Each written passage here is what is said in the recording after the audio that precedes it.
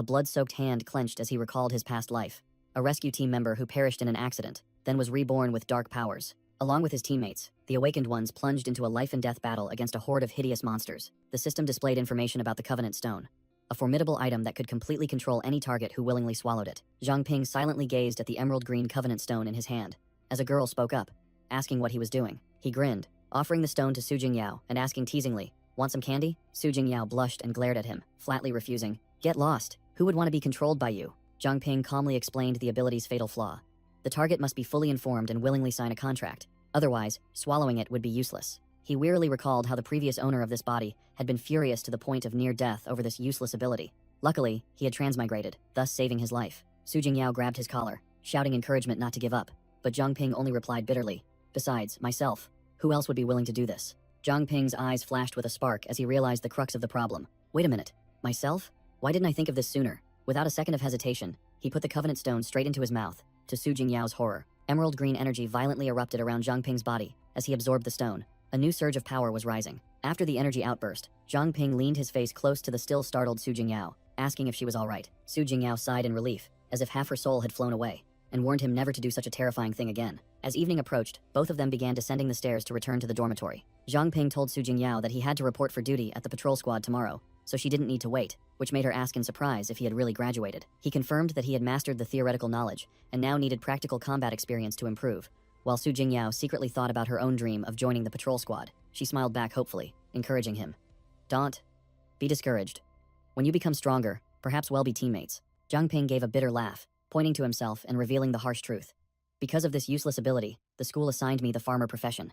I might as well go back to the countryside and farm." Nevertheless, he secretly thought that even though she was just the childhood friend of the previous owner, he couldn't bear to part with her this way. Zhang Ping watched Su Jingyao's retreating figure. The thought of hugging her suddenly flashed in his mind, and his emerald green energy spirit began to act. Suddenly, Zhang Ping's body rushed forward and embraced Su Jingyao from behind, leaving her frozen in place. Su Jingyao blushed crimson, while Zhang Ping panicked and wondered, "Why is my body moving on its own like this?" Both were extremely embarrassed. Su Jingyao stammered a goodbye, then turned and fled immediately, while Zhang Ping could only stand there dumbfounded. He hastily called out after her, "Be careful on your way," as he watched the girl running headlong. Su Jingyao replied while running and looking back, while Zhang Ping could only give a forced smile and wave goodbye. Standing alone, Zhang Ping looked at his hand, realizing that an unconscious command had made his body automatically hug her. He began to ponder, needing to test the limits of this ability's control. The experiment began. Zhang Ping commanded, "Take off."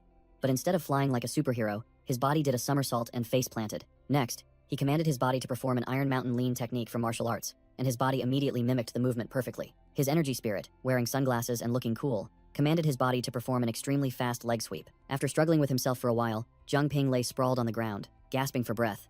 "I can't take it anymore." He drew a conclusion.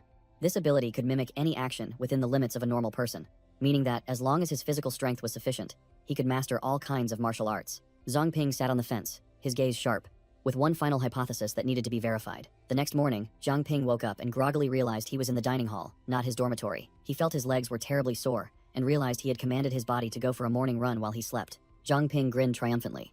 The hypothesis was correct. His body could automatically train even when his brain was offline. Sitting in the classroom, he tried to remain inconspicuous when the crowd suddenly stirred as a character named Luo Shiyu appeared. Zhang Ping wondered about the commotion, turning his head to look with a cold expression. But what met his eyes was not any hot girl, but a blood-red, gory monster, exuding a terrifying aura of death. Zhang Ping froze. In his eyes, the blood-red monster was growling, while the clueless students were still cheering. Are these idiots blind? That's not Luo Shiyu. The female Luo Shiyu revealed her true form as a ghostly entity with a pitch-black face, standing before the giant demon and calling his name. "You don't look so good, fellow student Zhang Ping." Back in reality, Luo Shiyu was just a normal girl anxiously asking about Zhang Ping, who was sweating profusely. But in Zhang Ping's eyes, a bone-masked monster was grabbing his shoulder and growling. "Are you sick?"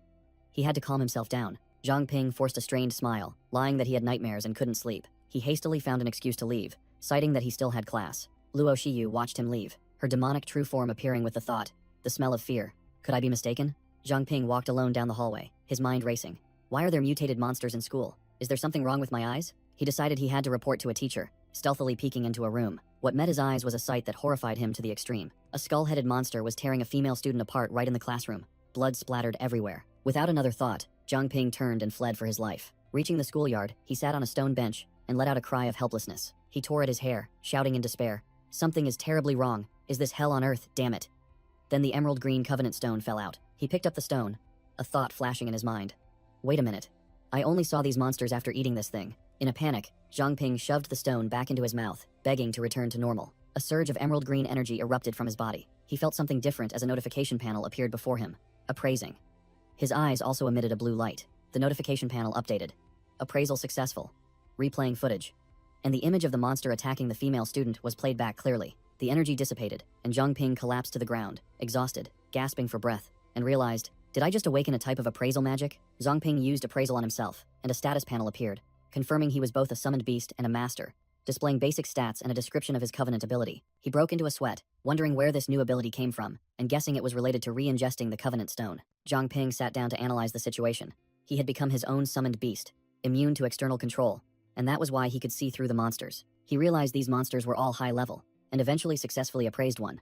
A level 26 Nature Fox, with the perception distortion ability, which prevented ordinary people from seeing their true forms. Realizing this was a psychic ability, Zhang Ping suddenly had an idea. Perhaps Su Jingyao, who also possessed psychic abilities, would know how to deal with them. After school, Zhang Ping strode along the road home under the sunset glow. Zhang Ping's expression turned cold as he realized the monsters weren't just hiding in the school. He spotted a couple walking hand in hand on the street, looking very happy. But through his eyes, the girl revealed her true form as a hideous rabbit-masked monster, making him wonder, just how many of these creatures are there? Zhang Ping arrived in front of the patrol team headquarters building. As soon as he stepped inside, a female receptionist greeted him and asked how she could help. Zhang Ping stated his purpose clearly. I'm here to find Su Jingyao. She might have reported for duty today. The female employee smiled in agreement, but in Zhang Ping's eyes, she had transformed into a giant monster with glowing red eyes lunging towards him. Sitting in the waiting chair, Zhang Ping ruffled his hair in frustration, unable to believe that even the patrol team harbored Natter foxes, and that even high-level awakened individuals couldn't discern them. Su Jingyao suddenly appeared and asked, Zhang Ping, what are you doing here? Zhang Ping scratched his head, making an excuse that he was just a little worried she wouldn't adapt, so he came to check on her. Su Jingyao reassured him that she was fine and introduced her new teammates, saying everyone took good care of her. With vacant eyes, Zhang Ping replied meaningfully, Is that so? That's great then. Su Jingyao clenched her fists, declaring that from now on, she would strive to become stronger, to fight mutated monsters, and avenge her parents. Zhang Ping slung an arm around Su Jingyao, teasingly asking if she wanted to be introduced to the team, then declined himself, saying his abilities were only suitable for grinding and wouldn't be much help. Zhang Ping turned and walked away, waving goodbye to Su Jingyao. It's good to see you're adapting well. I won't bother you anymore. He smirked, a smile full of deadly implications. As Zhang Ping walked away, the illusion shattered, and Su Jingyao's teammates revealed their true forms as a hideous pack of Natter foxes.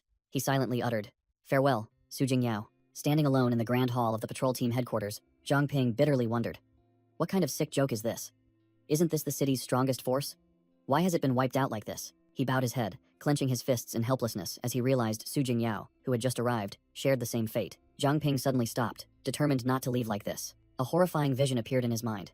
Not just the school, but the entire city had been turned into a farm, and humans were merely livestock waiting to be slaughtered. He began to use his appraisal skill to analyze the entire situation, searching for the enemy's weaknesses. The analysis results appeared. Most of the Natter foxes were mid to high level. A rookie patrol member stood no chance against them. Zhang Ping continued to mutter his analysis. These Natter foxes are completely different from ordinary mutated monsters. They possess high intelligence and blend perfectly into human society. But that was just the surface. They always prioritized hunting prey with superior strength or high social status. He looked down the street and saw a Natter fox leading a group of people on leashes like cattle. The rest were merely reserved food. Zhang Ping's eyes gleamed with determination. He knew confronting them directly was suicide, but he couldn't stand by and watch innocent civilians die. A week later, Zhang Ping woke up at 3:54 a.m., realizing that the stronger his body became, the less rest it required. He told himself that he had been diligently training for the past few days, successfully gaining a level, and also trying to create and ingest covenant stones every day. But ever since he gained appraisal, the stones he created were all colorless, useless duds. Suddenly, a mystical purple stone formed in his palm. Today, it finally has color. Zhang Ping grimaced at the hideous color, but still hoped this time it would have some effect. He gritted his teeth and swallowed the stone. A powerful surge of energy erupted from his body, shaking the entire room. The status panel appeared, showing he had awakened a brand new talent, Nightwalker, allowing complete concealment in darkness, a skill too perfect to begin a night hunt. The status panel appeared, showing not only that the Covenant Stone had leveled up to 2, but also that the new talent Nightwalker had been activated. Zhang Ping smirked confidently.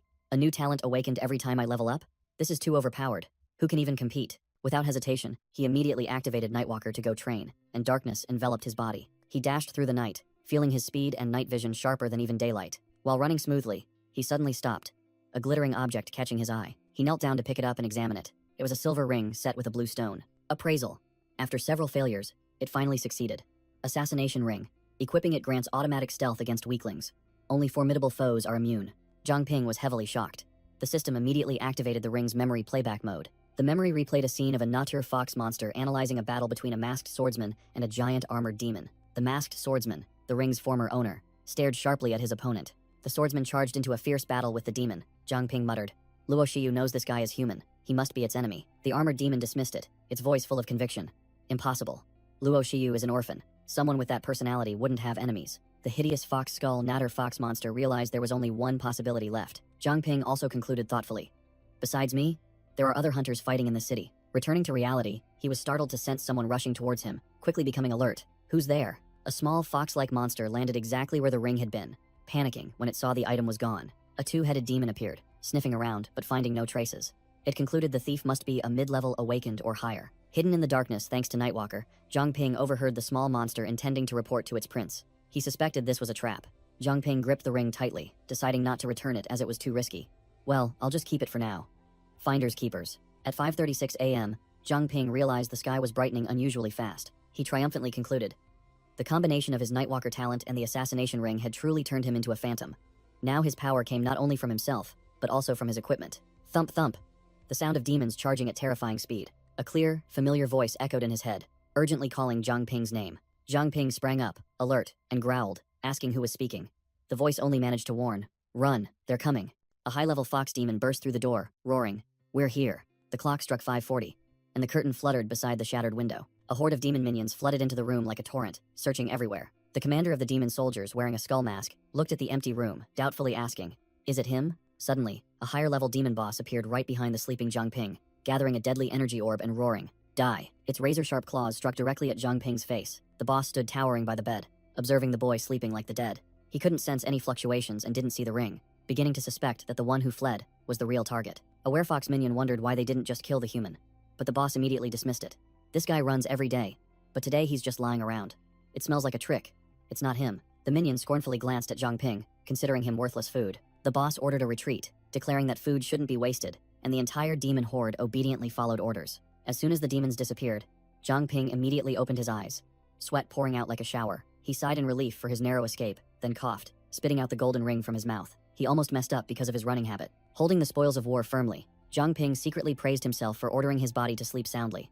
A perfect act to deceive all the demons. He suddenly remembered the warning voice from earlier, suspecting it was Su Jingyao, and a purple illusion of her appeared in his mind. Sitting on the bed, Zhang Ping held the ring, telling himself he had to become stronger for revenge, and deciding to temporarily live as a normal person to avoid being noticed by the Nature Foxes. In the cafeteria, two female students were gossiping. Hey, have you heard? This morning the city guards found a body cut in half near our school. Zhang Ping walked past carrying his meal tray, pricking up his ears to listen as the female students revealed the victim was the top assassin Black Star, who once injured the former city lord. He immediately realized that the one who could easily deal with such an assassin could only be Luo Shiyu. The power of that monster was even more terrifying than he imagined. Zhang Ping decided he had to equip himself to protect himself, planning to visit several blacksmith shops after school because the demons would surely heighten their vigilance. After school, students poured out of the school gate. Zhang Ping stood in front of a blacksmith shop, but his eyes saw through the true form of the shop owner, a nature fox holding a loudspeaker inviting customers. His appraisal skill continuously reported errors. Unexpectedly, the system announced that his appraisal, beginner skill, had leveled up to appraisal intermediate after 100 successful analyses. With the improved skill, Zhang Ping scanned the monster's information. Level 15, Natter Fox, capable of distorting the target's perception. The monster still feigned friendliness, inviting, Come in and take a look, young man. No thanks, Zhang Ping coldly refused, then turned and walked straight away. Determined to find a shop not under the control of the fox demons, he found another seemingly reputable blacksmith shop named Iron Soul, telling himself this was definitely the real deal, judging by the shine and craftsmanship. Inside, a blonde shop owner was eagerly introducing swords, promising to sell at the lowest price to an old blacksmith puffing on a pipe. The old blacksmith absently asked again, Huh? Did you just say my daughter is waiting for me to come home for dinner? Making the blonde man furious.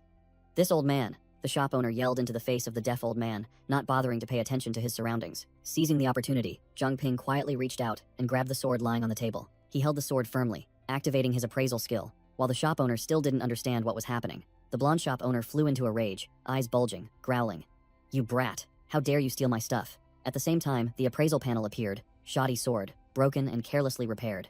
Zhang Ping was stunned when he read the results, muttering, Wait, this sword. He realized the sword was about to break, while the shop owner and the old blacksmith were still staring blankly at each other. The blonde shop owner was furious, sparks of electricity crackling around him, roaring, You little brat, you've ruined everything.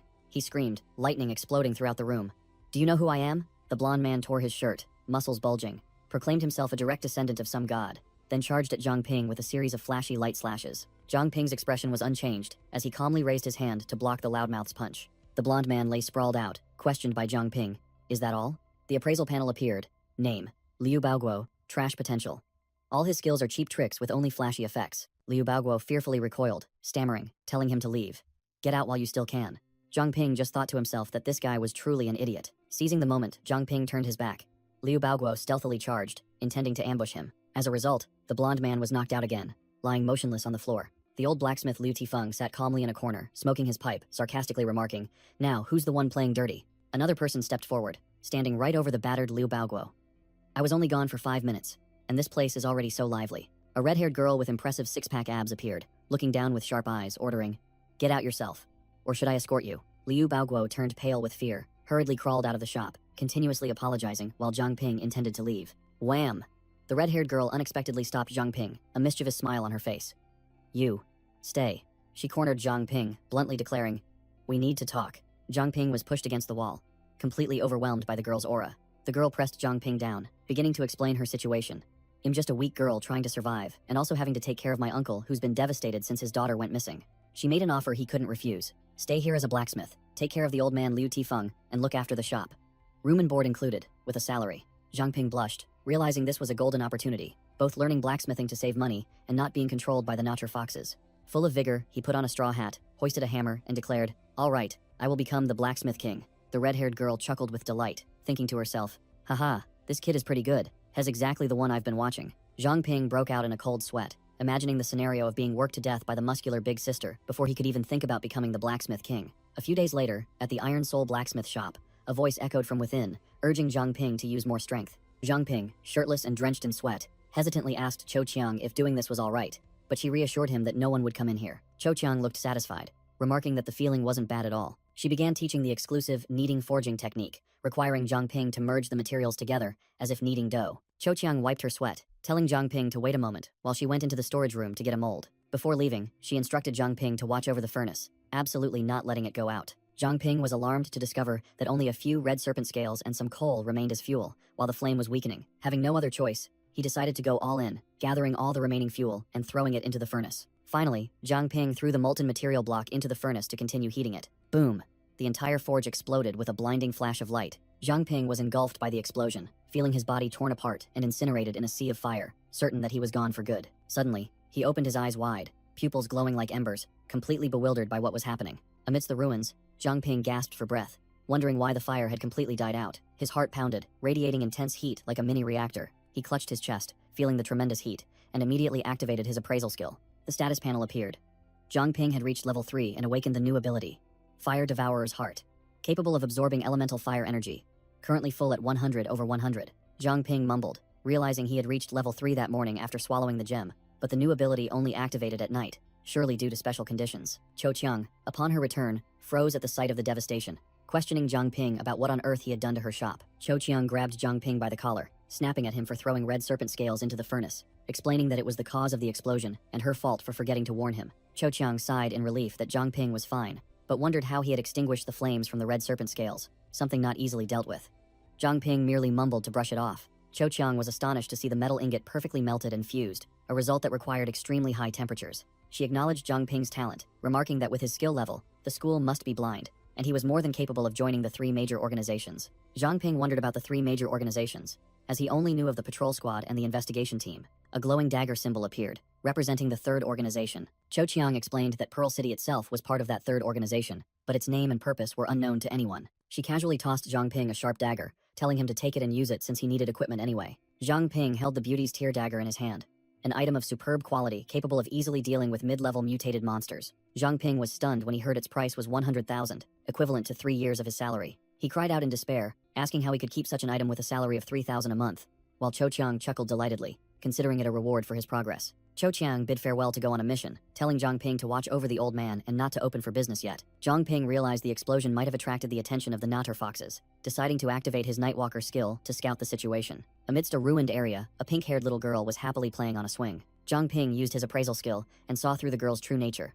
A level 3 Natter fox, a type of mutated monster with perception distortion abilities. He was confident that with his current level and equipment, he could completely solo and defeat this monster. Zhang Ping came up with the idea of defeating this Natter fox and submitting its corpse to the investigation team to attract the attention of the higher-ups. Suddenly, a strange man appeared, his body encased in sharp ice armor, questioning Zhang Ping if he was about to attack a child. The strange man pointed his weapon at Zhang Ping, radiating killing intent.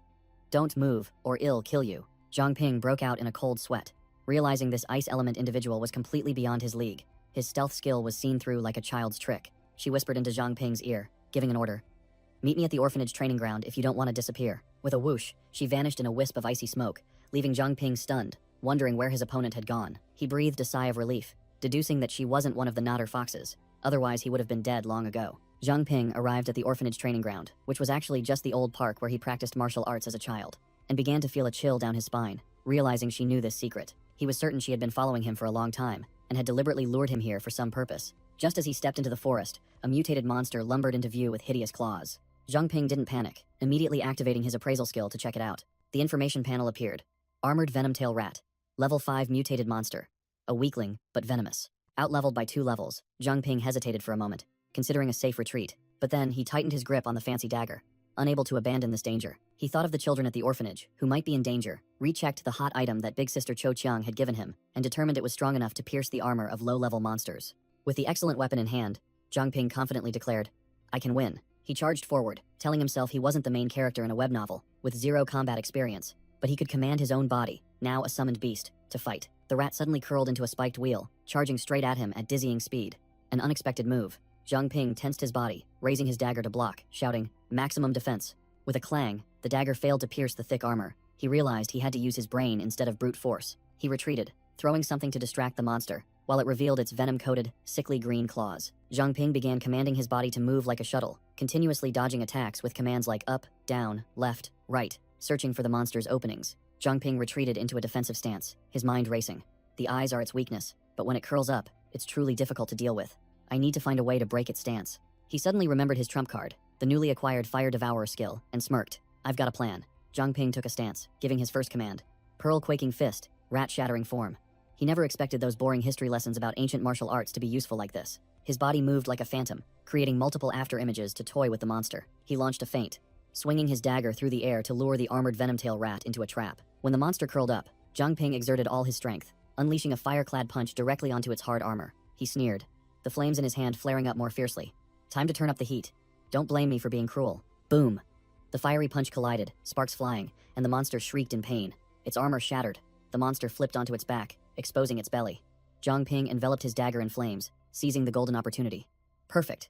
Now you have nowhere to defend." He plunged straight down from above, aiming directly for the monster's fatal weak point. Slash! The blazing blade plunged into the monster, creating a small energy explosion. Zhang Ping gasped for breath, sitting on the monster's corpse. His status panel appeared, showing he had reached level 4, and his stats had skyrocketed. He stood up, starting to feel something was amiss. Strange. There should only be Natur foxes within the city walls. How did this rat get in here? Suddenly, dark shadows emerged from the ground, coiling around Zhang Ping's legs, startling him. He panicked as the strange liquid swallowed him, pulling him straight down. Zhang Ping fell freely through an unfamiliar space, screaming loudly. A familiar voice echoed as streams of water seized him. "I'll give you 5 minutes." The ice element woman appeared, hovering in midair with a giant ice sword, coldly commanding, "Prove you are human." Zhang Ping realized, understanding she also knew about the monsters, and this was a test. He grinned widely. "Can I get a hint? That rat earlier was also your test, wasn't it?" Zhang Ping spammed his appraisal skill frantically, but it was useless. While the white-haired woman coldly counted down. 4 minutes left. After 999 failed spam attempts, Zhang Ping's appraisal skill finally leveled up to advanced, revealing his opponent's information. Liu Xishan. Level 28. A true awakener. Zhang Ping frowned. The name Cleanup Squad sounded unfamiliar, seemingly a secret organization beyond the patrol team and investigation team. Liu Xishan pressed close, her voice threatening as only 1 minute remained, making Zhang Ping break out in a cold sweat. Wait. Zhang Ping started to turn the tables, deducing from their past at the orphanage and asking directly, realizing she must have changed her name. "You're Liu too, aren't you?" He continued to guess a series of names. Liu Yisho? Student Liu? Trying to jog her memory. She began to lose patience, an ice sword forming in her hand, while Zhang Ping still mumbled Liu Xingyu? Liu Sisi? Zhang Ping tensed, using his energy to block the sharp tip of Liu Xishan's ice sword. Liu Xishan growled, saying that such meager strength wasn't enough to prove he was human. Zhang Ping realized he had guessed correctly from her reaction, recalling that Liu Sisi was his senior at the academy. Memories flooded back, a scene of young Liu Sisi teaching Zhang Ping an extremely childish, self-made martial arts form. Back in reality, Zhang Ping began to perform the heaven and earth splitting, Sisi's invincible fist, leaving Liu Xishan completely stunned. Liu Xishan looked visibly flustered, while Zhang Ping grinned, knowing he had passed the first test, and proceeded to ask the second question. Liu Xishan regained her composure, questioning Zhang Ping about his seemingly useless Covenant Stone ability and asking what he had been doing all this time. Zhang Ping casually revealed a shocking secret. He had swallowed the stone himself, becoming his own summoned beast to gain immunity to the monster's illusions. He continued to drop bombshells of information, stating that an entire pack of Nacher foxes was hiding in the city, which even shocked Liu Xishan. Liu Xishan grabbed Zhang Ping's collar, pressing him for the veracity of the information, as the Nacher fox's perception distortion ability was extremely difficult to counter. Numerous ordinary citizens appeared, but their shadows were terrifying red-eyed monsters, infiltrating everywhere. Zhang Ping concluded by reminding her that she had previously stopped him from attacking the low-level Nacher fox disguised as a little girl. That was a low-level Nacher fox. Go verify it yourself. Liu Xishan instructed Zhang Ping's projection. Stay here, I'll be right back, then immediately set off to handle matters. The silver-haired woman immediately contacted her subordinate, getting straight to the point.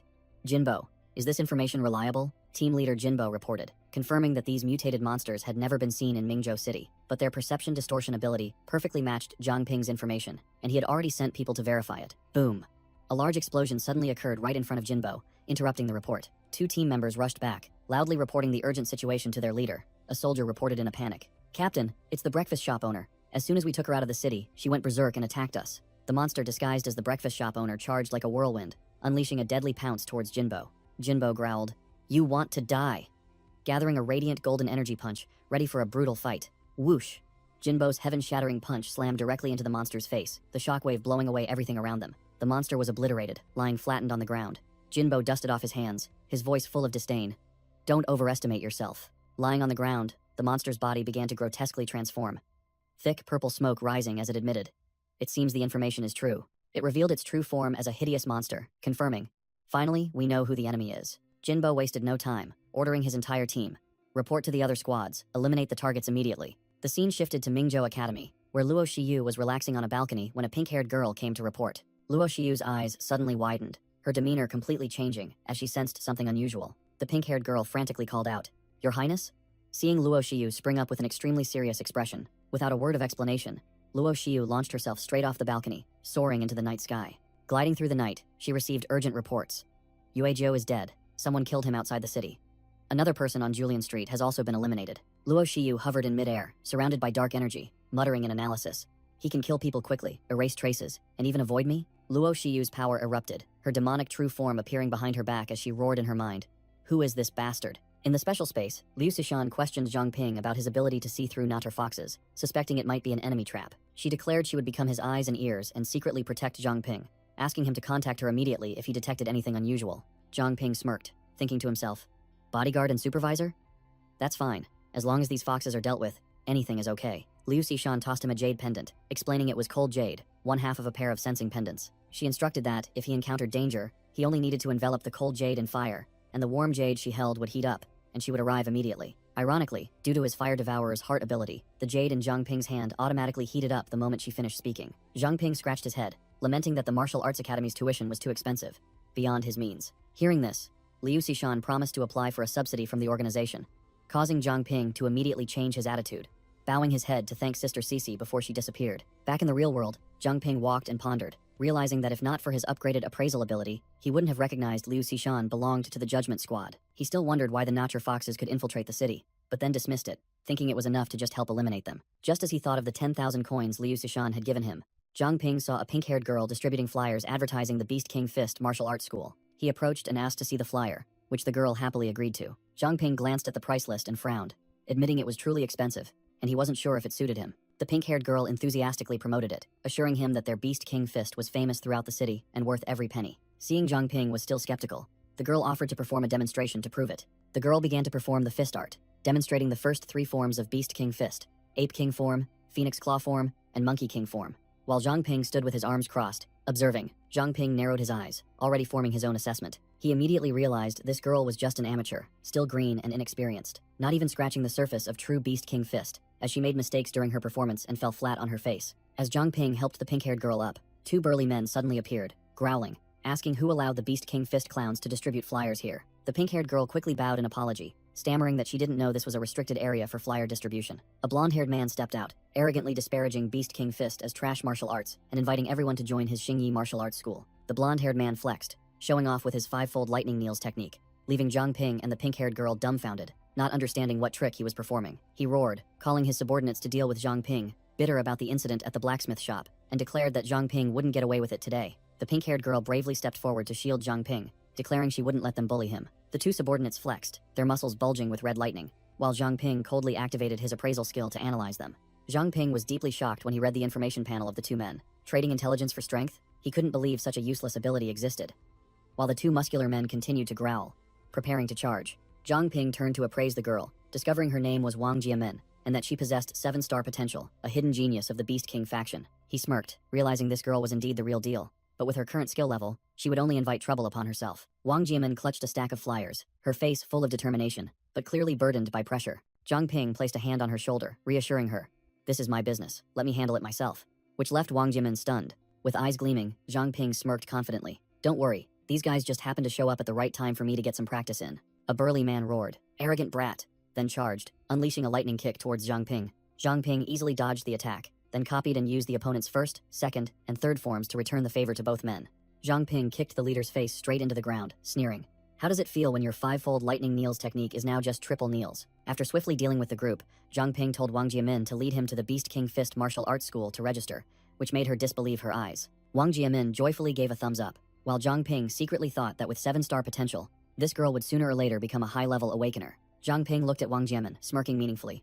"Who knows, maybe I'll need your help someday. As a high-level awakener, for instance." Outside the Beast King martial arts school, a few students were chatting when they were startled by the news. "What? The instructor is back?" Inside the martial arts school, the entire group, lazily training, suddenly panicked, lamenting that they hadn't mastered the 8-monkey fist form before the storm was about to hit. Zhang Ping wondered why everyone was terrified of this instructor. Wang Jiamen explained that he was famously super strict, and anyone who didn't complete their tasks would face severe punishment. Wang Jiamen proudly boasted that she was punished every other day, and despite being there for over a month, she still hadn't finished the basic exercises, leaving Zhang Ping speechless at her cluelessness. Clang! The martial arts school door opened, and a burly figure stood tall. All the students immediately stood at attention and saluted. "Instructor." Zhang Ping activated appraisal, scanning the muscular old man's information. By day, high-level awakener, level 25, possessing the Mimic's hunger ability. Zhang Ping secretly compared them, realizing Bai Day's strength was on par with Sister Sissis. He was truly formidable. Bai Da spun around, his sharp gaze fixed on Zhang Ping. "You're the brat who dealt with those Xingyi fist clowns yesterday, aren't you?" Without waiting for an answer, Bai Da flexed, radiating killing intent. "Good kid, let's see what you've got." Zhang Ping raised his hand, hastily interjecting. "Hold on a minute." No sooner had he spoken than Bai Day charged, unleashing a flurry of attacks that Zhang Ping barely managed to dodge. He yelled, "You're going too far. Who attacks a newcomer like this?" Bai Da froze, his face changing as he realized Zhang Ping had perfectly copied the 8-monkey fist form after just one look. "Why did I hear that you mastered it after only one demonstration?" A fire-clad punch from Bai Da shot straight towards Zhang Ping's face. He realized he had no way to dodge. Thwack! The heaven-shattering punch turned into a gentle tap on the head. Bai Da grinned at his bewildered student. Bai Da burst out laughing, patting Zhang Ping's shoulder. "Haha, I finally believe it now, kid. You really are talented." The old man explained that the 8-monkey fist, Zhang Ping, copied still had flaws because the original from those Xingyi fist thugs was fake, with completely wrong footwork. Bai Da declared that he would personally train Zhang Ping in the correct techniques, making Zhang Ping joyfully thank him profusely. Turning to the students who were trembling like leaves, Bai Day's eyes flashed with a terrifying red glint. "Now it's time to see who's been lazy during training," Instructor Bai Da roared, ordering all the students to line up for a solo spar with him. Anyone who didn't meet the standard would do 500 push-ups and then run 10 miles. While watching, Zhang Ping suddenly felt someone gently poke him. He turned around and saw Wang Jiamen standing there, her face flushed and looking quite embarrassed. She stammered, asking Zhang Ping for private lessons because Instructor Bai Da only demonstrated but didn't teach in detail. Zhang Ping readily agreed, arranging to meet at the Soul Iron blacksmith shop after class, which made the pink-haired girl ecstatic. He used appraisal and discovered her troublesome ability. The more diligent she was, the more her learning ability decreased by 90%, which explained why Instructor Bai Da was also at his wit's end. A few days later, at the Soul Iron blacksmith shop, the back and forth was filled only with wrong, still wrong, and sorry. Wang Jiamin was struggling to train under Zhang Ping's guidance, her movements completely off. Zhang Ping had to break down the fist routine into individual movements for her to practice, but she still kept falling flat on her face. Despite having to tutor a dead weight, Zhang Ping realized Beast King Fist had its merits and felt he was about to level up. Suddenly, Cho Chiang's booming voice echoed from outside the door. "Zhang Ping, my little brother, I'm back." Zhang Ping told Wang Jiamin to continue practicing, while he went out to see what the shop owner's sister wanted. Cho Chiang had just returned from hunting, complaining that monsters around here were almost extinct, forcing her to venture deep into the forest. She recounted having to venture deep into the northern forest and unluckily encountering an entire pack of storm wolves. Zhang Ping asked worriedly, but Cho Chiang casually replied that she had used her earth-burrowing shovel to escape, and the wolves, finding no prey, turned to attack the wild people nearby. Cho Chiang boasted that she had seized the opportunity to pick up a rare wind elemental stone from the wolves and showed it to Zhang Ping. Zhang Ping took the gem, immediately recognizing it as a genuine, extraordinary item. Upon touching it, a blue wind energy burst from the stone, enveloping Zhang Ping, and countless strange voices, from poetry to curses, echoed in his mind. The system panel appeared, announcing that Zhang Ping had activated the Covenant Stone, gaining the new skill Whispers of the Wind, which allowed him to eavesdrop on thoughts within an extremely wide range. The new skill allowed Zhang Ping to overhear the thoughts of a natter fox. There are 2 kids in the shop, the little girl Wang Jimin and that guy. They look delicious. Lunch is served today. Zhang Ping immediately realized, we're being hunted. 2 high-level monsters, one with a wolf's head and one with a rabbit's face, had targeted him and Wang Jimin. He thought to himself, it's been so long, and Sister Cece still hasn't arrived. These natter foxes are about to lose patience and charge in. Cho Chiang asked worriedly, but Zhang Ping was sweating profusely, calculating that this situation was dire. Even with Sister Chiang's help, 2 mid-level natter foxes would wipe us out. He quickly diverted her. Oh right, Sister Chiang just got back. Haven't you met Uncle Liu yet? You should go upstairs and chat. He'll go buy some ingredients to cook for you 2. Cho Chiang slung her arm over his shoulder, readily agreeing but urging him to hurry, while Zhang Ping returned the wind elemental stone. Zhang Ping turned away, determined to get Wang Jiamin out first so that Cho Chiang and Uncle Liu wouldn't be implicated. In the backyard of the blacksmith shop, Wang Jiamin was enthusiastically practicing, asking Zhang Ping if her martial arts stance was alright. Zhang Ping didn't say much, grabbing the girl's hand. Don't make a sound, follow me. Just as they were about to slip away, 2 natter fox monsters blocked their path, one speaking up. Where are you 2 going? Zhang Ping could only curse inwardly. Wang Jiamin innocently called out, Dad? Mom? Why are you 2 here? But Zhang Ping immediately growled a warning. Don't go near them. The girl still didn't understand what was happening, turning to reassure him. Zhang Ping, calm down. Those are my parents. It's fine. The appraisal panel appeared, revealing the true faces of the 2 self-proclaimed parents. Mutated natter fox, mid-level, level 16, possessing the perception distortion ability. Wang Jimin was still dazedly introducing him as her classmate, while Zhang Ping had already embraced her, preparing to activate his escape skill. A dark space? Excellent. Zhang Ping smirked as shadows from beneath their feet swallowed them both, causing Wang Jimin to panic. The monsters roared, damn it, they're escaping, and lunged forward, trying to intervene, while Zhang Ping only had time to shout at her not to worry about them. He held Wang Jiamin tightly, shouting, hold on tight, as they both sank deep into the darkness. But the wolf-headed monster was a step faster. It thrust its upper body into the dark space, swinging its razor-sharp claws towards the 2. Crash! Zhang Ping took the full force of the blow to his back to shield Wang Jiamin, blood spurting from his mouth amidst her horrified scream. Both had landed safely in the dark space, but the danger was not yet over. Zhang Ping struggled to his feet after the devastating blow, reassuring Wang Jiamin that he was fine, despite spitting blood. The 2 fox-headed monsters had also entered, causing Wang Jiamin to still innocently call them dad, while Zhang Ping shouted a warning that they were mutated monsters. The monsters sneered, acknowledging that Zhang Ping had keen eyes to see through their disguise. That's precisely why you must die. The male monster roared and lunged to attack Zhang Ping. Zhang Ping swung his knife to parry the blow, but the monster's speed was too great. He realized this was a disparity in levels. The female monster ignored Zhang Ping, aiming directly for Wang Jiamin and calling her name in a chilling manner, making him realize their true target. Zhang Ping desperately realized he couldn't hold on much longer. Just then, a cold voice echoed from behind. Zhang Ping, get out of the way! Liu Xishan appeared like a deity, a colossal icy storm erupting from her, freezing and tearing apart everything. Liu Xishan's power was overwhelming. The 2 natter fox monsters had no chance to resist, being pierced and shattered by countless ice spears. After clearing the battlefield in the blink of an eye, Liu Xishan turned back to ask if they were both alright, while Wang Jiamin wailed in despair. Wang Jiamin questioned why Liu Xishan had killed her parents. Zhang Ping quickly explained that they were just natter foxes disguised as them. You're lying! No way! Wang Jiamin clutched her head, crying out in denial as she couldn't accept the truth. Zhang Ping embraced the distraught Wang Jimin and explained to Liu Xishan that there was a fox king in the city amplifying the illusions, deceiving even high-level awakeners. He realized a terrifying truth. Perhaps only he had the ability to see through their illusions, then tore a piece of flesh from the monster's corpse. Zhang Ping looked directly at Wang Jiamin, stating the cruel truth. Wang Jiamin, those monsters, they murdered your parents. He continued, his voice full of certainty, and stole their forms. A happy past image of the girl with her parents was engulfed by the monster's shadow. The corpse of a natter fox lay sprawled on the ground, revealing its hideous true face. Wang Jiamin completely collapsed, kneeling on the ground and sobbing as glowing orbs of memories floated up from the ground. In the monster's lair, a female leader sat cross-legged on her throne, bitterly announcing, 9 of my kin have perished in just 1 week. It seems humans have found a way to counter our illusions. A belligerent female fox demon proposed. Your Highness, why don't we just slaughter them all and seize the city quickly? The foxkin subordinates below stirred, but the female leader growled, silence, making the entire group fall quiet.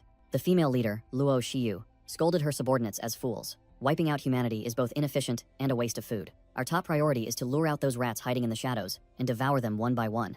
A human advisor named Huang Ziming offered a plan.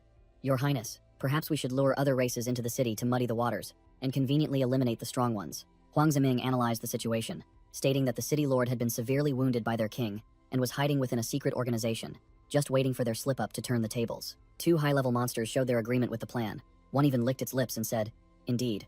I also want a change of taste." Luo Shiyu stood up, a part of her true form with a fox skull mask and white hair appearing, agreeing to the plan but warning, "Remember well, the king is still in a deep slumber." The large monster pointed at Huang Ziming, growling a threat. "You may have earned our recognition, human, but if you take even one wrong step, I will not hesitate to send you on your way." Luo Shiyu also glared at him. "Don't forget your place, Huang Ziming." The advisor turned pale with fear, quickly prostrating himself on the ground, slyly claiming he only wished to contribute to the city. Scene change. Wang Jimin collapsed in a pool of blood, her limbs trembling, utterly devastated by the cruel truth. With tears welling up, the pink-haired girl sobbed, calling out her parents' names in vain. Wang Jimin buried her face, repeating apologies in agony. "If only I had known sooner." Liu Xishan stood with her arms crossed, coldly uttering a cutting remark. "Even if you had known, what could you have done?" Zhang Ping immediately interrupted her. Wang Jimin cried out through her tears, blaming herself for being too weak, for being unable to do anything, and wishing that it was she who had died, not her parents. Zhang Ping said nothing, simply kneeling down silently and embracing the shattered girl. He gently told Wang Jimin, who was sobbing in his arms, "Listen to me, this isn't your fault." Zhang Ping began to tell his story to comfort her. "I also lost someone important. She was murdered by the Natter foxes themselves, disguised within the city guard," he continued, his voice filled with anguish. "If I had stopped her from joining the city guard then, could the tragedy have been avoided? But I knew, that was her dream. No one could stop her." Zhang Ping looked directly at Wang Jimin, his voice resolute. "We cannot change the past, but we can fight for a better future to become strong enough to protect those we care about." Comforted by Zhang Ping that her parents would surely be proud of her, Wang Jimin burst into tears and whispered her thanks. Just as he vowed to wipe out the monsters, Zhang Ping suddenly coughed up a mouthful of blood and collapsed, startling Wang Jimin. Zhang Ping's vision blurred. He only managed to see the worried faces of the two girls before completely losing consciousness. Wang Jimin was overjoyed to see Zhang Ping regain consciousness, while Liu Xishan merely smiled silently behind her glasses. Zhang Ping awoke with a start, frantically asking how long he had been unconscious, with Liu Xishan reminding him not to move too much lest his wounds reopen. Wang Jimin worriedly called Zhang Ping's name. He simply looked at her and declared resolutely, "I've made up my mind. I will become stronger." Wang Jimin fully regained her spirits, confidently making a V sign, promising that once she became stronger, she would hunt Natter foxes alongside Zhang Ping. Liu Xishan announced that Wang Jimin's home was no longer safe, requesting her to stay here for the convenience of protecting both of them. In a daze, Zhang Ping heard Luo Shiyu's voice ordering the traitor Huang Ziming. "Remember your place, your highness." Zhang Ping shot up, hastily informing Liu Xishan that he had a lead on the Natter foxes. Liu Xishan analyzed the situation.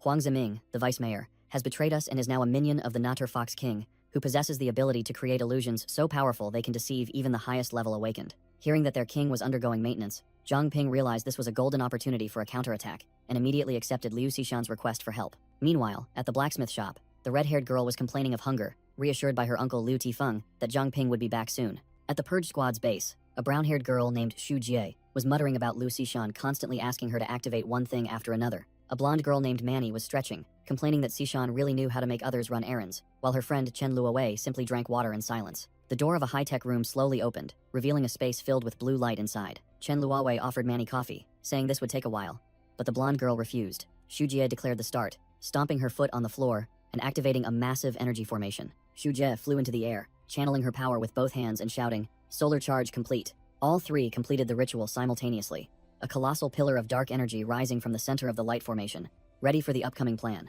The city sky was torn open by a massive energy screen, as the illusory light screen operation was officially activated. Zhang Ping thought to himself, the Purge Squad had finally revealed their secret, an underground organization specializing in cleaning up the refuse of Pearl City. Leading them was the muscular Jin Bo, the city's secret weapon, supported by the Barrier Squad, which handled covert missions. Zhang Ping recalled Xishan's words. The leader of the Barrier Squad is Manny. Her black curtain ability is what created the dark dimension you once entered. Next was Xu Jie, with her solar charge ability, functioning as a mobile power bank for the entire team. And finally, Chen Luowei, master of light and shadow distortion, capable of cloaking herself and everything around her. This trio combined to create the illusory light screen, a dimensional space that pulls all enemies within range into a world of their own, making the ultimate weapon to counter the Nature Foxes. Amidst the bustling crowd, a white-haired Nature Fox enticed his companion.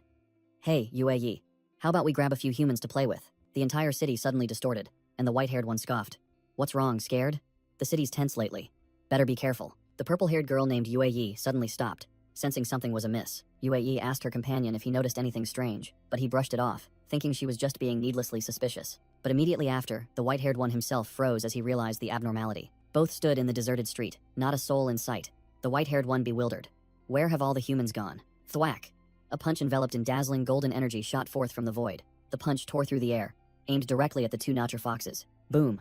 A colossal pillar of light slammed straight down onto the ground, creating a terrifying explosion. Jinbo landed, clicking his tongue in regret for failing to finish off the two small fries with one punch, while the white-haired one growled. So you're the one who massacred my kin? The two monsters revealed their true forms. Yue and her companions snarling a challenge. Attacking us so openly, aren't you afraid? Well, call for reinforcements? Call all you want. Ill wait, Jinbo confidently declared, his entire body erupting with a golden aura. His level 32 was more than enough to handle two level 25 opponents, according to Zhang Ping's information. The white-haired Natter Fox roared, "Arrogant fool," then charged forward, throwing a punch straight at his face. But Jinbo was ready to meet the challenge. Jinbo raised his hand to block the attack, but still felt the impact, halting in surprise. The purple-haired demon Yue roared, "Just food," then charged into a direct attack. I clearly blocked that attack, Jinbo muttered, realizing something was wrong with their abilities. The two Natter Foxes coordinated their assault, unleashing continuous invisible claw attacks on Jinbo. The white-haired one sneered arrogantly. Is that all? I don't understand why those fools were defeated so easily. Bop.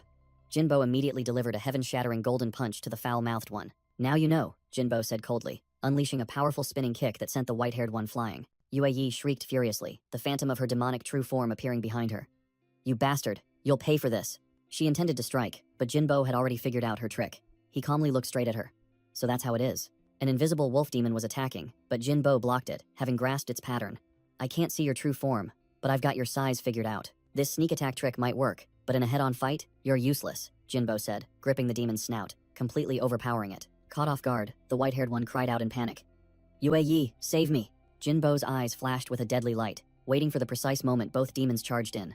Perfect timing. Take this. Jinbo swung his arm, creating a colossal golden energy slash that swept away both demons in a single blow. He gave them no time to breathe, following up with another heaven-shattering kick to the white-haired demon. Jinbo leaped into the air, gathered a massive energy sphere, and growled, "Get ready." Beaten back into their true forms as two wolf demons, they lay flattened on the ground, realizing in panic.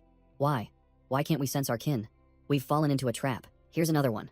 Jinbo plunged down from above, his golden fist ready to deliver the finishing blow. A blinding explosion engulfed everything.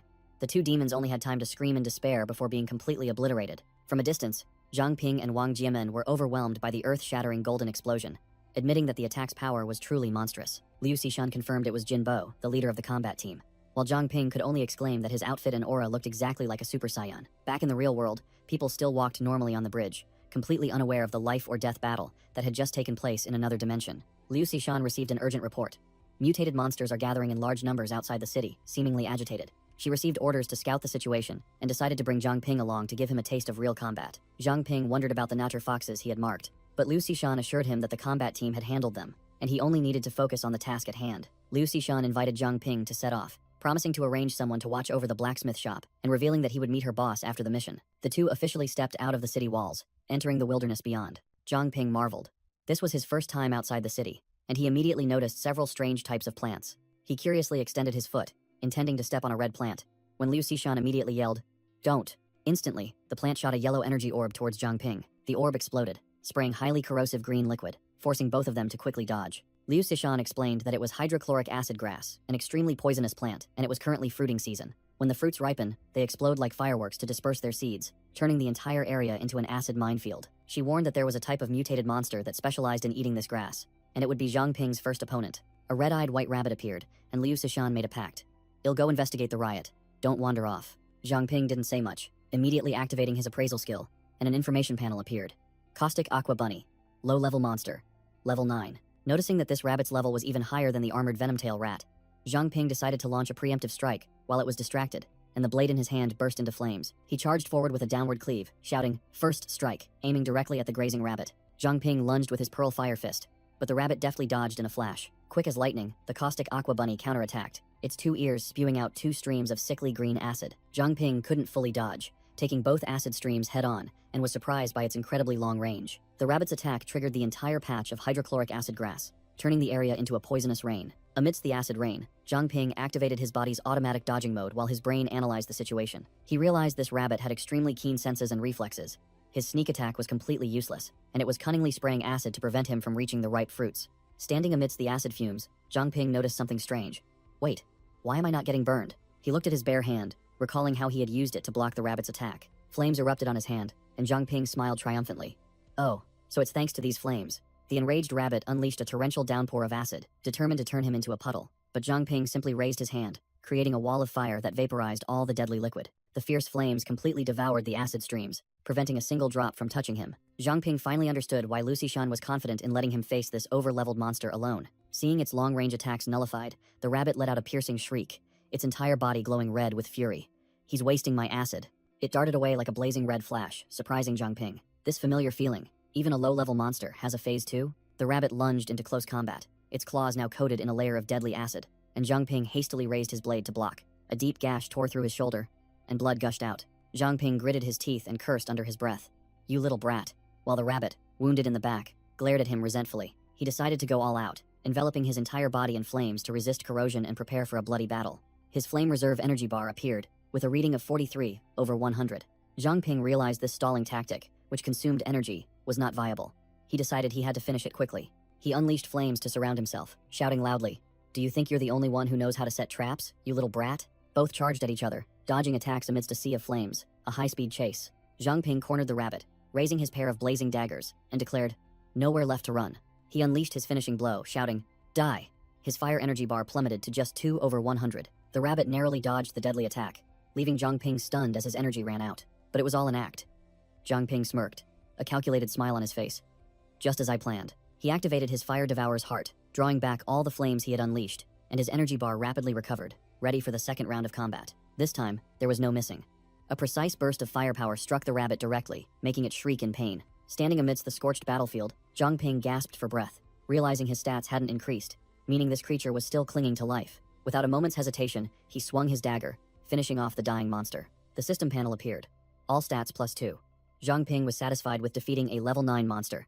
Even without leveling up, the stat increase was good enough. Even better, his Fire Devourer's heart skill had accumulated enough points, officially upgrading to intermediate level, and its maximum fire capacity soared to 300. While enjoying his spoils, Zhang Ping suddenly froze, sensing that something was amiss. He stared in panic at his hand, where only a few flickering embers remained, his energy almost completely depleted. From the shadows, hundreds of crimson eyes lit up. A swarm of caustic aqua bunnies, as numerous as ants, had surrounded him without him realizing. A large, muscular alpha rabbit growled as it stepped forward, clearly a formidable opponent. Zhang Ping broke into a sweat but quickly calmed himself. Realizing the remaining energy was just enough to activate his pendant, he threw out a glowing object, then ran while dramatically yelling, "Sister Cece, save me!"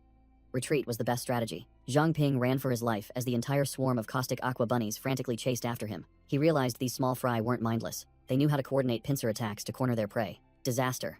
Zhang Ping was surrounded on all sides, with no escape route left. The rabbits simultaneously opened fire, unleashing a barrage of acid projectiles. Zhang Ping could only cover his head and brace himself, having run out of means to defend. Boom!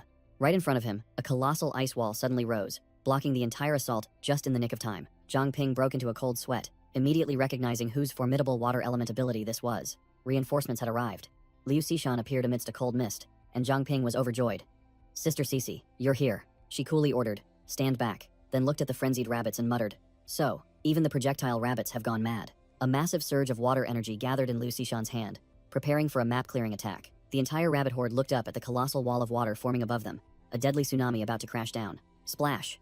The enormous wave of water swept away all the monsters, giving them no chance to resist. The rabbits were submerged and carried away by the rushing current, completely helpless against the absolute power. With a snap of her fingers, the water instantly froze, transforming into a field of sharp ice spikes that impaled all the rabbits. Zhang Ping's jaw dropped. Incredible, she cleared everything with just one attack. Liu Xishan turned and asked, "I was only gone for a moment. Where did all these things come from?" Zhang Ping could only stammer, "I don't know either." Through her visor, Liu Xishan realized the situation wasn't over.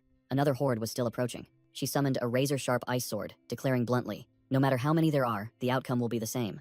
Zhang Ping was surprised to see that the remaining rabbits didn't attack. They just frantically rushed towards the corpses of their fallen comrades. Liu Xishan noticed the anomaly. They're completely oblivious to their surroundings, as if possessed by something. If that's the case, then I won't hold back any longer. With those words, Liu Xishan charged into the monster horde, swinging her ice sword and beginning the slaughter. Liu Xishan analyzed, concluding that the clue lay within the frozen alpha rabbit. With a decisive release, she placed her hand on the ice block, preparing to shatter it. Crack! The ice block shattered into pieces, and she plunged her hand directly into the messy pile of corpses. Amidst the ice shards and blood, Liu Xishan knelt and declared, "Found it." Zhang Ping recognized the object in her hand as a soul control pill, a genuine article. He wondered about the strangely fragrant pill, and Liu Xishan explained that it belonged to an organization specializing in monster control. It turned out to be the beast-taming Zhu clan, finally revealing themselves after the charade. The soul control pill emitted an eerie energy, luring the rabbits to tear at each other like moths to a flame. Liu Xishan explained that once swallowed, the monster would lose its mind and become an absolute puppet. But the Zhu clan's control mechanism remained a mystery. She squeezed the pill tightly, asserting that it couldn't be digested, and if left here, more monsters would be turned into slaves. She decided to report to headquarters. There was definitely a connection between the frenzied monsters and these pills. While Liu Xishan was assigning training tasks to Zhang Ping, a cloaked shadow with glowing red eyes watched from a distance. Whoosh! A high-pressure jet of water shot straight towards them. Liu Xishan reacted incredibly fast, pushing Zhang Ping to dodge the attack just in time. The attack missed its target, striking a tree trunk and instantly turning it into a block of ice crystal. Liu Xishan cautiously looked around but saw nothing, wondering if she had hallucinated, while Zhang Ping was still bewildered. A week later, in a magnificent grand hall, Luo Shiyu sat on her throne, receiving a report that the entire Notcher Fox clan had gathered. She pondered deeply, noticing that the monster attacks were becoming increasingly frequent, and suspected that Huang Ziming was behind it. Luo Shiyu stood up, declaring that she would no longer rely on him, and that it was time to act herself, with a horde of Notcher Foxes waiting for her command behind her. In another base, a demon leader was giving orders to his subordinates, revealing that humans had found a way to break their control, and warning that their comrades in the blacksmith street would be the next target. The fox-headed demons prostrated themselves, receiving orders from Luo Shiyu. We will make them think you are fleeing, forcing them to act rashly. Luo Shiyu, in her demon form, radiated intense killing intent, declaring, I need to know exactly who I'm dealing with. In a night forest, a swarm of caustic aqua bunnies was busily grazing, completely unaware that death was approaching. Whoosh! Zhang Ping descended from above like a deity, fiery daggers in hand, aiming straight for a bewildered rabbit. His Nightwalker skill was temporarily nullified when Zhang Ping lit a campfire, but that was no problem, as the rabbits rushed in like moths to a flame. After a week of grinding, Zhang Ping finally reached level 6, having thoroughly understood every move and tactic of these trash rabbits. He analyzed the strategy. The bunnies shoot acid from afar, just block it with fire, then close in, and they'll be useless. Zhang Ping fully exploited the enemy's weakness, using fire to burn their acid, turning the enemy's attacks into kindling for himself. He named this powerful combined technique, Fire Devourer, threefold true flame, then found the name unbearably cheesy. A colossal pillar of fire erupted, incinerating all the bunnies within its range, leaving only scattered charred remains. Zhang Ping looked at the result, secretly thinking that the pile of snake scales he had accumulated for so long had been used up worthily. He was confident that with the number of monsters wiped out in one go, it would surely be enough to level up, and immediately activated the appraisal skill. The notification panel appeared. Level increased to 7, all stats +2, and more importantly, the Covenant Stone had also leveled up to 5. Zhang Ping was surprised. He had thought the Covenant Stone would level up with him, but it turned out it had its own experience bar, and was much harder to upgrade. He looked at the Covenant Stone, which was emitting an ethereal blue light, wondering what combat ability it would unlock this time. Suddenly, one of the charred bunny corpses began to convulse, and a surge of dark energy poured out. A shadow bunny monster with stark white eyes materialized, startling Zhang Ping. He cautiously retreated, unable to believe that one had survived his ultimate move. Zhang Ping quickly regained his composure. Fire flared around him as he activated Fire Devourer. Flame burst, growling.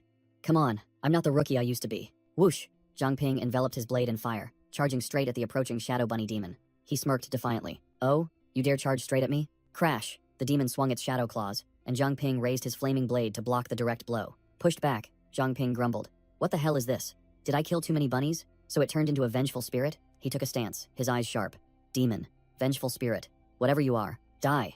Zhang Ping unleashed a purple energy slash that tore through the air towards the demon. The slash hit its mark, but the shadow demon didn't die. It disintegrated, reverting into a normal caustic aqua bunny. The bunny lay dead at his feet. Zhang Ping froze, wondering, since when did these bunnies have that trick? He came up with a hypothesis. Could it be controlled by a spirit control pill? Then sat down to search the corpse. Zhang Ping pulled out a strange purple orb from inside the bunny's corpse, realizing it wasn't a spirit control pill. He immediately used appraisal, but the system repeatedly reported analysis failed. After many failed attempts, Zhang Ping muttered, It's been a long time since I encountered something this tough. And finally, an analysis successful. Notification appeared. The scene showed Zhang Ping sitting by the fire, patiently waiting for the orb's analysis to complete. Appraisal finally yielded results. Nether essence. An item extracted from the testicles of a nether black goat. Consuming it would have unexpected effects. Zhang Ping smirked. An illusion emerged from the orb, showing a majestic nether black goat leading an army of beasts. The army, consisting of wild boars, predatory birds, and other monsters, was charging, while the goat's spirit soared into the sky. In the illusion, a colossal wild boar monster charged to attack the nether black goat. Both monsters vanished after the collision. In his consciousness, Zhang Ping wondered how to use this orb. Do I really have to swallow this thing? Back in reality, Zhang Ping held the purple orb, his face scrunched up like a monkey eating chili. The problem is, this thing was extracted from the testicles of a black goat. In the illusion, Su Jingyao was being torn apart by fox demons, exhausted from resisting, while a ghostly voice echoed, Farewell, Su Jingyao. You trashy bugs think you have a choice? Zhang Ping's face turned ashen, covering his mouth tightly to suppress a terrifying scream that threatened to erupt. A mind-shattering pain surged. Zhang Ping screamed miserably as a surge of purplish-blue dark energy erupted from his body, throwing him to the ground. A painful memory resurfaced. Su Jingyao was being crushed by a colossal werefox demon, She faintly called out Zhang Ping's name. With a tearful smile, Su Jingyao whispered her last words. You must survive. But Zhang Ping, in pain, could only grit out. Don't worry, Su Jingyao. He collapsed to the ground, gritting his teeth and declaring, I won't die until I wipe out those damn foxes. And at that very moment, the system reported, analysis successful. The status panel displayed a new skill. Nethermist body, basic. Absorbs the fear of others to transform into nethermist, a form of energy that can be used for comprehensive offense and defense. Zhang Ping was stunned to see his growth potential jump 3 stars, muttering about the overwhelming power of the nethermist body. He burst into a mad laugh, tears streaming down his face as the dark energy gradually dissipated from his hands. Under the moonlight, Zhang Ping looked up at the sky, completely unable to understand why he was crying like a child. He knelt by the fire, realizing these were the emotions of the original body, and swore that he would soon have enough power to avenge Su Jingyao. A group of passers-by approached. One man spoke up to inquire, but another stopped him. Leave him be. It's none of our business. Hurry into the city before the monsters appear. Zhang Ping suddenly stood up, a surge of dark nethermist swirling around him, causing all the passers-by to freeze. His entire body enveloped in shadow. Zhang Ping turned to look at them, his voice as cold as ice. Me. The entire group fell into extreme panic. One person pointed and screamed, It's a ghost! A ghost! Then they all fled headlong, and Zhang Ping's nethermist energy bar began to increase. Zhang Ping realized he could absorb the fear of others to transform it into nethermist, a strange energy unlike anything he had ever known. He smiled confidently, his eyes glowing with an eerie purple as he transformed the nethermist into a hand with sharp claws. The nethermist continued to shift and change, condensing into a sharp dagger in his hand. Zhang Ping decided to test it out, swinging his hand to unleash a nethermist slash towards a nearby tree. Let's try the lowest damage output. With a whoosh, the nethermist slash split the ancient treetop in half, making Zhang Ping freeze. It's this powerful with only 1 point of nethermist? He followed up with a few more slashes, the dark energy tearing through the colossal tree trunk. The massive tree exploded into thousands of fragments. Zhang Ping merely muttered, Interesting. Dozens of wood fragments flew towards him. He immediately transformed the nethermist into a pitch-black shield, blocking them all. Realizing this item was comprehensive in offense and defense, cutting through things like butter, Zhang Ping smirked sinisterly, realizing the nethermist body was his trump card to contend with high-level monsters, deciding he would secretly level up with the Purge Squad. Suddenly, Liu Xishan rushed over like a gust of wind, calling Zhang Ping's name. She grabbed him, her hands emitting cold energy as she hastily checked his entire body, anxiously asking, Did you encounter a mutated monster? Where is it? Being examined by the older sister, Zhang Ping found this feeling familiar again, secretly thinking it was similar to another older sister of his, and began to recount the events. Liu Xishan froze after hearing it, screaming, What? You ate nether essence? She yelled, scolding him fiercely for his recklessness. Zhang Ping, do you have a death wish? Swallowing something of unknown origin. Do you know you almost died? Zhang Ping scratched his head with an awkward smile, reassuring her that he had used appraisal to check it and could vomit it out if anything went wrong. Liu Xishan still didn't believe him, pressing him. Ha! What if you can't vomit it out? She warned of another, even worse possibility. What if it's a parasite? Zhang Ping's face turned pale upon hearing this, and he asked again with a trembling voice. Sister Cece, do you mean what I just swallowed could be very dangerous? Liu Xishan explained sternly.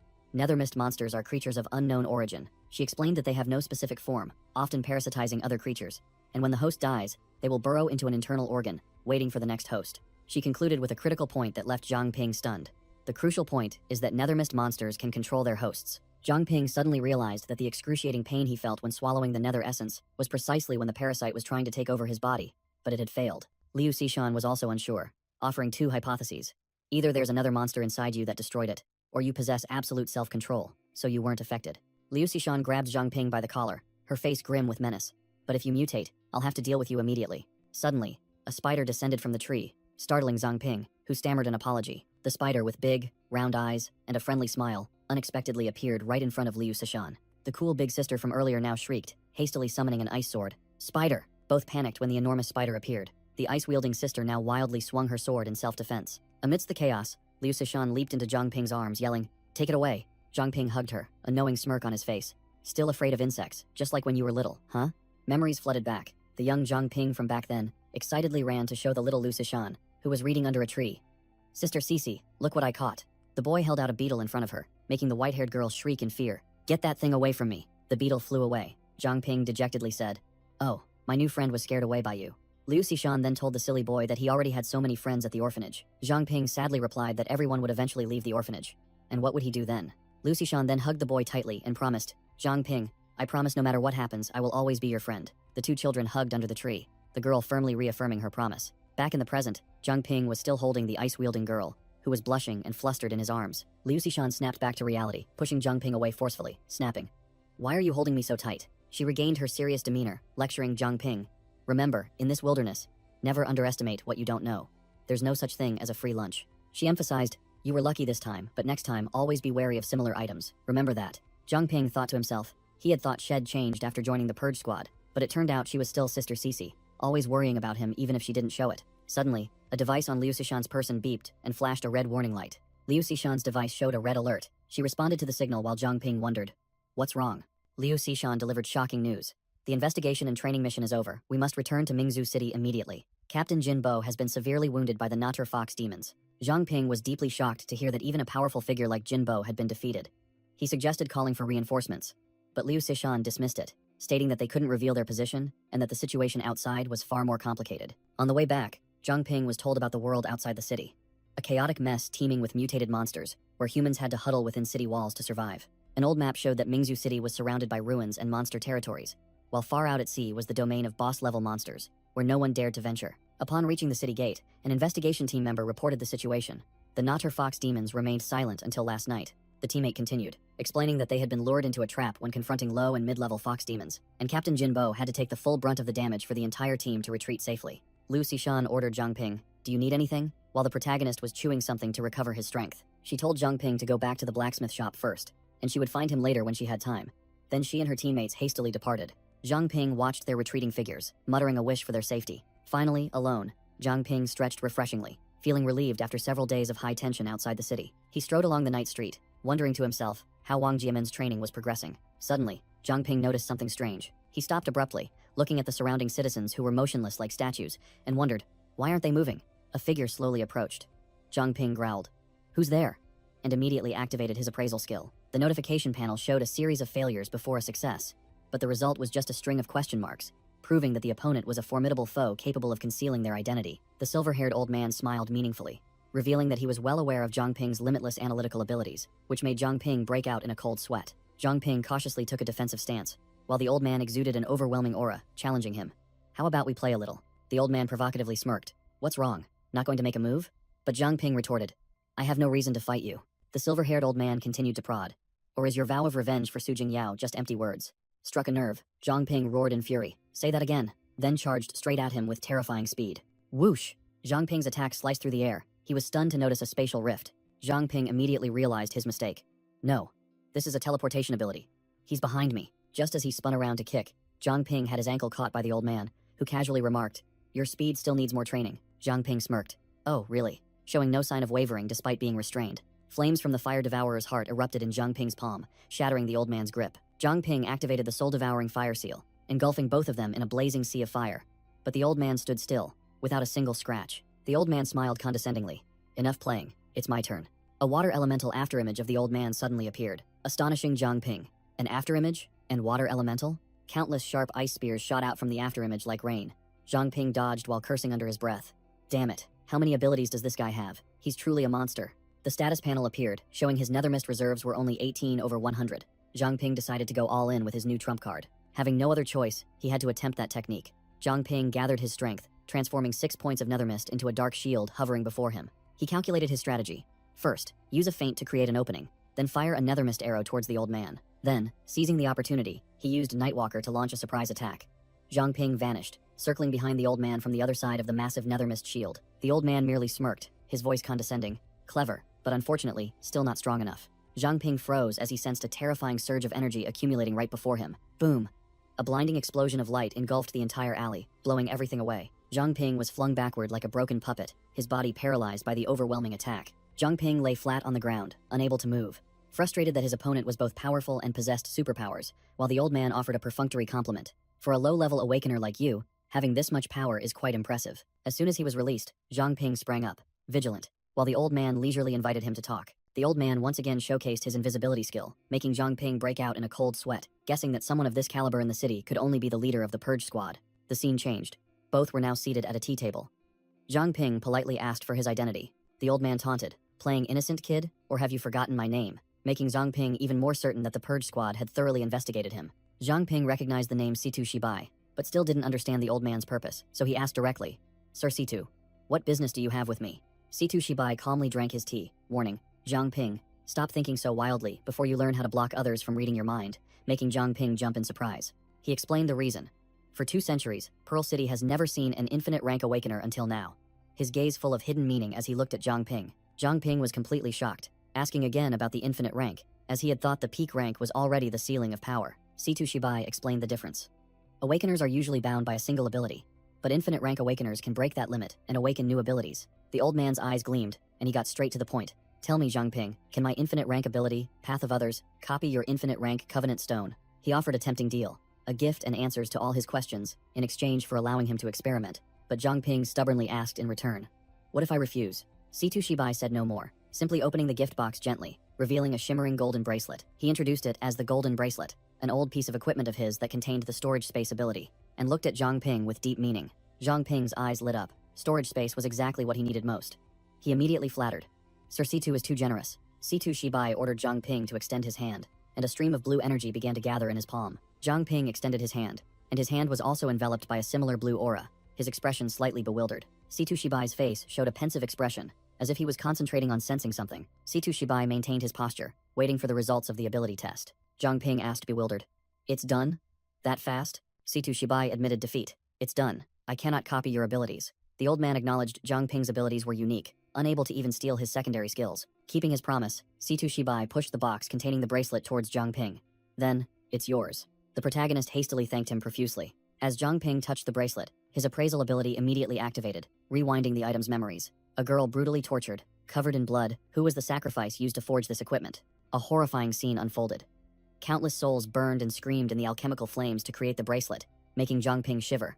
Using human lives to forge equipment is too cruel. The protagonist looked up, his eyes sharpening, and questioned the old man directly. Sir Situ, are all special pieces of equipment created through such cruel methods? Situ Shibai calmly replied that this had been happening for 2 centuries, and despite being forbidden, criminals still secretly engaged in it. He had intended to destroy it, but now wished to entrust it to Zhang Ping, to act on behalf of heaven. Zhang Ping looked towards the city, his heart heavy, wondering about the past 200 years ago. What was Pearl City like back then? Were human lives so cheap that they were discarded so easily? Situ Shibai held his teacup, confirming coldly. Indeed. The old man began to recount the dark history of the city 200 years ago, under the tyrannical rule of the beast-taming Zhu clan, where humans were mere slaves with no future, living in despair. Women of any beauty were captured to be playthings for the young masters, while children were brainwashed from birth, forced to be loyal to a clan that regarded them as nothing more than tools. The elderly and infirm, no longer able to work, were thrown directly into the mouths of the Zhu clan's mutated beasts, becoming their food. And if anyone awakened an ability, they were either enslaved or sacrificed, becoming materials for crafting equipment. Situ Shibai continued, explaining that because of the Zhu clan's heinous crimes, those with power secretly gathered, eventually overthrowing their tyrannical rule. Zhang Ping now understood, and Situ Shibai asked if he had any more questions. Zhang Ping poured tea and went straight to the point. Sir Situ, since you are so overwhelmingly powerful, why don't you deal with that, your highness, yourself? Why not liberate this city once more? Situ Shibai activated encrypted information, and then explained that it wasn't that he didn't want to, but that he couldn't. He asserted that Zhang Ping was greatly mistaken in thinking the city's defenses were weak. He recounted how the city's most elite investigation team, including Liu Xishan and Jin Bo, had struggled to eliminate a high-level mutated beast, and that the real problem was the presence of an internal spy within the city. He revealed a shocking secret. The entire city is enveloped by the Sun and Moon Twin Pearl Formation, which can suppress all creatures, limiting their power to level 40. Even king-level monsters will be severely weakened. Situ Shibai confidently declared that he was undeniably the strongest peak rank awakener. He narrowed his eyes, his voice deepening with hidden meaning. But as for the current situation, Zhang Ping slammed the table, realizing the problem. You mean we have an internal spy? Situ Shibai simply replied with one concise word. Clever. He revealed that, apart from himself, only the remnants of the Zhu clan could control the formation, especially with the city lord still missing. Zhang Ping angrily gritted his teeth, connecting all the dots. So the Zhu clan turned off the defense system, paving the way for the Nacher Fox horde to invade? Why don't we eradicate those bastards completely? Situ Shibai sighed, explaining that after overthrowing the Zhu clan, their side had tried to wipe out the remnants, but they had been entrenched in this city for hundreds of years, making them not easy to uproot. A series of difficult questions arose in Zhang Ping's mind. What is the true purpose of the Zhu clan? Is the city lord still alive or dead? How terrifying is the power of the Nacher Fox king? The old man explained that precisely because there were too many unknowns, he couldn't act recklessly. Otherwise, if he fell into a trap and perished, the entire city would be doomed. Situ Shibai affirmed that in any war, even if that your highness could rampage everywhere, only masterminds like him would decide the game. The old man turned and walked away, throwing back a sentence. Kid, even if I couldn't copy your abilities, we still need you. Situ Shibai stopped, extended his hand, and formally invited. Zhang Ping, do you want to join the Purge Squad? Without a moment's hesitation, the two men shook hands, and an agreement was established. Zhang Ping's eyes flashed with a blue light, and he boldly accepted the invitation. Of course. The scene shifted to the Steel Soul blacksmith shop. Wang Jiamin wondered why Cho Chiang had been so diligently repairing equipment lately. Cho Chiang was still diligently working at the anvil, while Wang Jimin sat with her chin in her hand. muttering to herself, wondering when Zhang Ping would return. Cho Chiang sneered, teasing, "What's wrong? Missing him already?" Wang Jiamin quickly defended herself, saying it was only because there was no one to guide her training that she felt a void. Though she denied it, her face was flushed, and she secretly worried if Zhang Ping was in any danger out there. Cho Chiang playfully pinched her cheek, continuing to tease. "Look at you, acting like someone's mistress and still denying it." Wang Jiamin stammered, vehemently denying it. Seeing her face turn crimson with embarrassment, Cho Chiang stopped teasing.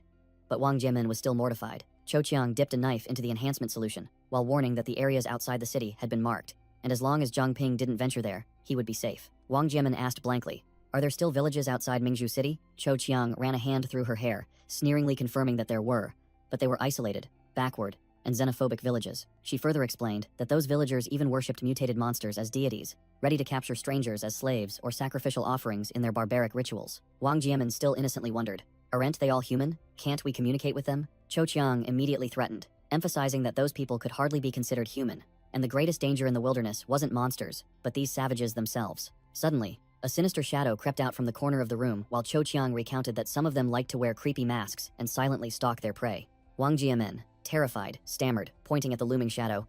Just like him? The shadow revealed blood-red, cross-shaped eyes and jagged teeth, and Cho Chiang had to admit, yes, exactly like that. Cho Chiang froze, realizing the shadow wasn't her imagination, but real. From within the nethermist, Zhang Ping revealed his true form with a white bone mask, scaring the two girls, making them scream. True to her martial arts background, Cho Chiang immediately composed herself and delivered a devastating kick to the stranger. Zhang Ping casually blocked the attack, muttering with a wronged expression, "Oh, Sister Chiang, that's harsh." Then he told himself to act as if nothing had happened. Cho Chiang and Wang Jiamin trembled, huddling together, staring at the tall figure and growling, "Who are you?" The mask dissolved.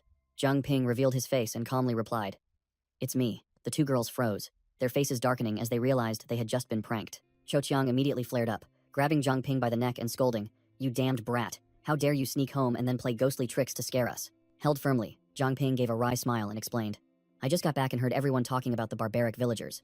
So I thought it'd add a little spice to make it dramatic. Who knew you'd actually kick me?" After the violent greeting, Cho Chiang asked if he had finished his training, and Zhang Ping replied that he would stay in the city to hone his skills. Cho Chiang hastily donned her cloak, announcing that she had just found a clue about someone named Shanshan. She announced that she had to leave the city immediately, and asked Zhang Ping to look after Uncle Liu Tifeng. Cho Chiang dashed out the door, not forgetting to tease that someone was waiting for Zhang Ping's return, making Wang Jiamin blush furiously. Embarrassed, Wang Jiamin made an excuse that it was late, intending to slip back to her room to rest. She spun around, walking away decisively. But just as she reached the door, Wang Jiamin stopped and called Zhang Ping's name. She turned back with a gentle smile, confessing, "I'm glad you returned safely." Zhang Ping smiled back, secretly thinking this was the first time he felt at home since arriving in this world. Suddenly, Uncle Liu Tifeng appeared, playfully slapped Zhang Ping, and scolded him for being dazed while the girl had long since left. The old man immediately assigned a crucial task.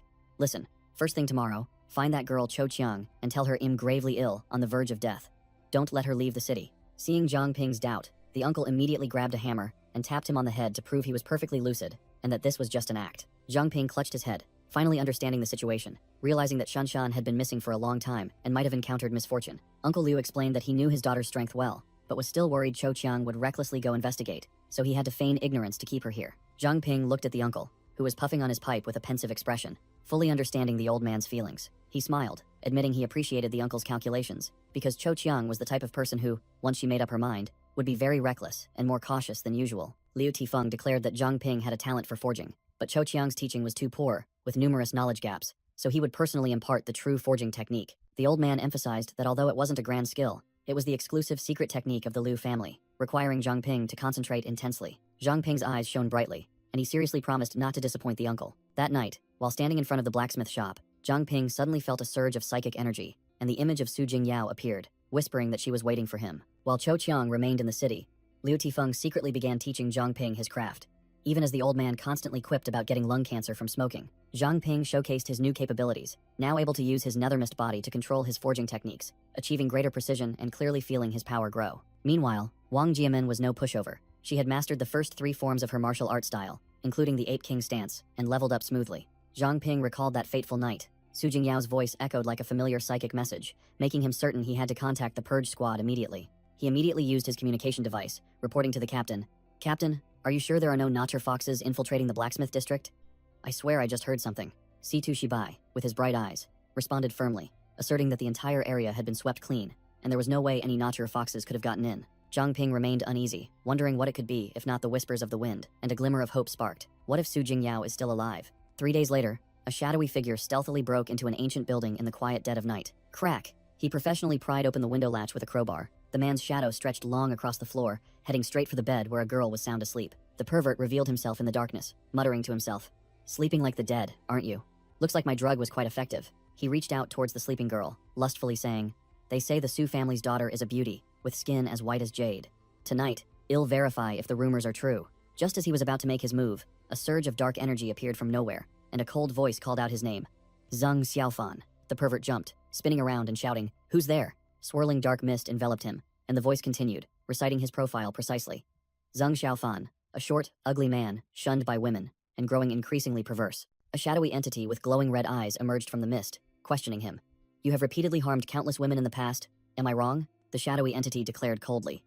"I am here with an order to take your life." Zhang Xiaofan turned pale with fear, stammering in disbelief, as he was certain he had drugged the entire Su family. He turned and fled for his life, frantically wondering if what was chasing him was human or ghost. Whoosh! A razor-sharp nethermist spear pierced straight through his calf, ending his desperate escape. Pinned by the nethermist spear, Zhang Xiaofan fell face first as other dark tendrils lunged as if to tear him apart. Zhang Ping, in his nethermist form, hovered above, mocking, still struggling, while the pervert's fear charged his nethermist energy bar. Zhang Xiaofan trembled, sweating profusely, utterly terrified by the dark entity. Zhang Ping landed, wondering, I thought serial killers would be tougher. Why did this guy collapse so easily? He dispelled his nethermist form, grabbed the criminal's mask, and activated appraisal, telling himself this was his first official mission. The information panel appeared. Zhang Xiaofan, level 13. Awakened, trashy 2-star potential, pharmaceutical mastery ability. Zhang Ping scorned. Such a good ability, yet used for evil deeds. Truly a good for nothing. The appraisal skill triggered a flashback, replaying his crimes. A mother crawling, desperately begging him to spare her daughter. The past, Zhang Xiaofan stood there, sneering at the victim's deceased city guard husband, ridiculing his sacrifice as meaningless. The young daughter screamed, "Mom!" as she saw her mother collapse helplessly. The pervert grabbed the girl's hair, disgustingly licked her face, and promised to reunite her with her mother after he was satisfied. The memory showed Zhang Xiaofan laughing maniacally. Above him, countless souls of female victims screaming in agony. Back in the present, Zhang Ping silently stared at the blood-stained mask, his eyes as cold as ice after witnessing the entire ordeal. Zhang Xiaofan scrambled to his feet, his face bruised but still bitter. He laughed maniacally, then threw a handful of white powder towards Zhang Ping, creating a thick cloud of smoke. The pervert screamed from within the smoke. "Where did this brat come from to ruin my fun? This powder is enough to take down even mutated monsters. I'll beat you to a pulp." Zhang Ping stood amidst the smoke, his entire body emitting a surge of purple energy, coldly declaring, "It's over for you." Zhang Xiaofan froze, his eyes wide in disbelief as he saw his drug was completely ineffective. A hand emerged from the mist, grabbing the pervert's head. Half of Zhang Ping's face had transformed into nether mist, full of killing intent. A razor-sharp purple energy blade formed and pierced straight through Zhang Xiaofan's chest, making him let out a miserable scream. Zhang Ping held the blade firmly in his body, declaring, "This blade strike is for the mother who sacrificed herself to protect her daughter." Zhang Ping summoned more nethermist blades, coldly declaring, "This blade is for the girl who would rather die than submit to you." Zhang Xiaofan was stabbed again, screaming miserably. "This strike is to commemorate the sacrifice of the city guard squad." The pervert continued to be tortured, his face contorted in pain. Whoosh! Another nethermist blade embedded itself in him. "And this is for that righteous detective." Zhang Ping concluded his judgment. "Let this blade engrave the memory of the nameless awakened who fought for justice deep into your very soul." Zhang Xiaofan collapsed to the ground, covered in blood, stammering curses at Zhang Ping, calling him a true madman. Zhang Ping stood within the curtain of purple energy, his voice full of authority.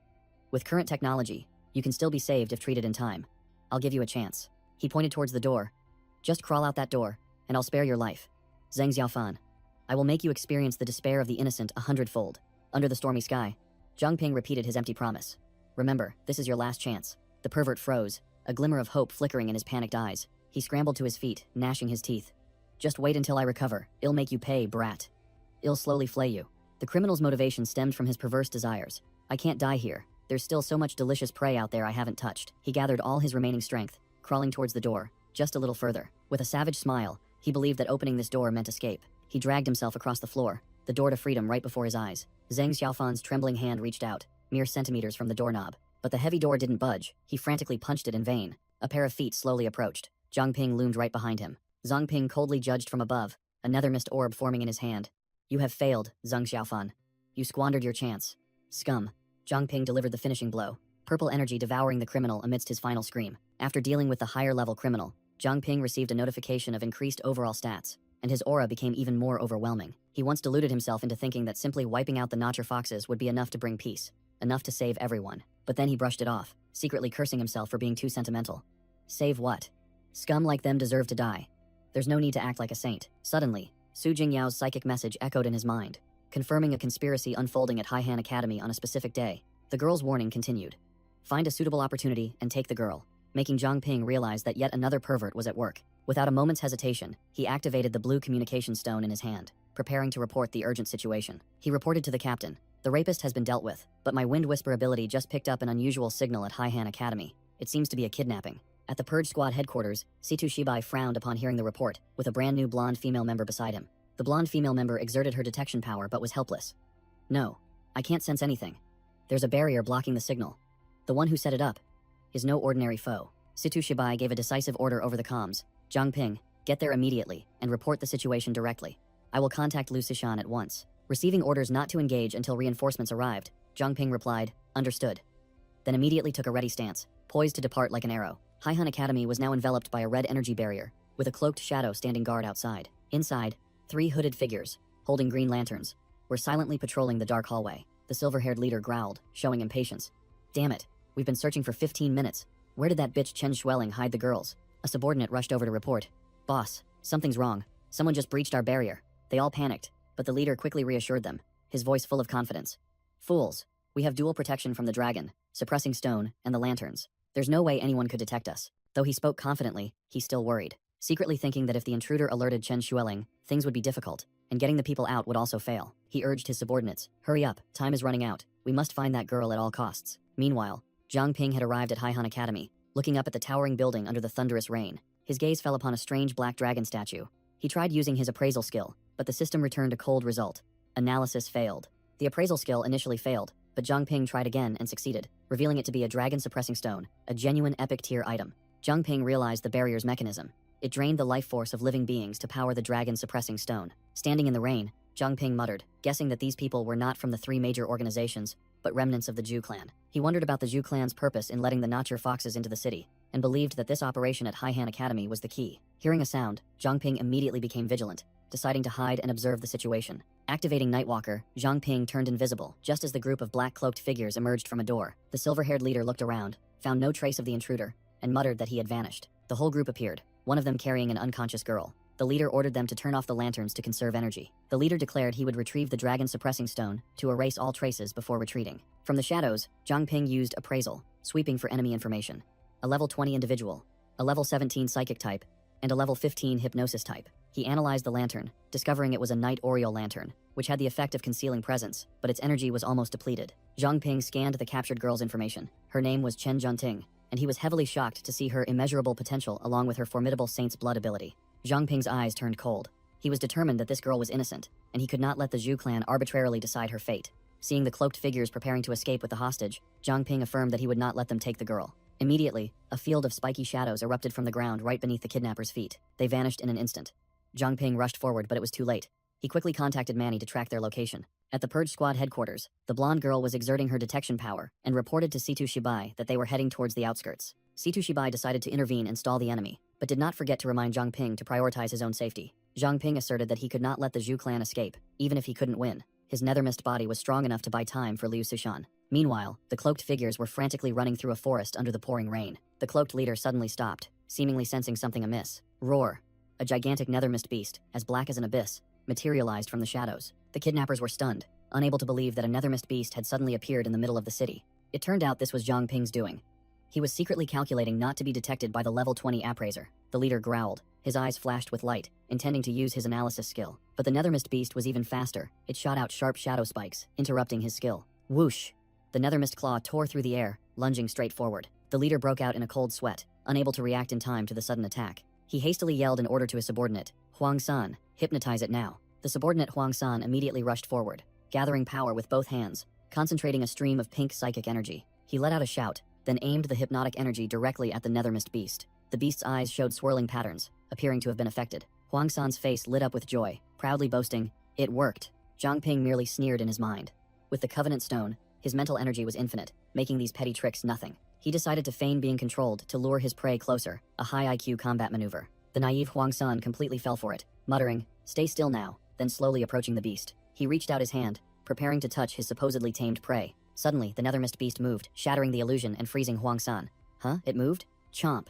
The gigantic nethermist jaws opened wide, swallowing the poor hypnosis mage whole. Huang-san screamed desperately for his boss's help in vain, while the leader could only watch his subordinate vanish. The psychic subordinate tightly embraced the purple-haired girl, channeling energy as he roared. Get away from him. He fired an energy palm strike directly at the nethermist beast, while the hypnotist mage had vanished without a trace beneath its feet. A notification appeared.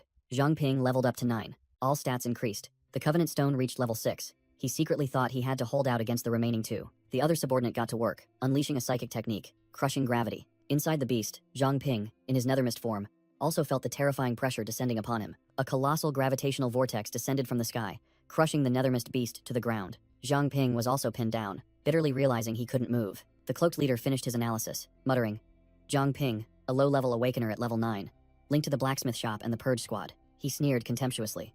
Just a measly level 9 human. Do you think you can be a hero in front of us?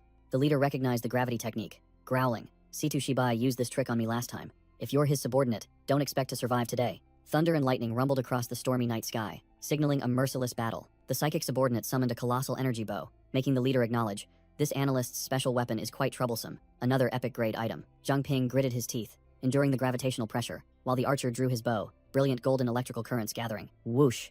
A colossal energy arrow, imbued with lightning, tore through the rain, and shot straight towards its target. Boom! The arrow struck Zhang Ping directly, creating a dazzling energy explosion. The leader gave a faint smile, confidently judging, let's see how long you can last. Your ability must be consuming a tremendous amount of energy, right? Suddenly the leader noticed something unusual. Wait a minute. Has not unwilling to block the attack. Has unable to. The leader's golden eyes widened, and he yelled at his subordinate. What are you waiting for? Amidst the explosion, Zhang Ping remained unusually calm, muttering, it's time to try a new technique. From within the nethermist smoke, a series of razor-sharp dark throwing knives formed, ready to counterattack. The archer scoffed. Enjoy your last breaths?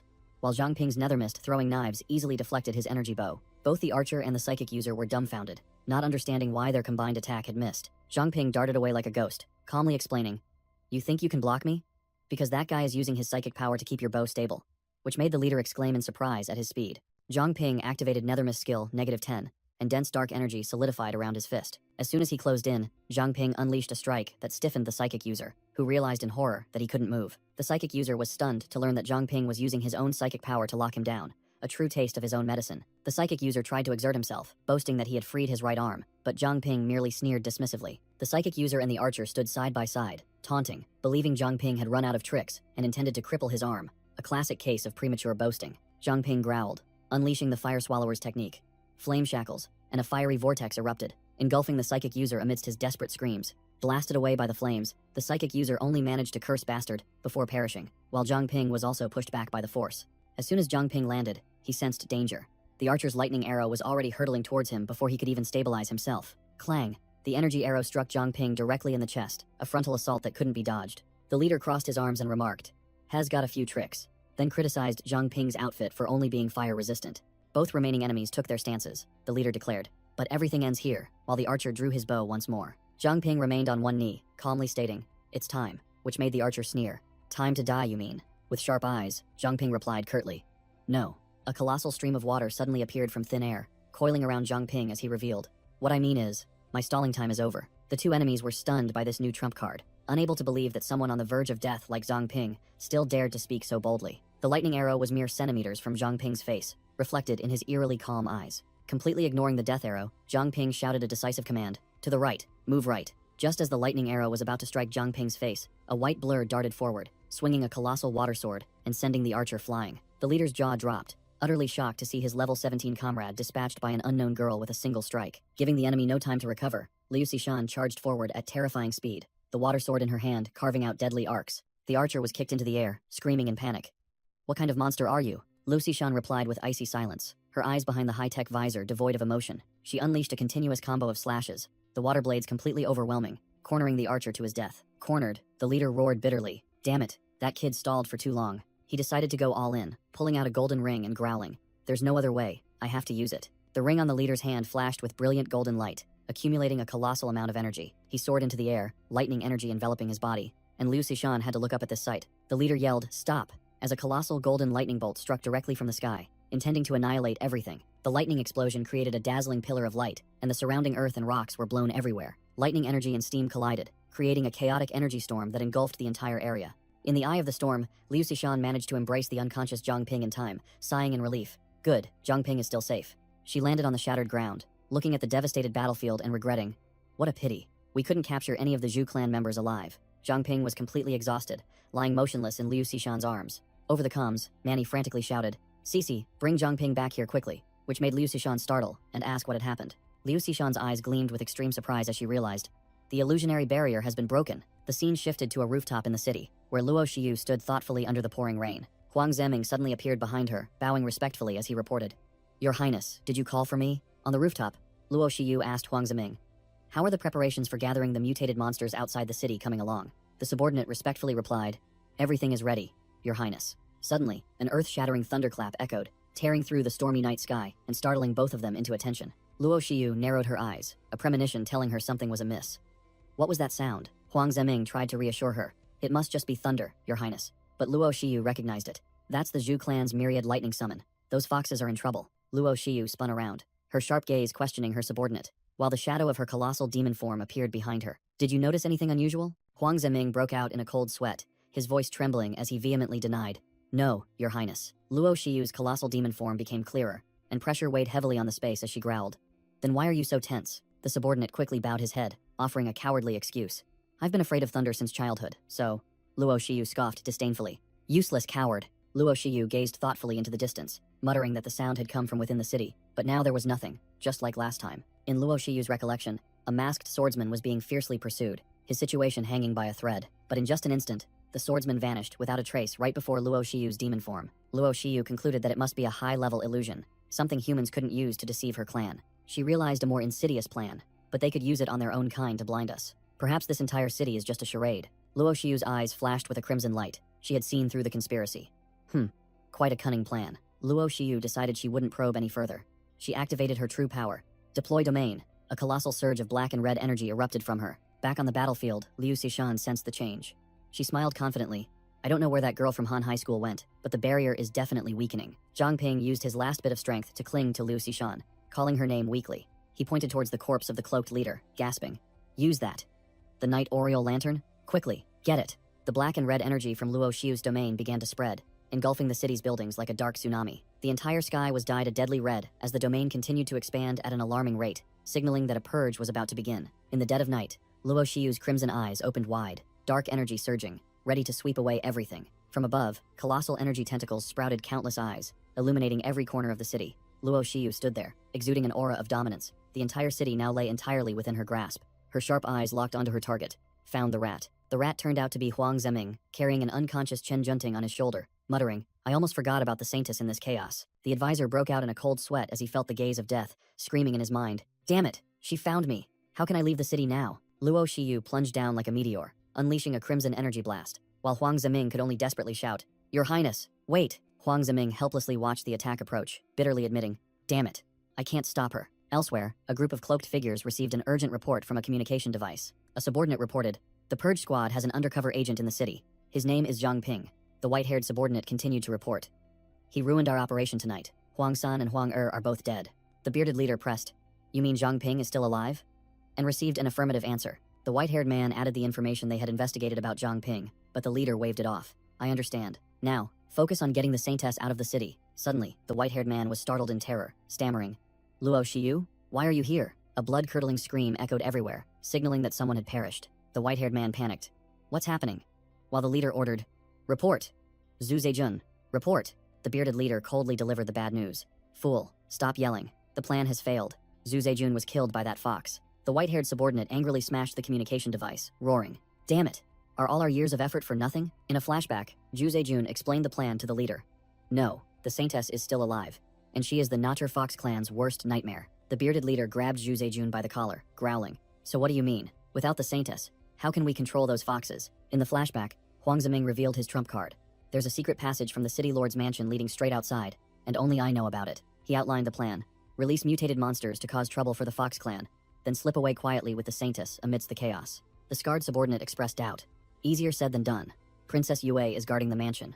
What can our few petty monsters do? Huang Zeming smirked. That's why we need to use Zhang Ping, the Purge Squad's agent, as bait. The detailed plan was revealed. Deploy elite troops to attack Zhang Ping, drawing both the Purge Squad and Princess Yue into the fight. While the two factions were busy fighting to the death, they would release monsters to attack the mansion, launching a devastating surprise attack. A subordinate worried that doing so would completely turn against the Natterfox clan. But Huang Ziming affirmed, "We must succeed. There's no turning back." He ordered his subordinates to keep his identity as Vice City Lord a secret, and received their praise. Back in the present, Zhang Ping vaguely woke up and saw Liu Xishan looking at him. "You're awake? How do you feel?" Zhang Ping dazedly asked where he was, and Liu Xishan informed him that this was the Purge Squad's hospital. Due to the urgent situation, they had to bring him here first. Zhang Ping's gaze darted to the bed next to him, seeing Captain Jin Bo also lying motionless, covered in injuries. Jin Bo, bandaged like a mummy, spoke with difficulty. "I heard it was Luo Shiyu. That woman is acting on her own. It seems we've been discovered." A charming brown-haired girl walked in, praising Zhang Ping for recovering well and even solo killing a superior opponent. Liu Xishan introduced her as Su Jie, who had treated Zhang Ping with her solar charge ability. Zhang Ping humbly replied that he was just lucky, but Su Jie scoffed. "Without me, you would have perished countless times already." Su Jie became serious again, telling Zhang Ping to meet everyone as they needed more information about what happened last night. The scene shifted to an office, where the blonde Manny slumped her face onto the desk, complaining about the mountain of paperwork. Manny stretched, yelling for the captain to grant her leave, and Chen Luowei, the dark moss-green-haired girl, lazily echoed her. Manny discovered Chen Luowei was only pretending to sleep, so she pounced on her, shaking her awake to help out. But Chen Luowei yawned, and then truly fell asleep, ignoring her friend who was helplessly yelling beside her. Manny was speechless, her face darkening as she looked at the pile of reports. She went ballistic, unleashing a flurry of slaps on Chen Luowei, who was pretending to sleep. "Wake up, wake up!" Situ Shibai walked in on the two women causing a ruckus, apologizing nonchalantly that the headquarters was a bit messy due to being understaffed. As soon as they saw their captain, both immediately became serious again.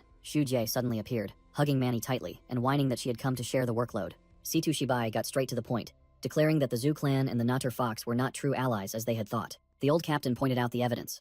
The Zhu clan had erected a barrier to blind the surveillance system, proving they knew about the Heavenly Net illusionary light barrier, but kept it hidden. The cowardly Zhu clan members didn't dare to face off against the Natter Fox, so they targeted the girl captured at the academy last night to find the key to victory. Shu Jie reported. Academy Principal Chen Shueli was recorded as having died 14 years ago, with no children. But in the same year, a granddaughter named Chen Junting appeared. Investigations showed that Chen Junting had no blood relatives in this city, and was likely from an outside village. Her records were completely clean, with not a single line of information about whether she was an awakener or what her abilities were. Zhang Ping unexpectedly interjected. "I know her abilities," causing everyone in the room to turn and look. The protagonist revealed he had used appraisal on the girl, and her ability was Saint's Blood. Situ Shibai's expression shifted dramatically upon hearing this, and he muttered about the outside village, the Saintess, and the Holy Ancestor village. The old captain growled, stating that this couldn't be a mere coincidence. The scene shifted to the city lord's mansion, where a blonde girl was happily enjoying tea and pastries. The blonde girl innocently asked Luo Shiyu, who was sitting opposite her, if she had always lived in such a luxurious place. Luo Shiyu seemed troubled, merely mumbling to dismiss the topic. "It's nothing." The blonde girl tried to coax her, inviting Luo Shiyu to drink tea and eat sweets as her grandfather had instructed. Suddenly, Luo Shiyu unleashed an overwhelming killing intent, her eyes bloodshot, and dark energy surged towards the blonde girl, but the girl nonchalantly offered a pastry, as if nothing had happened. The blonde girl held out the pastry with a wide grin, innocently inviting. "Won't you have a bite?" Forced to eat, Luo Shiyu reluctantly took a bite of the pastry, while her inner self screamed, "Why can't I make a move?" After the pastry, Luo Shiyu seemed to calm down, reluctantly licking her fingers and admitting, while the blonde girl clapped her hands in delight. The blonde girl took a sip of tea, then suddenly pondered, feeling guilty for intending to attack Luo Shiyu, then questioned herself. "Wait, guilty? Why do I feel guilty towards a human?" Immediately, she frowned, stuck out her tongue in disdain, and exclaimed, "Ugh, this tea is terrible." The blonde girl turned to complain about the water quality and the tea maker's skill, while Luo Shiyu merely replied coldly, "That fool is me." Realizing the problem, the blonde girl immediately ran off with the teapot in hand, promising to brew a better pot for Luo Shiyu. Luo Shiyu sat alone, her pristine white foxtails appearing behind her, her heart filled with doubt. Something is wrong. What's happening to me? Why do I feel guilty? Her gaze sharpened, reaffirming her status as the Natter Fox princess, and realizing the problem lay with that human. In Luo Shiyu's mind, the image of a skull-headed fox monster appeared as she growled to herself. Who exactly is it? The scene shifted to Liu Xishan, hovering in the air and lecturing Zhang Ping.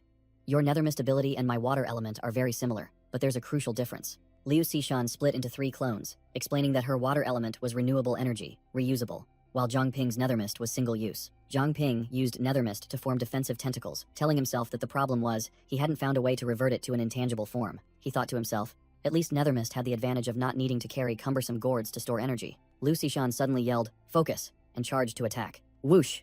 A palm strike from Liu Xishan mercilessly sent Zhang Ping flying. Zhang Ping was slammed straight into the wall, purple-black nether mist energy surging out to cushion the blow. He braced his hands on the ground, realizing he had lost 5 points of nether mist, but fortunately, he could still use it to reduce the damage. From above, Liu Xishan commented that converting fear into nether mist somewhat compensated for its poor durability, then unleashed the blizzard technique. A barrage of sharp ice shards rained down, and Zhang Ping dodged while confidently thinking he could still handle attacks at this level. While busy dodging the ice above his head, Zhang Ping was caught by Liu Xishan's water tentacles, cursing under his breath for letting his guard down. Liu Xishan lectured him, stating bluntly that Zhang Ping's nether mist would be useless if the opponent felt no fear. Zhang Ping sneered, his eyes gleaming with a purple light, declaring that a single powerful enough strike was sufficient to finish off an opponent, regardless of whether they felt fear or not. As soon as he finished speaking, he hurled a nether mist sword straight at Liu Xishan at incredibly high speed. Liu Xishan calmly countered by erecting a water prison, confidently declaring, "Let's see how strong your attack is." The nether mist sword plunged into the water prison, purple-black energy exploding, swirling and piercing through the defense. Liu Xishan was utterly shocked, unable to believe her water prison was broken so easily. Zhang Ping triumphantly declared his victory, while Liu Xishan, still trapped in her own water sphere, admitted that his nether mist was more formidable despite the level difference. She speculated that the nether mist beast might be the descendant of some king-level monster, which was why it possessed the characteristic of dealing damage beyond its level. Nevertheless, Liu Xishan still criticized Zhang Ping for lacking real combat experience, asserting that if this were a deathmatch, he would have been eliminated long ago. Unexpectedly, Liu Xishan pulled a new trick, turning the water into boiling water, making Zhang Ping yelp in pain from the burns. While blowing on his hands, Zhang Ping was lectured by Liu Xishan about the importance of understanding the true nature of one's abilities. She explained that water could transform into ice, hot water, or steam, each form capable of turning the tide of a battle. Inspired, Zhang Ping looked at the mass of nether mist in his hand and began experimenting with different forms. In retaliation, Zhang Ping molded the nether mist into the shape of a spider and thrust it forward, making Liu Xishan turn pale with fear and shriek. While she was panicking from her fear of spiders, Zhang Ping seized the opportunity to devour her water energy to recharge his nether mist. Liu Xishan recovered her composure, her face turning ashen upon seeing Zhang Ping's reckless action. She frantically screamed, warning that her water element was highly toxic, pure water, and ordered him to spit it out immediately. After being shaken wildly by Liu Xishan, Zhang Ping mumbled that he felt his body becoming loose and uncontrollable. Both froze as Zhang Ping's lower body transformed into a loose water tail, a consequence of absorbing the toxic energy. Zhang Ping screamed as he watched his arm liquefy into water, while Liu Xishan, standing beside him, was also bewildered, not understanding what was happening. Zhang Ping immediately activated appraisal, and a status screen appeared, announcing a successful analysis. He had just awakened two brand new abilities, the Glutton and Pure Water Body, basic. His entire body transformed into a mass of liquid water. Zhang Ping pondered, wondering what kind of monstrous ability the Glutton truly was. Liu Xishan anxiously asked Zhang Ping if he was melting, but he merely smirked, reassuring her that he was fine, just needing some time to get used to the new state. Zhang Ping closed his eyes, concentrating, deducing that if the Nether Mist body and Pure Water body shared similarities, he could control it, like a transformation skill. He began experimenting, turning into a puddle of water, then a stick figure, then a grotesque mess, all while repeatedly shouting, "All right," which left Liu Xishan speechless. Finally, Zhang Ping successfully transformed back into his human form, standing tall before Liu Xishan and boasting, "Xishan, look, I'm back to normal." But the problem was, his clothes had vanished. Zhang Ping was stark naked, making Liu Xishan blush, quickly cover her eyes, and stammer for him to put some clothes on. After turning away to avoid the awkward scene, Liu Xishan seriously asked what exactly had happened to Zhang Ping. As he put his clothes back on, Zhang Ping casually explained, "Ah, it seems I accidentally drank your water, which caused me to awaken the Pure Water body." Liu Xishan was utterly shocked, her voice disbelieving as she repeated, "Pure Water body?" She was astonished by Zhang Ping's rapid development, secretly thinking that this was a power water element users dreamed of their entire lives, yet he awakened it as easily as pie, truly the caliber of an infinite-level awakener. Seeing Liu Xishan turn and walk away, Zhang Ping anxiously asked if she was all right, but she only replied awkwardly, "I'm fine." Suddenly, a pink, gem-shaped communication device flashed. Liu Xishan's expression immediately turned serious as she heard the urgent report. "Report, Captain Iron Soul is under attack, requesting immediate reinforcements." She ordered Zhang Ping, "Deploy all available units in the area. I'll be there shortly," and he immediately complied. Zhang Ping realized Wang Jiamin and the others were in danger, so he insisted on going with her, but Liu Xishan stopped him, warning that it could be a trap. He smiled confidently, his hand radiating water energy, and declared, "Don't worry, I've just awakened the Pure Water body. If things go south, I can turn into water and slip away unnoticed." Liu Xishan reluctantly conceded to his reasoning. "All right then, just stick close to me." She immediately rushed off, pulling Zhang Ping, who obediently followed. They both arrived at the Iron Soul Forge and witnessed a horrifying scene. The floor was littered with the bodies of black-clad assassins, and a voice echoed in confusion. Where did these assassins come from? Upon arrival, Liu Xishan immediately gave orders like a true commander. "You, lead a team to find survivors. You, set up defenses in case more assassins appear." Zhang Ping frantically rushed into the courtyard, shouting the names of his friends. "Uncle Liu, Wang Jiamin, Sister Qiang." From the corner of the wall, Cho Qiang stumbled out, covered in blood, weakly calling Zhang Ping's name. Seeing his senior badly wounded, Zhang Ping didn't hesitate for a second, rushing straight to support her. Cho Qiang pointed forward, her voice urgent. "Hurry, Uncle Liu, Wang Jiamin." Liu Xishan had also just landed. Seeing Zhang Ping supporting Cho Qiang, and realizing both had been hit, she ordered decisively, "I'll go check on them. You stay and take care of her." A team member was carefully bandaging a bleeding wound on someone's leg. Zhang Ping helped Cho Chiang sit down, anxiously looking at her injured arm. Sister Chiang, your arm. Cho Chiang brushed him off, her eyes sharp. I'm fine. Losing an arm won't kill me. Liu Xishan's support team had arrived, quickly moving into the scene. The Purge Squad members began evacuating the wounded from the combat zone. Liu Xishan checked on Wang Jimin, who lay unconscious on a stretcher, then reassured Zhang Ping. Don't worry, it's just a superficial wound. She'll be fine. The medical team quickly carried Wang Jimin away from the forge for treatment. Liu Xishan turned to question Zhang Ping as he supported Cho Chiang. These assassins targeted you. Have you made enemies with anyone influential? Zhang Ping smirked confidently, replying to Cho Chiang. Don't worry about me, just focus on recovering from your injuries. He declared that the city was no longer safe, and the Purge Squad would take everyone to a secure location outside for treatment, causing a team member to blame themselves. Damn it, it's all my fault. Zhang Ping clenched his fist, his eyes icy. The beast-taming Zhu clan. In this Pearl City, only they would want me dead. Liu Xishan immediately replied, I'll have someone investigate right away. Suddenly, Zhang Ping sensed a familiar energy surge and heard the whispers of the wind. He immediately realized, that voice is Luo Shiyu. She's nearby. Boom. A colossal, blood-red attack descended from the sky, aimed directly at Zhang Ping and Liu Xishan, accompanied by Luo Shiyu's cold voice. In these times, it's better to waste food than to let a threat roam free. Just as the attack struck, Zhang Ping yelled, watch out, then lunged to embrace Liu Xishan, and both tumbled to the ground to dodge the move. From above, Luo Shiyu landed at the edge of the crater, smirking disdainfully. Impressive. You managed to block my attack again? Zhang Ping and Liu Xishan stood up. She wondered. I'm fine, but this operation was top secret. How did she get here so fast? Luo Shiyu narrowed her crimson eyes, radiating intense killing intent, clearly having no intention of letting the two survive. Luo Shiyu called out Zhang Ping's name, while he calmly replied, Hello, classmate Luo Shiyu, long time no see. Simultaneously activating his opponent analysis skill, Liu Xishan pushed Zhang Ping behind her, growling, Go, let me stop her, then charged forward, enveloped in icy energy. She unleashed a colossal blizzard, roaring blizzard, aiming directly at Luo Shiyu, who was hovering in the air. Facing the ice storm, Luo Shiyu merely muttered, It seems my identity has been exposed, completely unfazed by the attack. Luo Shiyu raised her hand, effortlessly controlling swirling red energy to block all the incoming ice spears, her eyes sharp and cold. So, you are the ones behind everything. Liu Xishan was stunned to see her attack nullified so easily. Crash. A surge of red energy tore through the air, striking Liu Xishan's ice shield directly, causing it to shatter instantly. Her shield shattered. Liu Xishan was sent flying backward, utterly helpless against the opponent's overwhelming power. Luo Shiyu sneered, smugly thinking that even if they knew her identity, her opponents were only reacting to the cold air around her and couldn't see through her illusion. Liu Xishan began to feel deadly cold currents from all directions. She constantly moved to dodge the invisible attacks. Zhang Ping shouted, Sister Cece, then began pinpointing attack locations, making Liu Xishan secretly grateful. It's a good thing Zhang Ping is here, otherwise I wouldn't have been able to resist. Following Zhang Ping's directions, Liu Xishan dodged a series of tricky attacks from 3 o'clock, 7 o'clock, and 9 o'clock. She continued to pivot, evading a barrage of attacks from all directions, guided by Zhang Ping's shouts. Luo Shiyu was stunned, her eyes filled with doubt. How does he know? Could it be that he, a blazing red energy sphere, was compressed by Luo Shiyu, preparing for a finishing blow? Zhang Ping's eyes flashed with green light. He roared a warning to Liu Xishan. Dodge at all costs. Luo Shiyu, furious, realized Zhang Ping was the one who saw through her scheme. She snarled, I should have dealt with you from the very beginning. Luo Shiyu continued her relentless assault, making Zhang Ping sweat profusely as he had to both dodge attacks and act as a guide for Liu Xishan. Zhang Ping flailed wildly, continuously directing Liu Xishan to dodge attacks. 3 turns left, 3 turns right. Just in time, Zhang Ping activated his nethermiss limit to erect a shield, not forgetting to taunt Luo Shiyu. Hey, you look annoyed, huh? Did your lover just dump you? Luo Shiyu curled her lips, revealing sharp fangs, her voice full of interest. How amusing. The fox demon hovered in the air, red energy erupting around her. Zhang Ping, you hide yourself remarkably well. We've tested you so many times, yet you always manage to fool us. Luo Shiyu condensed energy into a small orb, declaring firmly, but this time, you have nowhere left to run. The fox demon unleashed a massive energy storm, and Liu Xishan could only brace her ice shield, defending desperately. Her damage is too high. Zhang Ping's nethermist mana bar plummeted uncontrollably. 50%, 30%, 10%, in less than a second, while Luo Shiyu merely smirked mockingly. Just as the attack was about to hit its target, a blinding golden pillar of light descended from the sky, blocking the destructive assault. Luo Shiyu stared, stunned, at the mysterious pillar of light, not understanding what was happening. What the hell is this? Liu Xishan shouted, Zhang Ping, now!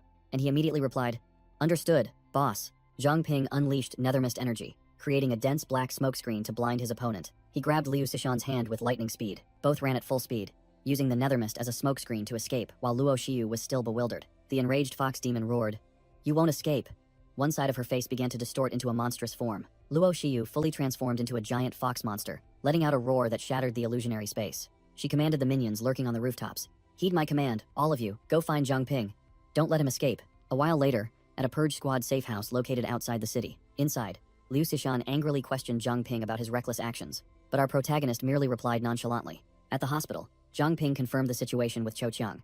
So, you've joined the purge squad, and Zhoucheng City has fallen into the hands of those fox demons? Zhang Ping felt guilty for implicating her, but the formidable Cho Qiang brushed it off. It's just an arm, it'll live.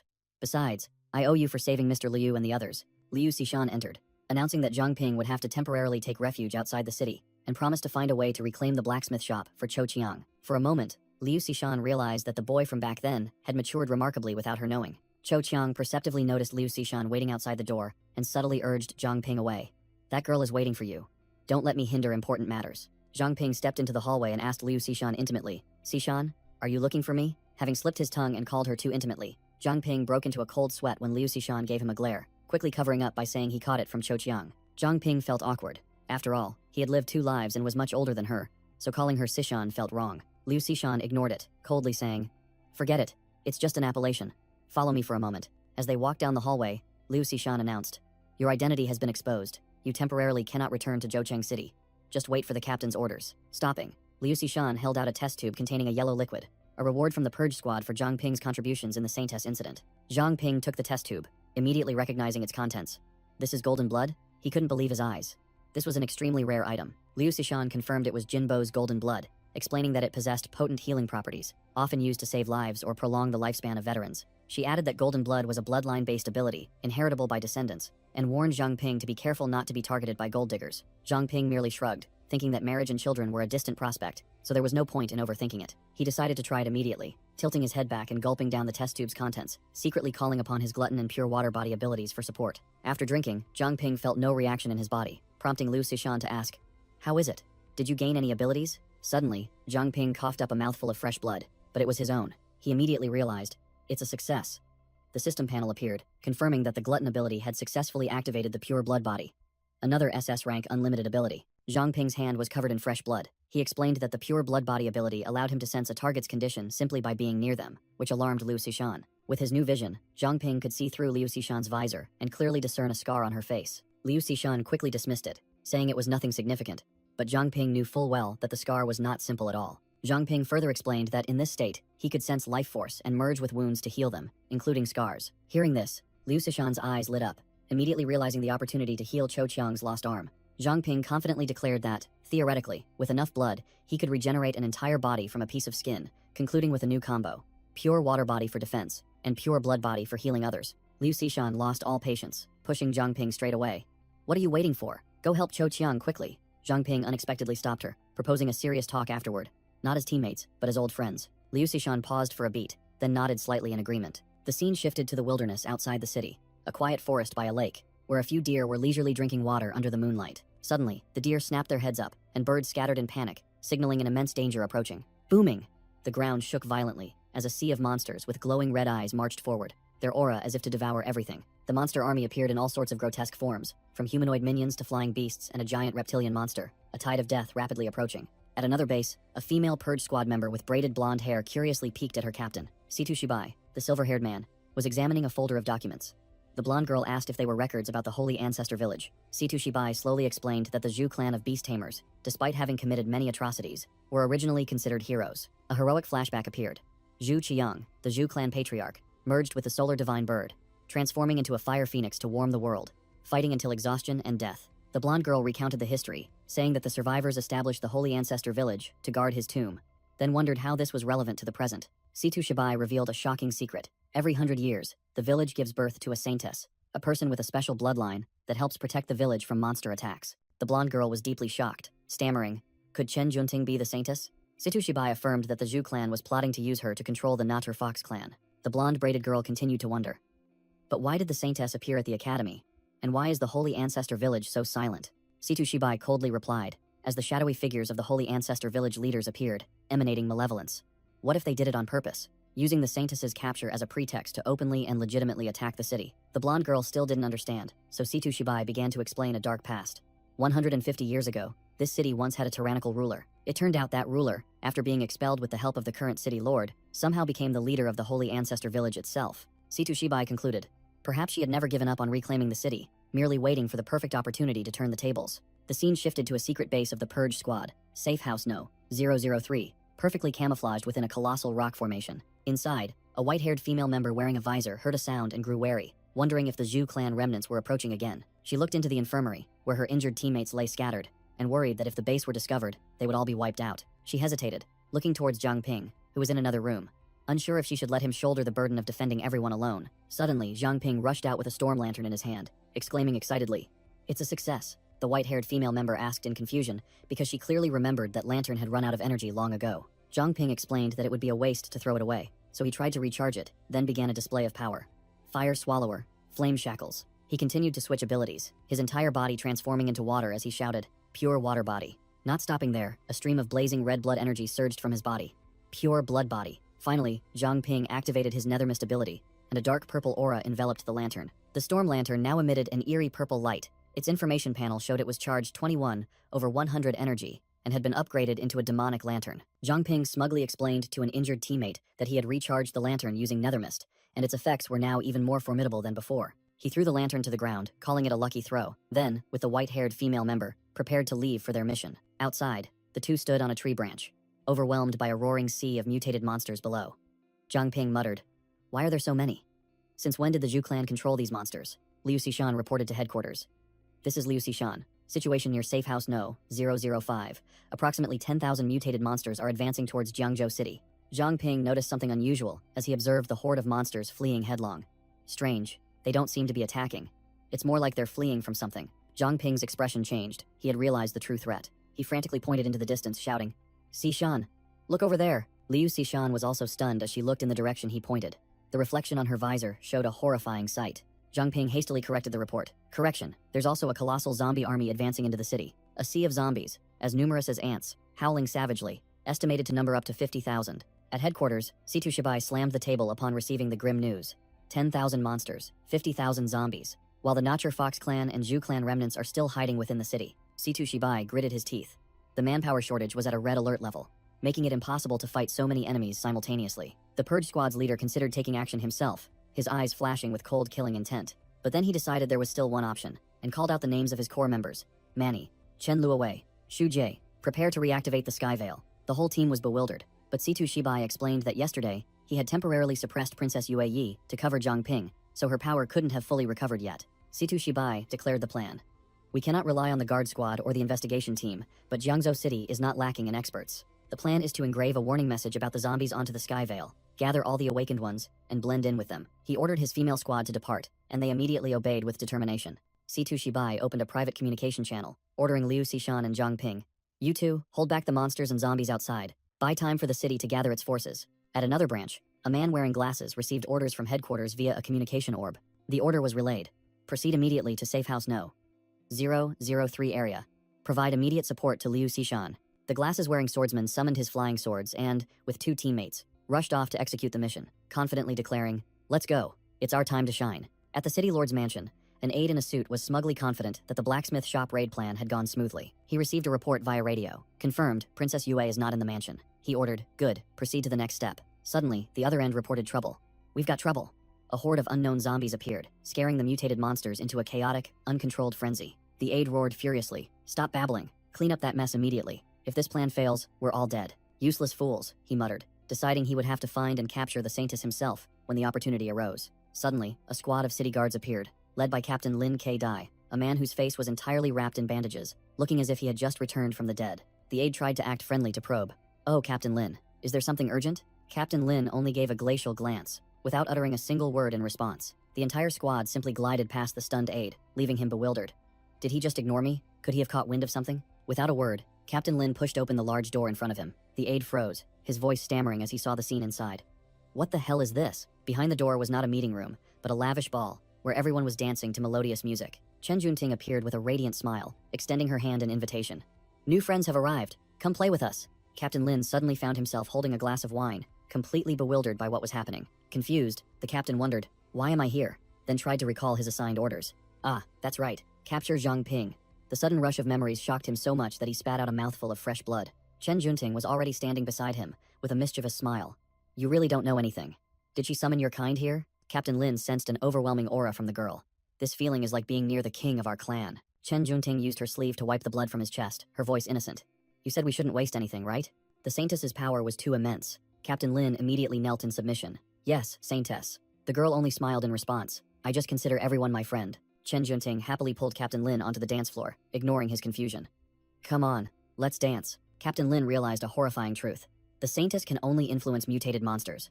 Could it be that all my subordinates have been replaced by natterfoxes? The captain bitterly admitted that in this illusory ball, there was probably not a single human left. In the shadows, the city lord's aide smirked sinisterly, muttering his plan.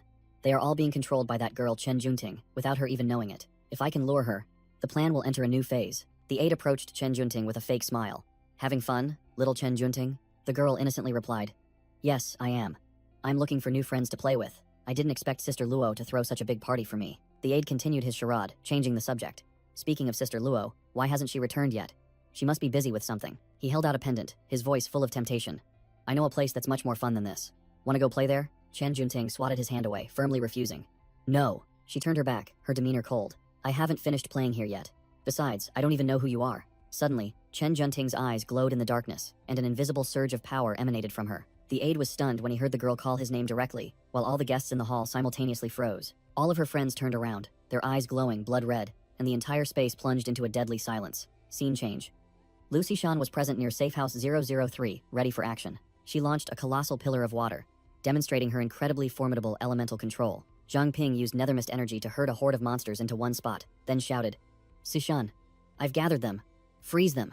Immediately, Lu Xishan transformed the water pillar into a colossal block of ice, freezing all the monsters in an instant. But before they could celebrate their coordinated attack, a heavily armored monster shattered the ice, roaring defiantly. Lu Xishan was overwhelmed by the sheer number of enemies, so Zhang Ping immediately charged forward to cover her. I'll hold them off. The monster's fear became fuel for Zhang Ping. He channeled nethermist power, summoning a colossal, multi-headed shadow beast. Zhang Ping exerted his maximum power, pushing his nethermist energy to its peak. Unleash full potential, maximum output, don't stop. A colossal nethermist dragon formed from the shadows, charged directly towards the waiting horde of mutated monsters, determined to buy time for reinforcements. The shadow dragon hovered above the monsters. Zhang Ping saw them as an endless mine of experience and nethermist energy to farm. Whoosh! A single swing of the nethermist dragon's tail swept away numerous monsters, and experience points continuously surged. The monsters were utterly terrified. Their leader roared, ordering the entire horde. Scatter, avoid that dragon. Immediately, the monster horde split into countless small groups, swarming in all directions like a disturbed beehive to save their lives. Zhang Ping smirked, realizing these mutated monsters were only focused on fleeing and had no courage to fight. Suddenly, ice spears shot out from nowhere, piercing straight through a monster, attempting to escape. Liu Xishan appeared, coldly declared she would deal with the stragglers, while the ground below was already covered in ice, trapping countless others. Zhang Ping smiled, turning to praise his friend's seamless coordination. Xishan. Well done. But their joy was short-lived, as a new wave of monsters, as numerous as ants, surged from the distance, forcing him to refocus. The nethermist dragon roared, swinging its claws to tear apart a few minions that ventured too close, but the enemies kept coming relentlessly. Suddenly, a fireball and a lightning bolt shot out from the crowd, hurtling towards the dragon with terrifying speed. The nethermist dragon was hit, astonished by the surprise attack from a hidden enemy. With a whoosh, the fireball pierced through its energy body, causing it to begin disintegrating into black smoke. Zhang Ping broke into a cold sweat, sensing something ominous as his trump card was defeated too easily. From the shadows, a group of heavily muscled zombies emerged, one wielding fire, the other crackling with lightning, completely unlike ordinary zombies. Zhang Ping quickly activated appraisal. The information panel appeared. Zombie Holy Ancestor Village Faction, Level 6. While the undead had already begun climbing onto the nethermist dragon. Holy Ancestor Village? Zhang Ping realized this was extremely important information, and he had to find a way to report it to headquarters immediately. The zombies knew no fear. They furiously attacked the dragon. Zhang Ping shouted, "Fall back!" and realized his nethermist energy was depleting because he couldn't absorb fear from them. Liu Xishan shouted from afar, "Zhang Ping, keep your distance from them." Zhang Ping replied curtly, his eyes sharp. "Understood," he growled. "Let's try this move." The nethermist dragon immediately pounced on the two most stubborn zombies. Whoosh! The dragon took flight, creating a shockwave that sent the swarm of small fry zombies below flying. Zhang Ping activated his Fire Devourer talent. "Sorry, but someone's about to be burned to ashes." Flame Bind. From above, the nethermist dragon unleashed a rain of fireballs upon the zombies. Experience points surged continuously, and all of Zhang Ping's stats increased. Meanwhile, Liu Xishan wasn't idle. She charged into another group like a whirlwind. She coldly unleashed her move, Sword Skill, Blades Waltz. She danced with her sword, creating sharp ice slashes that tore the zombies to pieces. But the zombies were too numerous. One swung a club right behind her, making her exclaim, "Damn it." Thud. The nethermist dragon descended from the sky, crushing the zombie and saving Liu Xishan from an obvious defeat. She stammered, "Oh, it's nothing." Zhang Ping analyzed the situation. The first wave has about 1,000 creatures. The second wave will arrive in half an hour. These things even know how to use supernatural abilities. Liu Xishan suspected the Zhu clan, but Zhang Ping denied it. No, I've analyzed them. They belong to the Holy Ancestor Village. At headquarters, Situ Shibai agreed. Though the Zhu clan is ruthless, they consider taming beasts their creed. They would never stoop to controlling zombies. Situ Shibai affirmed. Our intelligence indicates that the Holy Ancestor Village is likely involved in this incident, and Zhang Ping's analysis has confirmed it. Hearing that name, Liu Xishan was deeply shocked, sweat pouring down. The Holy Ancestor Village? She gritted her teeth, her eyes bloodshot. In other words, that old hag is behind this. In her memory, a woman identical to herself knelt in despair before a cruel ruler. That person was the queen of the Holy Ancestor Village, an individual exuding dark malevolence with blazing golden eyes. Back in reality, a wave of green poisonous gas began to spread. Liu Xishan hastily warned. Zhang Ping, hold your breath. This gas is toxic. Zhang Ping recognized the familiar scent of the poisonous gas. Hold your breath. This smells like rotten eggs. Hydrogen sulfide. He recalled his previous life in the rescue team. A major fire had also been caused by this gas, and he realized it was extremely flammable. Zhang Ping warned Liu Xishan. Xishan, be careful. It could explode. She wondered what he was planning. There was no time for explanations. Zhang Ping simply said, trust me. Liu Xishan didn't hesitate and immediately agreed. Zhang Ping activated his Fire Devourer talent, and a flame ignited at his fingertip. Boom! The entire area was engulfed in a sea of flames, the explosion sweeping away the poisonous gas. The fire from the explosion was completely absorbed by Zhang Ping. His Fire Devourer energy bar surged, while Liu Xishan had managed to create a protective energy sphere around herself. Suddenly, Zhang Ping noticed a change. The second wave of zombies is here. Liu Xishan was surprised. Didn't we have half an hour left? A thick black smoke billowed up from the distance. Zhang Ping wondered, wait, what the hell is that? And immediately ordered, appraise. An old man with silver hair and green eyes, looking like a final boss, sat atop a colossal monster, disdainfully looking down. So, they've neutralized my zombie poison. These two youngsters have some skill. Zhang Ping frowned, his appraisal ability failing for the first time. Strange, I could even analyze Luo Xiu, so why can't I scan this old man? Without overthinking, Zhang Ping changed his target, ordering an appraisal of the entire battlefield, and successfully scanning the information of the sea of zombies behind the old man. The old leader ordered a giant green-skinned zombie wielding an axe. Go, bring them back here, dead or alive. Zhang Ping read the appraisal results and was deeply shocked. The analysis shows this guy is a level 39 Fallen One.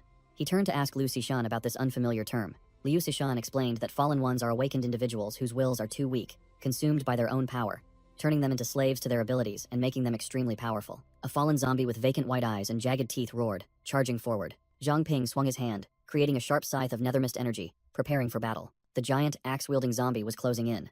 Liu Xishan immediately drew her ice sword to block its path. The giant roared, kill, kill, kill, then brought its battle axe down with terrifying force. Liu Xishan didn't flinch. She swung her ice sword, forming a cross-shaped slash that blocked the attack, and reported back to headquarters. Liu Xishan urgently reported to headquarters. A fallen one has appeared, riding a giant zombie.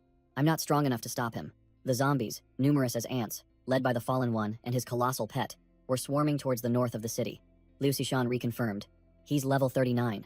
This is an extremely grave threat. Zhang Ping activated appraisal to check. Zombie, Holy Ancestor Village faction, trash potential, but level 29. Zhang Ping smirked, vibrant purple nethermist energy flaring around his hand. Let's see if I can control it first. Swish. Chains of nethermist shot out from thin air, tightly coiling around the giant zombie. Roar! The monster tensed, its muscles bulging, and easily broke the energy chains in an instant. Zhang Ping gritted his teeth, realizing this creature was on a completely different level compared to the previous creeps. Boom! A loud sound echoed from afar, drawing the attention of both. Zhang Ping and Liu Xishan spun around, realizing the sound came from Mingzhu City. Could the enemy have already reached the city gates? At the north gate of Mingzhu City, a horde of mutated monsters was furiously attacking, roaring to enter the city. In the thick of the chaos, a muscular man with fiery fists appeared, blocking the monster's advance. Wham! He threw a punch directly at a monster's face, sending it flying like a toy. Feng Laixian, the martial arts master of the Beast King Martial Arts Hall, took a drag from his cigarette and declared, "The Beast King Martial Arts Hall is ready." He stood guard before the city gate with his students, proclaiming loudly, "Today, no one shall pass." The entire Beast King Martial Arts Hall roared, charging into the sea of monsters. Charge! Don't let them advance another step. The entire martial arts hall fought fiercely, punching and kicking, sweeping away the low-level monsters in a chaotic battle. Among the zombies, a distinct one appeared, its bloodshot eyes gleaming with cunning, its hands radiating green energy. A red-haired fighter charged out to block the special zombie, growling, "Stop right there. I've been watching you. You're different from the rest." The fighter's fist was caught by the zombie's hand, the corrosive green energy causing blood to seep from his hand wraps. The zombie's blazing red eyes flashed. It was no mindless creep. The special zombie unleashed a series of emerald claw attacks, completely overwhelming the red-haired martial artist. Feng Laixian observed from a distance, immediately recognizing the familiar martial arts stance. Is this the Beast King fist, Ape King style? The zombie roared a clearly human phrase, its blood-red eyes filled with killing intent. Who the hell are you? Feng Lixian wasted no words, charging straight in to close the distance, dodging attacks, and preparing to counter. The martial artist tensed his body, blocking the zombie's attack, their colliding powers sparking intensely. Feng Lixian roared, channeling his strength to unleash the Beast King Fist, Tao Ti style, seizing the zombie and lifting it into the air. He hurled the zombie high into the sky, preparing for an aerial finishing blow. A blazing punch descended, creating a terrifying explosion at the point of impact. Amidst the smoke and flames, Feng Lixian activated the Tao Ti Emperor body, undying regeneration ability. His body continuously recovering HP. The zombie lay motionless in a deep crater, a wooden token falling from its body. Feng Lixian picked up the token, wondering why it looked so familiar. He froze upon reading the name on it. Lin Benshi, this is my senior brother's keepsake. The martial artist stared at the corpse, muttering, he knows the Beast King Fist and carries my senior brother's keepsake. The zombie suddenly sat up, howling. Foolish junior brother, submit to your fate. Feng Lixian realized the bitter truth, questioning his former senior brother. Don't tell me you are senior brother Lin Benshi, who disappeared 30 years ago. He clenched his fist, his voice filled with pain. I can't believe you've turned into a zombie, enduring such a tragic fate. The two clashed again, their punches meeting with fiery impact, but this time, the zombie seemed to plead. Only you can stop me. Feng Lixian hesitated, his heart torn. Has the senior brother I once knew truly vanished? Memories flooded back, a young Lin Benshi urging Feng Lixian to train. Faster, even faster. In the past, Lin Benshi explained the martial art. The Ape King style must be flexible, unbound by any rigid form. Memories flooded back, the young Lin Benshi grinning, extending a hand. Come on, train a little more. Once I've taught you, well, go humble that old man's arrogance. Back in reality, Feng Lixian unleashed a powerful punch, halting the zombie senior brother's attack. The martial artist's eyes welled up, bitterly realizing. Senior brother, why have your fists become so slow and weak?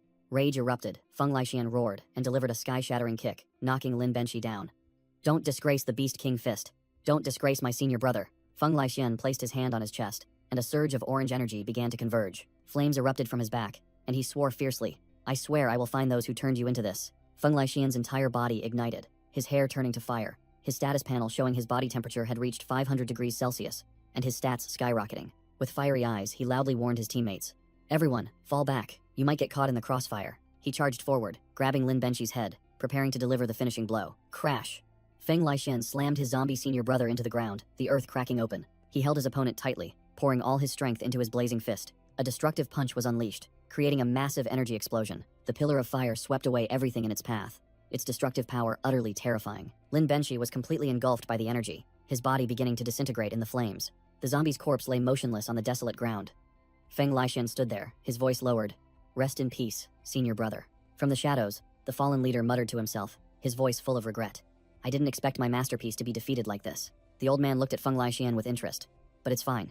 You will be a perfect replacement for him. Feng Lixian spun around, his sharp gaze locking onto the one who had just spoken. The flames on his body flared up fiercely again, and he growled. Is it you? The one who turned my senior brother into a zombie? The fallen leader stood atop a colossal corpse, emanating dark aura, calmly admitting. That's right. Do you have a problem with that? The fallen leader's blood-red eyes gleamed in the darkness, his voice full of contempt. You insects truly believe that? You can stand against my army? The old boss stood atop a mountain of corpses, below him a sea of glowing-eyed fallen zombies, as numerous as ants. The situation was tense. The Hanhai Academy's plot to kidnap the Saintess had failed, and the Purge Squad began investigating the Zhu clan. The commotion at the Iron Soul blacksmith shop had lured Princess Yue, who was now scouring the city for Zhang Ping amidst a pile of assassin corpses. The plan to unleash the mutant beasts into the city lord's mansion also failed. The monsters were outmaneuvered by the zombies and were now fleeing in panic. The attempt to kidnap the Saintess right at the mansion also fizzled out. Now a large number of Nature Fox demons had gathered inside to protect her. The entire Zhu clan conspiracy was exposed, luring the Nature Fox demons out, using the Saintess to control them, and ultimately seizing Mingzhu City. Investigations revealed that the recent zombie outbreak was directly linked to the elders of Holy Ancestor Village, who exuded a terrifying evil aura. An urgent warning, zombies are coming, appeared across the city's sky, and the defense system was reactivated to rally warriors. The zombies had approached the north gate and were spilling into the east and west, while the south gate was protected by treacherous mountains. The entire Beast King Martial Arts Hall and other awakened ones had gathered at the north gate to defend to the death. At Holy Ancestor Village, a powerful cult leader appeared with her subordinates, preparing for the next phase of their plan. A subordinate knelt and reported, Your Holiness, everyone is present, showing extreme reverence. The cult leader ordered her disciples. Your mission is to assist the low-level zombies in sowing chaos throughout the city, while also plundering some goods and propagating our doctrine. But once the Zhaoxi brothers capture the Saintess, everyone must retreat immediately, she commanded decisively. And the entire group unanimously obeyed.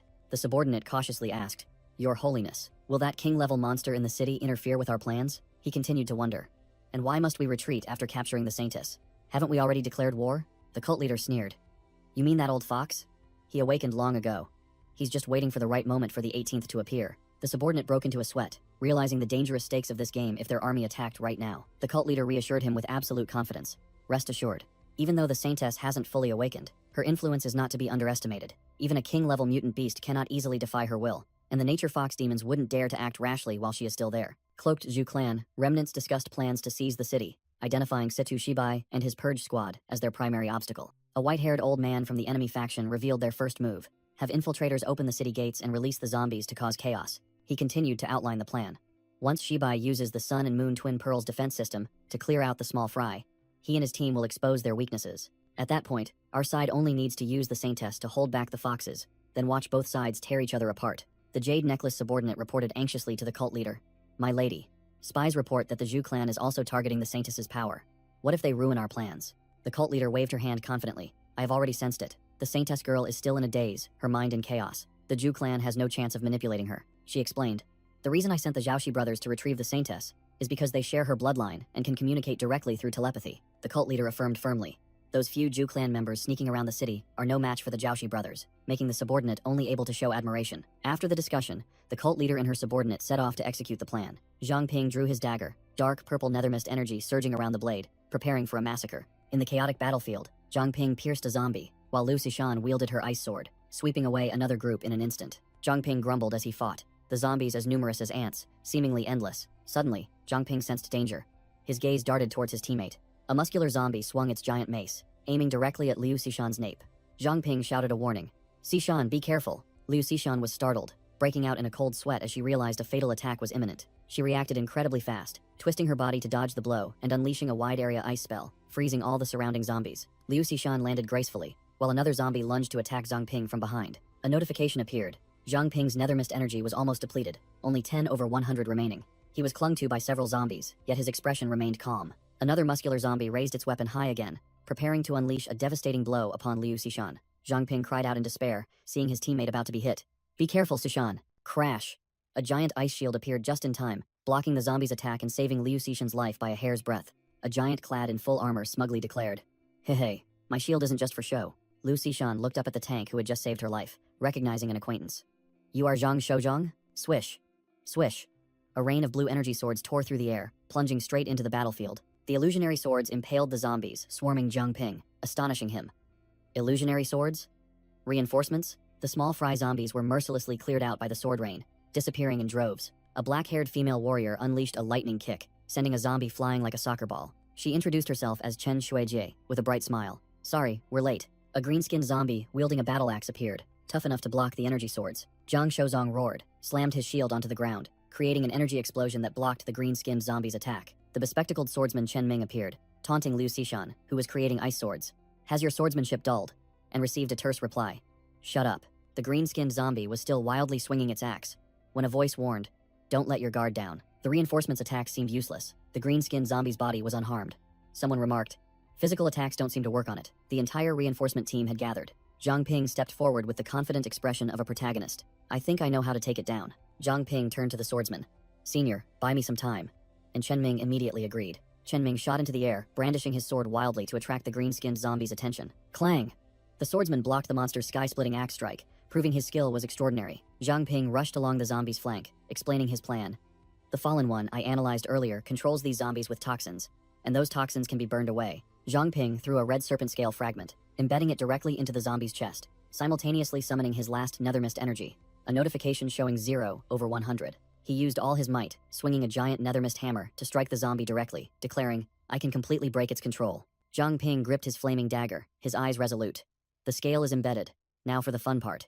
Zhang Ping activated his Fire Devourer talent, unleashing the flame binding skill, embedding it directly into the dragon scale fragment on the green-skinned zombie's chest. A terrifying fire explosion erupted from within, blasting Zhang Ping into the air and flinging the giant zombie to the ground, its body smoking profusely. The black-haired female operative stretched and sighed in relief. Finally done, these guys were really tough. Zhang Ping replied, his eyes sharp. No, the real threats have already entered Pearl City. Zhang Ping reported to the team. Senior, there are still a few injured people at safe house number 003. I'm using an item to conceal them, but I don't know how long it will last. Chen Ming crossed his arms, adopting a senior demeanor. Captain Situ has already informed us of the situation. Leave the injured to us. We've also seen your capabilities. The swordsman waved his hand. Go on, the city needs you.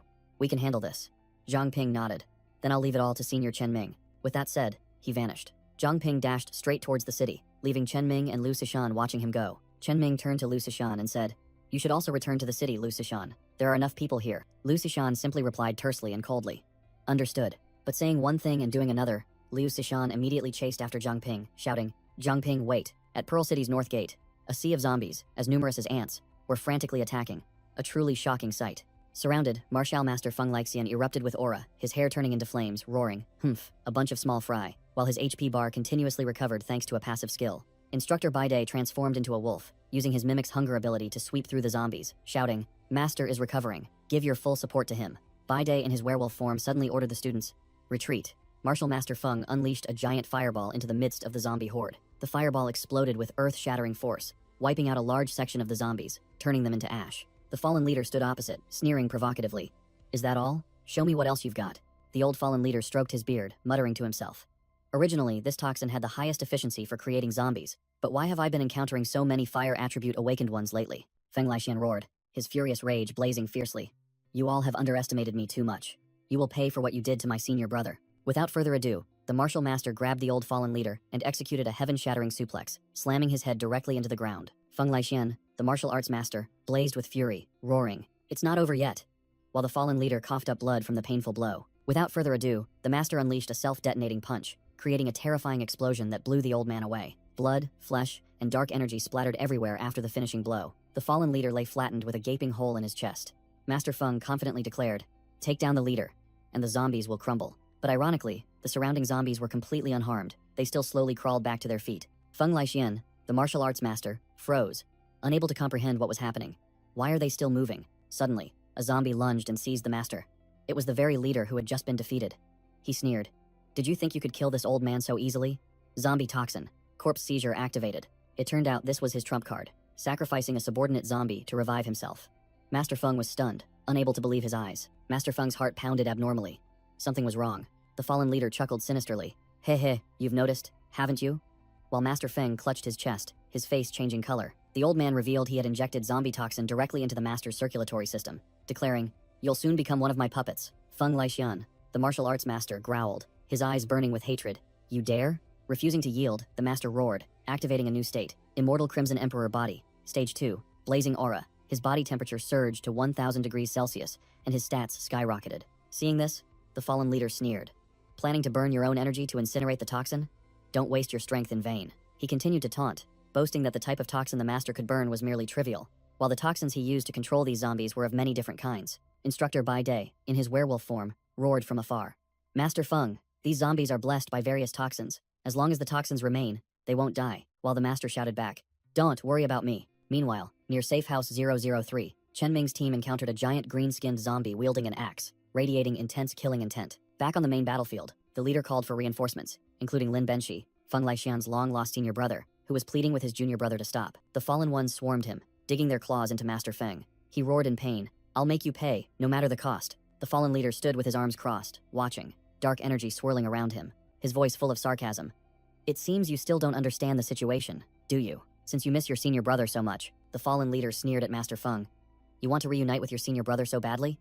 Then go down and meet him." Master Feng roared, deciding to end it swiftly, and charged straight into the midst of the fallen ones. A blazing punch from Master Feng blew away the trivial zombies, clearing a space. He gritted his teeth and let out a furious roar, his killing intent exploding. Master Feng unleashed a spinning kick, sweeping away another fallen one charging towards him. But immediately after, he faltered, his body beginning to show signs of trouble. Master Feng's arm had turned a deep purple. The toxin was spreading rapidly like a death sentence. The fallen ones surged forward again, and the master realized he didn't have enough energy to activate his final state. He muttered in despair, knowing that if he continued like this, he too would turn into a zombie. Looking at the swarming minions and the fallen warriors, Master Feng gritted his teeth. "If I lose here, the north gate will fall." Suddenly, a streak of icy blue light swept across the battlefield, leaving the fallen ones bewildered. Reinforcements had arrived. Liu Sishan and Zhang Ping charged into the horde of zombies, having received news of the master's critical condition. Zhang Ping commanded, "Save the senior first," and both shot forward like arrows. Amidst the encirclement, Master Feng sensed a new surge of energy and asked in surprise, "Who is it?" Liu Sishan glided like an icy whirlwind, clearing a path for Zhang Ping and shouting, "Senior, hang in there." Her icy blade sliced through the fallen ones, carving a straight path to the master. Master Feng roared, seizing the golden opportunity the reinforcements had just created. He unleashed his ultimate move, Beast King Fist, Body Annihilation, creating a colossal firestorm that swept away all surrounding enemies. Amidst the smoke and flames, Zhang Ping stood directly before him.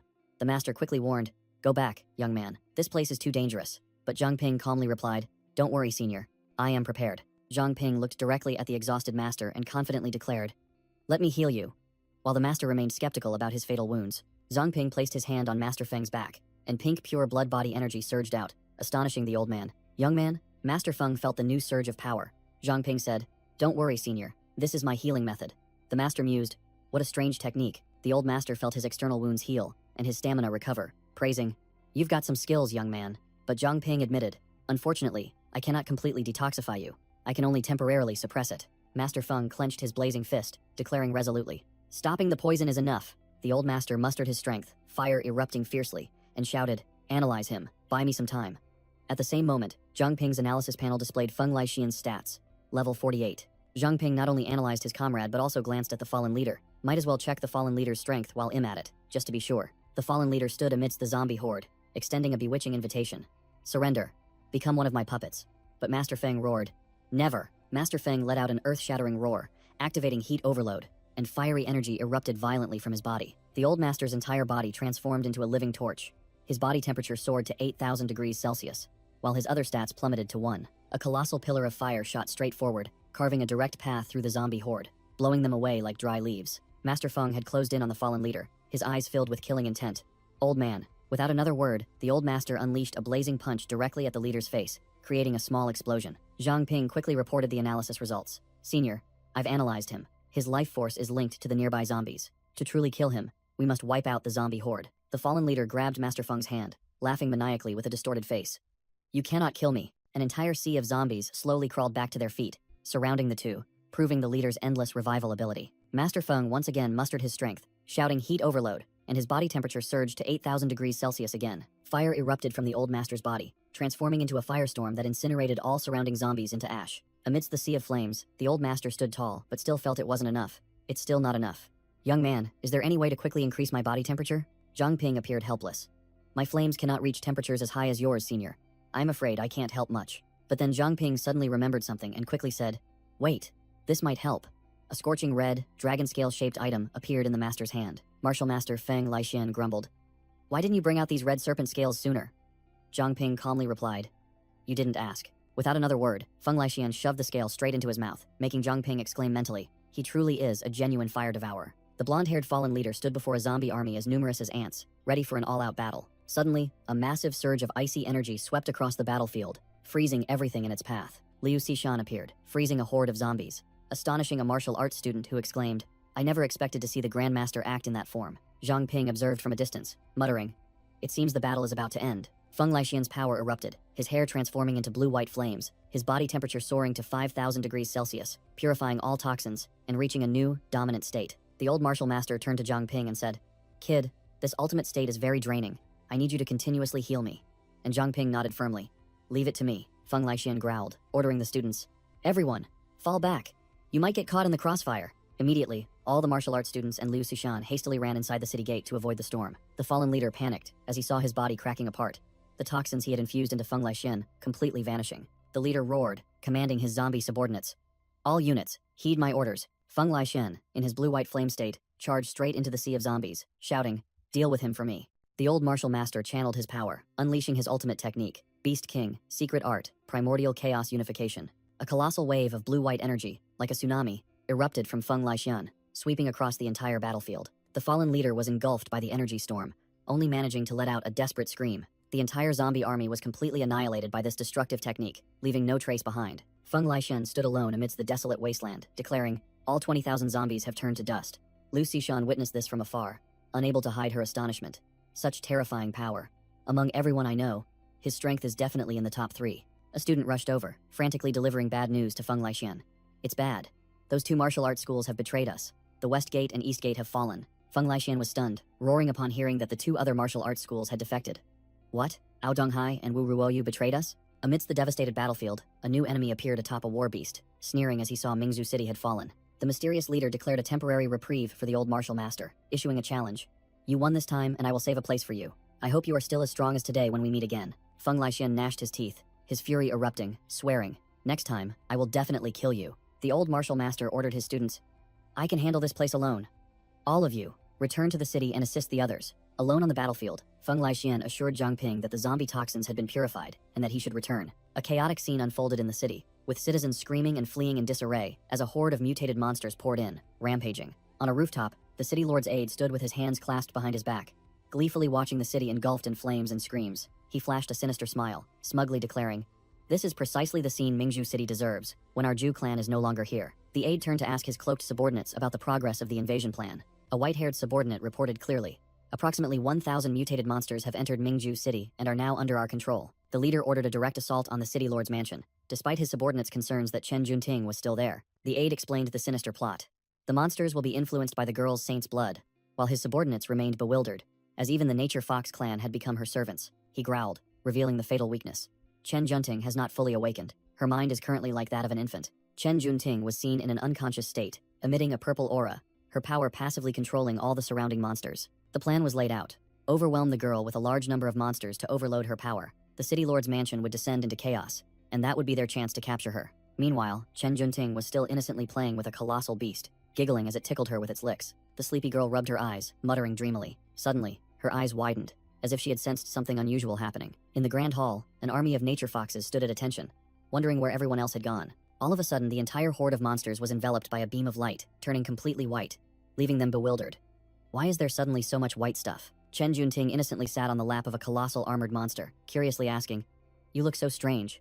What are you really?" The little girl pointed towards the bleached nature foxes, innocently complimenting, "You all are cute too." The city lord's aide and a Zhu clan subordinate observed from a distance, the aide muttering, "Just as expected." He explained to his nervous subordinate, "The overwhelming number of mutated monsters is disrupting her power." Chen Junting stumbled through the grand hall, still unaware of the danger, only feeling a sense of strangeness. The little girl looked out the window, seeing a sea of white things pouring in and wondering, why are there so many white things outside? Seeing thousands of monsters approaching, the little girl began to feel overwhelmed. Too many. A headache struck. Chen Junting grimaced, putting a hand to her forehead, muttering, "No more white things." Her power overloaded. The little girl clutched her head, screaming in pain, "Don't come any closer," and a piercing shriek echoed throughout the building. Amidst the chaotic streets, a little girl separated from her mother cried out in fear and despair. A colossal red wolf-like monster lunged forward, baring its sharp jaws, intending to devour the screaming little girl. Whoosh! Two hands suddenly appeared, ready to block the fatal attack. Just then, Liu Xishan rushed over and scooped up the little girl, while Zhang Ping used his bare hands to block the monster's bite. Zhang Ping growled, his hands erupting with blazing flames. "You beasts!" He gripped the monster's jaws tightly, incinerating its head, then turned to grumble at Liu Xishan. "You couldn't even hold it for 2 seconds?" Liu Xishan set the little girl down, who immediately ran towards her rushing mother, calling out loudly, "Mommy!" The mother embraced her child, profusely thanking them, while Liu Xishan coldly urged, "Hurry and leave this place." Zhang Ping and Liu Xishan stood blocking the path, declaring they would not let the monsters advance another step into the residential area. Liu Xishan swallowed an energy pellet, coldly ordering the purge squad to establish a defensive perimeter and evacuate civilians immediately. The mutated monsters swarmed in like ants, both from the air and the ground, making defense difficult due to fear of destroying buildings. Zhang Ping suggested stalling for as long as possible for the citizens to evacuate, and Liu Xishan immediately agreed. Suddenly, all the furiously attacking beasts froze, standing still like statues amidst a shimmering pink mist. Zhang Ping and Liu Xishan were dumbfounded, not understanding what was happening as all the monsters simultaneously froze. Elsewhere, Chen Junting floated in midair, emitting a pink aura that made the two beasts beside her docile, while the city lord's aide gaped in astonishment. The aide couldn't believe his eyes, muttering in panic, "Impossible." Chen Junting's eyes slowly opened, emitting a sacred light, signaling an astonishing power about to erupt. Energy from Chen Junting's body violently erupted, spreading outwards like an explosion of light. A wave of pink energy swept through the entire city, enveloping everything. The cloaked Zhu clan members screamed in panic, reporting that they had completely lost control of the monsters in the city. The aide cursed furiously, bitter that the saint's blood within the girl had fully awakened, hitting the jackpot of a 1% chance. Chen Junting soared into the sky, innocently talking about some white friends in the distance, making the aide turn pale and yell, "Damn it!" The aide frantically ordered his stunned subordinates, "Chase her!" Charging forward aggressively, the aide suddenly stopped as if blocked by an invisible wall, his face showing astonishment. He broke out in a cold sweat, feeling a terrifying pressure bearing down and realizing that only a king-tier monster could emit such an aura. In the sky, a giant, blood-red eye opened amidst a vortex of dark energy, making the aide and his companions freeze in place, unable to believe that it had truly awakened. The aide stood in contemplation, starting to piece things together, and questioning, could Chen Junting be the reason King Yue awakened early? The aide gestured with his chin, asking his two stunned cloaked subordinates, "If that's the case, why are you still standing there like dummies? Is something wrong?" The aide ordered his cloaked subordinates to go capture Chen Junting in Bright Pearl City, while he had other plans. The aide muttered to himself, concluding that King Yue's awakening meant the Nature Fox clan now had a king-tier combat force, and revealing himself now would be suicide. A gigantic, eerie shadow with glowing red eyes appeared behind the aide.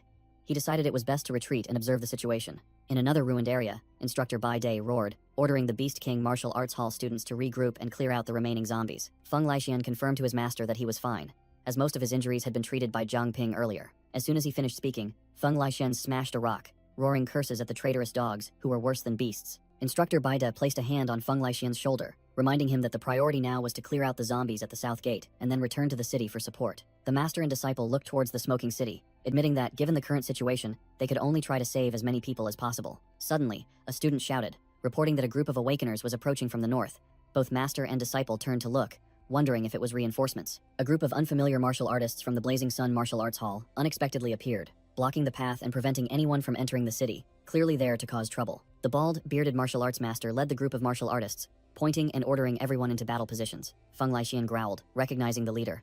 Wu Ruayu, do you still have the nerve to show your face here? Hearing that the Blazing Sun Martial Arts Hall had abandoned the West Gate without a second thought, causing Bright Pearl City to fall, the Beast King Martial Arts Hall students were furious, cursing the scoundrels. A student shouted, asking Wu Ruoyu why he betrayed Bright Pearl City, but he only scoffed contemptuously. Wu Ruoyu spoke, asking Feng Laixian meaningfully, Junior brother Feng, have you ever thought about living a different life? Feng Laixian frowned, looking puzzled, and asked back, what do you mean, a different life? The bald master pointed towards the city, beginning to preach about its fragility. Wu Ruoyu continued rambling about how humans died off from monsters every year, and questioned what would happen if humanity focused its efforts on creating a king. Wu Ruoyu continued to boast about the scenario of humans desperately fleeing from monsters, asking, what kind of world would that be? The bald man preached, if a king is born in Holy Ancestor Village, not only Bright Pearl City but this entire world will be free of mutated monsters. Feng Laixian growled, clenching his fist.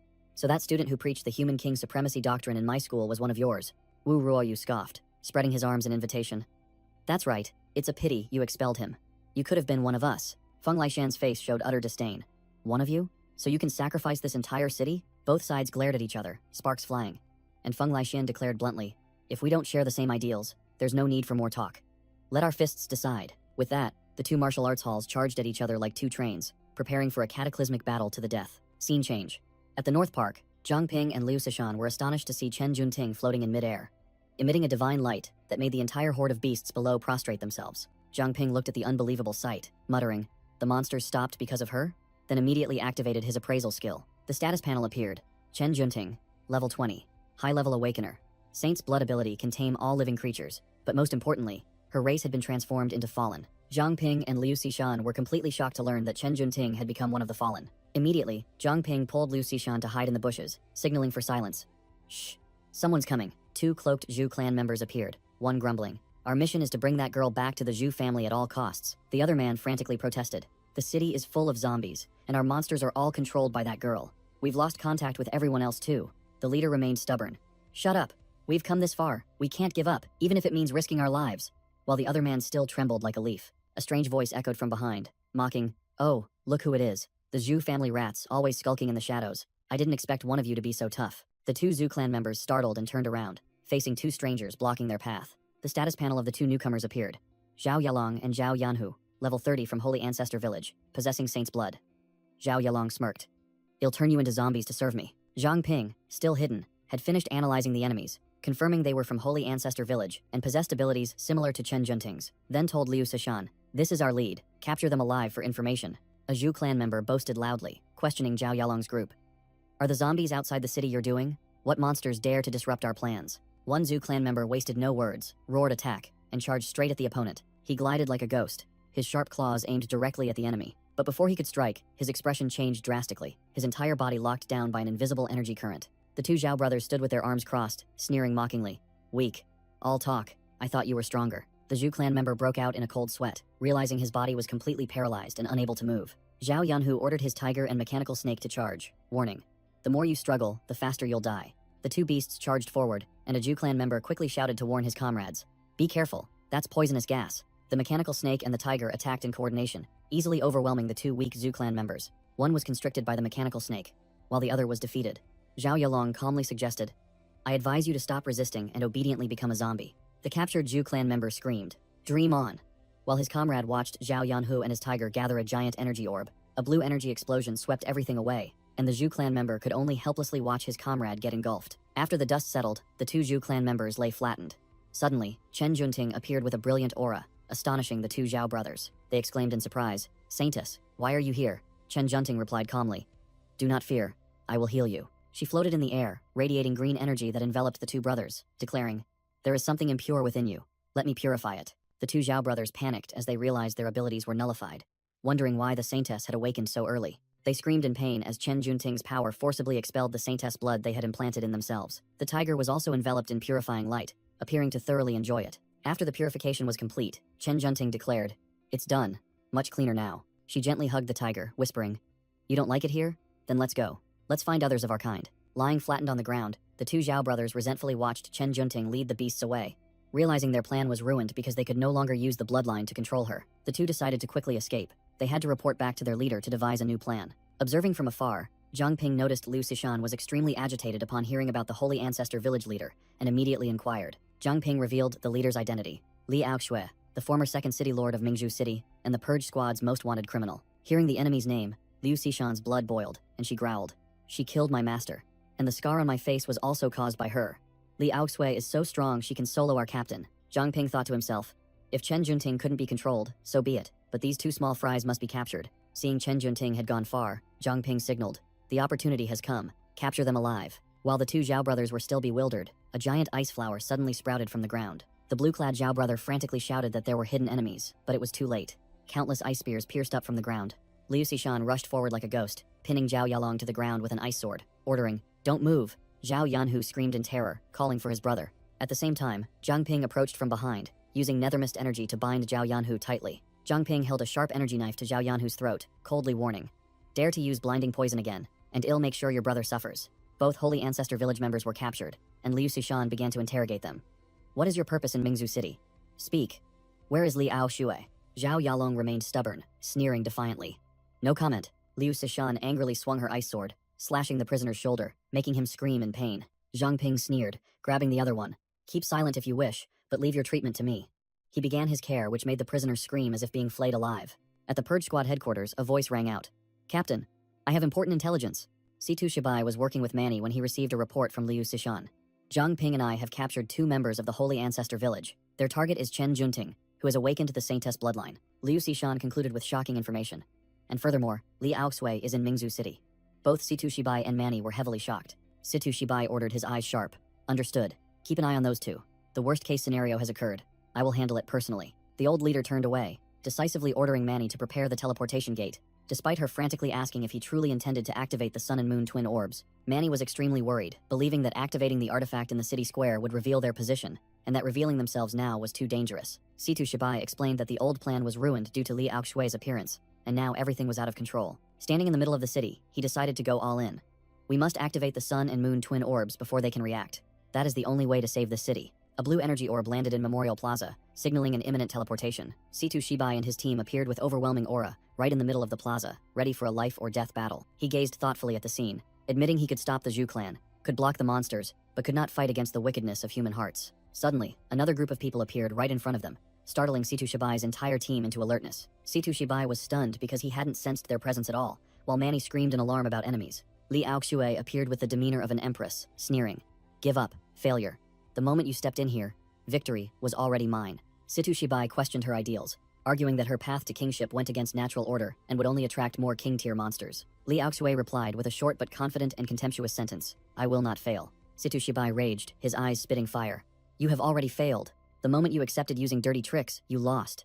You are walking the path of deceit, not that of a king." Li Aoxue stood on a pile of human bones, coldly declaring, "To achieve great deeds, mountains of bones are common. History only remembers the victors." She turned her back and walked away, continuing to sneer that it was Situ Shibai's own ambition that was dragging humanity to its doom. Li Aoxue waved her hand, and an army of zombies slowly advanced from behind.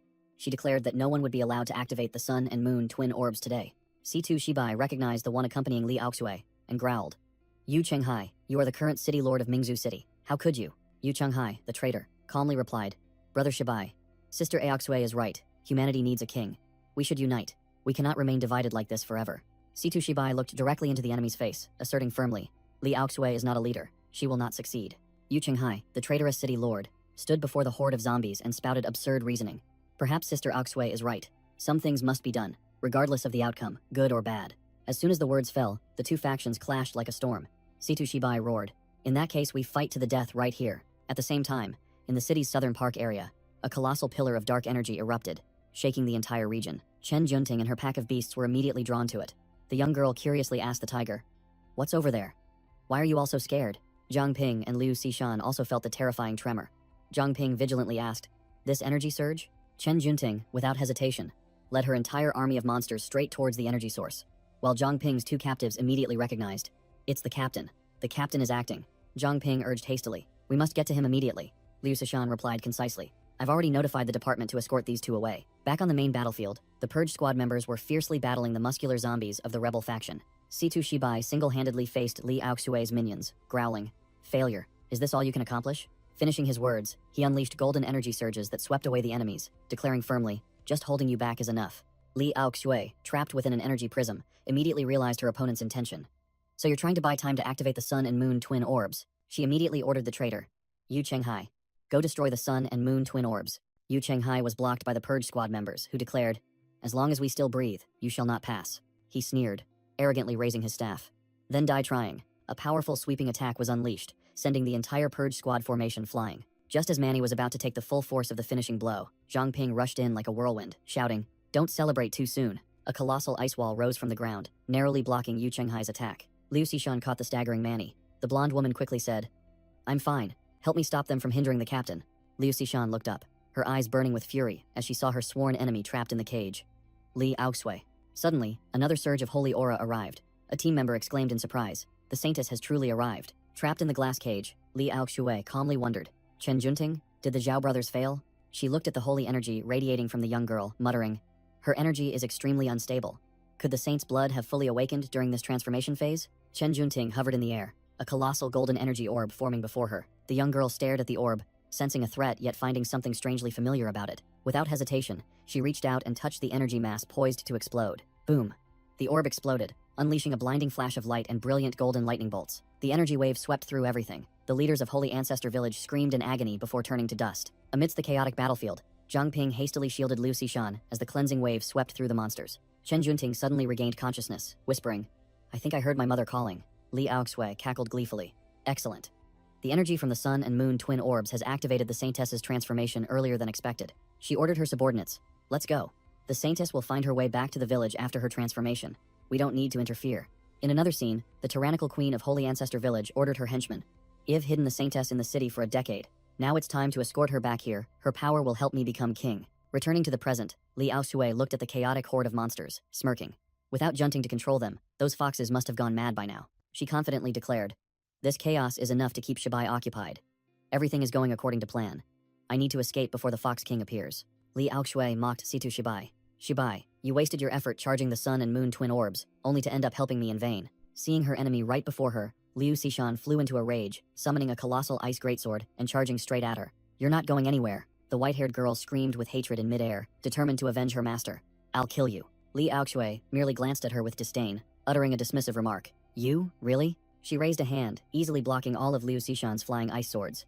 "Don't overestimate yourself, little girl." A gentle counterattack from Li Aoxue shattered the colossal ice greatsword, sending Liu Xishan flying backward. The skill gap was immense. Seeing Liu Xishan sent flying like a ragged doll, Zhang Ping roared and activated his nethermist energy, rushing to her aid. Zhang Ping swiftly caught the unconscious Liu Xishan, absorbing the full impact of the collision. He enveloped both of them in nethermist energy, minimizing the impact force as they were sent flying dozens of meters. Li Aoxue made a swift escape, not forgetting to taunt Situ Shibai with a promise of a future encounter, while the old man's subordinates were still bewildered. As soon as they landed safely, Manny anxiously shouted, asking about Zhang Ping and Liu Xishan's condition. Zhang Ping calmly replied that it was just a few scratches, while Liu Xishan bitterly admitted she was still too inexperienced compared to their enemy. Suddenly, an earth-shattering roar echoed, startling the entire team. Zhang Ping wondered why, as the monsters had already been cleared. Situ Shibai's face changed color. He realized this was the king of the Notter Foxes, and urged Manny to open the teleportation gate immediately. A group of city guards appeared, but Manny quickly realized they were Notter Foxes in disguise. The bandaged-faced captain ordered everyone to drop their weapons if they didn't want to die. Liu Xishan warned the team that all the enemies were Notter Foxes, and they needed to be careful of invisible attacks. Situ Shibai stepped forward, his eyes flashing with golden light, activating brainwave remnants and declaring he would face them all alone, causing the disguised city guards to clutch their heads and scream. Situ Shibai radiated a brilliant golden aura, ordering all members to evacuate the city immediately. When a member hesitated, he roared with authority. This is an order. Zhang Ping wondered why Chen Junting hadn't brought the foxes with her. Liu Xishan guessed that the Fox King had erected a protective barrier, then urged him to leave quickly. Situ Shibai watched his teammates retreat, knowing that staying would only make him a shield for the Fox King, while the entire group rushed towards the teleportation gate. Manny's teleportation gate was complete. A swirling black energy vortex was ready to transport the entire team to safety. Facing the invisible enemy alone, Situ Shibai unleashed a burst of energy, growling a challenge. Still unwilling to show yourself? Situ Shibai's eyes blazed with determination, ready to fight to the death to see the extent of the Fox King's power. A colossal, malevolent eye emerged from the shadows. An ancient voice echoed, acknowledging Situ Shibai as the strongest human it had ever seen. King Yue boasted loudly about his power, but Situ Shibai calmly activated analysis mode, discovering that this entity possessed the formidable skill, Principal Inversion. The monster charged with terrifying speed, but the captain remained unfazed, declaring directly, "Why guess? A fight to the death will reveal who is superior." Without further ado, Situ Shibai unleashed a technique, firing 3 blazing energy orbs directly at the boss. He roared, "Melting vacuum," deciding to incinerate King Yue's internal organs from within with super high temperatures. But the attack passed through the monster's body like air. Situ Shibai realized this was no illusion or clone. It was real, yet his attacks were ineffective. King Yue sneered, mocking the old man's tricks, deeming those moves utterly insignificant. Situ Shibai suddenly understood, realizing that the principal inversion skill wasn't magic, but a distortion of physical laws, rendering temperature and gravity useless against it. King Yue roared, "Die!" then unleashed a fatal blow, its shadowy hand seizing and crushing Situ Shibai. Believing the battle was over, Situ Shibai was crushed within the giant monster's hand, but he smirked even as he was caught, pointing out a fatal flaw. "Too bad your ability can only manipulate principles that affect yourself." With that, he activated space expansion, erecting a time barrier made of golden energy, trapping the boss within an invisible cage. Trapped in the cage, King Yue still boasted loudly, believing that killing Situ Shibai would cause this space to collapse. It looked at Situ Shibai with disdain, confident that merely crushing him would end everything. Situ Shibai played his trump card, Time-Space Genesis, a skill that creates a time loop, rewinding death to the moment of activation. King Yue was shrunk and trapped within a crystal block. King Yue realized it was caught in an endless loop, where it would be trapped forever. But it also confidently declared that its principal inversion power was immune to time resets. King Yue grabbed Situ Shibai, explaining the new rules. "You won't remember anything after each reset, but it'll retain the memories of how I tore you apart." It threatened to torment him again and again, turning this into an eternal hell just for him. It delivered a punch that shattered Situ Shibai, but then realized this situation was too restrictive. Killing him repeatedly was boring. Yet not killing him allowed him to regenerate, draining its strength. King Yue looked up at a skeletal entity on a throne, muttering about humanity's terrifying potential, then ordered its minions. "Subdue all humans, limit casualties. We still need them for reproduction." In the southern part of the city, Master Feng Laixian, of the Beast King Martial Arts School, was preparing to unleash a fiery punch upon the traitors of the Blazing Sun Martial Arts School. Suddenly, City Guard Captain Lin Kedi appeared, blocking Feng Laixian's attack with one hand, shouting, "Stop." Feng Laixian roared, questioning what Lin Kedi was doing blocking his way. The bald martial artist Wu Ruoyu of the Blazing Sun faction cursed Lin Kedi directly as a traitor, while the bandaged captain merely thought with disdain. Foolish humans, fighting amidst such a critical situation. Lin Kedi ordered everyone to drop their weapons, but neither side bothered to listen. Wu Ruoyu decided to go all out, his eyes flashing with murderous intent, thinking, "So what if the city guard is here? This fight must be seen through to the end." The bald martial artist charged, unleashing a purple psychic punch directly at Lin Kedi's face, yelling, "Why don't you just die?" Before the blow could land, Wu Ruoyu froze, his face contorting as he felt an invisible force crushing his head. Pop! Wu Ruoyu's head exploded like a watermelon, blood splattering everywhere. To Feng Laixian's astonishment, Lin Kedi dusted off his hands, coldly looking at the headless corpse, sighing. "I was only tasked with protecting the city lord for a few days, and now it's this mess." The bandaged captain turned, his sharp eyes commanding, "Everyone, drop your weapons. This is an order. Those who resist will face the consequences." Lin Kedi demanded Feng Laixian accompany him to explain the entire situation, and the martial artist had no choice but to accept. Meanwhile, at Safe House 008, the entire purge squad, including Zhang Ping, Liu Xishan, and other members, were sprawled out, looking utterly exhausted. Manny, the blonde woman, stared at her hands in confusion, realizing her power was mysteriously fading. The female member in red also clutched her chest, gasping for breath, feeling her stamina plummeting uncontrollably and her body growing heavier. Zhang Ping noticed Liu Xishan seemed unstable and immediately asked if she had discovered anything. Liu Xishan's face was ashen, frantically calling the captain via the communication orb, but there was no response. Zhang Ping pressed on with worried questions, but Liu Xishan was still consumed by panic, unable to answer. Manny spoke up, explaining the situation. "The captain used the blessing on every member of our team," she continued, stating that the blessing was a rare, national-level ability that could bestow power upon others, but if the giver died, that power would also vanish. Liu Xishan listed the buffs the entire team received from the captain. Reduced physical exertion, reduced fatigue, half body weight reduction, and half mental energy consumption reduction. Manny's face was grim, concluding that the sudden disappearance of all buffs could only mean the captain was gone. Zhang Ping couldn't believe that someone as powerful as C2 Shibai could fall so easily. Suddenly, Zhang Ping's bracelet glowed, and he muttered in a completely unfamiliar tone. It's been a while since I existed in this form. The entire team gathered around Zhang Ping, extremely worried. Captain, are you all right? A brilliant golden projection of C2 Shibai appeared, calmly announcing, Not exactly. In about a year, my energy will be depleted, and I will be dealt with by the Natter Foxes. Zhang Ping wondered, but C2 Shibai explained this was a contingency plan.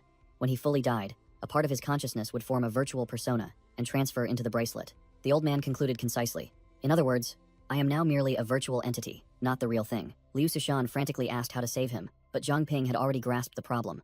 So this isn't the real C2 Shibai, but an AI carrying his memories? C2 Shibai's virtual self gave a faint, profound smile. Don't worry. Everything is according to plan. I foresaw my death, but within it, I also found hope. C2 Shibai revealed his trump card. King Yue is currently trapped in a time loop, forced to kill him repeatedly to drain its energy. He declared, this means that for the next year, it will be restrained. This is a golden opportunity for us to turn the tables on the Natter Foxes. The virtual entity turned to Zhang Ping, its eyes full of hidden meaning, calling his name as if about to entrust him with the entire world. Chen Ming immediately objected, arguing that betting everything on Zhang Ping, a low-level awakener, was too risky. Liu Sishan brushed him off, showing absolute loyalty. I trust the captain's decision. Just tell us what we need to do. C2 Shibai recalled the desperate battle in the past against the Zhu clan, asserting that the current situation was still nothing in comparison. He continued to speak of the Zhu clan's wealth, stating that their treasures could rival national artifacts, while their side had nothing at the time. The virtual entity looked at Zhang Ping and pointed out the problem. Actually, your skill level and the enemies aren't too far apart. You just lack a weapon powerful enough to pierce a king-level monster. C2 Shibai revealed a divine weapon, something only for infinite-level awakeners, and each person could only use it once in their lifetime. Finally, he pointed directly at Zhang Ping and declared, and this time, it's Zhang Ping's turn. The chubby guy on the team was utterly shocked, stammering, Zhang Ping, he's an infinite-level awakener? Zhang Ping accepted his fate. It seems the captain has already planned everything. I have no choice but to obey. C2 Shibai patted his shoulder, laughing heartily. This will also benefit you. That place holds the secrets of all humanity. Liu Sishan and Chen Ming were already fired up, eager to set off immediately. Zhang Ping raised a hand to stop them. Hold on, there are still a few things we need to prepare. C2 Shibai called out to him. Zhang Ping, come with me. The two walked along the corridor of an underground prison. Zhang Ping asked, Captain, is there truly no way to free you? C2 Shibai explained that his imprisonment was a strategic move. If he weren't busy restraining the Natter Fox King, their side would have faced two terrible scenarios. The first scenario, falling to the Holy Ancestor Village, Mingzhu City would fall into the hands of that woman, Li Aoxue, and half of the Awakeners would be wiped out. The second scenario, he would be free, but that would expose a weakness, and the Natter Fox King would immediately launch a full-scale attack. A war where even high-level Awakeners would be mere fodder. They stopped before a prison cell, inside which Zhao Yalong was tightly bound. C2 Shibai affirmed that the current situation was the best possible outcome. C2 Shibai ordered Zhang Ping, go and get some of Zhao Yalong's blood. Zhang Ping frowned in confusion. What good is Zhao Yalong's blood? C2 Shibai looked directly at him. You've been stuck at level 9 for a while now, haven't you? Zhang Ping admitted it. Zhang Ping recalled the feeling of being blocked by an invisible force right at the threshold of breaking through to level 10, as if something was caught in his throat. C2 Shibai smiled meaningfully. Just drink Zhao Yalong's blood first, awaken a new ability, and then it'll show you how to break through. While the prisoner's blood was being drawn, C2 Shibai explained. Originally, there's no bottleneck between low level and mid level. The reason you can't break through is because you possess too many abilities. Zhang Ping meditated, surrounded by crimson energy, while C2 Shibai continued to explain that multi-ability users like him needed to choose a single path, or they would be permanently stuck at their current level. A golden scale appeared in Zhang Ping's mind, and C2 Shibai's voice echoed. Once you determine the path you truly wish to take, breaking through will be as easy as pie. Zhang Ping drained the vial of blood. The system announced, the glutton has activated. New ability awakened. Old King Bloodline. This ability has a simple principle. What doesn't kill you makes you stronger. C2 Shibai instructed. This is your chance. Use this new ability to sense the changes in your other abilities. In his inner world, Zhang Ping analyzed a series of his innate talents, from nethermist body to pure blood body. Finally, his gaze sharpened, focusing on two things. Covenant Stone. The glutton. C2 Shibai stood behind Zhang Ping, his sharp eyes asking directly, well, have you chosen yet? Zhang Ping was still hesitant, muttering, too many choices. Is there really no way to take them all? The old man simply closed his eyes and uttered a philosophical remark. That depends on your heart alone. I cannot offer advice. Zhang Ping meditated, admitting he was stuck between two choices. The Covenant Stone was the foundation of his power, while the glutton was simply too dominant. The green Covenant Stone flared in his mind, the root of most of his existing abilities. But the glutton was no slouch either. It had granted him 4 top-tier abilities. Nethermist body, pure water body, pure blood body, and Old King bloodline. He realized that the glutton also originated from the Covenant Stone. The potential of both was infinite. Finally, Zhang Ping had his answer. A surge of green energy erupted, and the system announced, level up successful. His status panel appeared. Zhang Ping had reached level 10, officially joining the ranks of mid-level awakeners, and the Covenant Stone had evolved into 3 new forms: Weapon Pact, Armor Pact, and Domain Pact. Zhang Ping was slightly disappointed. Only 1 level up. But he knew well that the gap between low-level and mid-level was immense. He felt his physical strength and mental power surge. Now, he could precisely control the flames of the Fire Devourer's heart. Situ Shibai appeared and asked, level up successful? Zhang Ping confidently replied, yes. Zhang Ping clenched his fist, flames erupting under absolute control. He thought to himself, no wonder Sishan had to reach mid-level before being ready for combat. The level of control at this stage is truly remarkable. He summoned the Covenant Stone, which now transformed into a blazing red crystal, its weapon pact form. The crystal elongated, transforming into a sharp dagger. Zhang Ping muttered, with this new skill, that once useless stone finally has a purpose. He plunged the dagger into the floor. It pierced through the metal with ease, leaving a small trail of blood from his hand. Situ Shibai remarked, the hardness of this mid-level stone can now rival the pearl blade. The old man nodded in satisfaction. Just as I predicted, you chose the Covenant Stone as your core, not the glutton. Zhang Ping sneered, holding the blazing red dagger. I really wanted to choose the glutton, but something told me it wasn't suitable. Situ Shibai explained. While the glutton grants abilities easily, the risks are extremely high. Countless cases have resulted in backlash, chi deviation, or even death. Zhang Ping explained to Situ Shibai. Although the Covenant Stone levels up a bit slowly, every new ability it unlocks is essential, like a lifesaver. Suddenly, Zhang Ping recalled the insidious plot, recruiting awakeners under the guise of city guards, then gradually eliminating them. Memories of the enemy's plan appeared vividly. Eliminate those with threatening potential within 1 year. Princess Yue. The whole team gathered. Chen Ming reported the tense situation. According to intelligence, Princess Yue is massively recruiting troops under the guise of city guards to purge all those with true strength. Situ Shibai, with a pensive expression, confirmed. Highly likely. Chen Ming declared. I've decided to return to Mingzhu City, inform Master Feng, and find a way to get them out. But Zhang Ping immediately dismissed it. Absolutely not. It's too dangerous. Zhang Ping warned. A horrifying vision of people being torn apart by fox demons flashing in his mind. If we don't do something, they'll suffer the same fate as the old city guards, swallowed and replaced in silence. Liu Xishan stepped forward, placed a hand on Zhang Ping's chest, and firmly stated, going alone is too risky. I'll go with you. The whole team responded in unison. Well, go too, Chen Ming suggested. Let's split up and contact the awakeners we know. That way, it'll be faster. Situ Shibai immediately rejected that naive plan. How do you know if those people haven't already been replaced by nature foxes? You'd be exposed instantly. Zhang Ping confidently crossed his arms, nether mist energy swirling behind him. Now I'm a mid-level awakener. Sneaking in alone, even if discovered, I'm confident I can retreat safely. Chen Ming still vehemently objected, raising a hand to stop him. I don't agree. Mingzhu City is a death trap now. Do you know how important you are? Zhang Ping growled, his eyes blazing. Of course I know, but tell me to sit by and watch my comrades get devoured by those foxes? I can't do that. Besides, I still haven't avenged Su Jingyao. Zhang Ping turned to reassure Liu Xishan. Don't worry. I have a contingency plan. Even if I run into Princess Yue, it'll still be fine. Chen Ming lost his patience, summoning a flurry of hovering flying swords. If you're determined to go, then you'll have to defeat me first. Zhang Ping smirked. All right, as you wish. Whoosh. Nethermist energy erupted. Zhang Ping vanished and reappeared right behind Chen Ming. A blade of shadow pressed against his neck, leaving him stunned. Too fast. He didn't even have time to move. Zhang Ping, his entire body enveloped in dominant nethermist aura, coldly declared, it seems I win. Chen Ming broke into a sweat, a faint mark of shadow energy still on his neck, exclaiming in astonishment. Is this nethermist? You're much stronger than before your breakthrough. Situ Shibai explained Zhang Ping's overwhelming power to the entire team. An infinite-level individual like me had to reach mid-level to deal with mutated monsters, yet Zhang Ping already defeated a mid-level awakener when he was still a rookie. His potential is even greater than mine. Finally, Situ Shibai smiled in approval. Very well, Zhang Ping. I will no longer stop you from returning to Mingzhu City. But before that, I have a treasure I wish to give you. Situ Shibai called Zhang Shouzong over, saying that Zhang Ping had a favor to ask, which left the burly man bewildered. System analysis showed that Zhang Shouzong possessed the adipose tech ability, which could convert excess fat into material energy to create objects. Zhang Ping put his arm around Zhang Shouzong's shoulder, pulling him into a private room to talk, saying that he would be of great help. The teammates outside eavesdropped. Manny teased Zhang Ping not to be stingy, while Chen Luowei was speechless, fully aware of the protagonist's intentions. Zhang Ping walked out of the room, cheerfully thanking Zhang Shouzong. Immediately after, Zhang Shouzong staggered out, visibly emaciated, causing Manny to shriek in horror, asking what had happened. In the Purge Squad's secret room, Situ Shibai introduced Zhang Ping to a new weapon.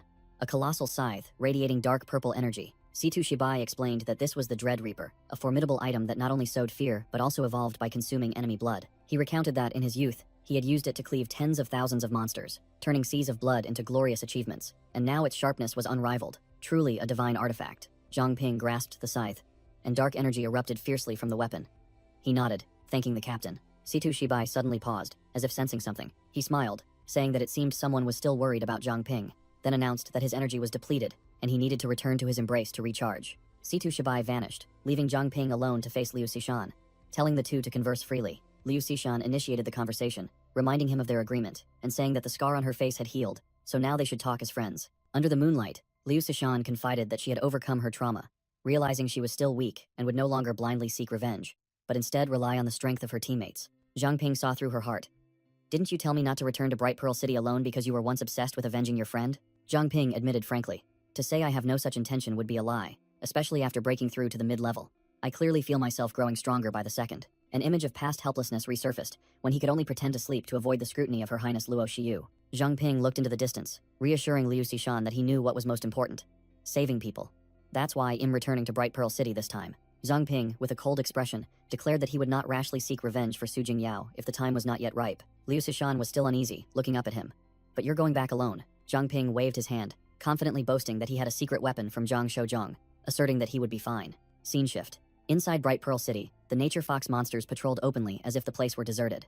Zhang Ping, in a fully hooded outfit, quietly infiltrated the city, realizing that the nature fox patrol had tightened their encirclement. He observed from afar, seeing the monsters blocking Bright Pearl Plaza, prohibiting all ordinary citizens without business from entering. A veteran spirit appeared behind Zhang Ping, asking if he had a plan yet, but Zhang Ping brushed it off, confident that the old fox would need another year or two to do anything to him.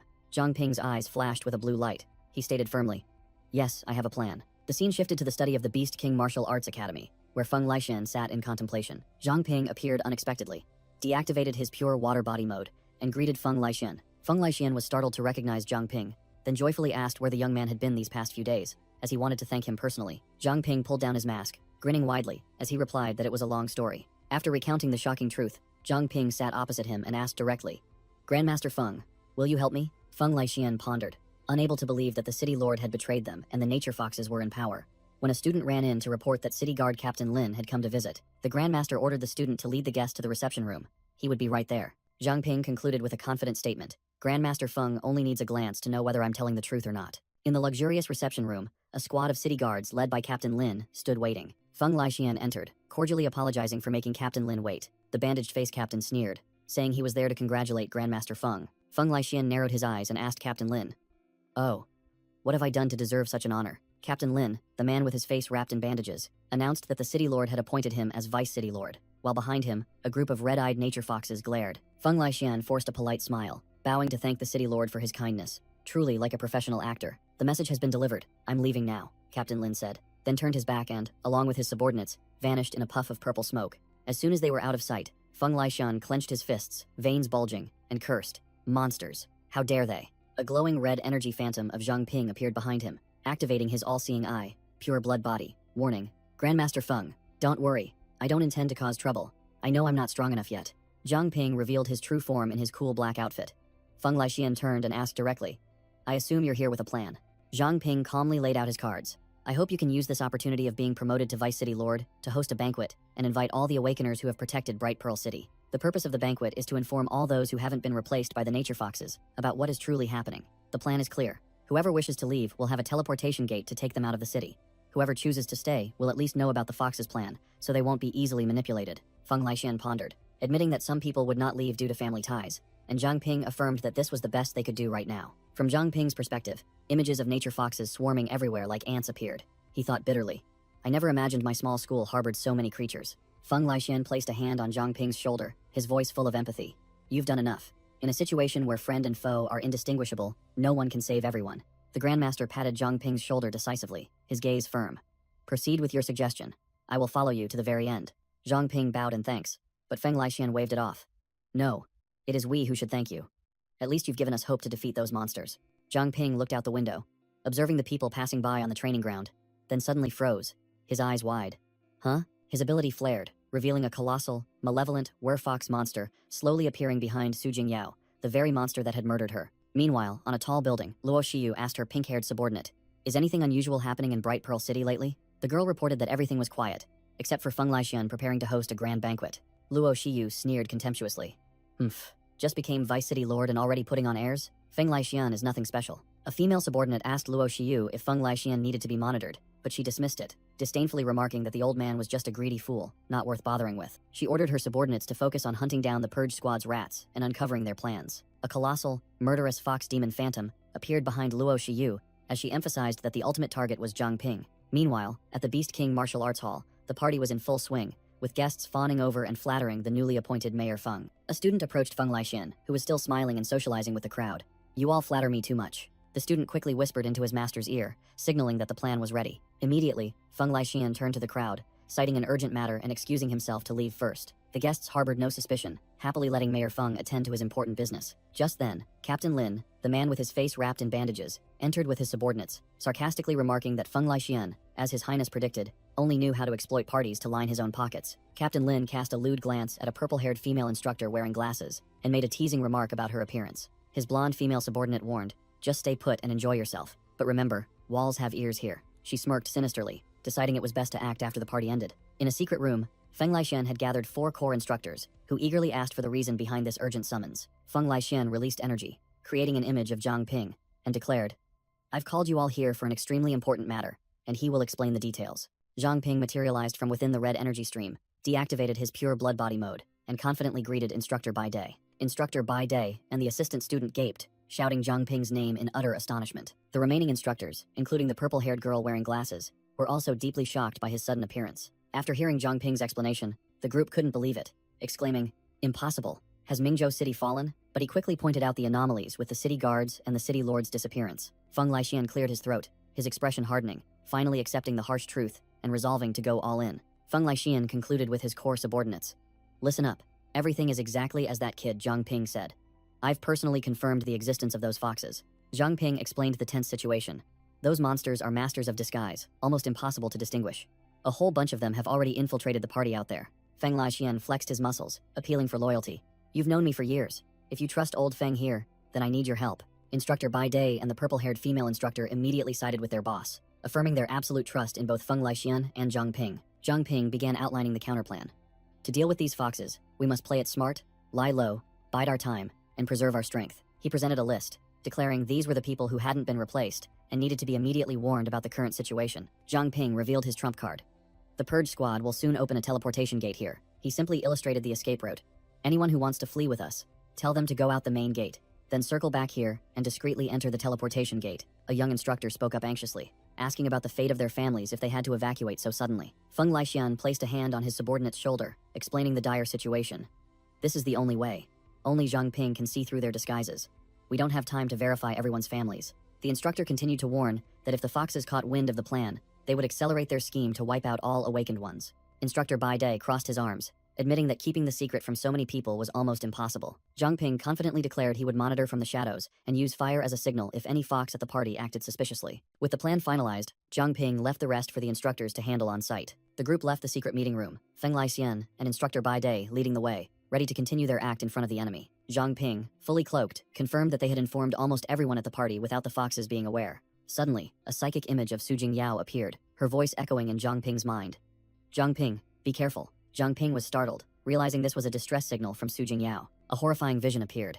A giant dark fox demon was poised to devour Su Jingyao's team, and its target was a girl named Chen Weihua. Zhang Ping hid in the shadows, his mind racing. He had to find a way to lure the monster away. If it noticed anything unusual, the entire plan would be ruined. Su Jingyao struck up a conversation with Chen Weihua, asking if she was on her way home. Chen Weihua turned around, startled, recognizing an acquaintance. "Oh, Sister Su? Is there something you need me for?" Su Jingyao smiled kindly, offering to walk together since it was on her way, and Chen Weihua happily agreed immediately. From the shadows, Zhang Ping sneered, mistakenly thinking Su Jingyao was the cunning fox who had walked right into his trap.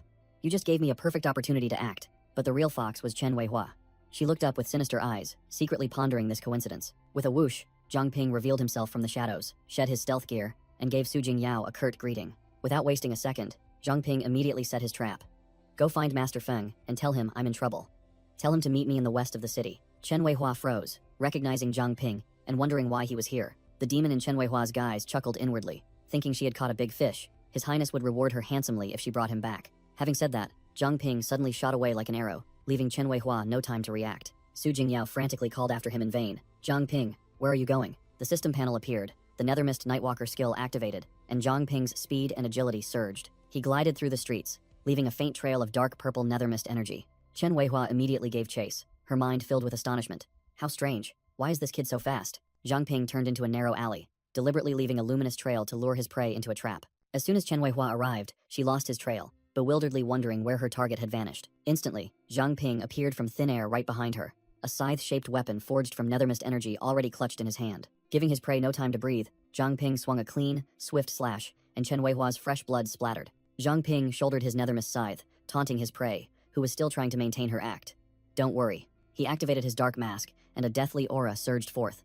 I won't let you vanish too quickly. Chen Weihua shed her disguise, revealing her true fox demon form, admitting that Zhang Ping had seen through her act. Before the fox demon could even collect herself, countless nethermist blades pierced her from behind, making her realize Zhang Ping's deadly power. She roared, believing Zhang Ping was merely possessed by nethermist, then lunged to attack. Clang! The demon's claws clashed, sparking, with Zhang Ping's scythe in a furious assault. Zhang Ping coldly activated a new skill, summoning nethermist chains marked with -10. Whoosh! The purple chains whistled through the air, binding the fox demon, while Zhang Ping began to speak about the person who gave him a reason to live. Beneath his mask, Zhang Ping asserted that she was the one who gave him peace, helping him to no longer live in fear. The fox demon was tightly bound, bewildered by Zhang Ping's rambling as countless nethermist spears pointed directly at it. Slash! All the spears simultaneously pierced the demon's body, making it scream in pain and terror. When did Zhang Ping get so strong? Zhang Ping stepped closer, his voice hardening. To me, she is my childhood friend, the most important person in the world. He grabbed the demon's throat, pressing a nethermist short sword against its neck, speaking of his friend's simple dream, while the demon trembled and pleaded. Then why did you do that to her? Zhang Ping roared, thrusting the sword straight through the demon's throat amidst its wild shriek. The demon's fresh blood gushed out, forming a large puddle on the ground. Believed to be dead, the demon suddenly let out a gruesome sneer, mocking that Zhang Ping would never know the truth. It provoked him wildly, recalling the victim's desperate face at the moment of death to infuriate Zhang Ping. Losing patience, Zhang Ping pointed, ordering the nethermist chains to tear the demon's body into pieces. The demon's head was crushed, and it could only utter its last words in extreme agony. Su Jingyao's illusion appeared, tears welling in her eyes as she desperately cried out. No. The illusion vanished, Zhang Ping crushing the mask of the Chen Weihua fox demon as his nethermist energy reached its maximum. Dark purple energy violently erupted around Zhang Ping as he growled. The one I want to kill. Zhang Ping's eyes behind his mask flashed with bloodlust, his killing intent soaring. He shot forward, swinging a colossal nethermist blade and yelling, It's you filthy fox. After the finishing blow, Zhang Ping's mask shattered, and he held the last remnants of the evaporated demon. Suddenly, Luo Shiyu descended from above, her tone sarcastic. I didn't expect you to handle Yue Shiliu by yourself. You've grown much stronger. Zhang Ping turned, his eyes full of vigilance, as he faced the new enemy. Luo Shiyu crossed her arms, exuding an overwhelming aura, and smirked. I didn't expect you to be so eager to die. Zhang Ping didn't flinch, retorting, How do you know I have no more trump cards, while simultaneously activating his appraisal skill, but it failed miserably. Luo Shiyu sneered at the struggles of the dying man, while the system continuously reported analysis errors. Out of options, Zhang Ping went all in, summoning the nethermist beast and roaring. All right then, let me give you a death with your eyes closed. Finally, the system displayed the opponent's information. Yue Weihua, level 39 mutated monster. Yue Weihua struck, her fiery red tail transforming into a sharp whip, tearing through Zhang Ping's nethermist body defense. Zhang Ping hastily raised his hand to block the attack, his nethermist shield shattering, consuming 20 energy points. He gritted his teeth, poured all his strength into his arm, and shouted, Release. A surge of red and black energy erupted, transforming into a colossal scythe in Zhang Ping's hand. Reaper's Scythe. He spun, unleashing a heaven-splitting slash with the Reaper's Scythe, creating an arc of energy that directly collided with the opponent's attack. Zhang Ping landed, his face paling as he realized the opponent's terrifying power. She tore through my nethermist as if it were nothing? He recalled the analysis results, identifying her strength. Her main weapon is her tail. Just then, the insidious tail lunged to attack again. Zhang Ping activated his pure water body, transforming his body into liquid to dodge the attack, confident that her physical blows were mere child's play. Luo Shiyu smirked, showing disdain. Oh? It seems you have more trump cards than I thought, she growled. But do you really think that trick can save you? Her fiery red tail began to condense energy, aiming directly at Zhang Ping in his liquid form. Zhang Ping realized he was in trouble, yelling, Damn it! She's using Deep Freeze ability to freeze my pure water body. Even under pressure, Zhang Ping was lucid enough to notice an absurdity. She can see through King Yu's illusions, something even Situ Shibai couldn't handle. How the hell did you do that? With no other option, Zhang Ping stomped his foot, deciding to make a big move. She briefly saw a red gem flash beneath her feet. Out of evasive options, Zhang Ping pulled out a red gem, deciding to go all out with his weapon pact, channeling energy into the stone to create an explosion large enough to escape. Boom! A colossal fireball engulfed everything, blowing away the entire neighborhood. Zhang Ping used the explosion as a smokescreen to vanish amidst the dust and smoke. Luo Shiyu merely clicked her tongue, child's play, completely unharmed by the explosion. She turned, her voice full of sarcasm as she saw Zhang Ping had stopped. What's wrong? Out of breath from running, Zhang Ping admitted her power was too immense. He couldn't escape alone. His eyes flashed, his voice full of defiance. That's why I decided to call for backup. While Luo Shiyu was still bewildered, a familiar voice rang out. Zhang Ping. Immediately, Feng Laixian and Bai Dai, two muscular powerhouses, charged in like tanks, asking Zhang Ping, Dr. Chen Weihua said you were in trouble. What happened? Luo Shiyu muttered, realizing Feng Laixian was Zhang Ping's accomplice. She growled, her killing intent surging. If I can't use you anymore, then all of you die. A tail sharp as a dagger shot forth. Feng Laixian yelled, watch out, kid, and pushed Zhang Ping flying away. Zhang Ping tumbled, his face paling as he saw her true form. She's a fox demon. Feng Laixian looked at the enemy, growling. I see. Truly troublesome. He turned and shouted, Bai Dai. Take care of your students. Zhang Ping muttered, so, this is a nature fox, then suddenly shot out a stream of blue liquid that enveloped Bai Dai. Bai Dai cried out in alarm. Kid, what the hell are you doing? But Zhang Ping calmly replied, don't worry, master, I won't harm you. Zhang Ping activated pure blood body, shared vision, ordering the two to look closely at Luo Shiyu, leaving them gaping in astonishment at her demonic form. Bai Dai shouted a warning. Master, your stomach!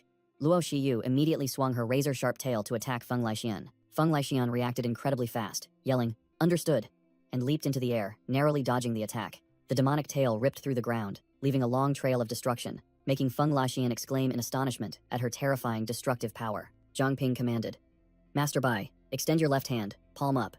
And the old man complied hesitantly. A drop of crimson blood suddenly appeared in Bai Dai's palm. Zhang Ping instructed, find a way to make Master Feng swallow this. Bai smirked, confidently replying, understood, I have a plan. He flicked a drop of blood towards Feng Laixian, shouting, when the good tidings arrive with the wind, receive them with gratitude. Hearing the signal, Feng Laixian opened his mouth and neatly caught the incoming drop of blood. Gulp. The old martial arts master swallowed Zhang Ping's blood. Immediately after swallowing the blood, Feng Laixian roared, monster, now I see you, as Luo Shiyu lunged to attack. The old martial arts master easily dodged Luo Shiyu's razor-sharp tail, now fully seeing through her movements. Bai Dai didn't stay idle either, channeling crimson lightning energy as he declared, well, lend a hand too. Feng Laixian growled, vowing revenge for his students, his entire body erupting in golden flames. You damned monster. You'll pay for what you did to my students. Zhang Ping explained. Master Feng, that's my blood.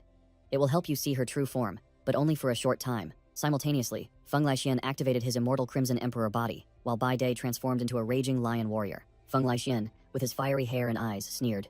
That's more than enough. With enhanced vision, Feng Laixian and Bai Dai charged into combat like two fierce beasts, easily dodging and counterattacking Luo Shiyu's minions. Luo Shiyu's face twisted in frustration, unable to understand how these nobodies could see through her illusions, then suddenly realized, is it that brat Zhang Ping again? Dodging a kick from Feng Laixian, she roared in fury as her plan was disrupted. Luo Shiyu's crimson eyes flashed with a deadly glint as she muttered, very well, I don't care what method he uses. Dark energy violently erupted from her body as Luo Shiyu shrieked, I will kill all of you! She summoned her trump card from the shadows. Moon Shadow. It's time to get to work. A dark hand with razor-sharp claws slowly emerged from Luo Shiyu's shadow, signaling the imminent appearance of a formidable foe. A humanoid demon with a fox. Wolfhead crawled out from the darkness, kneeling down in obedience. As you command, Your Highness. Bai Dai immediately warned Feng Laixian. Be careful. The fox demon that emerged from her shadow is extremely powerful. From behind, Zhang Ping realized this was not an illusion, but an entity hidden in the shadows, frustrated that he had never discovered this before. Zhang Ping was annoyed that he couldn't use his analysis skill while in his pure blood form, wondering what kind of power this new demon possessed. Zhang Ping threw an item towards Feng Laixian, shouting, Master Feng, this is the last snake scale I have. Feng Laixian caught the item, hearing Zhang Ping's assurance. Don't worry, Master. I promise we will escape Mingzhu City. Just buy me a little time. The old martial artist gripped the snake scale in his hand, his eyes filled with trust. Since you're so confident, Feng Laixian activated his ultimate state. His hair turned white, his entire body erupted in destructive blue-white flames, his body temperature soaring to 4,000 degrees Celsius. The two masters stood side by side, their aura soaring to the heavens, ready to fight to the death. We entrust our lives to you. Feng Laixian shot forward like a blue lightning bolt, roaring. Kill one first. He aimed directly at one of the moon shadow demons currently fighting Bai. Starting with you. Bai Dai was no pushover either, single-handedly taking on two moon shadow demons, using his bare hands to block their razor-sharp attacks. He roared, delivering a devastating uppercut, sending one demon flying into the air. Instructor Bai Dai, in his roaring lion form, his chest bore deep, bleeding claw marks, but his eyes were still full of fighting spirit. A moon shadow demon lunged forward, swinging its razor-sharp arm down like a scythe, intending to tear him apart. Wang Jiamin's voice rang out in warning. Instructor, it'll take care of your wounds, don't worry. This fox can attack you through your own shadow. Feng Laixian, enveloped in blue flames, dodged like a deity against the continuous attacks from the crimson tail of another moon shadow. The old martial artist growled. The flames on his body flared more intensely. We can't keep defending forever. Feng Laixian shouted, ordering his comrade. Old Bai, execute the 3+1 strategy, a suicidal strategy to gather the monsters. Bai Dai didn't hesitate for a moment, his sharp eyes responding. Understood. The moon shadows taunted, seeing Bai Dai only dodging attacks. Not bad speed, but your attacks are like cat scratches. Do you think that's enough to kill me? It just feels like tickling. Another moonshadow demon, seemingly tougher, roared. Shut your mouths. In a flash, the demon closed in and pierced Baiday's flank. A fatal blow. Baiday coughed up blood, but a savage smile crept onto his lips as the demon's arm was now within his reach. Got you, he roared, his hand clamping tightly onto the demon's head, giving it no chance to escape. Gathering all his strength, Baide tensed his body, preparing to execute the fateful throw. Master, he shouted, flinging the demon in his hand straight towards its comrades, completing the task of gathering the monsters. The moonshadow facing Feng Laixian realized the danger. It decided to go all out, piercing the old martial artist's chest with its tail. Seeing the three demons gathered in one spot, the one that had just been thrown still disoriented, the plan had succeeded. Despite his chest being pierced, Feng Laixian roared, releasing his full power.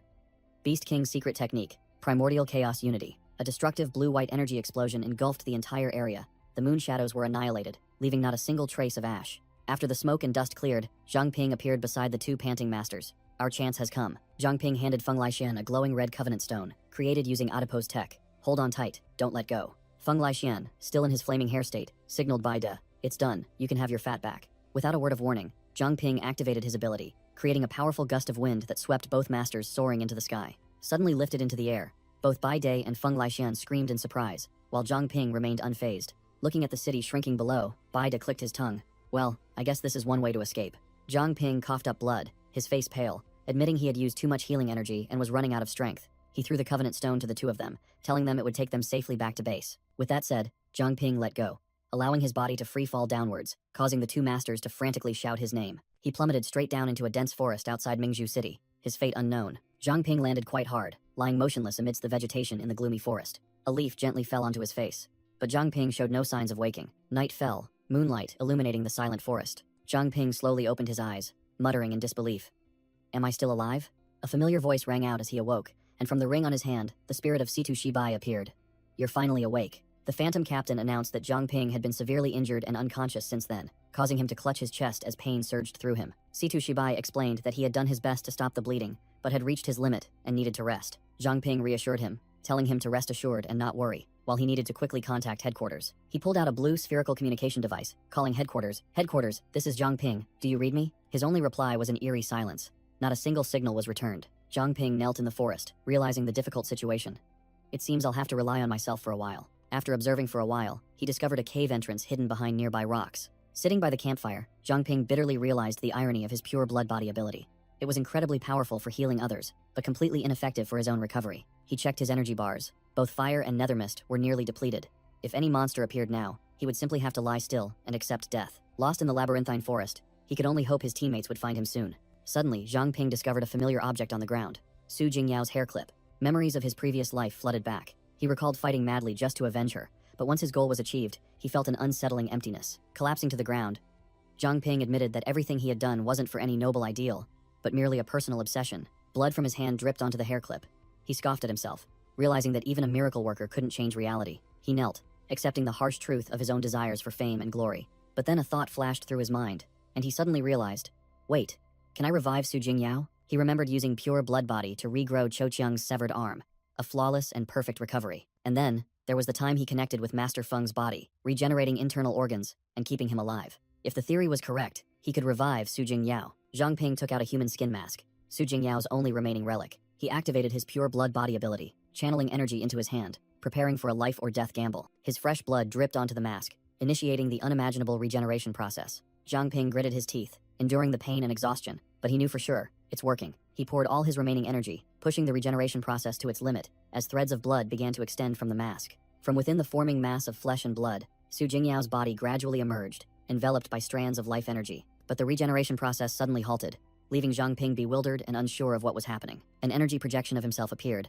showing his body was overloaded and severely injured, lacking the strength to complete the revival. Nevertheless, facing failure, Zhang Ping's energy projection merely smirked defiantly. No, I won't give up. Despite his exhaustion, Zhang Ping's will roared, determined to revive Su Jingyao at all costs. I refuse to lose you again, even if I have to drain every last drop of my energy. In the night sky, 3 streaks of light tore through the air, hurtling towards the forest like shooting stars. Feng Laixian, the martial artist with fiery hair, sensed something was wrong and warned his teammates. Something's amiss here. Prepare for impact. The 2 muscular martial artists, Feng Laixian and Elder Bai, were thrown downwards by an invisible force. Both landed with extreme coolness in the dense forest, ready for any contingency. They landed steadily, without a single wasted movement. Feng Laixian grumbled, showing his distrust. Honestly, That kid is as trustworthy as a screen door on a submarine. A new group appeared, led by a sword-wielding man in glasses, recognizing the two seniors. You must be Senior Feng Laixian and Senior Bai De? We've been waiting for you. The chubby Zhang Shouzhang from the reinforcement team scratched his head, chuckling. Hey, I managed to pick up the big guy as soon as I got Zhang Ping's message, but I didn't account for the landing. Feng Laixian laughed, appearing unconcerned. Haha, a minor incident like this isn't enough to scare us, but others might not be so lucky. You should be more careful. Lu Xishan cut in, getting straight to the point. Where is Zhang Ping? Didn't he return with you? The two martial artists' expressions turned serious. Elder Bai explained that they had let Zhang Ping fall into this forest. They explained this was the Lost Forest, with complex terrain. Once inside, it was hard to get out, and blindly searching would be suicidal. Chen Ming, the reinforcement team leader, exhaled a puff of smoke, confidently declaring, "The Purge Squad badge has a positioning function. I'll go." Feng Laixian also volunteered, feeling responsible for not noticing Zhang Ping's injuries, then told Elder Bai to stay and recover. Elder Bai intended to object, but Feng Laixian reassured him, asserting that his own injuries were healing themselves, and the monsters in the forest were mere small fry. Chen Ming finalized the plan. So, it's decided. Liu Xishan, Senior Feng and I will go look for Zhang Ping. Fatty, you take Elder Bai back to base. Zhang Shouzhang was thrilled to hear he was given a separate mission, but quickly held back. Wait, no, the fatty immediately became serious, giving a decisive military salute. You can count on me. In a dark cave, Zhang Ping's heavy, ragged breathing echoed. The protagonist was pushing his limits, blood gushing out to regenerate Su Jingyao's body, muttering, "Come a little closer." Unexpectedly, the system delivered good news. The pure blood body talent has been upgraded to intermediate level, its potential soaring. Thanks to the timely buff, Su Jingyao's body regeneration process accelerated, and she murmured, "This time, it must succeed." Zhang Ping gasped, tiredly covering his face, unable to believe his eyes. Did I really do it? A tear rolled down his cheek, and he could only utter a single sound. Su Jingyao was completely reborn, hastily putting on a hoodie, and smiled as she greeted him. "Long time no see, Zhang Ping." Zhang Ping froze, still unable to believe the girl in front of him was real. Su Jingyao, as soon as he finished speaking, he staggered and collapsed from exhaustion, finally able to breathe a sigh of relief. Su Jingyao rushed to catch him in a panic, calling his name worriedly. "Zhang Ping, are you all right?" He rested his head against her, his voice weak but still trying to sound fine. "I'm okay, just a little tired." She sighed, playfully chiding him. "Honestly, your reckless stunts haven't changed at all." Zhang Ping smirked. "If I hadn't taken risks, we wouldn't be here today. Luckily, I ate that gemstone back then." Su Jingyao smiled gently, admitting, "I know, you've always worked very hard actually." She recalled the times he was doubted by the entire school, or when he faced insurmountable enemies. He never backed down. She stroked his head, her voice full of pride. "Seeing you mature and gain so many wonderful friends, I'm truly happy. You must cherish them." He had fallen asleep at some point. She gently asked, "Are you tired? You've done more than enough. Please rest well." Zhang Ping sank into a deep sleep, and a tear from her fell onto his cheek. Su Jingyao cried and smiled at the same time, thinking to herself, "I also wish I could continue this path with you, but unfortunately, it's too late now. My soul energy is depleted." Her hand gradually became transparent, but she still placed her full trust in him. "But I believe if it's you will definitely find me again. Won't you, Zhang Ping?" Su Jingyao's soul dissolved into specks of light, leaving a final farewell for the collapsing Zhang Ping. Amidst the silent space, her figure completely vanished. Suddenly, an eye snapped open. Zhang Ping sprang up like a coiled spring, screaming in panic. Su Jingyao. He whirled around, seeing her lying motionless right beside him. He let out a long breath, trying to calm himself after the nightmare. He gently shook her, his voice still trembling.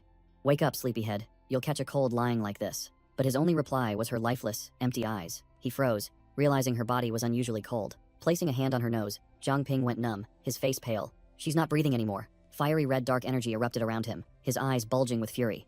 "Are you kidding me?" He cried out in despair, staring at her body. "We just talked, didn't we?" Her face remained peaceful, but life had completely vanished. He slumped down, trying to piece everything together, recalling her words about soul energy. A terrifying hypothesis flashed in his mind. Could the revival have failed because her soul had disappeared? He mumbled, reassuring himself that as long as he could find her soul, there was still a chance. Just then, a tiny, mutated monster crawled out from a crack in the rocks. The ant-like creature with swirling eyes looked bewildered, devoid of any killing intent. A rustling sound came from the cave entrance, where a faint light glimmered. Zhang Ping sat still, his gaze fixed on the source of the movement, ignoring the small monster curiously observing him. The small mutated ant spoke, asking Zhang Ping, "Are you awake?" Zhang Ping sat down, looking at the weak ant. "You look so weak, you must be hungry, right?" He tossed it a piece of dried meat, muttering, "You didn't attack me when I was unconscious, so I can't just leave you here." The ant startled, then buried its head in the delicious morsel. It suddenly ran around Su Jingyao's former spot, gesturing as if asking where she was. Zhang Ping replied, his gaze distant. "She's just sleeping, in a very peaceful place." He looked at the naive ant, thinking it probably didn't understand the concept of death yet. Unexpectedly, the ant pushed the meat towards Zhang Ping, indicating it wanted to share. Zhang Ping smirked. This was the first time he had encountered such a friendly, mutated monster. A phantom of Su Jingyao appeared to comfort him, reminding him to cherish the present as crying wouldn't change anything. Regaining his composure, Zhang Ping decided to inspect the ant. Analyze. The information panel appeared. Mobile Fortress Queen Ant, 5-star potential, low-rank monster, but possesses the king-tier skill Royal Majesty. Zhang Ping was speechless. He had just escaped one princess, only to stumble upon a potential queen. A loud noise caught his attention. Zhang Ping turned around and continued to use Analyze. Another information panel appeared. Black Mountain Archbacked Ant Swarm. Level 5. A true legion with spiked armor and corrosive acid. Zhang Ping turned to tease the small ant. Hey kid, looks like your friends are here to pick you up. Contrary to his expectation, the queen ant trembled, clearly terrified out of its wits. Realizing something was wrong, Zhang Ping quickly scooped up the small ant, sensing trouble. A raging river of black ants was surging towards the cave entrance. Without hesitation, Zhang Ping activated Pure Water Body, transforming into a puddle of liquid to escape. Zhang Ping ran, taunting the queen ant in his hand. Looks like those guys aren't happy to see you, huh? Did they cause those wounds on you? The queen ant looked frantically towards a skeletal ant that seemed to be a guard, trembling all over. Discovered. Zhang Ping ran for his life, as a sea of hideous skeletal ants swarmed towards him, muttering that this queen ant's Royal Majesty skill was utterly ineffective. Because the queen ant's level was too low, the other ants saw its presence as a challenge, furiously charging to eliminate the imposter. Zhang Ping looked at the queen ant cowering in his hand, sighing. It seems your royal ability needs a lot of grinding, kid. While trying to stall the monsters, Zhang Ping spotted a giant mutated bear sound asleep in a tree. A bold idea struck him, and he rushed forward, delivering a thunderous slap to the bear's face to wake it up. Its sleep disturbed, the mutated bear roared furiously, its eyes glowing red with killing intent, ready to tear apart the intruder. The enraged bear swung its claws, attacking the charging skeletal ant swarm, creating a chaotic battle exactly as Zhang Ping had planned. Zhang Ping quickly slipped away, thinking that this decoy was strong enough to buy him time for a safe escape. But when he looked back, he realized these ants were no ordinary kind. They were truly skeletal monsters. Under the moonlight, Zhang Ping used the treacherous mountain forest terrain to shake off the ant swarm. He was confident that since the ants couldn't fly, climbing to higher ground would give him an advantage. However, the skeletal ants were incredibly persistent. They didn't hesitate to ram down ancient trees to pursue their prey. Zhang Ping swiftly leaped from branch to branch, while below, the entire forest trembled from the monster's rampage. Suddenly, a violent seismic shock hit, causing Zhang Ping to lose his balance, and he wondered, what was that sound? An earthquake? He looked down in horror. The ground was cracking open, and something colossal was emerging. A giant treant with furious red eyes slowly rose, leaving Zhang Ping stunned. What in the world is this? The treant roared, its gaze sweeping over the skeletal ant swarm. Where do you vermin come from? It bellowed. How dare you disturb my sleep? Then swung a colossal fist down onto the ground, crushing the ants in a terrifying explosion. The giant treant swung its steel-hard wooden arm, preparing to unleash a battlefield clearing strike. Green energy gathered around its arm, forming a destructive vortex. Whoosh! The swirling energy punch shot straight down to the ground, crushing everything in its path. Boom! An energy explosion erupted, blowing away the trashy skeletal ants. Zhang Ping immediately activated Nightwalker for stealth, planning his escape. At least this guy cleared out the ants. Time to bolt. Just as he was about to slip away, the treant suddenly roared, calling him back. Hold on, human! Zhang Ping froze, cold sweat pouring down. This boss could see right through his stealth. He immediately spammed his appraisal skill, but the system continuously reported errors. The treant's level was too high to check. After several attempts, the information panel finally appeared. Ye Changchun, human, Fallen 1, Alex Tier Awakener, level 35, Dendrification ability. Zhang Ping was stunned to see the words Fallen 1, muttering, It's been a long time since I've met a living person. I'm a bit excited.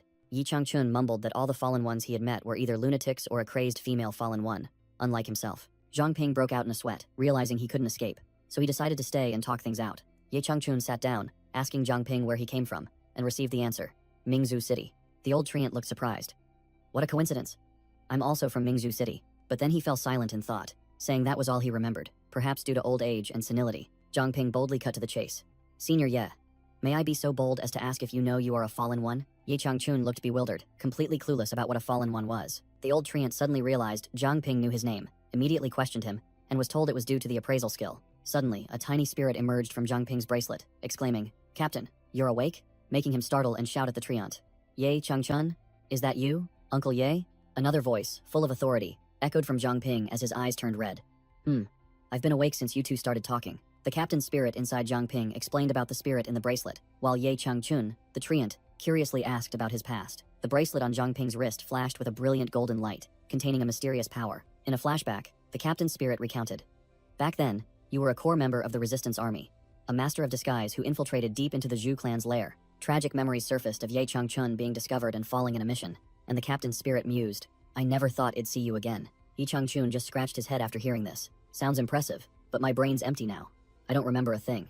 Suddenly, an old white-haired spirit appeared behind Zhang Ping, placing a hand on his shoulder.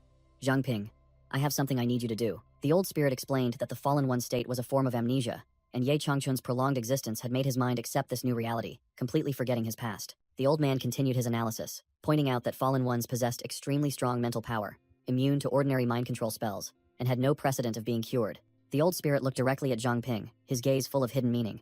But you might be an exception. Zhang Ping immediately understood the implication, turning to the treant. You mean you want me to use the Covenant Stone? Ye Changchun's eyes widened, his voice full of skepticism. Kid, do you really think you can cure this Fallen One disease? Zhang Ping summoned the level 7 Covenant Stone, green energy surging forth, explaining, theoretically, yes, but you must completely relinquish control of your body to me. Expecting something serious, Zhang Ping muttered.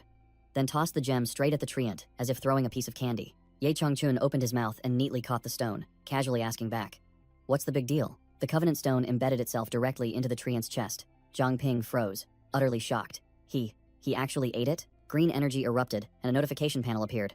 Covenant successful. Contracted beast. Ye Changchun. Zhang Ping was still reeling in shock, muttering, damn, he actually ate it, and the Covenant actually succeeded too. Regaining his composure, Zhang Ping decided to test it immediately, raising his hand to command. Green energy surging around him. Ye Changchun, I command you. The command was given, and green light from Zhang Ping flowed directly into the giant treant's body. Stop being a fallen one. Ye Changchun let out an earth-shattering roar as the purifying energy swept through his body, while Zhang Ping was astonished. It was just a test, but it actually worked? Ye Changchun screamed in agony as the purifying energy swept through his body, while Zhang Ping froze. Damn, is purifying a fallen one this easy? After the pain subsided, Ye Changchun was completely lucid, his memories flooding back. Mingju City. Beast Taming Ju Clan. I remember everything. The system panel displayed a new contracted beast summoning notification, and Zhang Ping realized a problem. Wait, forced covenants also consume effect slots? That's new. Zhang Ping's jaw dropped, his brain processing rapidly. Does that mean I can't use the level 7 Covenant Stone to awaken new abilities anymore? Recovering from the shock, Zhang Ping could only console himself, considering it a good deed to level up the stone, while Ye Changchun grinned widely, resurrected. Ye Changchun turned to his benefactor and asked, Hey kid, I still don't know your name. Zhang Ping replied straightforwardly. Zhang Ping. The old treant mumbled the name, then burst out laughing. Haha. I never expected the one who could break the curse of the fallen ones to have such an ordinary name. As repayment, Ye Changchun extended his hand, and a blazing purple orb of dark energy appeared. This old man lives in the middle of nowhere, with not much to offer in return. But if you don't mind, please accept this. Zhang Ping immediately recognized the item. Is this Nethermist essence? He didn't hesitate, activating his appraisal skill immediately. The system successfully analyzed it, and the information appeared. Nethermist essence. Quality? The bile of a Nethermist black bear. Zhang Ping clicked his tongue. Bear bile, huh? It's fine. At least it's not something more disgusting. Ye Changchun felt apologetic that the gift seemed mediocre, but Zhang Ping immediately reassured him. Don't worry, Senior Ye. This will be extremely useful. Zhang Ping held the orb, recalling Xishan's warning that Nethermist creatures were like parasites, but he was confident. As long as I don't let it take over my mind, it'll be fine. He recalled the battle fighting side by side with Xishan against Luo Shiyu's giant Nethermist monster, determined to become even stronger. Without much thought, Zhang Ping shoved the energy orb straight into his mouth. Bottoms up, everyone. As soon as he swallowed, dark energy erupted, enveloping Zhang Ping's body. He gritted his teeth, enduring, sweat pouring down like rain, determined to control this wild power. A dazzling purple light shot out from Zhang Ping's body, marking the completion of the absorption process. A notification panel appeared. Nethermist essence absorbed successfully. Nethermist body, beginner tier, has evolved into Nethermist body, intermediate tier. But that wasn't all. Another, even more astonishing notification appeared. Current potential, 5 stars. Level increased to 13. Covenant Stone upgraded to level 8. Zhang Ping was dazed by the overwhelming buffs. Ye Changchun's eyes widened in admiration, while Zhang Ping mused to himself that perhaps only he would dare to recklessly consume that thing and live to tell the tale. Ye Changchun called out to someone hiding. Old Su, you've watched enough, come out now. While a giant stone face grumbled beneath Zhang Ping's feet. You're too trusting. A stone head emerged from the ground, startling Zhang Ping. Ye Changchun sneered. Just a tired old man, what's there to be flustered about? Old Su, are you going to remain a rotting fallen one forever? Su Qingba's stone face growled, showing indifference. What does it matter if I'm a fallen one or not? Isn't my current life quite free and unburdened? Ye Changchun sighed, his gaze sharpening. It seems even you have forgotten some important things. Ye Changchun struck at his weakness. Do you truly not wish to see your family again? This made the stone face freeze. Family? No sooner had he spoken than the ground violently shook as a giant stone figure rose. Zhang Ping immediately activated his skill. Analyze. The information panel appeared. Su Qingbo, Fallen 1, Apex Awakener, Level 36, Ability Mimicry, Mutation, capable of merging with inorganic matter, a formidable opponent. Ye Changchun pointed directly at the stone figure. Look at yourself. Do you even resemble a human anymore? While Su Qingbo vaguely mumbled a familiar name. Zhang Ping recalled information about Su Qingbo, a legend of the Mingzhou City investigation team, one of its long-lost founders. Zhang Ping thought to himself, both seniors are fallen ones, both adrift in this wilderness. It can't just be a coincidence. Yi Changchun recounted the past. I was gravely wounded by the Zhu clan, forced to flee outside the city, and reluctantly merged with the trees to heal, becoming like this. Yi Changchun gently patted the giant stone figure's hand, reminiscing. Back then, old Su was still a young man. I never expected him to have a family, always boasting about his adorable granddaughter. Upon hearing the words granddaughter, Zhang Ping's eyes lit up, and a flicker of suspicion sparked in his mind. Zhang Ping pondered for a moment, then said, so that's how it is. This puzzled Yi Changchun. Kid, what's wrong? Zhang Ping raised his hand, light energy converging, deciding to take a big gamble. Senior, do you recognize? An image of Su Jingyao appeared from the stream of light, hovering before the giant stone figure. Zhang Ping pressed. This person? Faint memories surfaced in Su Qingbo's mind.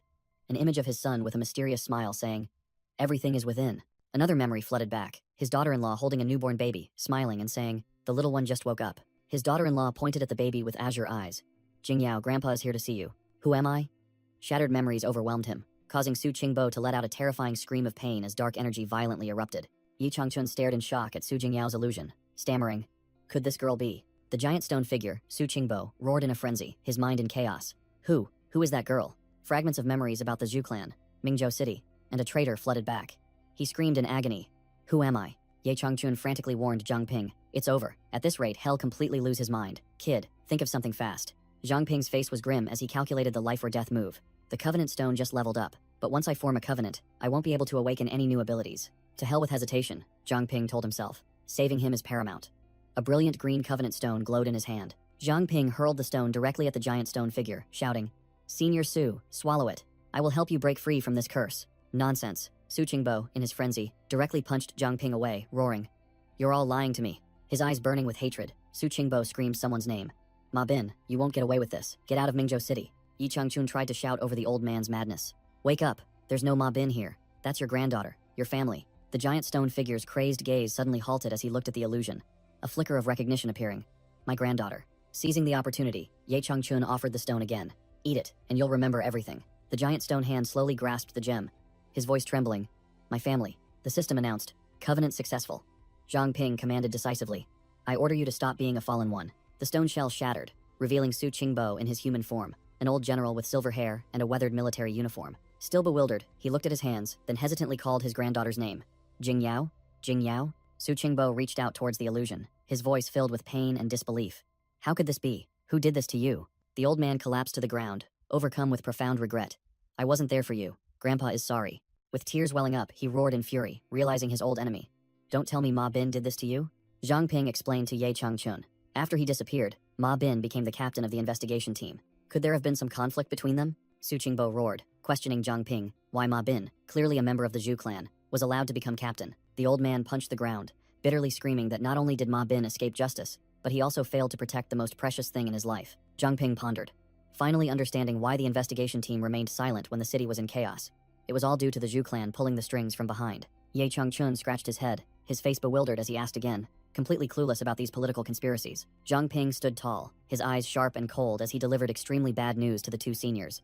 Mingzhou City is currently on the brink of destruction. Su Qingbo recounted that after being severely wounded during a mission, he had to hide in this forest to recover. Zhang Ping sneered, his hand stroking the small ant queen in his pocket, saying that if not for Ye Changchun, both master and servant would have been gone long ago. Su Qingbo mused, recounting how he constantly heard his granddaughter's voice, sometimes even feeling as if she was guiding him. Zhang Ping unexpectedly interjected, asserting to Su Qingbo, what you saw might not have been an illusion. Su Qingbo was stunned, shouting, what? At Zhang Ping's assertion, he revealed that Su Jingyao had a natural talent from a young age. Her ability was like soul projection, capable of entering others' dreams. Su Qingbo speculated that just before she was killed, the girl managed to separate her soul from her body, and the illusions he saw were caused by this ability. He continued to analyze. Since her physical body was destroyed, her soul was forced to exist in spirit form, but a wandering soul without a place to rest will soon. Zhang Ping's face paled, sweat pouring as his mind raced, realizing a terrible outcome.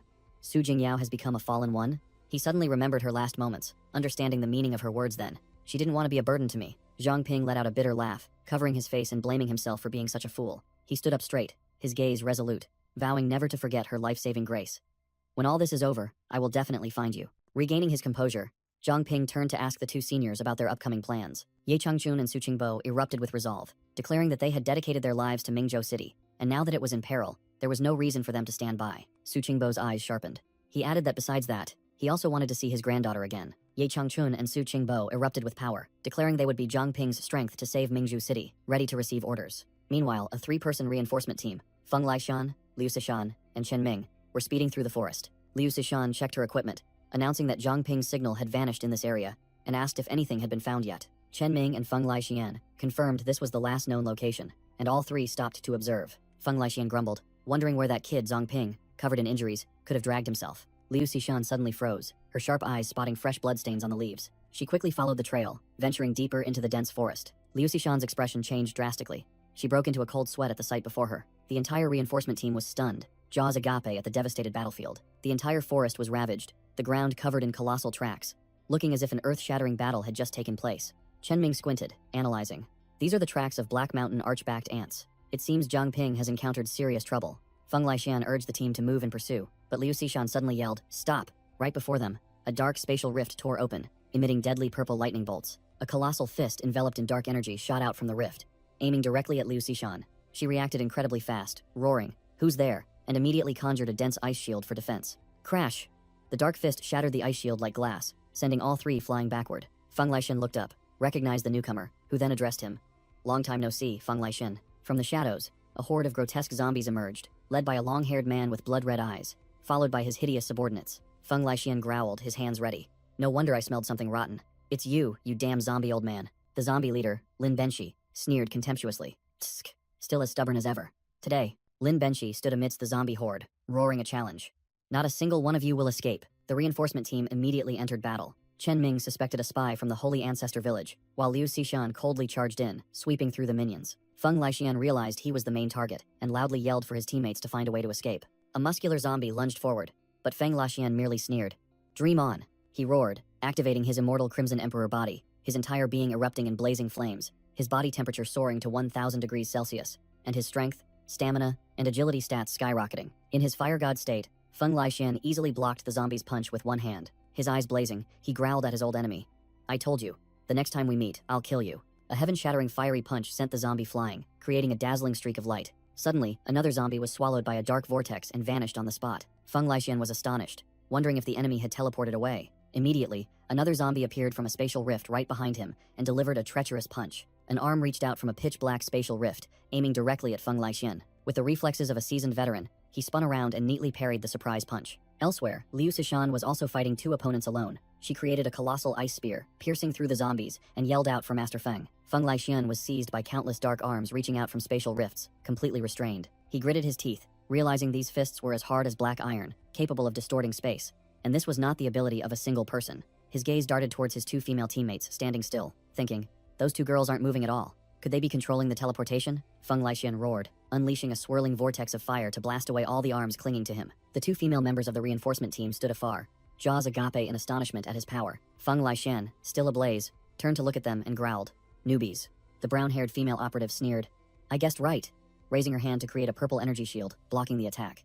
She frantically yelled at Lin Benshi, "What are you doing? He's right above us." But the old man calmly replied, "Relax, look closely."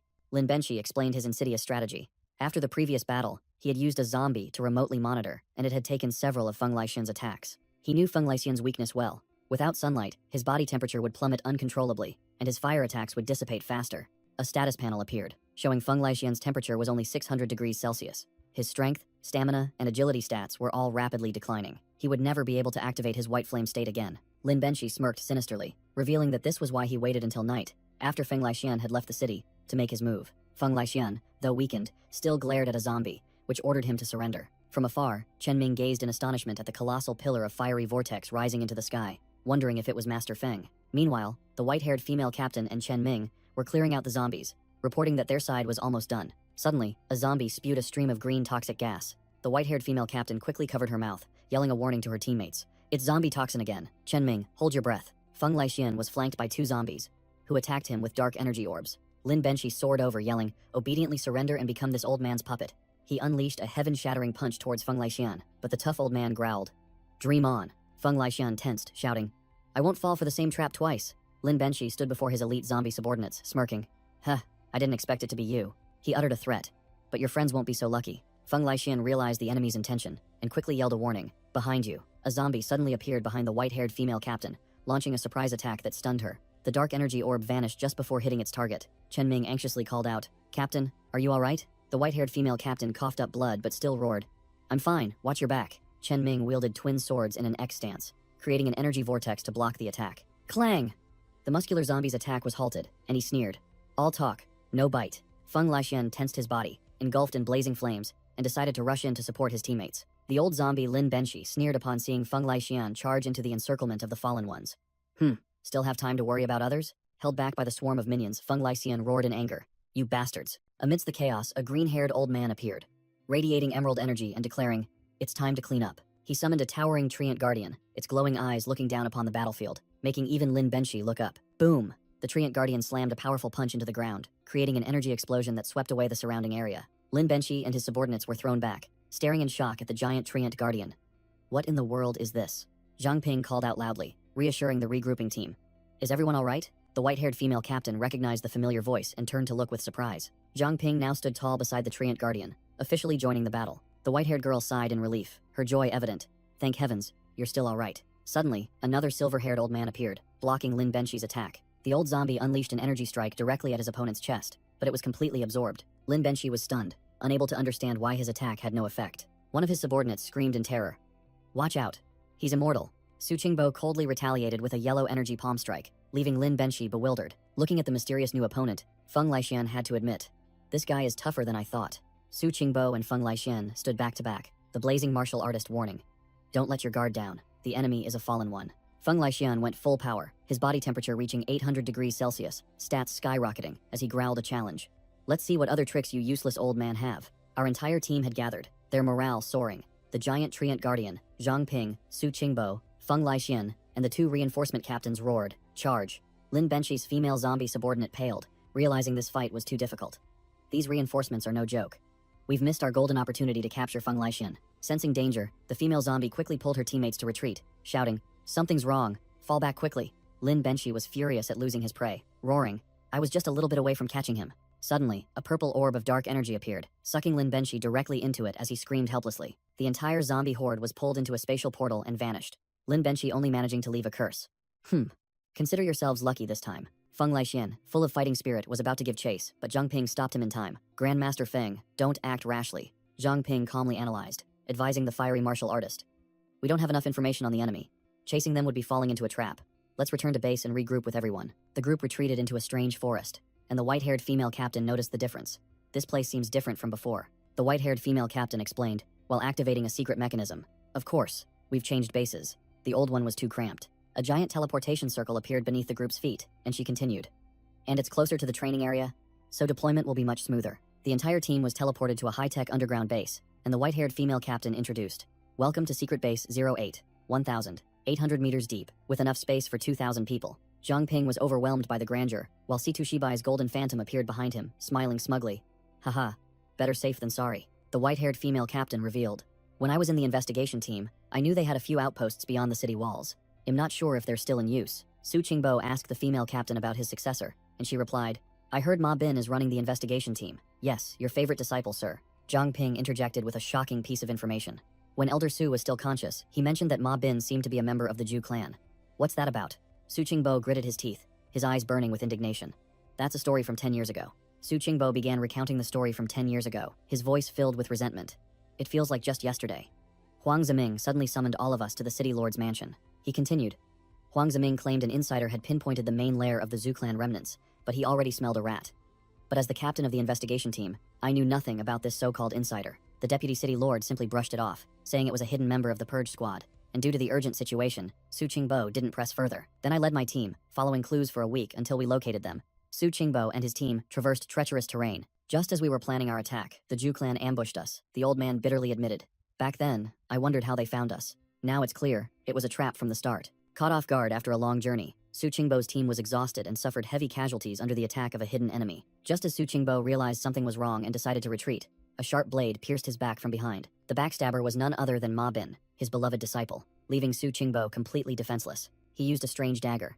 Su Qingbo collapsed to the ground, the dagger deeply embedded in his back, neutralizing all his abilities. He recounted in pain, "Those bastards tortured me for who knows how long. I even heard them call Ma Bin Lord. Fortunately, the dagger's effect wasn't permanent. He feigned death to deceive them, then was thrown into the river, and used his flowing concealment skill to escape. Ye Changchun placed a hand on Su Qingbo's shoulder, understanding. No wonder you were so cautious at first. Every time I asked, you wouldn't say. It turns out, that was when your heart began to fall into darkness. Situ Shibai's phantom appeared, growling. Huang Ziming again. So they've controlled the investigation team for 10 years already. The Zhu clan's conspiracy runs deeper than we imagined. The white-haired female captain also interjected, her gaze distant. If the captain hadn't promoted me back then, I probably wouldn't have survived leaving the investigation team.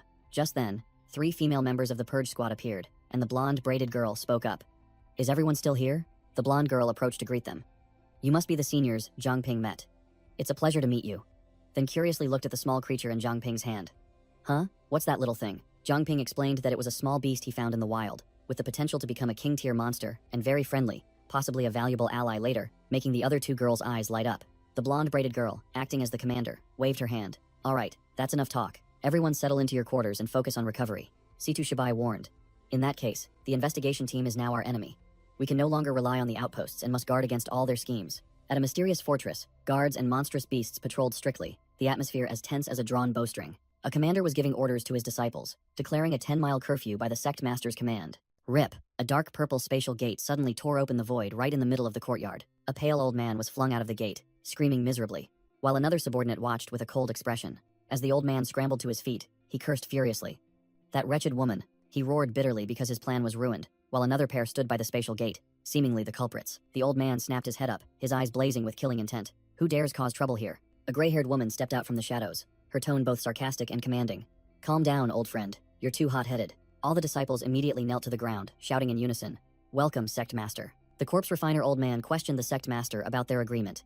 I lent you my zombie army, and in return, you promised to provide me with materials for corpse refinement. Li Aosue, the sect master, stated firmly. I, Li Aosue, always keep my promises. You won't suffer any loss. Meanwhile, an advisor was analyzing the situation, concluding that the 2 new enemies were no less formidable than Feng Laixian, especially since that martial artist could transform at any moment. Li Aosue reassured the old man, stating that capturing Feng Laixian alive was only a matter of time. Elsewhere, a blonde girl, seemingly the Saintess, confidently declared, now that the Saintess has returned, with her help, I will surely break through to the king rank soon. The Saintess's golden eyes shone with unwavering determination, promising a grand plan about to unfold. Li Aosue issued orders to her subordinates, coldly permitting them to use the captured high-level awakened ones as materials for cultivation. She announced that she would enter secluded cultivation for a period, leaving the corpse refiner old man utterly stunned. Before leaving, Li Aosue cast a glance and commanded all her subordinates. All of you, behave yourselves properly. Understand? Her aura was absolutely overwhelming. The corpse refiner old man broke out in a cold sweat, only able to tremble and obey, clearly completely outmatched. 1 week later, the training room door burst open. Zhang Ping and Wang Jiamin charged in like 2 arrows, coordinating their attacks with extreme precision. Their target was Instructor Bai De, in his white wolf beastman form, who easily raised his hand to block the girl's sky-shattering kick. Both unleashed a flurry of consecutive blows, but Bai De blocked them all, bluntly scoffing. Too weak. Bai De launched a kick that sent Zhang Ping flying, sneering. Have you 2 eaten yet? Mid-air, Zhang Ping spun around, gathering a sphere of dark nethermist energy in his hand, preparing for a grand move. He unleashed the ultimate technique, Beast King Fist, Diamond Body, creating a colossal energy vortex that swept towards the instructor. Bai De merely curled his lip, disdainfully dismissing the attack. All talk. Suddenly, Wang Jiamin closed in from behind, locking Bai De in place and shouting, Beast King Fist! She used the gluttonous peak lift technique, slamming Zhang Ping's energy vortex directly onto the head of the immobilized instructor. Bai De was completely engulfed by the destructive combined attack. Boom! A massive explosion shook the entire training room, sending dust flying everywhere. Amidst the rubble, Instructor Bai De sat bruised and battered, tended to by a white-haired female instructor, lamenting. Old wounds just healed, and now there are new ones. Wang Jiamin frantically apologized for overdoing it, while Zhang Ping, with a poker face, subtly reminded them that the instructor himself had called them weak earlier. Zhang Ping nonchalantly dragged the group away for lunch, ignoring the fuming instructor and his colleague trying to mediate. Instructor Bai De, now back in human form, thoughtfully admitted that both their skills had advanced remarkably, especially Wang Jiamin's potential, which he had underestimated. Just outside the training room, Zhang Ping and Wang Jiamin encountered Captain Jin Bo, who was enthusiastically lifting weights. Jin Bo grinned, saying that the hospital was too stifling, so he came out for some fresh air, while his entire team was strenuously training behind him. The entire gym was filled with an intense training atmosphere, and Jin Bo called for everyone to take a short break before the next round. At the Purge Squad's blacksmith shop, Zhang Shozong saw Zhang Ping and Wang Jiamin enter and asked, Huh? Did you 2 break the training room again? Zhang Shozong sighed helplessly, looking at Zhang Ping and Wang Jiamin. I'm speechless with you 2, while the pink-haired girl mumbled an apology. Wang Jiamin invited, Where are you going? Not having lunch? But Zhang Ping coldly replied, You go ahead. I have something to do, then headed straight for the blacksmith shop. Zhang Ping proceeded to the meeting room, where the core members of the Purge Squad were already gathered. The entire elite squad had assembled around the meeting table, including the glowing golden spirit of Captain Situ Shibai. All turning to look at Zhang Ping, Situ Shibai spoke. Perfect timing. I want to discuss some important matters regarding the testing zone. Zhang Ping smirked, his eyes flashing. All right, the scene shifted to a gloomy place, where desperate screams echoed from a fiercely burning furnace. At the Zhu clan headquarters, someone roared during a meeting. The Saintess has been captured. How dare you still show your faces here?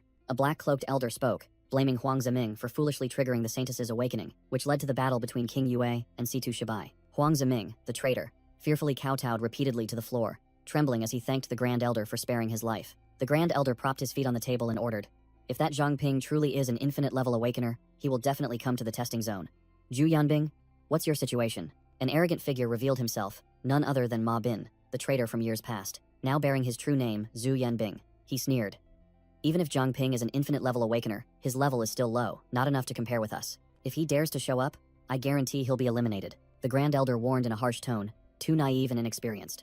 Underestimating an opponent is a fatal mistake. The terrifying thing about infinite-level awakeners is their potential to surpass their current level. Situ Shibai has already given us enough trouble. Do not underestimate the enemy. He continued to instruct, stating that the urgent issue now was the Holy Ancestor Village, the group that had kidnapped the Saintess, while Huang Ziming remained prostrate on the floor. Another member spoke up, reminding the elders about the clan's trump card. Elders, have you perhaps forgotten our Zhu family's trump card? Zhu Yuanlong. The second elder slammed the table in anger. Don't mention that ungrateful beast. The clan poured so many resources into raising him, only for him to follow some ridiculous righteous path. The other person quickly appeased. Second elder, please don't be angry. I mentioned him because I have a very interesting plan. He declared that this plan would force Zhu Yuanlong to return and serve the clan, helping to strengthen their side. A black-cloaked female elder wrapped her arm around the neck of a boy named Zhu Juyang, whispering, but we will need the cooperation of little Juyang. The female elder smirked with an evil grin, revealing their trump card, the key to the Forbidden Zone. Hearing the words, Forbidden Zone, even the Grand Elder was startled, stammering, the Forbidden Zone? Are you suggesting? After hearing the plan, the Zhu clan elders fell silent, the atmosphere as tense as a drawn bowstring. The Grand Elder sighed, reluctantly concluding, though I don't wish it, this is the only option right now. Finishing his words, he tossed a blazing red feather towards the female elder, signaling, proceed. The female elder caught the burning feather, her voice obeying in an eerie manner. As you command, sir. Immediately, flames from the feather erupted fiercely, incinerating her black cloak. Her disguise vanished, revealing a powerful pink-haired woman, who confidently declared, I, Zhu Hongfeng, will not disappoint you. Deep underground, Zhu Hongfeng taunted a burly man. You can't even look after a child, yet you talk about restoring the clan. Truly useless. The muscular man, Zhu Yuanlong, retorted. What do you know about little Zhu Yang's true nature? In a flashback, Zhu Yuanlong was protecting his nephew, Zhu Juyang, in front of two other elders from the clan, clearly having covered for him many times. Both approached a colossal stone gate, and Zhu Hongfeng declared they had reached the Zhu family's forbidden zone. Zhu Yuanlong glanced at her. First time here? Right. You've never been involved in clan matters before. Zhu Hongfeng openly showed disdain, burning a white feather. Don't lump me, Zhu Yuanlong, in with the likes of you. The gate slowly opened, and she continued to sneer. You treat other people's lives like dirt. Do you truly think everything will end well? Zhu Yuanlong crossed his arms, growling. It's precisely because of people like you that the Zhu family has declined. Evil cannot triumph over good. That is an unchanging truth. But upon looking inside, even he froze, his face changing color in astonishment. Inside, the Forbidden Zone was the colossal skeleton of a bird-like creature. He exclaimed, Is this the divine sunbird of the first clan head? Both stood before the magnificent remains. Zhu Yuanlong muttering, Those two old men hid the divine sunbird's remains here. What in the world are they plotting? Zhu Hongfeng didn't care. She called out loudly, Zhu Juyang, stop hiding. Your uncle Yuanlong is here to play with you. Zhu Yuanlong suddenly noticed a small metal object lying on the ground. He recognized it as Zhu Yang's item and hastily asked, Where did that mischievous brat run off to? Zhu Yuanlong stopped pretending. He growled, Cut the act. I sensed it the moment I stepped in. Zhu Juyang isn't here. He turned to face Zhu Hongfeng, his sharp gaze questioning. Just tell me directly. What exactly are you plotting? Zhu Hongfeng merely smiled meaningfully, offering a sarcastic compliment. Truly one of the top awakeners of the Zhu clan. As expected, she decided to show her hand. All right, no more beating around the bush. I want you to become the divine sunbird. Zhu Hongfeng screamed, spreading her arms as if performing a mad ritual, the shadow of a colossal bird appearing beneath her feet. Zhu Yuanlong was stunned, thinking she had lost her mind. Become the divine sunbird? What nonsense are you spouting? This is just a skeleton. Has the Zhu clan abandoned its beast-taming tradition to play at summoning spirits now? Zhu Hongfeng calmly replied, her hand caressing the skeleton. The Zhu clan's beast-taming methods may vary, but our core principles have never wavered. She revealed her twisted plan. After years of research, I've finally found a way to transfer the divine sunbird's power into a living being. Unfortunately, no one in the Zhu clan can withstand that divine power, except for you. Zhu Yuanlong began to gather his strength, a fierce red energy flashing around him, knowing full well this deal was suspicious. Sounds appealing. So, what's the price?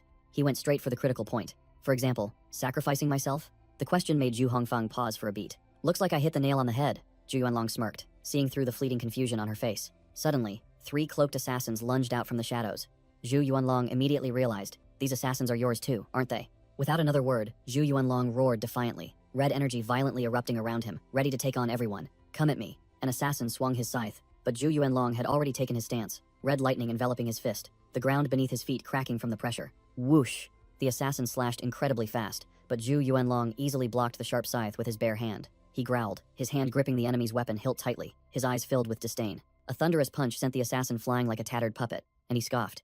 Just a bunch of small fry. But just as he took down one, the other 2 closed in from both sides, one swinging his weapon for a direct attack. The remaining assassin unleashed a blue energy chain, wrapping tightly around Zhu Yuanlong from behind. He was bound tightly by the glowing chains, realizing this was no ordinary item. Bone-eroding chains? Bound tightly by the bone-eroding chains, Zhu Yuanlong remained unfazed, as 2 other assassins charged with daggers, the red energy around him still surging. The 2 assassins swung their daggers, but the energy chains suddenly stretched taut, unable to restrain his power. Zhu Yuanlong sneered disdainfully, realizing the enemy had gone all out. A scythe, 2 bone-eroding chains, and 2 demon-sealing daggers. You guys are really going all in. He let out an earth-shattering roar, red energy exploding like a bomb, tearing the assassins to shreds. Having wiped out the small fry, Zhu Yuanlong dusted his hands, turning to look at Zhu Hongfang with a challenging gaze. Is that all you've got? Suddenly, a sinister smile appeared from thin air, signaling a puppeteer had just entered the fray. Zhu Yuanlong suddenly froze, feeling a strange power controlling his body, a voice echoing in his head. This feeling. It's Zhu Yang's puppet art. He collapsed, clutching his chest, realizing the coin he had picked up was the medium used to control him from afar. Seeing her chance, Zhu Hongfang immediately ordered the remaining assassins. This is our opportunity.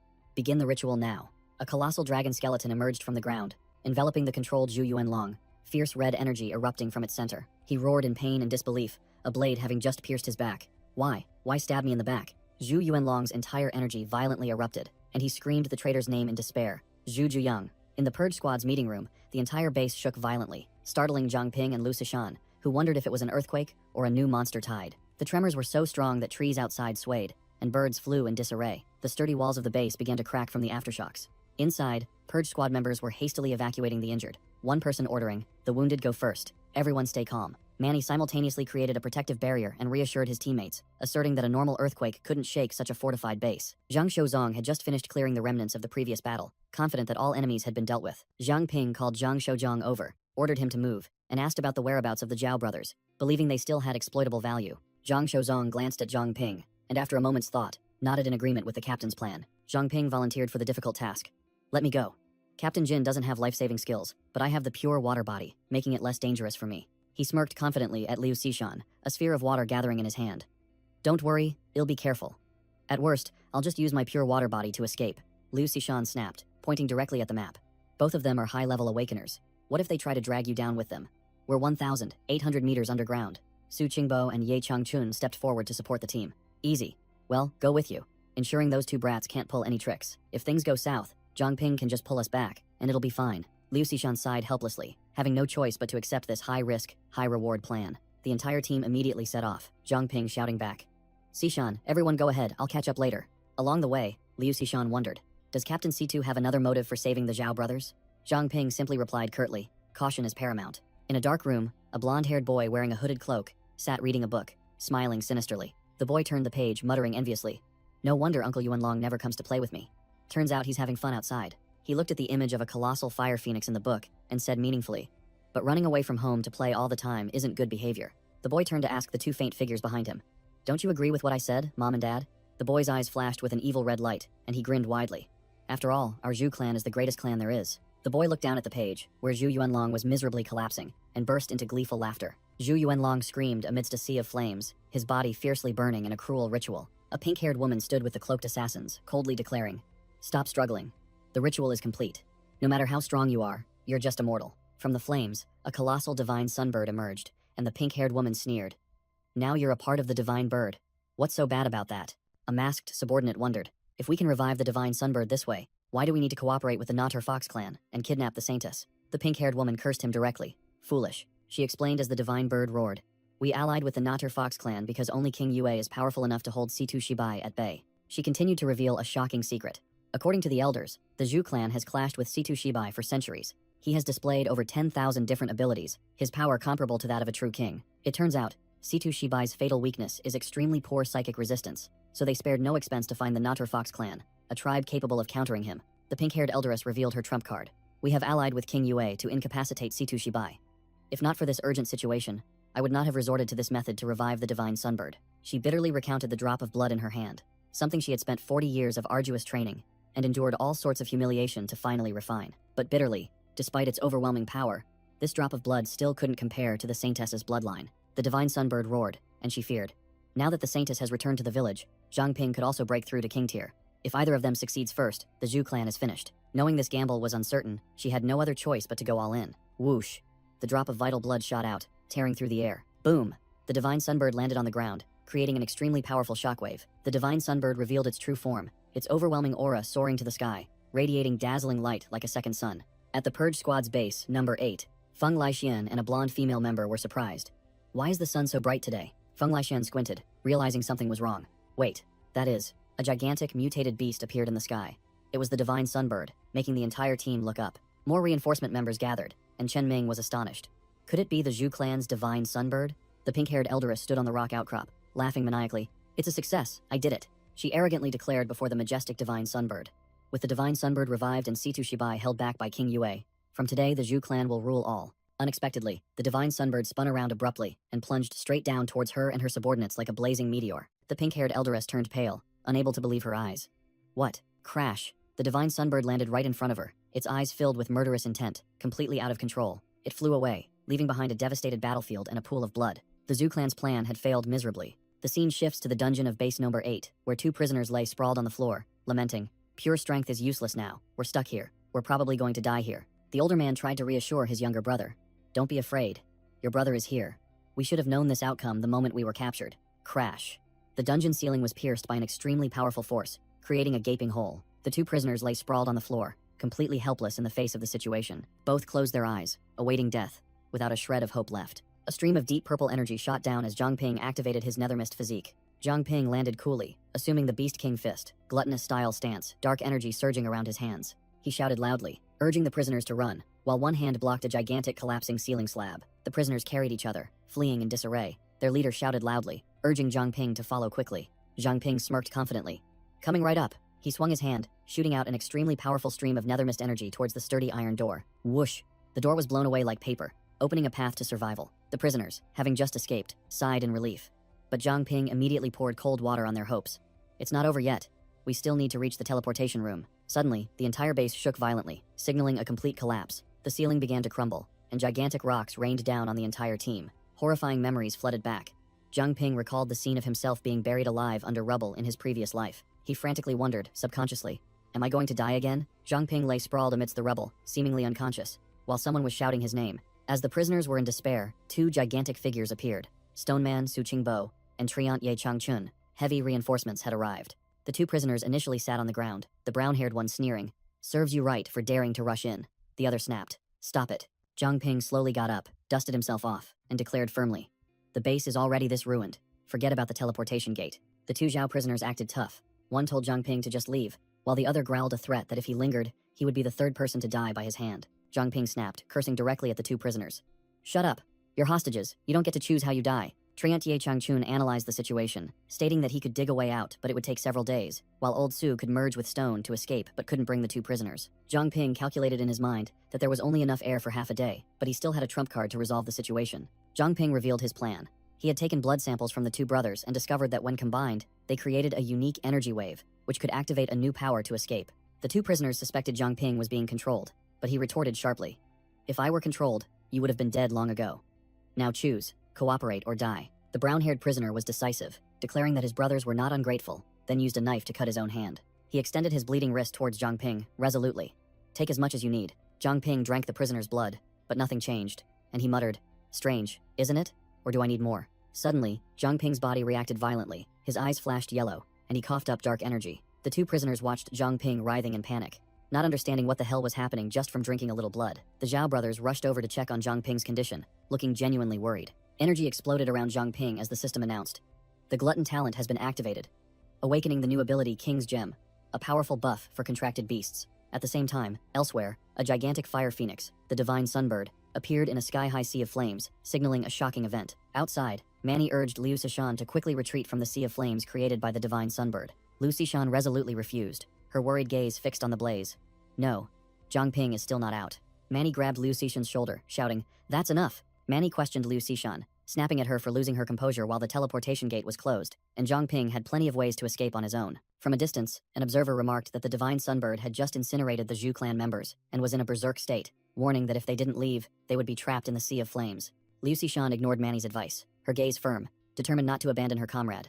"All right, let's go." A gigantic ice wall was erected, but a team member still shouted loudly, ordering both of them to retreat immediately. The reinforcement team was in position, shouting at the top of their lungs, "Leave it to us," ready to directly confront the divine sunbird. The divine sunbird swooped down, and the entire reinforcement team roared with vigor, preparing for battle. The entire team charged forward simultaneously, some transforming into beasts, others launching swords, thunder rumbling, all rushing towards the boss-level monster. The divine sunbird let out a roar, spewing out a destructive fireball that swept away everything. The entire reinforcement team was blown away by the heatwave like falling leaves, unable to resist. The martial artist strained to resist. White energy erupted, but was also nearing exhaustion. He gritted his teeth.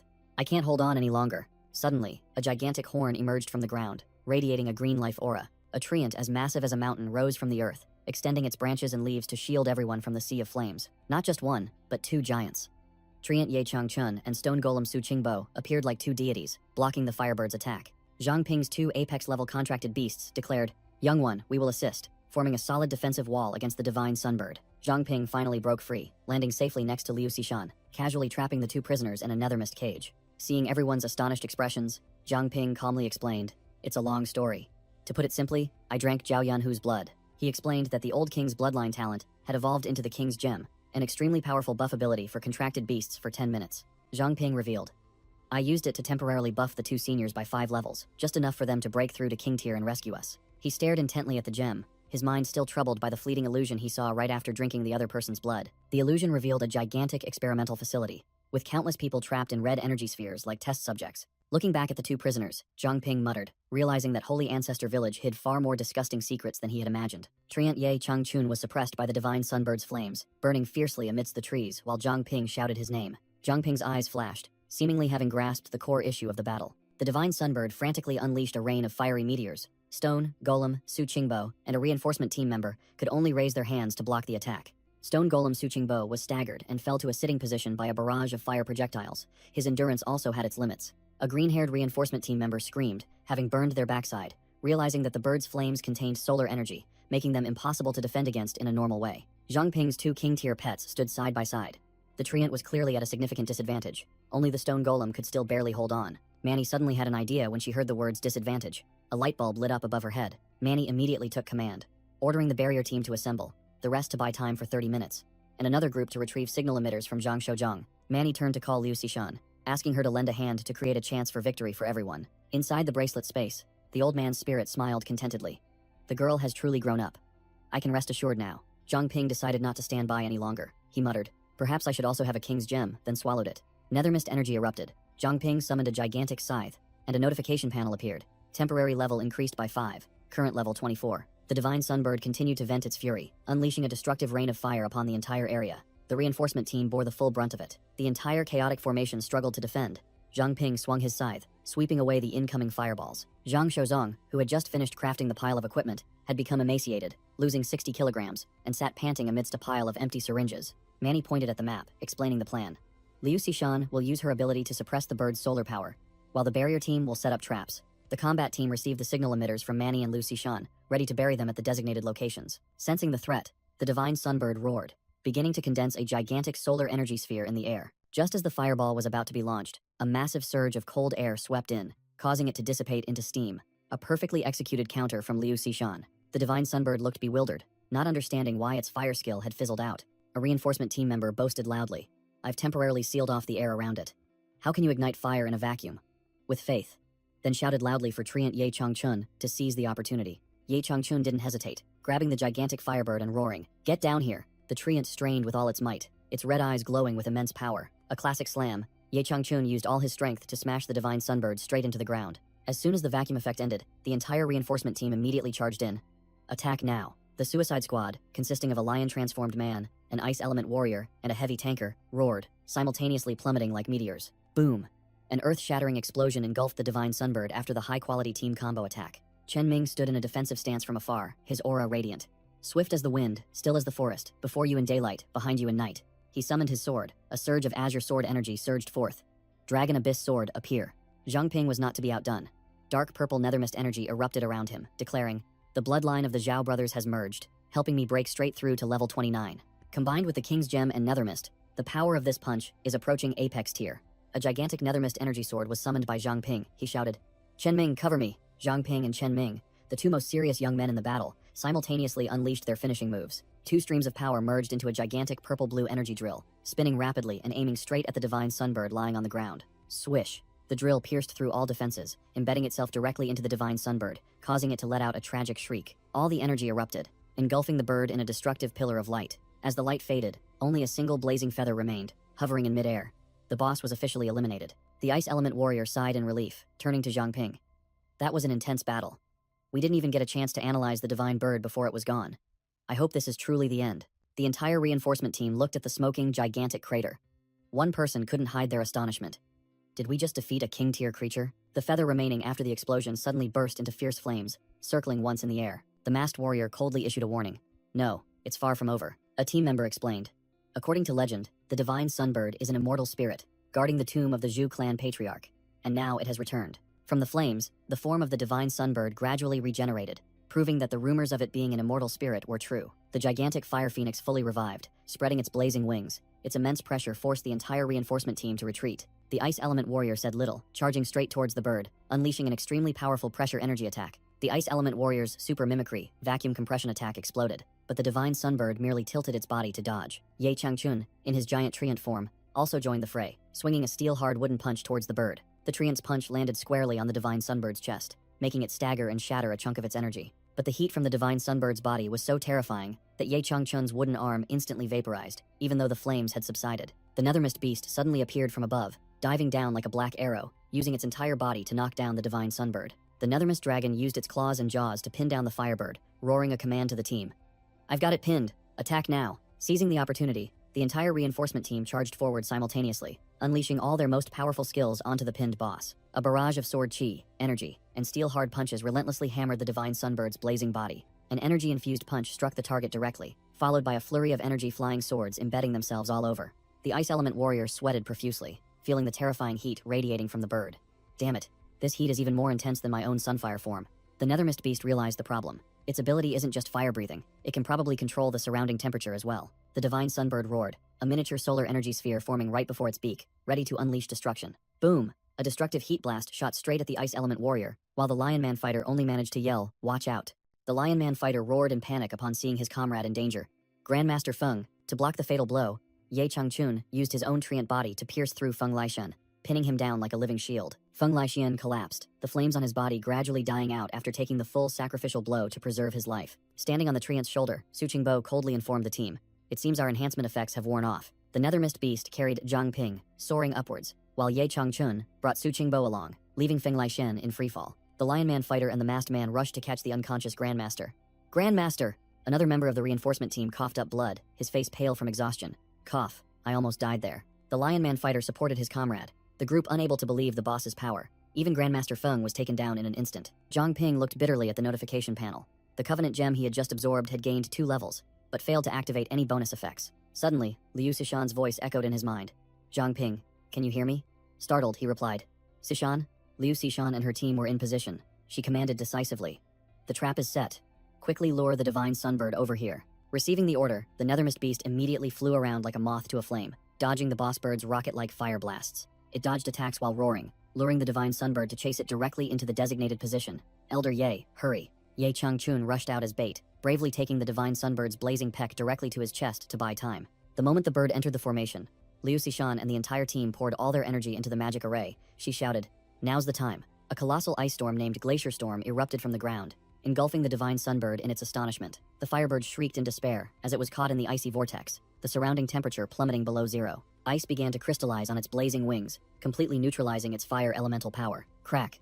The formidable Divine Sunbird was completely frozen into a statue, its cries silenced. The divine sunbird was frozen solid, temporarily powered down. Manny frantically ran towards Zhang Ping, yelling that the ice trap wouldn't hold for long and they had to escape immediately. Su Qingbo helped Ye Changchun up from a pit, confirming that the old treant was tough, fortunately not pierced in a vital spot. Zhang Ping suggested the two elders rest inside the Covenant Gem, as the escape route was still long, and both agreed, being quite exhausted. Zhang Ping activated the Covenant Gem, an item capable of shrinking and storing targets within itself. The female warrior in red wondered, "We're running, but the base is gone. Where do we hide now?" The surrounding landscape was nothing but a desolate, scorched battlefield.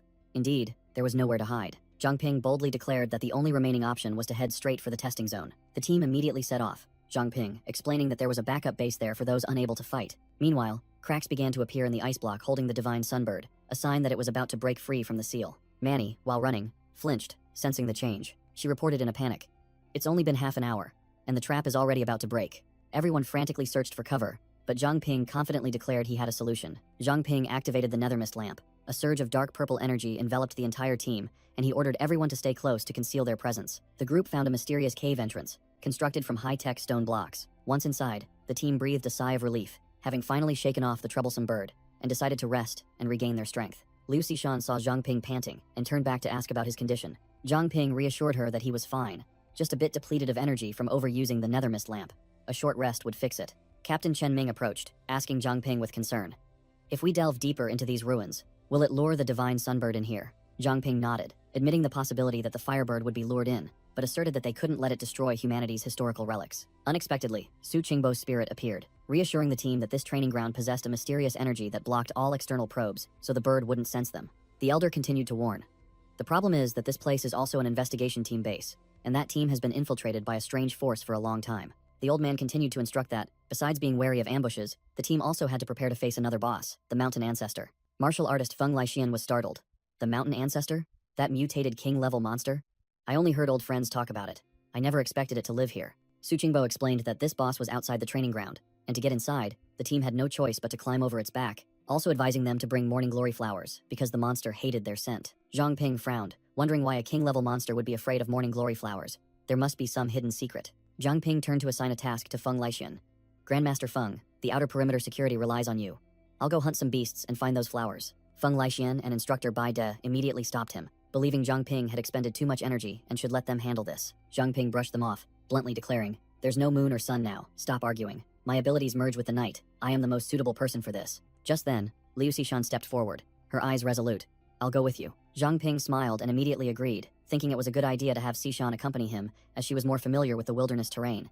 But he didn't forget to caution her to be careful. He turned to the big guy, Zhang Shozong, and ordered, "Fatty, give me some tools like bear traps or something." Zhang Shozong whined to the heavens, "Not again. You keep turning me from fat to thin like this." Zhang Ping and Liu Xishan moved swiftly through the night, approaching a lake where wild beasts were gathering. A giant wild boar was drinking water when it sensed killing intent. Zhang Ping's nethermist staff hovered right behind it. The staff transformed, dark energy condensing into a powerful black panther, and the wild boar only just realized the danger. Whoosh! The nethermist panther lunged forward with terrifying speed, using its razor-sharp claws to pin the wild boar to the ground. With a clean finishing blow, the system announced plus 50 experience points for the nethermist ability. Zhang Ping stood on the wild boar's corpse, smirking and boasting that hunting monsters with nethermist was both effective and helped restore energy. Liu Xishan called Zhang Ping over.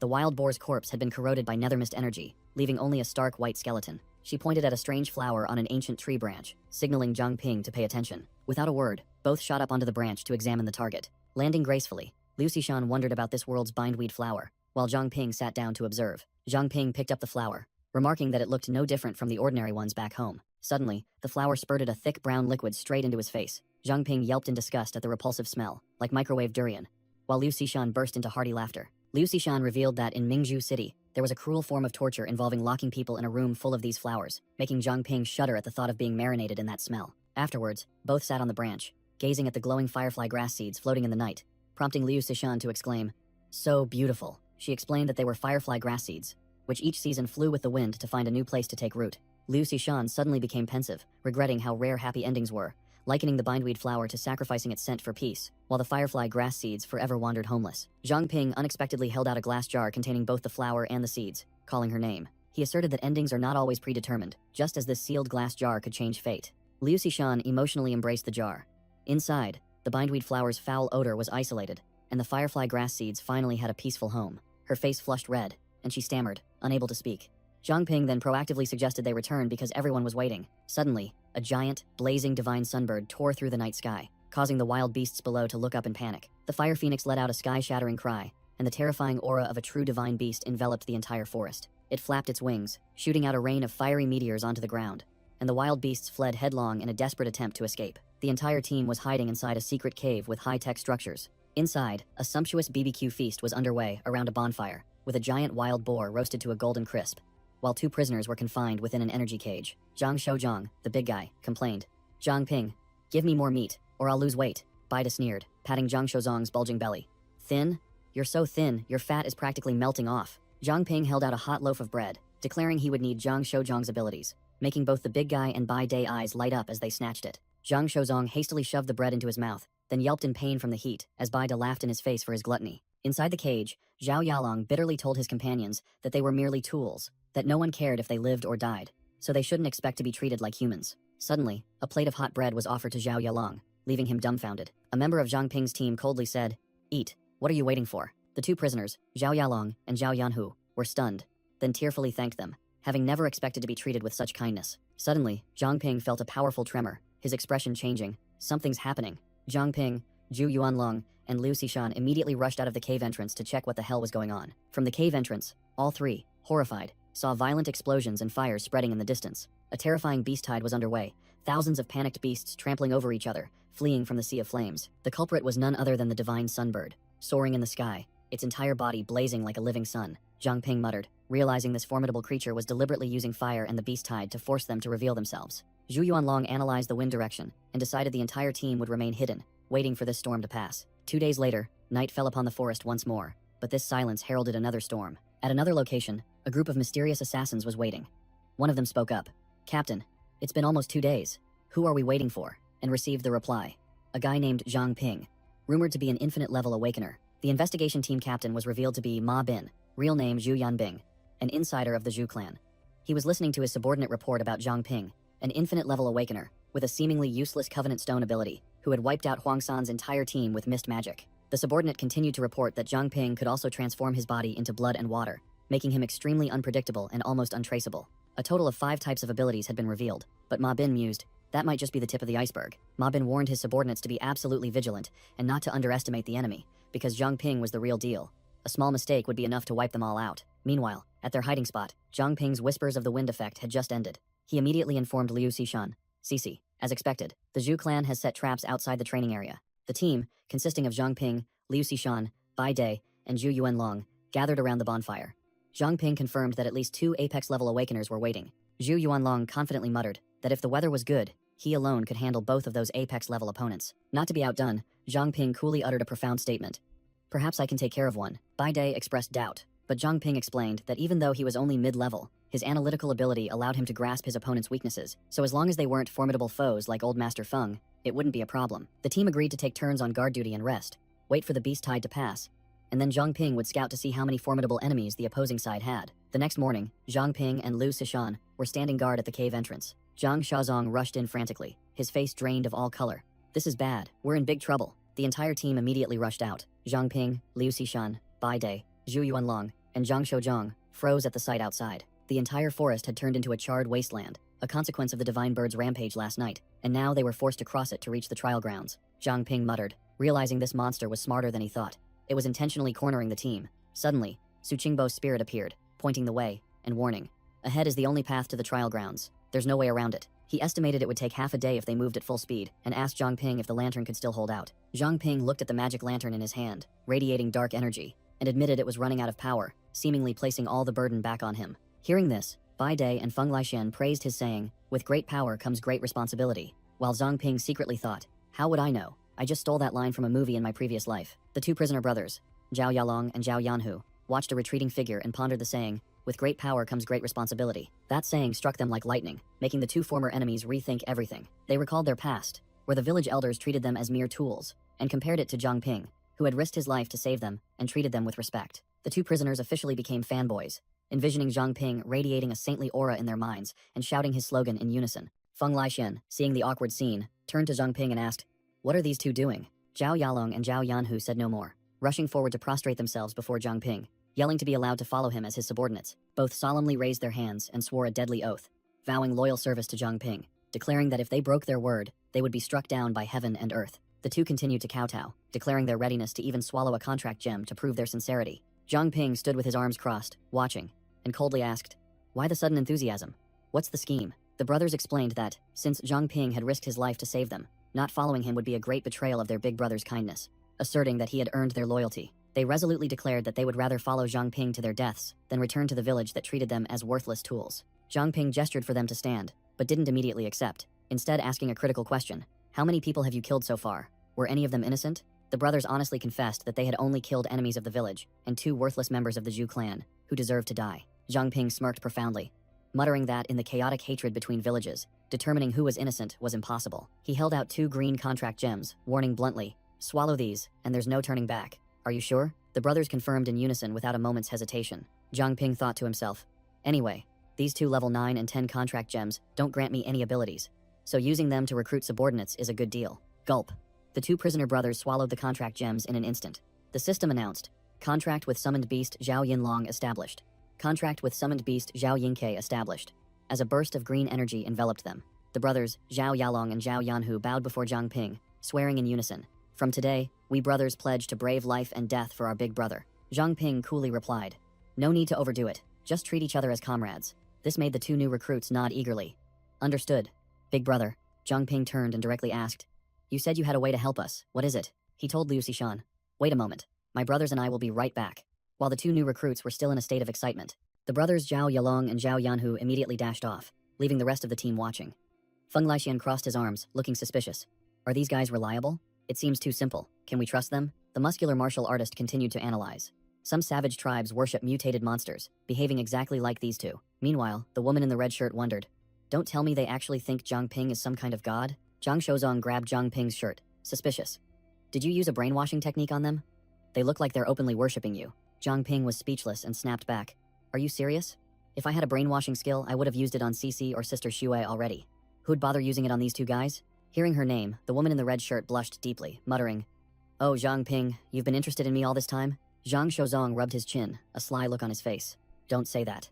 Even though Zhao Yinlong and Zhao Yingque are men, at least they're twin brothers." The stout man quickly waved his hands in explanation when he saw the team looking at him with disgusted eyes. "Wait, don't misunderstand. That's not what I meant." Suddenly, the ground shook violently, and a giant mound of earth emerged, startling the entire team. "What is that?" A giant armored lizard burrowed up from underground, and on its back were the brothers Zhao Yalong and Zhao Yanhu, waving and calling out, "Big brother!" Zhao Yanhu pointed at the beast and explained, "This is a burrowing lizard. We can use it to travel underground through this open area." Su Qingbo's spirit appeared, telling Zhang Shozong, "Does this mean we can avoid the Zhu clan's ambush and sneak straight into the trial grounds?" He immediately denied, "Not quite.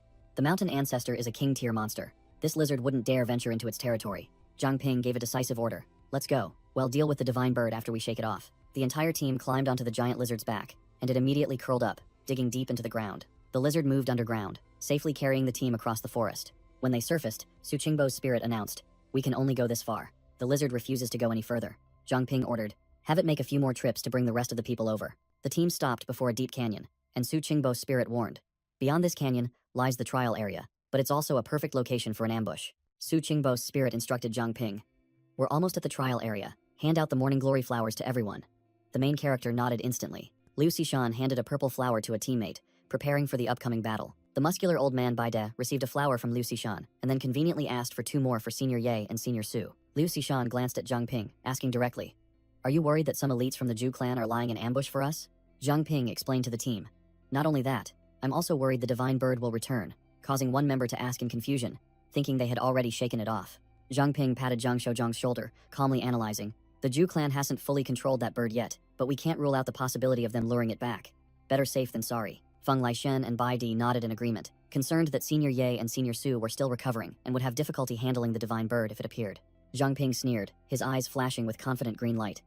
"Don't worry, I have a plan. Just because we couldn't deal with it outside doesn't mean we can't do anything about it inside this trial area." A giant messenger bird took flight, carrying the injured or combat-incapable members to safety under Zhang Ping's command. Ma Bin, the leader of the ambush team, was observing from afar, the image of a group of strangers reflected in his eyes. A purple-haired female assassin reported to Ma Bin, "Captain, Zhang Ping and his companions are resting not far ahead." Ma Bin smirked maliciously, taking a drag from his cigarette. "I didn't expect them to be lucky enough to escape the divine bird, but their luck has run out." Ma Bin stood before his army of assassins, giving a decisive order. Everyone prepare, the slaughter is about to begin. Zhang Ping's team advanced into the outer perimeter of the trial area, a treacherous canyon, while a small scorpion creature lurked nearby. The group moved cautiously, a red-eyed rodent monster lurking on a branch directly above them. Suddenly, two giant bear monsters charged down from above, and Zhang Ping shouted loudly, "Watch out!" Bai Dai, the muscular old man, reacted in an instant, whirling around to face the monster. Without a moment's hesitation, Bai Dai charged directly at the attacking bear monster. Thwack! Bai Dai's devastating kick landed squarely on the monster's face, stunning it on the spot. A small hamster monster rushed out and self-detonated with a terrifying explosion, making the entire team jump in surprise, wondering what kind of abomination it was. Bai Dai flexed his muscles, analyzing that this was likely a mutated hamster with physical strength far exceeding even ordinary enhancement-type awakened ones, advising the team not to engage it in close combat. The stout Zhang Shouzhong suddenly stammered, pointing forward, and the entire team looked up, their faces tense. Before them was the mountain ancestor, a colossal stone toad monster standing tall like a mountain, making a team member exclaim, "I thought it was some terrifying monster. Turns out it's just a big toad." Zhang Ping glanced, discovering an enemy scout stealthily hiding behind a rock. Zhang Ping and Feng Laixian exchanged knowing glances, sharing the same thought. "We've seen it. Let's give it a little welcoming gift." The scout flinched, realizing he had been exposed, and quickly leaped to flee. "Damn it, I've been spotted." Zhang Ping appeared directly in front of the scout like a ghost, raising his colossal nethermist scythe, blocking his path. "Trying to report to your comrades? Not today." A brilliant purple slash descended, and the scout was instantly eliminated, while the system announced Nethermist plus 30. Zhang Ping realized that using the Nethermist weapon to attack also helped charge its own energy, and he smirked. "It seems I need to thoroughly investigate what this weapon can truly do." The system panel displayed a notification that Nethermist body had upgraded to intermediate level, with stored energy reaching 1,000 points, equivalent to a 0% power increase, making Zhang Ping marvel at its overwhelming power. In the distance, the purple-haired female assassin reported to Ma Bin that their scout, Ah Liu, had been eliminated. Ma Bin cracked his knuckles, realizing the ambush plan had been exposed and the enemy was provoking them, and he ordered, "Ju Sanchi, don't hold back, let them taste our power." Ju Sanchi, a silver-haired man with blood-red eyes, roared excitedly, "Since you're so eager to die, I'll grant your wish." He drew a yellow talisman, which flared with dazzling light and transformed into a brilliant energy sword. Zhu Sanchi roared, "Take this," and swung his sword, unleashing a stream of golden energy towards Zhang Ping. Zhang Ping merely curled his lip into a sneer, showing disdain. "Another bunch of small fry?" He extended his hand. Nethermist energy gathered into a thorny shield, ready to meet the attack. The perfect time to test the Nethermist scythe. Boom! The Nethermist shield easily blocked and deflected the golden energy stream, demonstrating an absolute disparity in power levels. Zhang Ping casually raised his Nethermist scythe to parry the blow, letting out a contemptuous sneer. "Is that all you've got?" Zhu Sanchi gritted his teeth in frustration, unable to believe that an intermediate-level awakened one could block his full power attack. Admitting that this kid truly had some skill, an enemy muttered, realizing this was the legendary infinite-level awakened one, a true monster. Ma Bin ordered the group, his voice resolute. "We must kill him before he grows stronger." "Analyze." Su Qingbo's spirit burned with rage, wanting to charge out upon seeing Ma Bin, but Zhang Ping held him back, saying he already had a plan. Zhang Ping coldly assigned targets. 3 apex-level enemies, he would handle 1, Feng Laixian would deal with 2, and the remaining 6 would be left to Liu Xishan's team. Liu Xishan and her teammates appeared extremely confident, stating that if 7 people couldn't handle 6 enemies, then the Purge squad should just disband. Ma Bin hissed, declaring that one Situ Shabai was troublesome enough, and they couldn't allow a second infinite-level awakened one to rise. He decisively ordered his subordinates, "No need to hold back, summon the Divine Sunbird immediately." Ma Bin roared that their sole objective was to eliminate Zhang Ping at all costs, and his entire army responded in unison before charging forward. The two factions officially clashed, a chaotic battle erupting in the canyon. Zhang Ping donned his Nethermist mask, gripping his scythe, charging directly at Ma Bin, initiating a peak-level solo battle. Meanwhile, Ma Bin's female subordinate began the summoning ritual. Muttering incantations to invoke the spirit of fire, she continued the invocation, calling upon the blazing sun to tear open the sky and guide the divine beast's descent. The ritual was complete, the Divine Sunbird was officially summoned, and the entire troop cheered loudly. Clang! Zhang Ping's scythe and Ma Bin's dark blade clashed, sending sparks flying, and the traitor smirked smugly. Just one sweeping attack from Zhang Ping blew away Ma Bin and his small fry soldiers, making him frantically shout, "Everyone fall back." Zhang Ping and Lu Xishan looked up at the firebird, wondering, isn't the divine bird supposed to be in a berserk state? How did they summon it? The colossal Divine Sunbird spread its wings across the sky, exuding terrifying pressure, forcing Zhang Ping's entire team into a defensive stance, ready for their most challenging battle yet. The Divine Sunbird roared, unleashing a rain of fire, forcing Zhang Ping and Lu Xishan to struggle to dodge. Zhang Ping grumbled, "These madmen actually summoned it." Zhang Ping glided like the wind, deftly dodging a deadly stream of fire, immediately realizing the problem. But this bird is in a berserk state. While dodging, Zhang Ping glanced at Ma Bin and his subordinates, his mind racing. Why isn't it attacking them? Zhang Ping charged straight towards Ma Bin, while the latter's soldiers were still bewildered, not understanding what was happening. Ma Bin swung his dark blade, slashing forward, and roared, "Do you want to die?" But Zhang Ping was already prepared. Clang! The blade was blocked by a swirling current of water. Zhang Ping had activated his pure water body to nullify the attack. Ma Bin loudly warned his teammates to scatter as a fireball from the divine bird hurtled straight towards him. Boom! A terrifying explosion engulfed the area, and Ma Bin barely escaped in the nick of time. Ma Bin furiously launched 3 energy-throwing knives, snarling, "Do you think you're so smart?" Zhang Ping, in his water form, retaliated with a similar attack, sarcastically retorting, "That question goes right back to you. Aren't you afraid of summoning the divine bird only to die together?" The traitor Ma Bin arrogantly declared, "The divine bird is the sacred beast of the Zhu clan. If anyone has to die here, it's you." Zhang Ping didn't waste words, turning to shout at the team, "Everyone gather here, execute Plan B." Zhang Ping raised the king's gem, and a dazzling golden light enveloped him. "Seniors, just follow the plan." The light from the king's gem enveloped the 2 giant contracted beasts, Ye Changchun and Su Qingbo, who shouted, "Understood!" The system announced that the king's gem had been activated, amplifying the abilities of the contracted beasts for a short period, ready to confront the firebird. Ye Changchun and Su Qingbo, now greatly empowered, roared in challenge, "You oversized chicken, your opponents are us." Ma Bin and Liu Xishan froze in shock. The traitor stammered in horror upon recognizing the giant stone man. Su Qingbo? Didn't you die?" Su Qingbo, without a word, let out a cold snort and charged straight at the divine bird, determined to settle old scores later. Liu Xishan and Ma Bin stared blankly at the empty battlefield.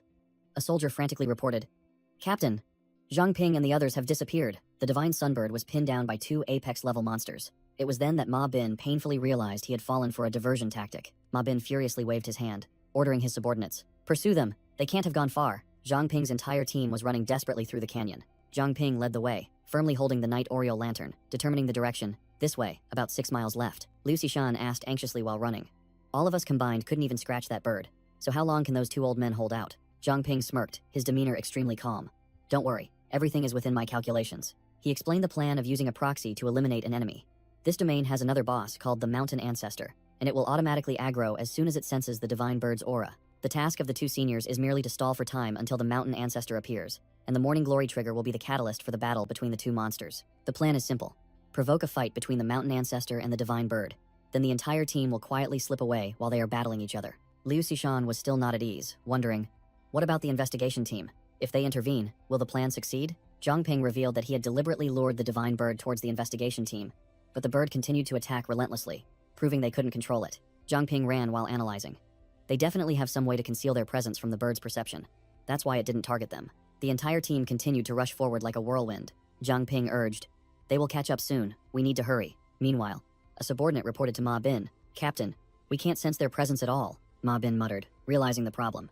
The only way to completely hide from an apex-level awakener is the Zhu clan's Night Oriole lantern. But how can one lantern conceal so many people? He didn't bother to think further, ordering, "It doesn't matter. I know how to deal with them. Bring that thing out." The subordinates hesitated. "Captain, that thing will put an immense burden on your body. Are you sure?" Ma Bin opened a wooden box. Inside was a grotesque, purplish-black demonic eye radiating dark energy. "Since when did I need you to worry about me?" he snarled. He roared, overriding their dissuasion. "If Zhang Ping successfully escapes into the trial zone, can you bear the consequences?" Without a moment's hesitation, Ma Bin brought the demonic eye to his mouth and swallowed it. He immediately collapsed, clutching his chest and writhing in extreme agony as a massive surge of dark energy erupted from his body. Ma Bin gritted his teeth and endured, roaring a mad command. "Release all imprisoned souls." A series of purplish-black shadow entities shot out from Ma Bin's body. He screamed in pain as the transformation began. Ma Bin ordered his subordinates. "They can conceal their presence, but not their soul traces. Go, follow those vengeful spirits." In the forest, Zhang Ping was leading the team's escape when he noticed a familiar aura, very similar to his own nethermist ability. The entire team was ambushed by a swarm of purplish vengeful spirits. Zhang Ping muttered, "Vengeful spirits?" A vengeful spirit lunged forward, extending its claws and firmly grabbing Zhang Ping. Suddenly, a masked swordsman rushed out from the side, slicing the vengeful spirit in half with a swift strike. Feng Laixian angrily flexed his muscles, punching another vengeful spirit to pieces. First it was zombies, now it's vengeful spirits. How dirty can these guys play? The entire team was surrounded. Feng Laixian looked towards the 2 newcomers. "Let's see where you can run to escape." An enemy taunted. The red-haired martial artist and the white-haired man simultaneously unleashed their moves. One shot fireballs, the other unleashed a dazzling stream of energy. Feng Laixian swiftly charged forward like lightning, using his body to shield his teammates from an energy attack. He glanced at the white-haired man, secretly acknowledging that this guy was no ordinary opponent. The red-haired martial artist roared, "Die!" and unleashed a massive pillar of fire, incinerating the enemy. A terrifying explosion engulfed 2 figures in a sea of flames. Amidst the smoke, a nonchalant voice rang out. "Not bad, girl. Your fire has some heat to it. Zhang Ping and Feng Laixian emerged from the center of the explosion, without a scratch. Zhang Ping was even absorbing the flames. Perfect. Just in time for me to offer it to my undying Crimson Emperor body. The red-haired martial artist was utterly shocked. Is my fire useless? The white-haired man also broke into a sweat. Just how many more tricks does this Zhang Ping guy have up his sleeve? Zhang Ping dusted his hands, ordering the two. You two deal with the remaining small fry. Ma Bin, now completely transformed with white hair and swirling dark energy, held his dark blade and declared, Zhang Ping will die by my hand. A giant vengeful spirit roared, signaling that the real battle was about to begin. The red-haired martial artist faced a massive wall of fire. Realizing her power was strangely suppressed, she turned to the white-haired man, admitting she was outmatched and yielded the battle. He's all yours. The white-haired man immediately launched a dazzling golden light dart towards Feng Laixian, who was burning like a living torch. The light dart pierced directly into Feng Laixian's fiery vortex, creating a blinding energy collision. The attack penetrated the fiery defense, embedding itself directly into the martial artist's body. Feng Laixian was astonished, looking at the fragments embedded in his flesh. These fragments, they can actually pierce my skin? The white-haired man rushed to attack while Feng Laixian was still surprised, but the martial artist managed to react in time. The white-haired man firmly grabbed Feng Laixian's two burning arms, trying to restrain his opponent. Feng Laixian smirked, his voice full of condescension. Not bad, kid. You have some real strength. I guess I'll play with you for a while. Meanwhile, on another front, the purple vengeful souls were sweeping through the Zhu clan's minions. The Zhu clan's henchmen struggled to resist, unleashing all sorts of sword energy and magic, but were still overwhelmed by the vengeful souls. The red-haired martial artist let out a cold snort, her sharp gaze deciding to join the battle and clear out the small fry. She roared, "Take this!" and threw a ghostly skull-shaped fireball towards two Zhu clan members. The fireball exploded violently, but Zhang Ping appeared and shouted worriedly, "Xishan." An elder Zhu clan swordsman blocked Zhang Ping's path, his voice full of sarcasm. "Do you think you have the right to worry about others?" He charged forward with a fatal sword strike, roaring, "Die!" Zhang Ping easily parried the attack, sending the elder swordsman flying into the air like a toy. Suddenly, a massive pillar of water appeared out of nowhere, striking the hovering elder swordsman directly. The elder swordsman was swept away by the current, astonished and wondering why the water element girl had suddenly gone berserk. "Cornered," he roared, his body enveloped in dark demonic armor, wondering if this was the hidden power within the armor, taking him over. The demonic eye on the Zhu clan elder swordsman's chest glowed crimson, emitting an overwhelming evil aura. Zhang Ping narrowly dodged a nethermist spear, astonished to realize this weapon had a consciousness of its own. Surrounded by dark energy on all sides, Zhang Ping muttered that escaping this time would be difficult. The surging nethermist energy rapidly drained Zhang Ping's strength, while the Zhu clan elder swordsman stood still like a statue. Inside the nethermist vortex, the Zhu clan elder swordsman was surprised to see countless red orbs shooting towards him. Zhang Ping, wearing his mask, his eyes flashing with deadly red light, growled, "Martial contract, release, Xishan's water element." A freezing storm erupted from the ground, piercing through the Zhu clan elder swordsman's dark demonic armor. Zhang Ping stood tall with the red scythe in his hand, calmly watching his opponent perish easily and recovering a large amount of nethermist energy. The demonic armor shattered, revealing a bald old man with disgusting tentacles on his face. He was shocked that he hadn't even had time to resist. The old man screamed in pain as his body began to deform. It seemed the armor's curse was backfiring. A gigantic shadow entity appeared. Su Jingyao's voice echoed in Zhang Ping's mind, urgently urging, "Zhang Ping, run!" Zhang Ping realized Su Jingyao was trapped inside that dark entity, while the demonic eye on the enemy's chest was still emitting pure fear. The old man had completely transformed into a hideous tentacled monster. Zhang Ping was undaunted and immediately ordered, "Analyze." The system began replaying a memory fragment. A group of people standing around a gigantic sacrificial pit. In the flashback, a mother was trying to comfort her frightened daughter. A man among the civilians angrily shouted at the cloaked figures, cursing that the Zhu clan would not have a good end. "Shut up," a cloaked figure roared, then delivered a kick that sent the man plummeting into the sacrificial pit amidst desperate screams. The leader of the cloaked figures, a black-haired man in a red cloak, coldly ordered, "It's time. Begin." The memory shifted. Ma Bin's team lay scattered on the ground. One person weakly called out the captain's name, while a cloaked figure stood watching, a hand glowing with red light pressed down.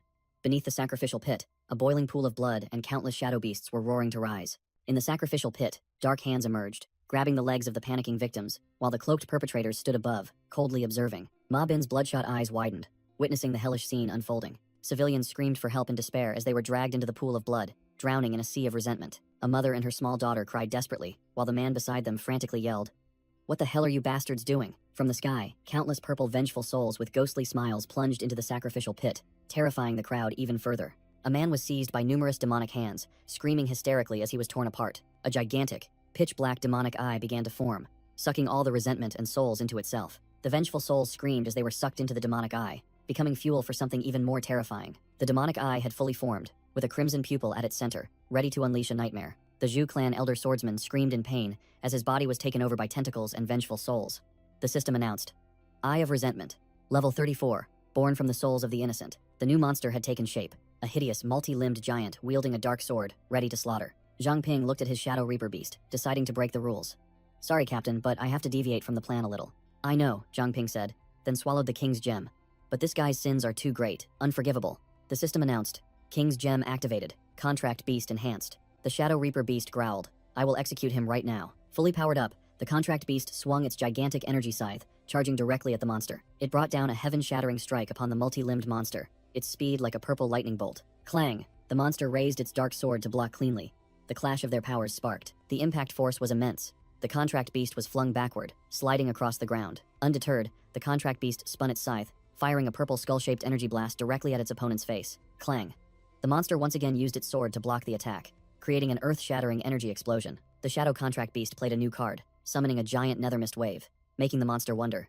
Did it get a complete buff after transforming? The system panel appeared, confirming. Nethermist attack power surged by 5,000%. The Contract Beast confidently declared, that's more than enough to handle what's coming. The glowing purple scythe swung up, slashing through the monster, severing a tentacle in an instant. The Contract Beast landed lightly, muttering to itself that thanks to the King's Gem's buff, it could now control two abilities simultaneously, even combining them. The monster roared, its entire body erupting with terrifying purple-black energy. The Contract Beast calmly explained, this is the result of combining the Nethermist body and the Fire Devourer's heart.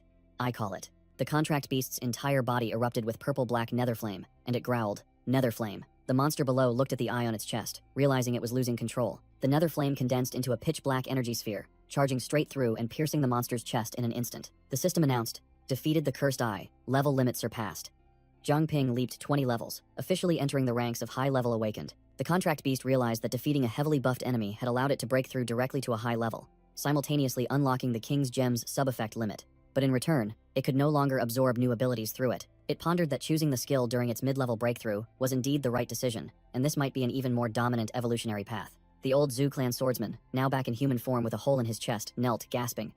He propped himself up with his sword, unable to believe that thing could be this powerful. A crazed smile appeared on his face. But because of that, don't even think about escaping. He announced that the cursed eye had completely spiraled out of control, and a giant purple energy vortex began to form in the sky. Zhang Ping wondered where Su Jingyao's soul was. The vortex revealed a blood-red eye at its center, emitting soul-shaped energy currents. A voice echoed, warning Zhang Ping that he could not comprehend this power, and would face the consequences. Amidst the dark vortex, Su Jingyao's soul appeared, floating purely. Zhang Ping looked up in silence. Elsewhere, Liu Xishan, Su Qingbo, and their subordinates sensed a strange energy current, completely different from previous times. Purple energy currents surged towards Zhang Ping, and he instinctively raised his hand to block. Zhang Ping was stunned to find himself completely unharmed, but a cold drop of sweat trickled down his cheek as he realized something even worse. Zhang Ping awoke in a dark space, vaguely wondering, where am I? Suddenly, a man's soul appeared from afar, his voice filled with panic. Help! Help me! The soul ran for its life, pursued by a pack of hideous energy wolves, continuously screaming for help. Zhang Ping rushed forward, intending to intervene, but the soul stumbled right in front of him. The soul wolves charged straight through Zhang Ping, making him realize in shock. Are these souls? They tore apart the poor soul amidst a tragic scream. Immediately, Zhang Ping clutched his chest, feeling a gut-wrenching pain, as if he himself had just been attacked. He knelt down, not understanding what the hell had just happened, realizing he was feeling that soul's pain. Another soul was torn apart, and the pain once again surged directly into Zhang Ping's body. He collapsed, letting out a groan of extreme pain as a spiritual wound clearly appeared on his chest. Zhang Ping realized he had been pulled here by the power of the souls, forced to experience their memories and their dying pains. He gritted his teeth, enduring as another soul was impaled, all of that sensation reverberating back to him.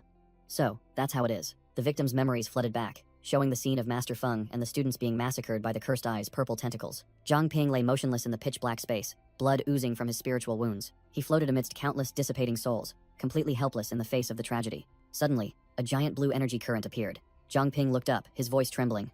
What is this now? He froze when he realized it wasn't an enemy. A giant, beast-like, demonic soul entity appeared with an overwhelming aura. It advanced directly towards Su Jingyao's sleeping soul, raising its sharp hand, roaring. Stop! The demon seized Su Jingyao's soul, intending to devour her while she was still unconscious. Blood splattered. Zhang Ping let out a crazed roar as the soul's pain permeated him, his eyes glowing crimson with rage. He gritted his teeth and yelled directly at the soul demon. You bastard! Zhang Ping charged at the demon, growling that a mere natter fox like it could be easily dealt with. But his punch merely passed through the demon's spiritual body, completely ineffective. Zhang Ping froze, realizing his physical attacks were useless in this spirit world. He collapsed to his knees, desperately wondering if reliving her pain was his karma. Suddenly, Zhang Ping looked up, stunned to see Su Jingyao's soul standing before the fallen demon. He muttered, realizing the bitter truth. Elder Su was right. She really did use her ability to separate her soul from her body before dying. Memories flooded back, showing Su Jingyao's soul helplessly watching her body being devoured. Zhang Ping reached out towards her soul, his voice filled with regret. I found your soul, but I can't save you. I'm sorry. I couldn't keep my promise. His hand touched Su Jingyao's soul's cheek, a sensation so real it was unbelievable. Zhang Ping's eyes widened in astonishment. He grasped her shoulder, his voice trembling with shock. I can touch you? Zhang Ping realized something important. Her soul didn't dissipate, but became a fallen one due to power abuse. In this spirit world, she is also a living soul, just like me. In the sky, giant vengeful eyes reappeared. Zhang Ping realized they intended to use the wandering souls to empower themselves. Not a chance, Zhang Ping growled, summoning the king's gem, which shimmered with golden light, determined to turn the tables. This time, he looked directly at Su Jingyao's soul, declaring firmly, even if I have to bet everything, I must form a contract with Jingyao in this fallen one state. Dark energy erupted. The surrounding victim souls were pulled towards Zhang Ping by an invisible force. All the souls were drawn into a giant blue contract formation forming beneath Zhang Ping and Su Jingyao's feet. Amidst the dark space, pitch purple energy chains shot out. Zhang Ping roared. Su Jingyao, listen carefully. Zhang Ping grasped Su Jingyao's hovering soul amidst the swirling magic formation, shouting directly at her. You are not one of these lost souls. You are not dead. Wake up now. He continued to assault her mind with words like hammers. Have you forgotten your dream? You once yearned to join the city guard to protect our homeland. Zhang Ping's words seemed to take effect, and the chains binding her consciousness began to crack. He growled, reiterating the harsh truth. Every time I faced danger, weren't you always the one to stand up and protect me? Su Jingyao's soul trembled slightly, her vacant eyes beginning to regain focus as she looked directly at Zhang Ping. Zhang Ping held out the king's gem before her, his gaze both resolute and gentle. Take it, Su Jingyao. Don't lose yourself again.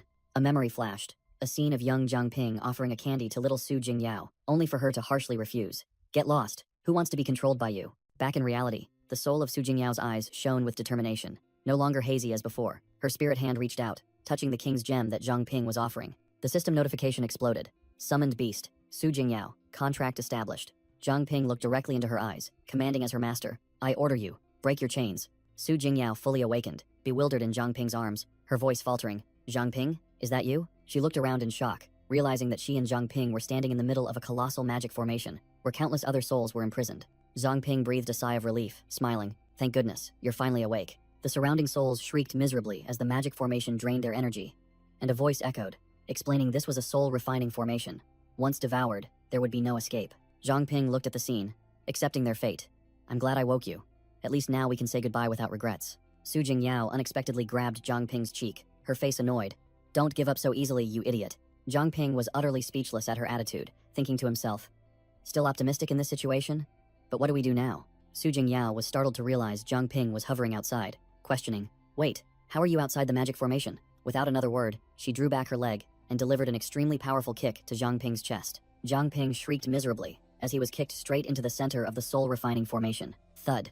He face-planted onto the ground in the most pathetic way possible, while Su Jingyao landed gracefully. Scrambling to his feet, Zhang Ping rubbed his head, grumbling, good heavens, am this injured? Couldn't you have been gentler? He suddenly realized his wounds had healed, while Su Jingyao merely crossed her arms and smiled meaningfully. An elder's soul appeared, explaining that normal awakeners would be limited in their soul abilities, but he was different, having trained since childhood and now able to affect even the souls of others. Zhang Ping confidently declared that as long as consciousness hadn't completely faded, no matter how shattered a soul was, he could pull it back. He explained that this magic formation was beyond the scope of an ordinary awakener. It absorbed the resentment of countless souls to sustain itself. The plan was laid out. Simply free the imprisoned souls, and the entire magic formation would collapse, but pulling them out one by one would take too much time. Zhang Ping revealed that he had linked their souls when healing her. Now she could borrow his nethermist power to reach other souls. Zhang Ping channeled his energy, declaring it was time to free the souls from their prison, and pitch-black nethermist chains began to appear. Countless dark chains shot straight up from Zhang Ping, piercing into the soul-refining formation above. Both returned to reality, standing in the middle of a forest, surrounded by the newly freed souls hovering before dissipating. Zhang Ping breathed a sigh of relief, completely oblivious to someone's complaints. Su Jingyao, now in the form of a water spirit, grumbled. You've drained my soul energy. Just how strong are you now, anyway? Zhang Ping nonchalantly scratched his head and replied, well, you told me to pull them all out at once. He smiled contentedly, his eyes warm. No matter what, you're finally back, Su Jingyao. I've made you wait too long. Su Jingyao also smiled gently, full of trust. I always knew you could do it. Zhang Ping suddenly remembered, and a yellow energy bracelet appeared. Oh, right. He summoned a physical body, explaining to Su Jingyao's spirit form. This is the body I recreated for you. Now it's time to use it. Su Jingyao's spirit form was speechless, asking why he carried this corpse everywhere, finding it a bit strange despite her gratitude. She explained that she had always been by his side as a soul, and had tried to enter this body but failed. Her soul touched the physical body and was repelled. She said, my ability allows me to separate my soul and attack other souls, but I cannot possess a body. She further explained that if she tried to force it, her soul would be devoured by the body's power and trapped forever with no escape. Su Jingyao believed her soul had refused because subconsciously, it still considered this someone else's body, to which Zhang Ping grinned. If that's the case, it's simple. Without further ado, Zhang Ping imperiously commanded, I order you. Recognize this body as your own, and return to it. Instantly, Su Jingyao's water spirit form was sucked straight into the physical body lying on the ground. With a thud, soul and body merged, and she slowly opened her eyes, bewildered, not understanding what had just happened. Sitting bolt upright, Su Jingyao was still in shock. It was that easy? Turns out, I was overthinking it. She crossed her arms, asking Zhang Ping suspiciously if he planned to order her to do strange things later, to which he could only sweat profusely and vehemently deny. At the same time, a colossal surge of dark energy dissipated, freeing the masters of the Beast King Martial Arts Academy. The entire group was flung out, landing chaotically, and the muscular martial artist Feng Laixian was annoyed at being trapped in such an uncomfortable situation. Zhang Ping and Su Jingyao appeared. He crossed his arms smugly. Thanks to my soul energy breaking the magic formation, everyone is safe now. He continued to boast. Trivial matters. How could these things trouble me? Making Su Jingyao only smile. Zhang Ping wondered about the situation with Ma Bin and the others, and Su Jingyao reassured him. She explained that the enemy had used themselves as a sacrifice to force open the magic formation, trapping all of them, but they hadn't expected Zhang Ping to break it. Martial artist Feng Laixian stood next to Ma Bin's corpse, declaring, the others have been dealt with. There's no one left to block our path now. Lu Xishan looked at Su Jingyao, asking Zhang Ping directly, this girl must be Su Jingyao, right? How did she suddenly wake up, making him only stammer an explanation? Rumble, rumble! The ground suddenly shook violently, signaling trouble. Martial artist Feng Laixian braced himself, growling. An earthquake? This tremor isn't right. It feels like something is emerging from underground. Zhang Ping suddenly realized something, his eyes changing. Could it be? Whoosh! A giant fire phoenix burst from the ground and soared into the sky. Zhang Ping muttered, confirming, Mountain Ancestor? The divine sunbird charged straight into a giant rock monster that had just emerged, initiating an aerial battle. The phoenix opened fire, shooting out a volley of fireballs like heat-seeking missiles at the enemy. Boom, boom, boom. The fireballs exploded on the monster's rock armor, but it seemed to only tickle it. The giant rock monster, the Mountain Ancestor, slowly rose to its feet, completely unharmed by the previous attack. Whoosh! The Mountain Ancestor swung its massive rock arm, swatting away the divine sunbird like a toy. Sent flying far away, the divine sunbird hovered in the air, its entire body erupting with a dazzling aura, preparing for an all-out strike. The phoenix gathered energy, creating a series of fireballs even larger than before, ready for a barrage of explosions. From a distance, two figures were observing the battle. The old man Su Qingbo remarked, these morning glory flowers are quite useful, aren't they? Yi Changchun urged. Zhang Ping and the others must be waiting for us. Let's go, we can't delay any longer. Meanwhile, a reinforcement team led by a white-haired person had arrived at a giant chasm, he declared. This is the entrance to the trial area. Zhang Ping's group, including Su Jingyao, the stout Zhang Shouzong, and the swordsman Chen Ming, looked down into the abyss, bewildered, asking, where is the entrance? Su Qingbo appeared and explained. What you see is merely an illusion. Only Zhang Ping can open the entrance, but we need a little more time to prepare. Zhang Ping turned to everyone, reassuring them. All right, let's rest here for now. The Mountain Ancestor has already made its move anyway. Senior Ye Changchun and Senior Su Qingbo will arrive soon. Su Jingyao was startled when she heard her grandfather's name. Zhang Ping smiled, confirming. That's right, he's your grandfather. He was the one who told me about your abilities. Zhang Ping explained to the entire team that AI would be the key to helping them break through the barrier ahead. From afar, Ye Changchun and Su Qingbo were approaching, reminding each other to stay focused, as they couldn't let their comrades' efforts go to waste. Meanwhile, Zhang Shouzong, the stout man who had just used a fat-consuming skill, was famished, complaining, I'm starving to death. Is there anything to eat? Zhang Ping, like a true protagonist caring for his team, was starting a fire to roast a massive slab of meat. The roasted meat sizzled over the fire, emitting an enticing aroma. While the protagonist cooked, the other veterans didn't forget to train. Feng Laixian and Bai Dai did push-ups like machines, while Zhu Yuanlong even used Chen Ming as a weight, making the swordsman only able to lament. Zhang Shouzong stealthily crept closer to where Zhang Ping was cooking. The stout man suddenly screamed, his face drained of color, upon seeing a zombie lumbering into view, frantically asking if the Holy Ancestor village had arrived. The whole team gathered. Zhang Ping glanced at the zombie, then coolly declared, this thing is so weak, it has no energy at all. I wouldn't even want it for free. Zhang Shouzong collapsed to the ground from exhaustion, his soul scattered, comparing himself to a walking corpse.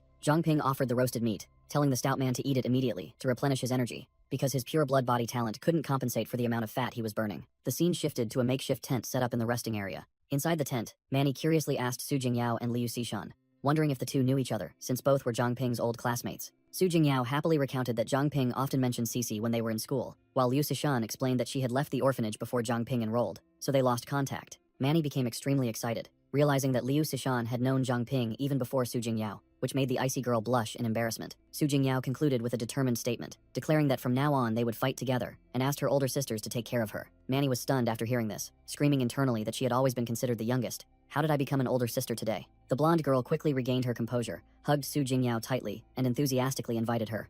My adorable little sister, join our purge squad. I'll take good care of you. Suddenly, Su Jingyao froze when she heard a familiar voice. She immediately recognized. I finally found him. This voice is Grandpa's. Su Qingbo was startled, recognizing his granddaughter's familiar voice. The old man rushed to hug Su Jingyao tightly, unable to believe his eyes. Jingyao? You're awake? He was still in shock, trembling. He asked again, Is it really you, Jingyao? While Zhang Ping stood silently observing from behind, Zhang Ping quickly explained. The traitor Ma Bin, or Zhu Yanbing, used a soul refining formation to trap you, but it was that very act that gave me the chance to save you from your fallen state. Su Qingbo, with tears in his eyes, hugged his only remaining granddaughter tightly, filled with mixed emotions of joy and sorrow. Su Jingyao sobbed, delivering the grim news that her parents had not survived. The old veteran blamed himself for failing to protect his family, bitterly cursing the scoundrel who caused it all. His rage flared. Su Qingbo growled, demanding Ma Bin's whereabouts, his killing intent surging. Where is that bastard? Su Jingyao wiped away her tears, reassuring him that Zhang Ping had taken care of everything. The girl smiled proudly, declaring, Has dead, Grandpa. I've avenged you. Upon hearing this, Su Qingbo showed a satisfied smile. My good granddaughter. But immediately after, he staggered, completely exhausted after the battle, and began to collapse. The whole group frantically rushed to support him. Zhang Ping and Ye Changchun were the quickest to react. Zhang Ping quickly examined him, concluding, He has internal injuries, but they're not fatal. It's mostly exhaustion. He offered first aid to Su Qingbo, then turned to Ye Changchun, telling both of them to enter the contract space to rest and recover. After settling the two old veterans, Zhang Ping looked at the entire makeshift camp that had been set up. Zhang Ping declared firmly to the whole team, Everyone, rest. I'll stand guard tonight. From the shadows, two Zhu clan subordinates secretly observed. One excitedly urged, Hey bye, everyone's asleep. Shouldn't we seize this opportunity? The other one, scared stiff, immediately dismissed it. Are you crazy? Don't? You see Zhang Ping is on guard? His skills are not to be trifled with. Have you forgotten how our captain was eliminated? We don't even have an apex level awakener on our side. If we provoke him, we'll all be dead. In the shadows, a blue-haired subordinate reported to leader Bai. Bai, headquarters has sent reinforcements. The new reinforcements appeared, with cold, expressionless faces, each with a crimson mark on their forehead. But the blue-haired subordinate sensed something strange. But they've been silent since they arrived. They look really weird. Leader Bai ordered, If they're from the main family, they must be formidable. But the smartest thing to do is let those experimental weapons go in first, and well watch the show. No one is to act without orders. Meanwhile, Zhang Ping's group had arrived at the trial area. A spirit guide appeared and explained. The trial area has 8 gates, each with a different test, from dense forests, swamps, and snow islands to mountain peaks. The spirit guide continued, with an experienced tone. You must pass the first 7 gates in the correct order for the 8th gate to open. Since Zhang Ping is only level 20, the difficulty will be moderate. Zhang Ping threw a chunk of flesh and blood onto the altar, activating the teleportation gate, while the spirit guide announced, Time here is 30 times slower than outside, so take your time. Oh, and each person might see a different scene. A spatial gate opened, revealing a desolate land, and the rules were finalized.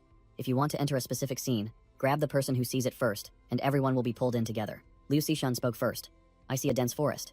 Zhang Ping also confirmed.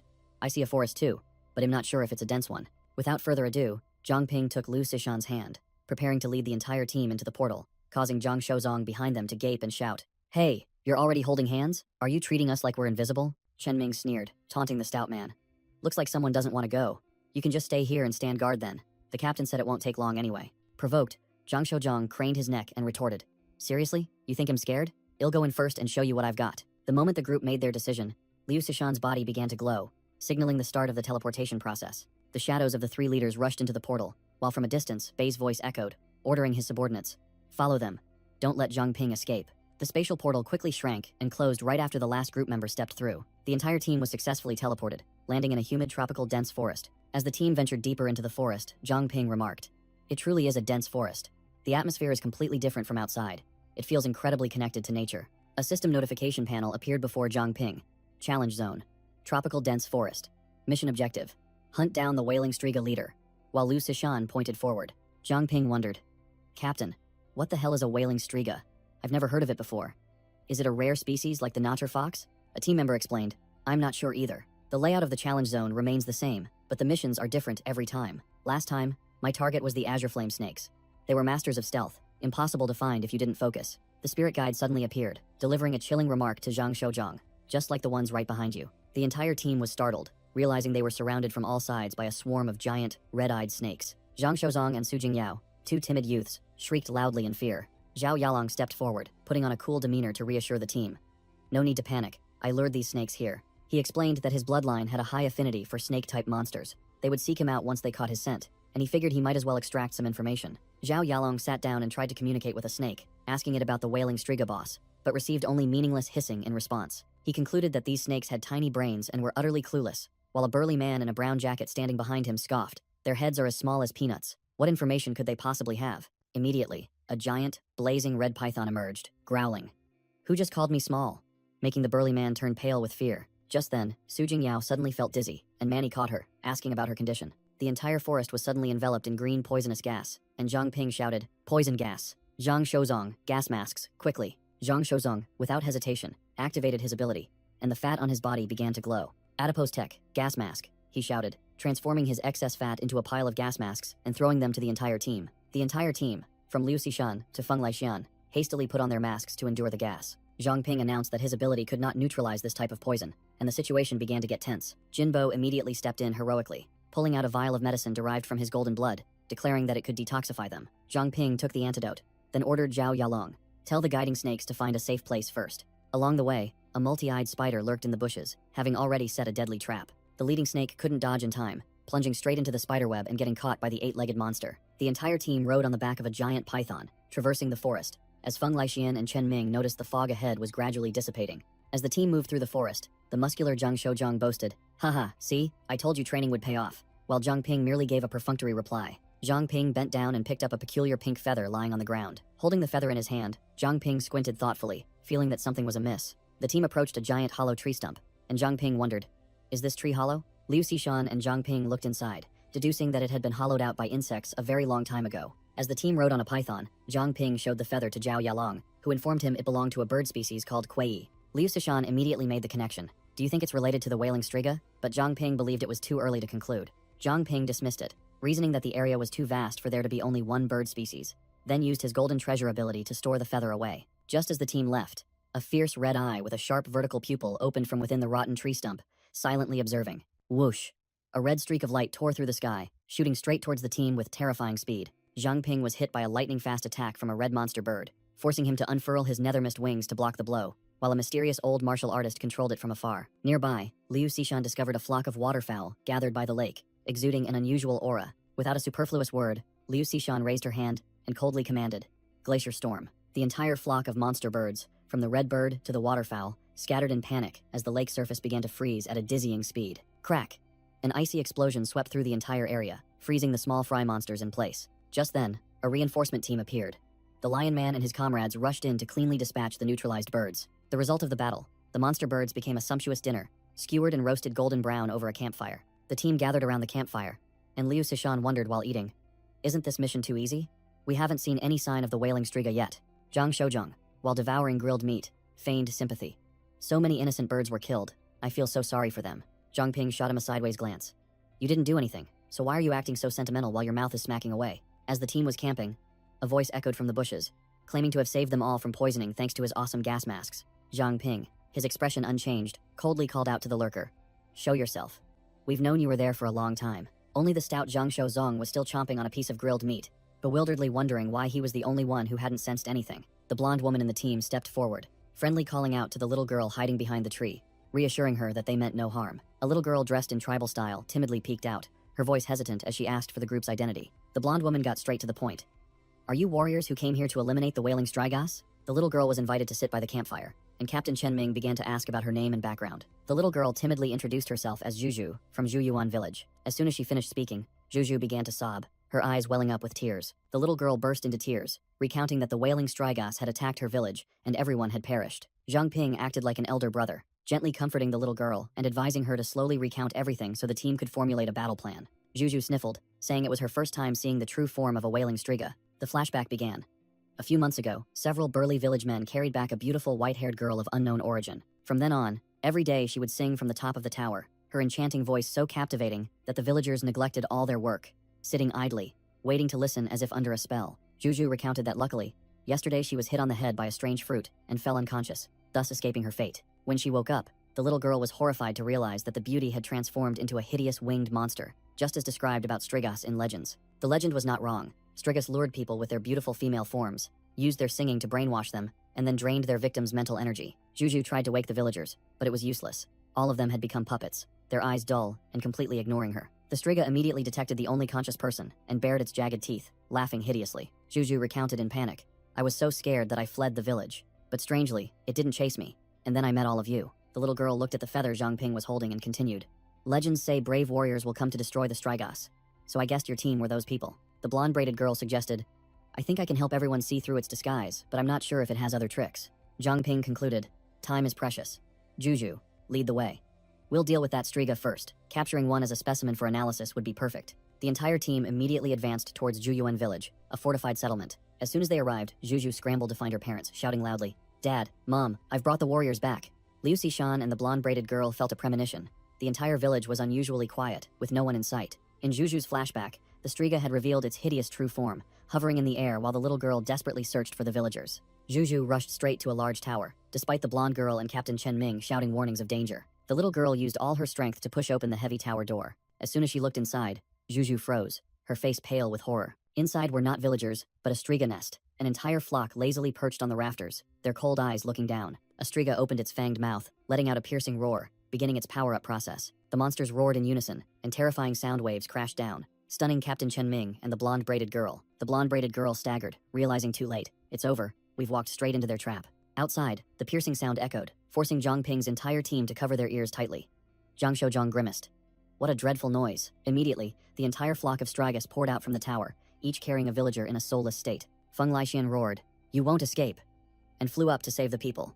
While Chen Luowei from behind launched a dark energy attack. Chen Luowei unleashed a storm of shadow blades, wiping out a group of Strigas in the blink of an eye. Looking incredibly cool, Chen Luowei unleashed her move, and streaks of dark energy seized the Strigas holding people, looking like the Grim Reaper harvesting souls. The Strigas in the air retaliated with streams of fiery red energy projectiles. Feng Laixian braced himself and charged straight into the barrage. A Striga opened its mouth and roared directly at Feng Laixian's face, its sonic pressure exploding. The muscular martial arts master was knocked back by the sound waves, falling sprawling on the ground, and the entire reinforcement team was also heavily affected. Get back! Liu Xishan shouted, unleashing a rain of ice blades to block the monster's attack path, while also warning Zhang Ping not to act rashly. The entire team lay scattered. Zhang Ping calmly analyzed. These Strigas are incredibly cunning. We walked straight into their trap, and now the whole team is injured. Zhao Yanhu, riding his giant python, slithered forward, reporting the situation. Don't worry, Zhang Ping. My snakes have followed the Strigas trail. They say those birds are Qi Yi. Zhang Ping stood next to a Striga's corpse, muttering a simple logic. Right. We humans don't go around introducing ourselves as humans, then activated his appraisal skill. The analysis panel appeared. Wailing Striga, level 28, mutated monster. Its main skill is using its singing to deplete mental energy. High intensity can cause direct psychic damage. Zhang Ping explained to Liu Xishan and Chen Xuejie, it's indeed a psychic ability. My covenant stone protected me, so I wasn't affected. The villagers might still be alive. We must go to their lair. The spirit guide appeared, advising Zhang Ping, listen to me. Everything here is fake, created only for the trial. The safest thing is to wait for the whole team to recover and then go together. Zhang Ping narrowed his eyes, clearly disregarding the advice. But, looking at the blonde girl trying to save a villager, Zhang Ping asserted, to me, they are real, innocent lives worth protecting. If there's a chance to save them, I won't stand by. Zhang Ping's eyes flashed with confidence, and dark energy began to surge. Don't worry. I can handle these Strigas. If we encounter danger, I can summon Elder Ye and Elder Su. We won't get stuck. Chen Xuejie and Liu Xishan said in unison, then I'm coming too. Liu Xishan declared firmly, I also specialize in mental energy. With preparation, I won't be affected. Chen Xuejie was not to be outdone.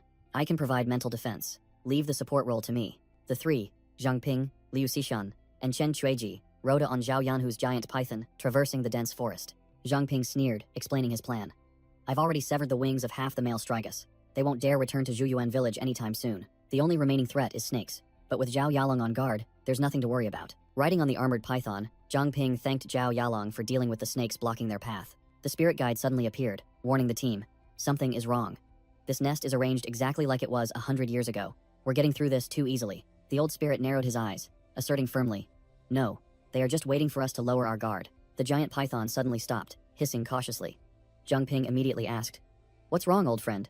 Zhang Ping looked up ahead, his eyes revealing surprise as he recognized something familiar from his memory. That blood tree, could it be? Before the team stood a colossal ancient tree, towering in the middle of the forest, exuding an extraordinary aura. On a high branch, two wailing Strigas were already perched, silently observing like diligent sentinels. Zhang Ping swiftly hid behind a tree trunk, raised his lantern, and activated his skill. Analyze. The information panel appeared. Female wailing Striga, level 33, mutated monster. Zhang Ping muttered, guessing these were just two small fry on reconnaissance. Zhang Ping turned back and briefly informed the two girls. Level 33. Abilities identical to the males. Weakness in the throat. 2 quick slashes should be enough. The 2 Strigas remained completely unaware that they had been discovered and were about to be eliminated. The armored python raised its head high, ready to charge into battle on command. The python had located the 2 monsters hiding in the tree. Without a word, Zhang Ping and Liu Sishan simultaneously leaped into the air, launching a perfect pincer attack. 1 strike, just 1 strike. Liu Sishan impaled one with her ice sword, while Zhang Ping delivered a nethermist kick, sending the other to its demise. A close-up showed the Striga hit by Zhang Ping's attack, a gaping hole torn through its chest, dead before it could even gasp. The 2 guard monsters were swatted away like flies, utterly unable to resist. After clearing the area, Chen Shuijie confirmed, "I've checked around, there were only 2 of them." The group approached the ancient tree trunk. Zhang Ping identified it as the entrance and ordered the oversized python to wait outside. Zhang Ping gave his combat orders. "Beneath this tree is a massive space. There's no time to waste, we need to split up." He instructed Liu Sishan and Chen Shuijie to stick together and report immediately if anything happened. Venturing alone into the dark lair, Zhang Ping ignited a nethermist flame to light his way. A cold gust of wind blew past, and he briefly thought of his Whispers of the Wind innate talent. But Zhang Ping quickly realized it wasn't wind, but the breathing of some creature. He immediately crouched low, crawling towards the light to scout the situation. Hiding behind a rock, Zhang Ping carefully observed the inside of the cave. The sight before him made him freeze in place, cold sweat streaming down his back. A gigantic cave was riddled with monster eggs, inside which were newly hatched wailing Striga hatchlings. Zhang Ping determined that the steady breathing came from these very eggs. A newborn Striga wriggled in its eggshell, its face looking almost identical to a human child's. Zhang Ping narrowed his eyes, his gaze as cold as ice, devoid of any emotion. Receiving word from his teammates that they had found the villagers, he ordered them to begin evacuating the people immediately. Looking at the newborn monsters, Zhang Ping muttered, realizing the villagers were sacrificial offerings, the first meal for these creatures. He summoned his gigantic shadow scythe, declaring coldly, "What if they look human?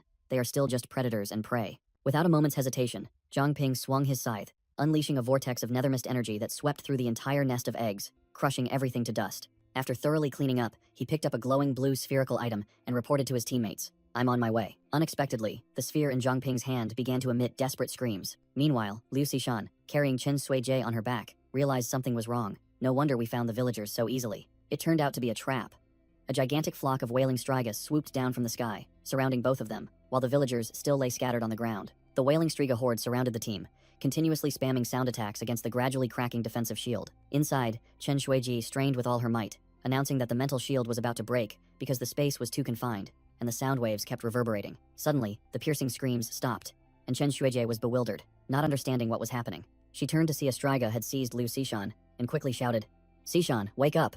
Liu Sishan's eyes became lifeless. Clearly, she was completely controlled. Under the monster's control, Liu Sishan unleashed a sharp, icy attack towards Chen Shuiji. The Striga was furious because its lullaby was interrupted, not understanding what had happened to its minions. It spun around, growling, "Hey, you chicken head, where are you looking?" Zhang Ping had appeared at some point, holding his death scythe to the monster's neck, asking coldly, "Didn't your injured scout report that I was on my way to the village?" The young man swung his scythe. Nethermist energy erupted, declaring, "I never give a warning when I hunt birds." With a single clean sweep, all the flying Strigas were wiped out, falling scattered to the ground like autumn leaves. The remaining Striga stared in shock at its comrades being annihilated, while Zhang Ping was already ready for the next scythe swing. Seeing Zhang Ping charge forward, the monster flapped its wings, roaring, "This is my chance." It opened its mouth wide, channeling energy, deciding to unleash its ultimate move, "Become my puppets, humans." A destructive sound wave spread everywhere with terrifying power. The ground cracked open, and debris flew everywhere under the pressure of the wide-area mental attack. Liu Sishan and Chen Shuijie clutched their heads in pain, collapsing, unable to withstand an attack of this level. The Striga boasted confidently, "No one, not even a king-level entity, can withstand my sound attack at this range." However, its target still stood firm, scythe on his shoulder, completely unharmed. Zhang Ping smirked, his voice full of sarcasm. "You call this weak noise a mental attack?" Zhang Ping charged forward, swinging his scythe, and the Striga shrieked in panic. "Impossible! My illusions should be working perfectly." The monster's blood-red eyes widened, completely shocked by Zhang Ping's absolute immunity. "It's time for the curtain call," Zhang Ping declared coldly as his colossal shadow scythe descended, engulfing the monster. The Striga let out a miserable shriek as the nethermist energy scythe tore it to shreds. "Shut up!" Zhang Ping growled, continuing to unleash purple energy slashes, tearing apart the space around the monster. A decisive slash descended from above, completely finishing off the Striga, a clean one-shot. Zhang Ping landed lightly beside the corpse, emitting purple smoke, and the system panel popped up. Successfully eliminated the wailing Striga leader. Challenge complete. Purple energy enveloped Zhang Ping, and the system announced the reward. Distributing challenge rewards. "You have leveled up to level 25, he muttered. No wonder killing those mutated monsters didn't give any experience. It only accumulates after completing the challenge. A brightly glowing blue teleportation gate slowly appeared in midair. The gate opened in an empty clearing, with Zhang Ping standing opposite it, while Liu Sishan and Juju were still hiding behind an ice block. The challenge space began to collapse, with large rocks falling scattered from above. Juju worried. Wait, there are still villagers trapped in the nest. Zhang Ping also realized. Manny and the others are also still in Zhuyuan village. The spirit guide appeared beside Zhang Ping, explaining, "Don't worry, this gate has no time limit," then trailing off. Also, the spirit guide pointed at Zhang Ping, explaining to the two girls. This kid, to completely block the sound attack, he ordered himself to become deaf. We need him to undo that command first. The team returned to Zhuyuan village, and a villager happily welcomed them. We are truly grateful to everyone. The villagers gathered in full to see the team off, and one person asked, "Do you all have to leave already?" Zhang Ping replied to the village elder. "Yes, we have more urgent matters to resolve." The old village elder nodded. "If so, we will not hold you back any longer." The village elder and villagers placed their hands on their chests, solemnly saying, "Before you depart, the elder humbly wishes to convey this prophecy to the brave warriors, from a heart filled with reverence. Your encounter here was not by chance, but the silent turning of the wheel of destiny." The prophecy continued as the team listened, "And the enemies you seek to destroy with the power gained here are merely pawns on a larger chessboard. Continue your journey, Zhang Ping." A notification panel appeared. Hidden quest complete. Save Zhuyuan village. Receive bonus rewards. Zhang Ping froze, turning to ask with a suspicious expression, "Elder, how do you know my name?" The whole team was overjoyed because the hidden quest reward helped them level up. But Feng Laixian grumbled, "I grinded more, so why did I only gain 2 levels? Zhang Ping smirked, secretly thinking this hidden quest reward was too generous, and bringing the whole team up in level was a pleasant surprise. He began to rethink the village elder's words, realizing something was amiss. Suddenly, Situ Shibai's voice echoed in Zhang Ping's mind, asking directly, "Did you hear a secret meant only for you?" Situ Shibai explained that infinite level awakeners can shape the world, and challenges will reveal hidden truths that could change the fate of an entire city. Zhang Ping clenched his fist, his gaze firm, ready for the next challenge. The team was teleported to a swamp area. The scenery looked strangely peaceful. Suddenly, an extremely powerful force sent the entire team flying into the sky amidst desperate screams. Crash!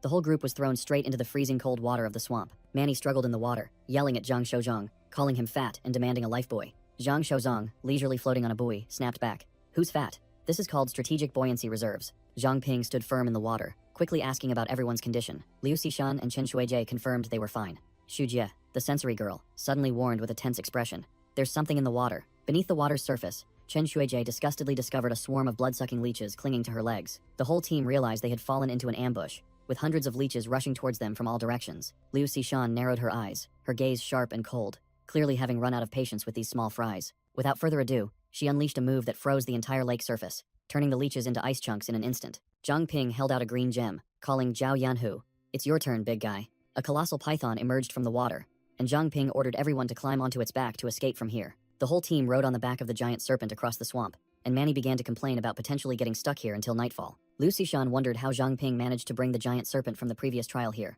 and he casually explained, "A blood pact is just like Wi-Fi, transmitting data across space." Zhang Ping recounted that he had experimented by having Zhao Yalong order the giant serpent to accept the pact gem, and it was a complete success. Zhang Shouzhong hugged the giant serpent tightly, sobbing with joy at seeing it again, making Manny speechless.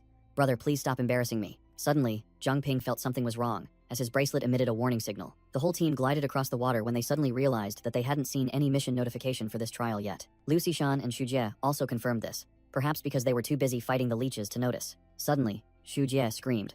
The team's radar had detected a soul at 3 o'clock. The whole team turned to look simultaneously at a lone figure rowing a boat in the vast swamp. An old woman rowing a boat approached and greeted them. "Finally, the brave warriors have arrived." The old woman invited the team to follow her, while Manny puffed out his cheeks in thought, openly displaying his suspicion. Manny began to indulge in delusions of grandeur, proclaiming himself a hero, about to embark on a quest to rescue a princess in a castle. Zhang Ping kept a cool head and turned to warn the team. This could be a trap. Everyone, stay vigilant. The team decided to follow and see, while Chen Luowei sarcastically remarked that the fat guy, Zhang Shouzhong, was the real challenge of this stage. The guiding boat led the team to an ancient village, built entirely on the water, with a sign clearly stating, "Poisonous Swamp, Reed Village." As soon as they stepped ashore, Zhang Shouzhong immediately boasted about his judgment, only to be glared at by Feng Laixian for his excessive chatter. A silver-haired elder stepped out from the village and greeted the team with a smile. "Welcome, brave warriors." The elder enthusiastically declared, "Our Reed Village has finally been illuminated by the light of hope." Inside a wooden house, he introduced himself as Wei Zongbo, the village elder, and apologized for the somewhat humble reception. Zhang Ping didn't beat around the bush, directly asking about his relationship with someone named Wei Sihong.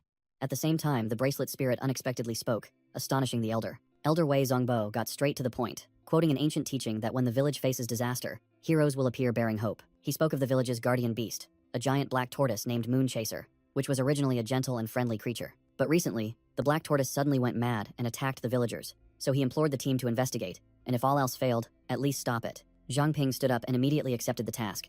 "Don't worry, elder, we will do our best." Elder Wei Zongbo was overjoyed, clasping Zhang Ping's hand and thanking him profusely. Afterward, he invited the team to eat a pot of extremely bizarre-looking soup to stave off their hunger. Advising the team to rest and regain their strength, the elder slowly departed, leaving behind the steaming pot of soup. Zhang Ping immediately used his appraisal skill, and the result displayed a warning message. Suspicious dish. Zhang Shozong would rather starve than touch that disgusting thing, while Chen Luowei teased that he should eat a double portion.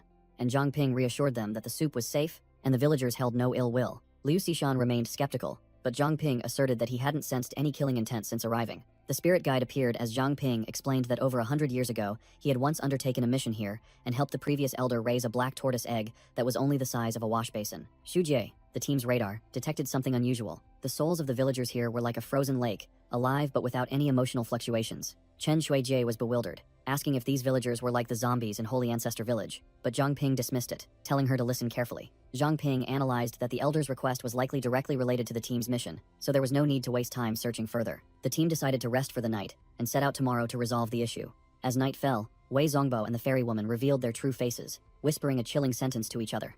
I hope these sacrifices are fresh enough. The next morning, the team rode the giant serpent gliding across the swamp, and Chen Luowei complained that her backside was going numb from all the searching. Liu Xishan, the water element expert, suddenly sensed a difference. The water here is much deeper than anywhere we've been. Her eyes widened, and sweat poured down as she screamed a warning.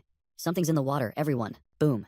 A gigantic black tail lashed out from beneath the water with terrifying speed, sending the entire team and the giant serpent flying into the air. Zhang Ping grew wings and flew in the air, asking about the situation, while Chen Ming rode his flying sword beside him, muttering to himself that it was a good thing he had prepared beforehand. Below the water's surface, Liu Xishan used ice magic to create large ice flows, saving the team. She reported that everyone was fine and would create more footholds. Zhang Ping shouted for his giant serpent, but it was being crushed by something even larger beneath the water. The giant serpent let out a tragic roar as it was battered by a colossal armored turtle tail. Seeing his pet being tormented, Zhang Ping gnashed his teeth, his eyes blazing with fire, and immediately activated his analysis skill. The giant serpent suddenly vanished in a whirlpool, leaving the entire team stunned, not understanding what had just happened. Zhang Ping reassured them that the giant serpent was still nearby, and at this distance, he could command it. He held out the pack gem and growled a command. Hey, you big lug, return to the storage space immediately. The lake surface was unusually quiet, with no reaction whatsoever to Zhang Ping's summoning command. Zhang Ping frowned, muttering that normally, when a contracted beast is recalled, it should transform into a stream of light. It couldn't possibly be this silent. Suddenly, a stream of green energy shot up from beneath the water, signaling an extremely dangerous presence. Whoosh! The water surface exploded into a colossal column of water, making Zhang Ping and Chen Ming in the air look back in surprise. Chen Ming exclaimed in astonishment. So this is its true form. Zhang Ping coldly replied. It seems we've found our target. The colossal moon-chaser black tortoise emerged from the water, its serpentine head letting out an earth-shattering roar, its terrifying aura enveloping the entire area. Without hesitation, Jin Boss team, including the Lion Man, leaped from one ice flow to another, charging directly towards the monster's head. Zhang Ping unleashed purple energy chains, binding the black tortoise's serpentine head tightly. He tightened the chains, straining to control the monster and shouting, Analyze. A notification panel immediately appeared. The information panel displayed. Mutated Moonchaser Black Tortoise, Apex Tier, Level 35, 7-star potential. Zhang Ping's face paled when he read the skill line. It has a King Tier ability, and it's a Space Element one too. Damn it. Realizing the deadly danger, Zhang Ping turned and shouted a warning. Captain Jinbo, get out of there now.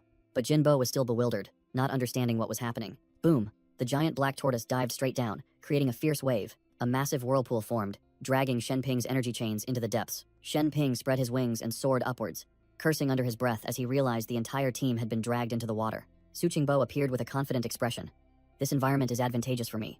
Let me handle this. Shen Ping threw him a blue energy orb, saying decisively, Then we'll rely on you, Senior Su. Underwater, Jinbo's team was toyed with by the monster like small fry, completely helpless against its power. Jinbo looked at the black tortoise circling before him, sweat pouring down, thinking to himself, Now what? Suddenly, a massive pillar of water shot straight up from below, roaring, reverse current. Jinbo's entire team, along with the black tortoise, were flung into the air like toys. Liu Xishan and the others stood on the ice floe, gazing in astonishment at the overwhelming scene before them. Su Qingbo stood on the pillar of water, commanding with authority, Miss Liu, continue creating ice platforms.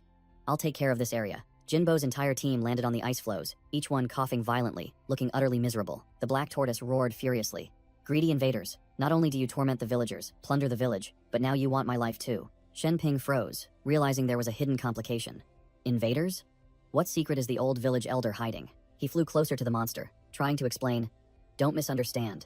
We have no intention of being your enemy. Shen Ping ignored his teammates' warnings and continued to approach the black tortoise. A member of Jinbo's team cut his own hand, blood flowing freely, shouting loudly, I swear on my life, can we talk? The giant black tortoise fell silent, its eyes no longer fierce as before, seemingly contemplating. Shenping suddenly noticed many other figures standing on ice floes in the distance. The black tortoise ignored him, looking up at the sky. Just keep your life. That thing up there is the real problem. The black tortoise issued a challenge, the water's surface rippling. Defeat it, then well talk. Shenping looked up at the sky, his face changing color as he saw the new enemy, and hastily used appraisal. Are you kidding me? Appraisal successful. Mutated frigate bird monster. Red rank. Level 40. A formidable foe capable of spewing ice storms and summoning whirlwinds. Shenping hovered over the swamp, cursing inwardly. Are all the monsters here ridiculously high-leveled? The giant frigate bird craned its neck and let out a sky-shattering cry. The pouch under its throat swelled, accumulating icy energy. It spewed out a destructive blast of cold air. Jin Boss' entire team could only scream in despair. Maintain formation, don't get scattered. Even a legend like Su Qingbo was enveloped by the cold air, his entire body beginning to freeze. Both Jin Boss' team and Liu Xishan were frozen solid, the ice user exclaimed in horror. This bird's breath is even worse than a blizzard. Liu Xishan was utterly stunned by the monster's power. It froze this entire damned swamp with just one attack. Its ice manipulation is on a completely different level. In the middle of the ice field, Feng Laixian, the Beast King Dojo's martial arts master, stood with his arms crossed, watching. He taunted. Playing with ice in broad daylight? Let me show you the power of the sun. The martial arts master channeled his energy. Flames erupted fiercely around him, roaring. Ready to be roasted? Feng Laixian, enveloped in flames, charged straight at the frigate bird. He shouted, "What good is a big mouth?" With a whoosh, he delivered a sky-shattering punch to the ice pouch under the bird's throat. Shut your beak. The bird was sent flying by the punch, but from beneath the ground, countless giant tree roots emerged, coiling tightly around it. Yi Changchun, in his dendrification form, roared. Don't hog all the spotlight, kid. The dendrification form swung an entire giant tree, smashing it directly into the tightly bound bird, giving it no time to react. Ye Changchun commanded, "The frozen water is perfect now, stay still." The dendrification form delivered a powerful punch to the bird's ice pouch, causing it to crack and shatter. A frozen punching bag? Not bad. Su Qingbo broke out of the ice, looking completely unharmed, surprising even Ye Changchun's dendrification form. "Oh, Su? I thought you were frozen solid?" The old man calmly explained while smashing the bird's ice pouch. "My ability allows me to merge with inorganic matter, like water or ice, moving freely." Su Qingbo threw a thunderous punch, smashing it directly into the ice pouch under the mutated frigate bird's throat, making it shriek in pain. Battlelust surging, Feng Laixian, the Lion Man fighter, and Jinbo charged forward together, their momentum soaring, ready to tear the boss apart. Jinbo, channeling his golden energy, challenged the seniors. "Hey old-timers, wanna bet who plucks this oversized chicken's wings first?" All three charged straight towards the bird. Jinbo made the wager. The loser does 100,000 push-ups. Bai Dai also didn't stay idle. He channeled his Beast King fist, gluttonous style, creating a destructive white energy vortex. Feng Laixian and Jinbo soared into the sky, dodging the bird's attacks while preparing their counterattack. Both shouted loudly, "Roasted chicken wings, here we come," then plunged straight down like two meteors. Jinbo channeled his energy to its limit, gritting his teeth. "Come on, one more shot." He fired a massive golden energy blast directly at the bird. The earth-shattering explosion made Manny, who was watching, gape in astonishment. Are they always this high-strung? Shenping calmly explained that because they've recently been facing king-level enemies and psychic attacks, they're feeling pent up and need to blow off some steam. The level 40 bird lay flattened, while Feng Laixian, Jinbo, and Su Qingbo stood dusting off their hands, lamenting. "This isn't good. I haven't even warmed up yet." Another flock of waterfowl monsters was flying in from the distance. It seemed the battle wasn't over yet. The giant black tortoise suddenly appeared right behind the entire team, startling Zhang Shouzhang, who jumped up and shrieked, "Good heavens, when did you get up here?" Liu Xishan paused, her eyes sharpening as she realized something. "A scent? Don't tell me." Quick as lightning, she shot into the air, landing directly on the corpse of the mutated frigate bird. With a swift slash, Liu Xishan used her ice sword to cut open the pouch under the bird's throat, revealing a series of purple pills. Shenping pointed at the corpse, turning to question the black tortoise.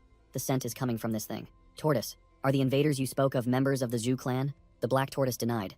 "I know nothing about the Zhu clan." It narrowed its eyes, asserting firmly, "But it's clear you are not on their side." The black tortoise began to recount that its species needed frigate bird eggs to adapt to lunar energy, and the villagers usually helped them collect them. But then, a group of cloaked figures appeared, using strange pills to control the birds and steal all the eggs. The black tortoise continued its story, thinking everything was over. But unexpectedly, those figures returned, using the very birds they controlled to massacre the villagers. As the guardian deity, it rushed into battle, but was severely wounded by their combined attack. They even intended to use control drugs on it. Zhang Ping held the pill, his face thoughtful. Unbelievable. Why did the villagers keep this a secret? He tossed the pill to Liu Xishan. "Cece, freeze it. I need to return to the village to get to the bottom of this." The black tortoise was still agonizing. "I failed to protect the village, betraying my oath to him." Suddenly, a familiar voice echoed in its mind. It was Situ Shibai. "This is not your fault, old friend. Now we share a common enemy." The black tortoise was startled, recognizing the voice. "This voice? Lord Situ? Is it truly you?" Situ Shibai confirmed telepathically. "It is I, though I cannot appear in flesh and blood at the moment." The black tortoise was overjoyed. I never expected to meet you again, Situ. If that is the case, it immediately invited the entire team. Everyone, get on my back. I will take you back to the village. Crash.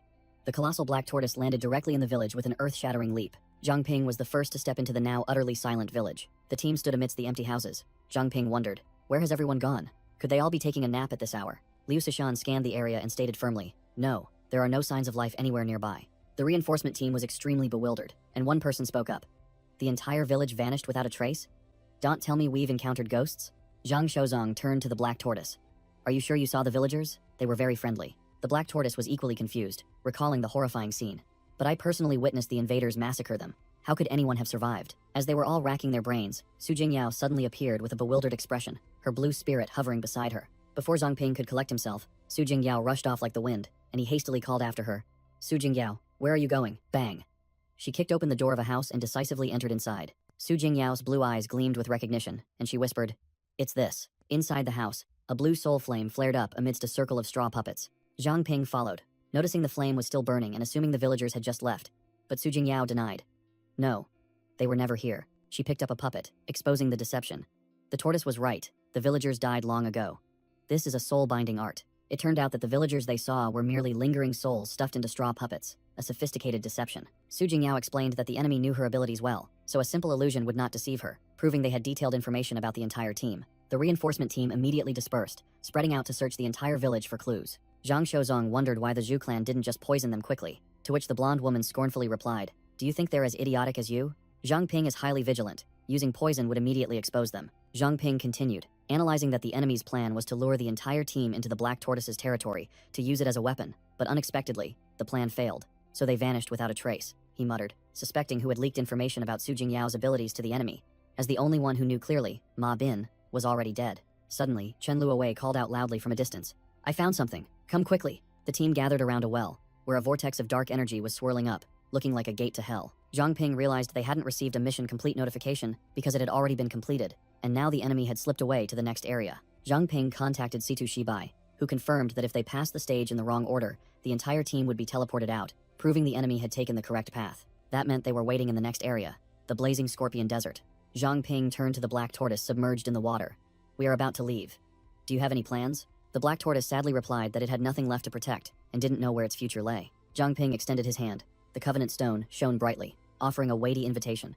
The past cannot be changed, but we can face the future together. Black Tortoise, we need your strength. The Black Tortoise looked at Zhang Ping, admitting he was more interesting than the bookish Situ, and believing this might be destiny. The Covenant Stone flew towards the Black Tortoise, officially confirming the pact. The system announced, Covenant successful, and the colossal Black Tortoise bowed its head.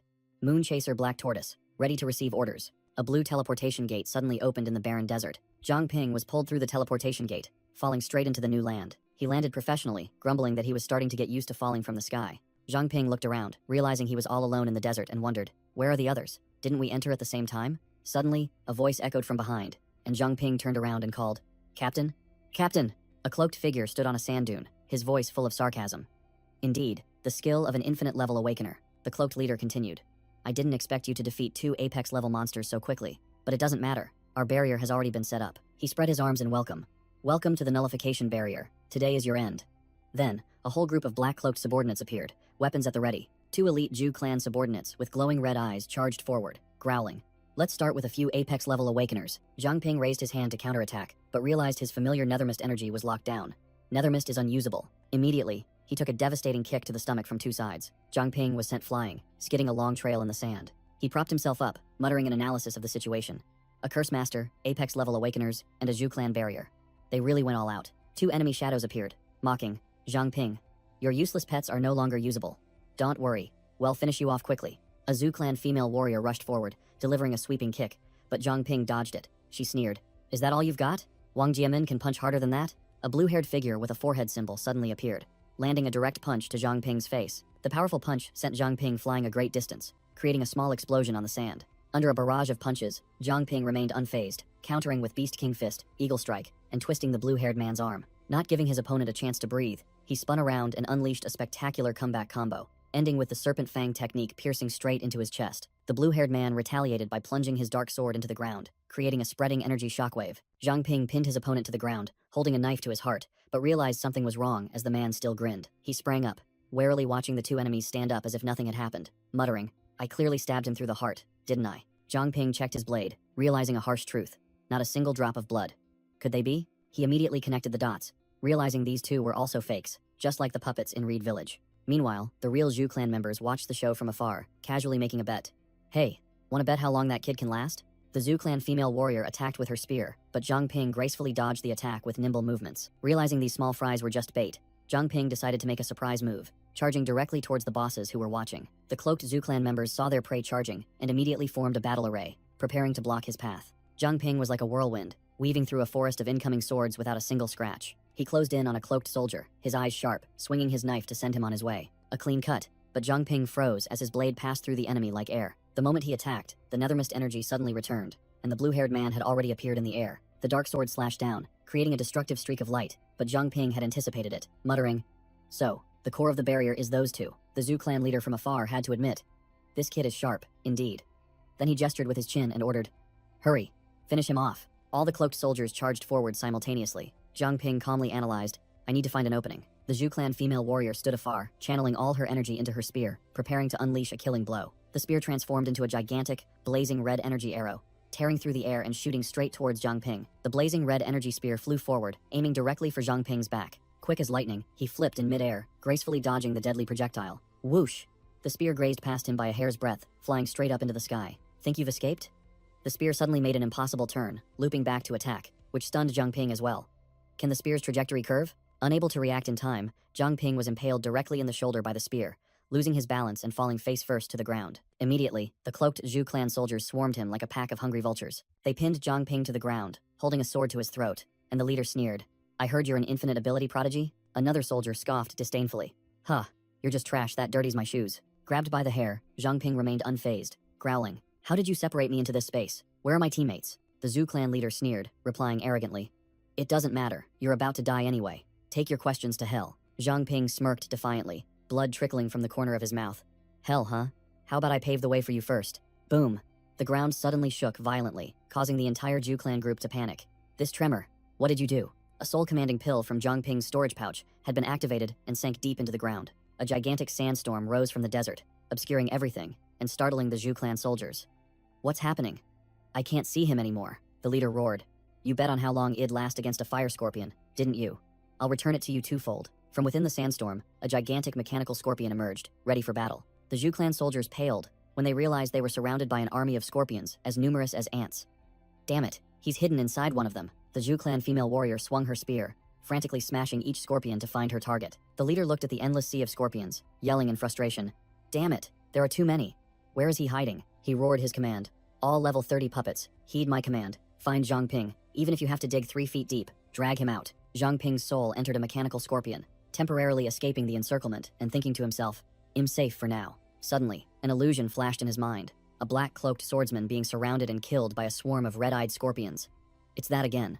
Why am I seeing this scene? Inside his consciousness space, Zhang Ping smirked, using the scorpion as a center to unleash an energy wave to locate the small fries. He opened his eyes wide, having locked onto the target. Found them, northwest direction. Half an hour later, Zhang Ping's soul was exhausted, staggering beside the last scorpion puppet in the desert. The souls of Su Qingbo and Ye Changchun appeared, asking anxiously, "Zhang Ping, who did this to you?" "We were stuck in the storage pouch for 30 minutes. What exactly happened?" Zhang Ping's soul weakly replied, "I was ambushed." Zhang Ping's real body appeared, staggering as the system announced that his pure blood body had been nullified. "They sealed my abilities." He coughed up a mouthful of blood, gritting his teeth with determination. "I must regroup with everyone right now."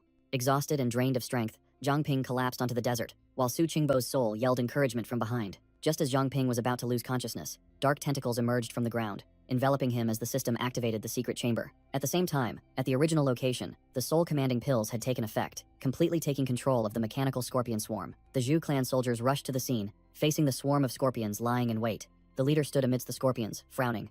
"The last time I sensed him was here." Then his aura completely vanished. He sneered contemptuously, taunting, "Infinite rank? Nothing but a cowardly rabbit running away." The blue-haired subordinate appeared hesitant, suggesting, "Hey, Bai, maybe we should return to the master." Bai snapped angrily. "Return? My ass! Now we don't even know where to find him. This is our only chance." Bai ordered his subordinates, "Stay here and keep watch. I'll have the black scorpion search again. Alive, I want to see him. Dead, I want to see his corpse." Inside Manny's secret chamber, Zhang Ping lay motionless, his entire body wrapped in bandages, in an extremely critical condition with a punctured lung and 3 broken ribs. The entire purge squad gathered around Zhang Ping. Liu Xishan wondered when the Zhu clan had acquired such formidable sealing abilities, and they all decided to wait for him to wake up to hear the full story. In the secret chamber, a blonde braided girl and a gray-haired elder heard a noise. The girl wondered, "It sounds like someone's outside." 2 other muscular men in the squad were already hot-blooded.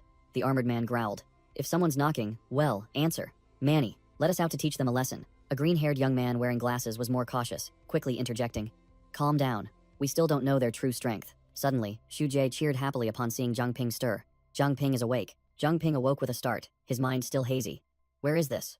Aren't we in the trial zone?" Manny explained that since they couldn't contact him, the team had guessed he was in danger and brought him back to the secret chamber to conserve his energy. As soon as he heard, Zhang Ping sprang up, frantically recalling the enemy, but Xu Jie quickly held him back.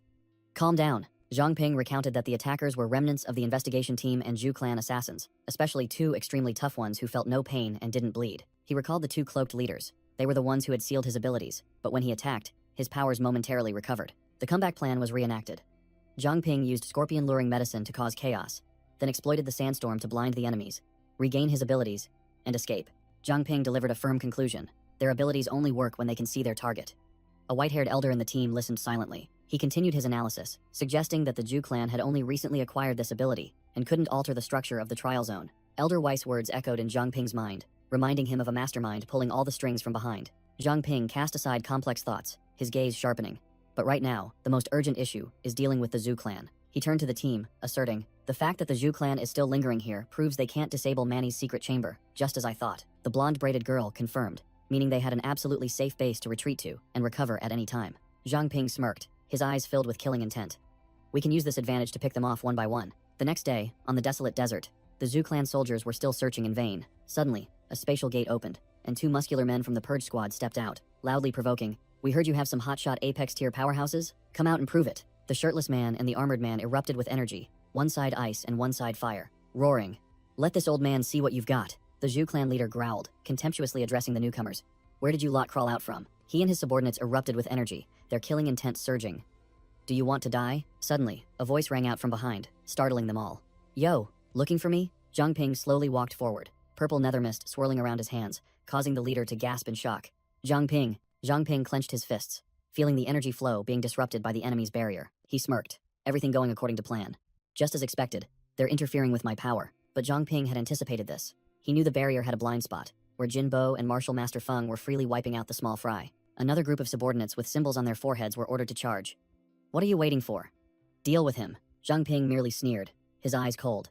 "It seems you're quite interested in my power, aren't you?" Suddenly, a beast-transformed warrior from the purge squad charged out and punched an enemy flying, while Zhang Ping commented, "But don't judge a book by its cover." The beast-transformed warrior grew a pair of giant wings, shattering the enemy formation, while Zhang Ping commanded, "Manny, activate the secret chamber." Whoosh! All the enemies, including Instructor Bai Day, were sucked into another dimension, their abilities nullified, making the old man furious. "You scoundrel." Inside the secret chamber, Instructor Bai Di landed, facing 2 minor Zhu clan soldiers, and growled, "Do you think you alone can stop us?" But he was gravely mistaken. The entire lineup of elite purge squad warriors was already waiting, a cold voice echoing, "Don't forget about us." Su Qingbo led the team out, a mocking smirk on his face. "You brats are quite arrogant, aren't you?" The 2 Zhu clan leaders' faces drained of color, stammering as they recognized the supposedly dead legend, Captain Su. Then trembling, they blamed Ma Bin. Su Qingbo, now wearing a black mask with glowing red eyes, roared, "Shut up! I couldn't finish him myself. So today, I'll take out my anger on you." Crack! Su Qingbo crushed the leader's arm, letting him shriek in agony while Liu Xishan commented from a distance, "I've never seen him so enraged." Outside, Liu Xishan told Xujie that the situation was stable, and she would go out to assist Zhang Ping, and Xujie also decided to follow. Alone in the desert, Zhang Ping muttered, "Those 2 are gone. Finally, I can use my full power." He summoned a gold ingot, activating the Covenant Stone, treasure pact. Zhang Ping stood in the middle of the desert, summoning his enhanced Grim Reaper's scythe, muttering, "Perfect time to try out a new technique." He activated the Heart of the Fire Devourer and Nethermist body, declaring he would combine both fire and shadow attributes into the scythe. A dual-colored slash, purple, black, and yellow-orange, swept across, directly confronting the attack of a cloaked assassin. Boom! Zhang Ping's scythe swing swept away a group of assassins, tossing them aside like dry leaves. Just then, reinforcements appeared. Liu Xishan and Chen Ming rushed forward, causing an assassin to exclaim in surprise. "More reinforcements?" Liu Xishan said nothing, darting past and impaling an enemy with her ice sword. Xu Jie ran over. Zhang Ping asked what she was doing here, and she replied that Manny had already trapped those with disabling abilities, so now they just needed to clean up the small fry outside. Zhang Ping looked towards Jin Bo and Feng Laixian, who were fighting, activated the Covenant Stone, and called out, Elder Ye, all these experience points are yours. Jinbo charged to attack the blue-haired enemy, delivering a powerful punch to his giant sword. The blue-haired enemy swung his sword in retaliation, but Jinbo swiftly dodged the blow by a hair's breadth. Jinbo's eyes flashed golden as he found an opening in his opponent. This is my chance, he roared, golden blood, unleashing a heaven-shattering golden punch. The blue-haired enemy still stood firm, stunning Jinbo. Was my attack useless? The enemy immediately counterattacked with a blazing golden energy slash, forcing Jinbo to retreat and defend. Jinbo and Feng Lixin stood side by side, realizing the problem. These two are invincible, even tougher than zombies. Ye Changchun appeared, tree roots emerging from the ground to tightly bind the two enemies. He commanded, Jin, Feng, hold them for me. Jinbo and Feng Lixin immediately charged, each grappling an enemy already tightly bound by vines. Ye Changchun placed his hand on the blue-haired man's head, declaring a truth. Alive or dead, all things operate on energy, and all energy has its limits. The two enemies shrieked in agony as Ye Changchun drained their energy. Zhang Ping watched from afar, full of admiration. Amazing. Elder Ye is squeezing them dry. The two enemies collapsed onto the sand, completely motionless after being drained of their life force. The battle was over. Jinbo squatted down, discovering that the red clown-faced coins were the energy source of the two defeated enemies. These Joker coins are their source of power. The two Zhu clan prisoners, their faces swollen, were bound tightly, begging for their lives and stammering promises to reveal everything. Su Qingbo held a Tai Chi-shaped item in his hand, realizing it shared the same origin as the dagger the traitor Ma Bin had used to ambush him. The gray-haired prisoner tremblingly confessed that both of them needed to concentrate to activate the item, and during that time, they couldn't use other abilities. Zhang Ping confirmed from behind. I have probed their souls. They are telling the truth. Su Qingbo's face darkened, realizing this item was specially crafted to counter Zhang Ping, and Zhang Ping's phantom with glowing red eyes appeared behind him, confirming the suspicion. Su Qingbo turned to the two prisoners, his voice as cold as ice. It's time to settle accounts. Speak, who ordered you and the Zhu clan to do this? Invisible pressure weighed heavily on the two prisoners as Su Qingbo growled. With Jing Yao supervising, whoever lies will have their fingers chopped off. So, whose finger goes first? The brown-purple-haired prisoner began recounting the story from 15 years ago, when he and his comrades were tasked by Ma Bin to continuously transport goods to the testing area. In the flashback, he was tapping on the iron cage to scare a beast trapped inside, grumbling. Staying awake for 3 nights straight just to serve you beasts. Shut up. His gray-haired comrade Fubo asked worriedly. Qingbai, are we really okay cooperating with the Zhu clan? Qingbai turned his back, exhaling a puff of smoke, and said with a seasoned air, Fubo, you're always so hesitant. In this world, you're either a player or a pawn. He continued his philosophy. Those like us can't even touch the chessboard, let alone play the game. Fubo remained uneasy, his eyes filled with worry. But, suddenly, Qingbai saw a figure ahead and asked, isn't that our contact? A stranger wearing a white hooded cloak and a mask appeared, and Qingbai spoke the password. When does the convoy depart?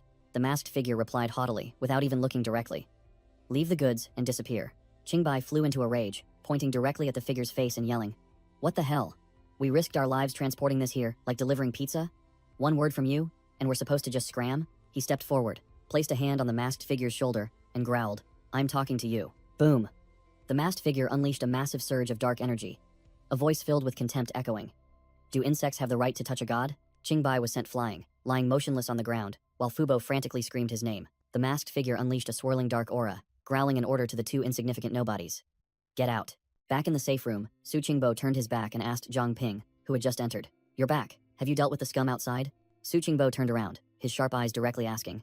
So, did you extract any useful information? Su Qingbo had explained the entire situation, and Zhang Ping wondered why the Zhu clan wanted the phantom soul-devouring fox, and who the mysterious individual using nethermist was. The two prisoners were utterly terrified by a shadow entity, stammering their defense. We just followed orders. We swear we don't know anything. C2 Shibai's holographic image appeared, declaring that these two were just pawns and naturally knew nothing, while also realizing that the Phantom Fox's abilities were almost identical to those of the Natur Fox. C2 Shibai coldly questioned, Where is the one who took the phantom soul-devouring foxes? The prisoner recounted in a flashback the mysterious white-masked figure, admitting they didn't know who he was and that his power far surpassed anything they had ever seen. The group listened, Zhang Ping, frowning as he remarked, A monster that can freely enter and exit the trial zone. That guy might be another infinite-tier awakener. Qingbai, having revealed everything, became resolute. That's all we know. Do what you have to do. In stark contrast, Fubo's face was drained of color, his voice trembling as he pleaded. Fubo prostrated himself, wailing desperately. Please, give us a way to live. Qingbai was stunned, but Fubo yelled back. Qingbai, you yourself taught me to bend with the wind.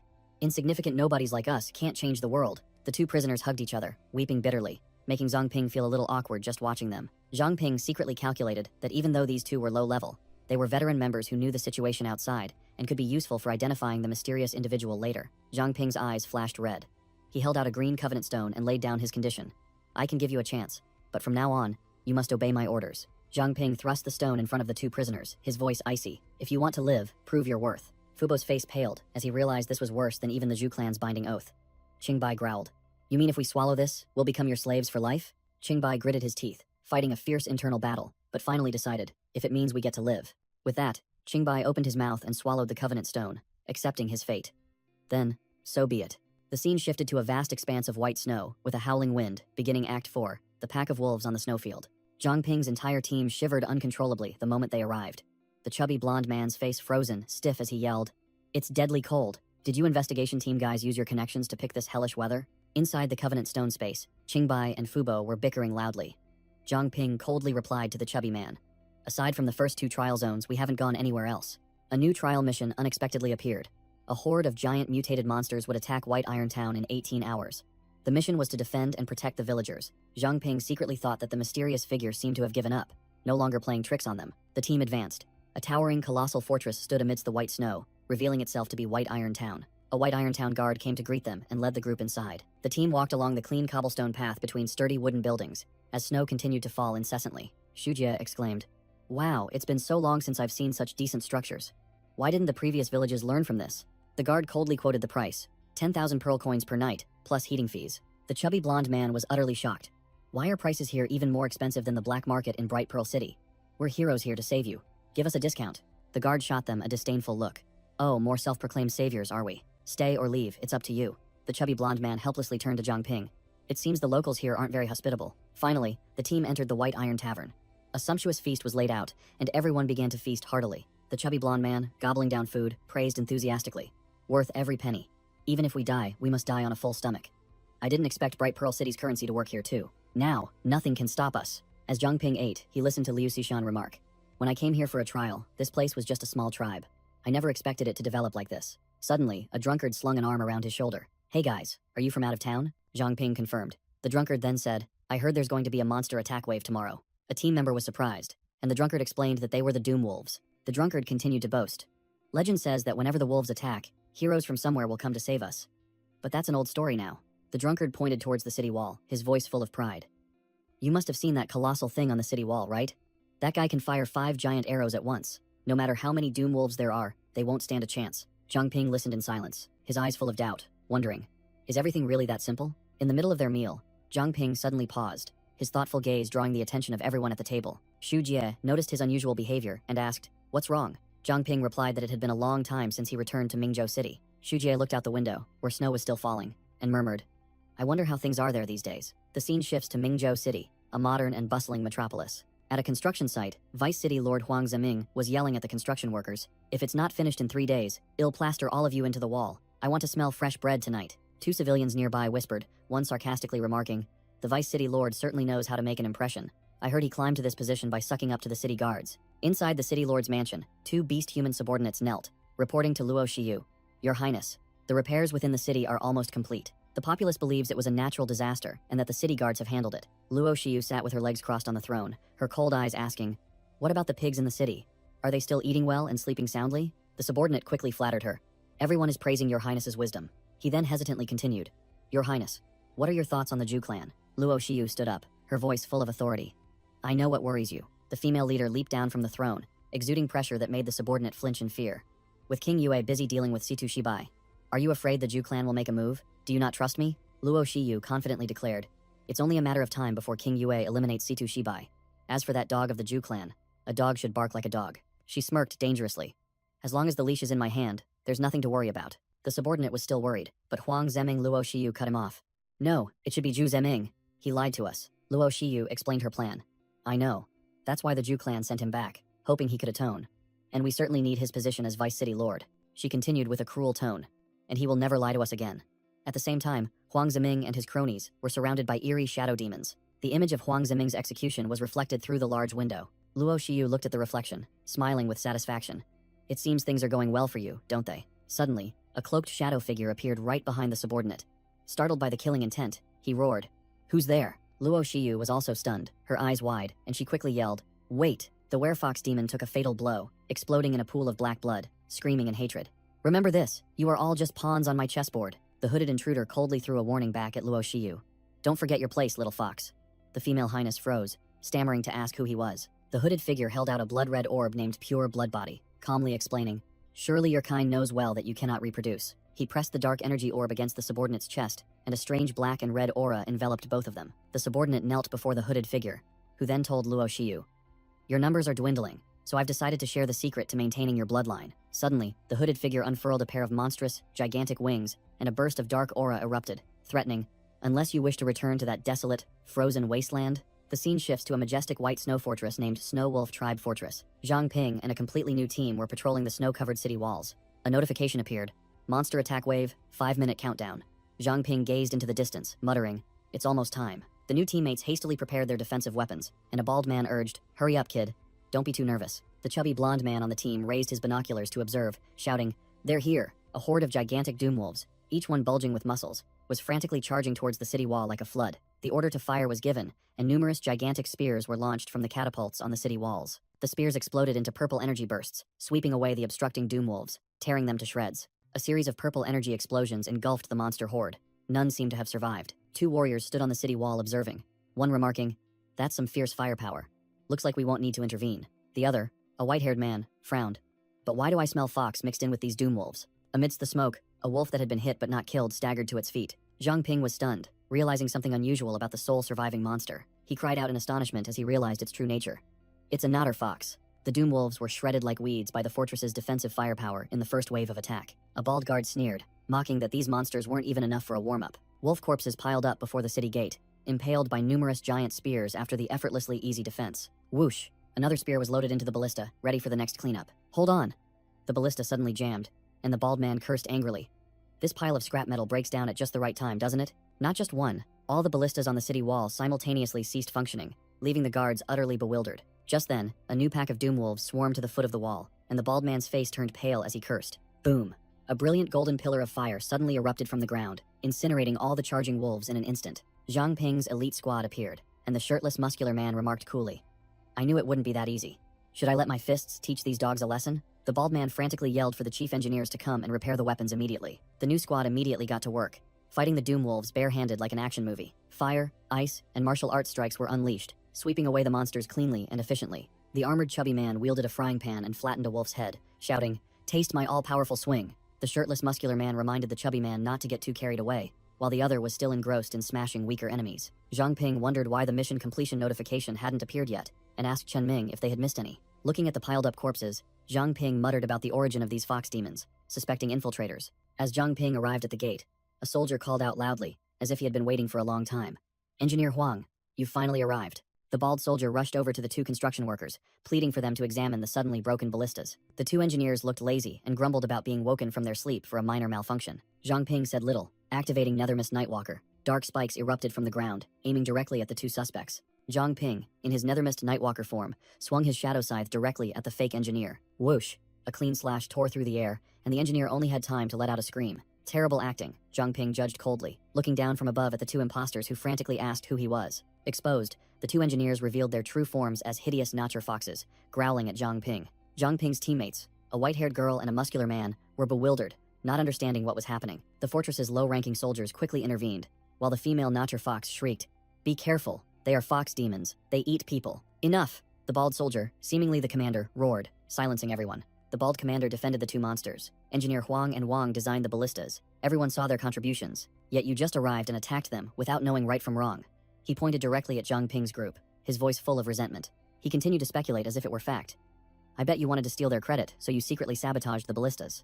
Finishing his words, he ordered, "Take the 2 chief engineers for treatment, and as for these outsiders, throw them all into the dungeon." Zhang Ping's entire squad was escorted into the dungeon of White Iron Town, the heavy iron gate clanging shut. The muscular brown-haired man angrily asked why they didn't resist, while the spirit guide hovered beside Zhang Ping. Zhang Ping calmly explained, "Killing these small fry is easy. Finding their nest is the hard part. I deliberately provoked them to be brought here. This is the perfect cover for the next step." The chubby man in the squad nodded. "That makes sense. If we had killed them, we might have been kicked out of town. The mission isn't over, and I don't want to sleep out in the snow." The chubby man continued to mutter with satisfaction. "Besides, the food here isn't bad. There's meat every meal." Chen Ming wondered, "Why don't we secretly deal with those 2 foxes and then show their corpses to the villagers? What's the rush? It's not even dinner time yet." Zhang Ping sneered, activating his Whispers of the Wind talent, startling Chen Ming. Meanwhile, the 2 natter foxes were running frantically through the streets in a panic. Those lunatics must be at least level 30. If we don't run fast, we'll be skinned alive. They still couldn't believe it. Where did those bastards come from?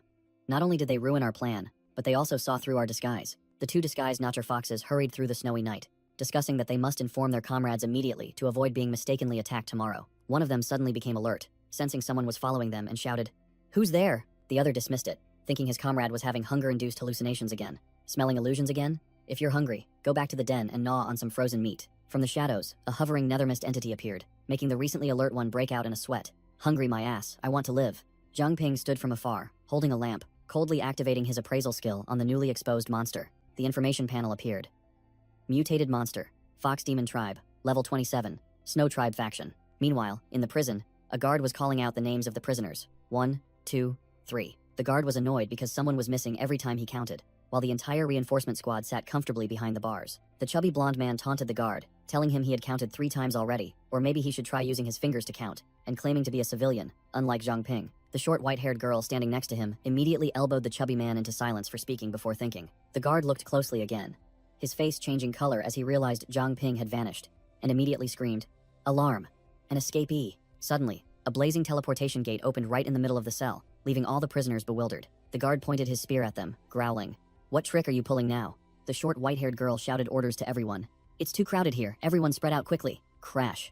The ground cracked open, and shards of rock flew everywhere. A giant black tortoise emerged from the teleportation gate, sending all the prisoners sprawling onto the floor. The chubby blonde man rubbed his head and grumbled at the flattened guard.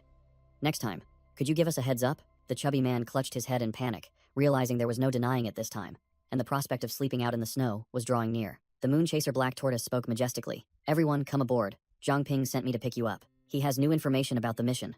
Once we're done, we won't need to stay here anymore." At the same time, the two natter foxes ran back to a secret cave, gradually transforming back into their hideous werfox forms. Inside, an entire council of natter foxes was already waiting around a large table, and a leader asked, "Is everyone present?" The red-haired fox demon leader growled, "Is this all that's left of our 300 brethren?" He turned to snap at the two survivors who had just returned. "Why didn't you two just die out there?" The female fox demon quickly explained, pointing at her comrade's wounds. "It's not our fault. An outsider interfered." Another leader spoke up to mediate. "There's no need to despair. As long as we have the equipment, rebuilding our clan is just a matter of time." Boom. Before he could finish speaking, the cave wall exploded into 100 pieces. The entire reinforcement team strode in proudly through the dust and smoke, one person remarking sarcastically, "No wonder it smells like foxes here. Turns out it's a den." The natter foxes were utterly panicked, realizing that the two had led the enemy right to their doorstep. Zhang Ping's Shadow Reaper beast emerged from the darkness, its voice full of mockery. "Surprised? Your ancestors told me in a dream that it's time to clean up the trash." The red-haired leader broke out in a cold sweat, stammering before the overwhelming aura. "Leader? No, wait. Who are you?" The Shadow Reaper beast didn't bother to reply, directly unleashing a volley of dark energy spikes. The reinforcement team immediately got to work, unleashing torrents of golden energy that swept through the demons. The masked brown-haired martial artist charged forward, his fists ablaze. "Don't forget about us." A fiery punch descended from the heavens, striking the red-haired leader's face and sending him flying like a ball. The woman in red also unleashed a dazzling combo of consecutive kicks, finishing off a demon. This move is called the Death Chain Kicks. Remember it in hell. Whoosh! 3 sharp blue energy flying swords appeared in mid-air. The moss green-haired scholar pointed, and the 3 swords immediately pierced through several natter foxes like skewers. The woman in red slapped the green-haired man's back extremely hard, making him cough up blood, grinning. "That's a solid combo." After the battlefield was cleared, Zhang Ping approached the two survivors, questioning them. "Speak up. Where is Princess Yue's command hidden?" The female fox demon disguised as a worker clutched her head, her voice trembling as she vehemently denied, "I don't know who you're talking about. We were just born here." Her male accomplice couldn't stand her foolishness, grabbing her and snapping, "Idiot, shut your mouth." The white-haired female warrior pressed her ice sword against the neck of the demon disguised as a worker, her voice chilling. "Still want to resist?" The demon strained his neck, putting on a show of false heroism. "The fox tribe will never be slaves to you humans." He turned to his female accomplice, deciding to fight to the death. "We're going to die anyway. Let's take them with us." Both then transformed into their demon forms and charged. Zhang Ping appeared from the shadows, his eyes flashing with deadly light, a surge of dark aura swirling around him. Whoosh! A blazing red sweep from Zhang Ping's staff cut across the battlefield, wiping out the small fry demons in an instant. The 2 demons who had just intended to cause trouble lay slumped on the ground, smoke rising from them. A notification appeared. "Mission complete." The white-haired female warrior stretched with relief. Finally, a normal mission is done. Zhang Ping was more sober. "After all that's happened, I guess I can forget about hidden achievements." As the team rested, a strange sound suddenly echoed from deep within the cave. Zhang Ping immediately became alert, spinning around, wondering, what was that sound? His eyes gleamed with astonishment as he discovered a secret door had just opened. Inside was a high-tech laboratory bathed in blue light, with numerous incubators filled with fox-like creatures. The entire team gasped. What in the world is this? A fox-like creature was being cultivated in an incubator, its entire body blue, looking both familiar and strange. The entire team stood stunned by the surreal sight, one person muttering, "I've only seen things like this in movies." Zhang Ping approached an incubator, immediately realizing, Mingzhu City definitely doesn't have technology of this caliber. He narrowed his eyes, a strangely familiar feeling washing over him. It was as if he had seen this in his previous life. The chubby blonde man exclaimed, "These devices are even more precise than anything I could create. Truly eye-opening." Meanwhile, Zhang Ping couldn't sense any souls from them. The blonde braided girl found a notebook, announcing, "No, there's an experiment log here. It looks like it was created by humans." She flipped to an important page, reading the project title aloud. Project, Creation of a New Species. The white-haired female warrior was stunned by the truth. So the fox tribe was artificially bred? No wonder there were no records of them before, Zhang Ping recalled, realizing that the young foxes he had captured earlier were merely test subjects, and the enemy had exploited the slow passage of time here to cultivate an entire race. The blonde braided girl continued reading the log. Wait, the data also mentions other experiments. Title: Saintis Potential Development Project. Experiment location: Lost Forest. But the most crucial details in the notebook had been burned, deliberately erasing all traces. Zhang Ping realized that the Lost Forest was the name of the next challenge, and the team decided they had to sweep through it completely to uncover the truth. With sharp eyes, Zhang Ping commanded, "But to ensure no more natter foxes are created, clear this place out before moving on to the next stage." The scene shifts to a seemingly peaceful place, Holy Ancestor Village. Inside a room, the gray-haired cult leader questioned an old corpse refiner standing nearby, while a blonde girl was bound within an energy formation on the floor. The old corpse refiner calmly replied, "Of course, I'm here to check on your progress. You promised to bring me C2 Shibai's corpse after breaking through to king level." The cult leader, enveloped in golden energy, declared, "To reach king level, I must fully absorb the Saintess's power. I've poured everything into researching this formation. It's definitely 70% likely to succeed."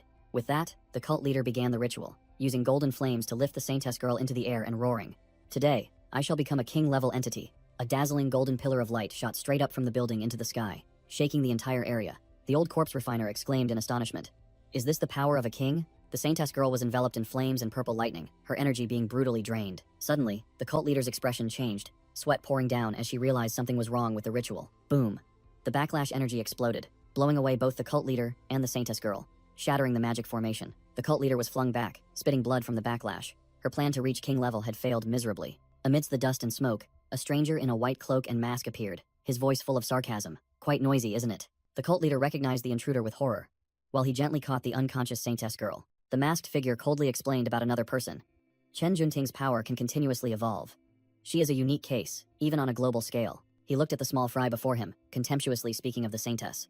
If guided properly, she could become the strongest in this world. Yet you intended to absorb her power before it matured. What a colossal waste of talent. Li Aoxue questioned the intruder. "This village has been completely sealed off. How did you get in?" The white-robed man scornfully looked at the pile of fallen soldiers. "Do you think those mere insects can stop me?" He casually brushed his hand. "It's a pity that the trials prepared for Chen Junting are now useless, but I have a new research subject, so I'll spare you this time." Li Aoxue frowned as he exposed her scheme. "Trials? Your hobbies are truly perverse.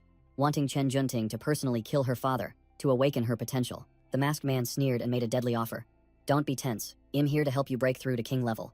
All I need are 100 awakener hearts as a catalyst." Li Aoxue accepted the agreement, turned, and ordered her subordinate, "All right, I've lost today. Zuo Xiangming, go make a pot of tea." In the darkness, the image of King Yue, a dark fox monster with terrifying power, appeared. The masked man listed the top factions. The Notcher Fox clan has King Yue, the Zhu clan has the Divine Sunbird, and the Holy Ancestor Village has you, Li Aoxue. A cult commander trembled as the shadows of king-level powers enveloped him, realizing the chessboard had changed. Now, all major factions are about to wield king-level power. The masked man flashed a sinister smile, thinking to himself about his prey. All the pieces are in place. Zhang Ping, don't make this little game of mine too boring. In another forest, Zhang Ping's team was lost amidst a thick fog, realizing they had passed the same tree for the third time. The brown-haired fighter grumbled, "The fog here is too thick. I can't see anything ahead." The chubby blonde man helplessly watched his compass spin wildly. "The compass is useless too. The mission requires eliminating an outsider. Don't tell me we have to eliminate each other." Zhang Ping analyzed the situation calmly. "Theoretically, one can enter the trial zone alone, meaning it won't assign impossible tasks." A female spirit appeared from thin air right in front of the team and asked, "Judging by your attire, you must be outsiders, correct?" The entire team was startled and on guard. The brown-haired fighter shouted, "Who's there?" The gray-haired girl with pigtails, after scanning her abilities, immediately reassured her teammates. "I've scanned her. There's no malice." The spirit girl led the team to a massive architectural structure and introduced, "We've arrived. This is Black Robe Town." The aged spirit guide, appearing knowledgeable, told Zhang Ping that he remembered Black Robe Village used to be just a corner specializing in selling shrouds, and couldn't believe it had developed to this extent. The old spirit turned to question the female guide. Besides, now that you're a wandering spirit, you must have gone through an enormous ordeal, correct? The spirit girl only smiled mysteriously, evading the question. It's a long story, but first, the spirit girl spread her arms to welcome the team. Behind her, countless other spirits floated. Welcome everyone to Black Robe Town. The entire team was invited into a large house, sitting around a lavish banquet table hosted by the spirits of Black Robe Town. The chubby blonde man ate while whispering to the gray-haired girl with pigtails, his voice full of suspicion. Can anyone truly live in this eerie place? These guys don't even have heartbeats.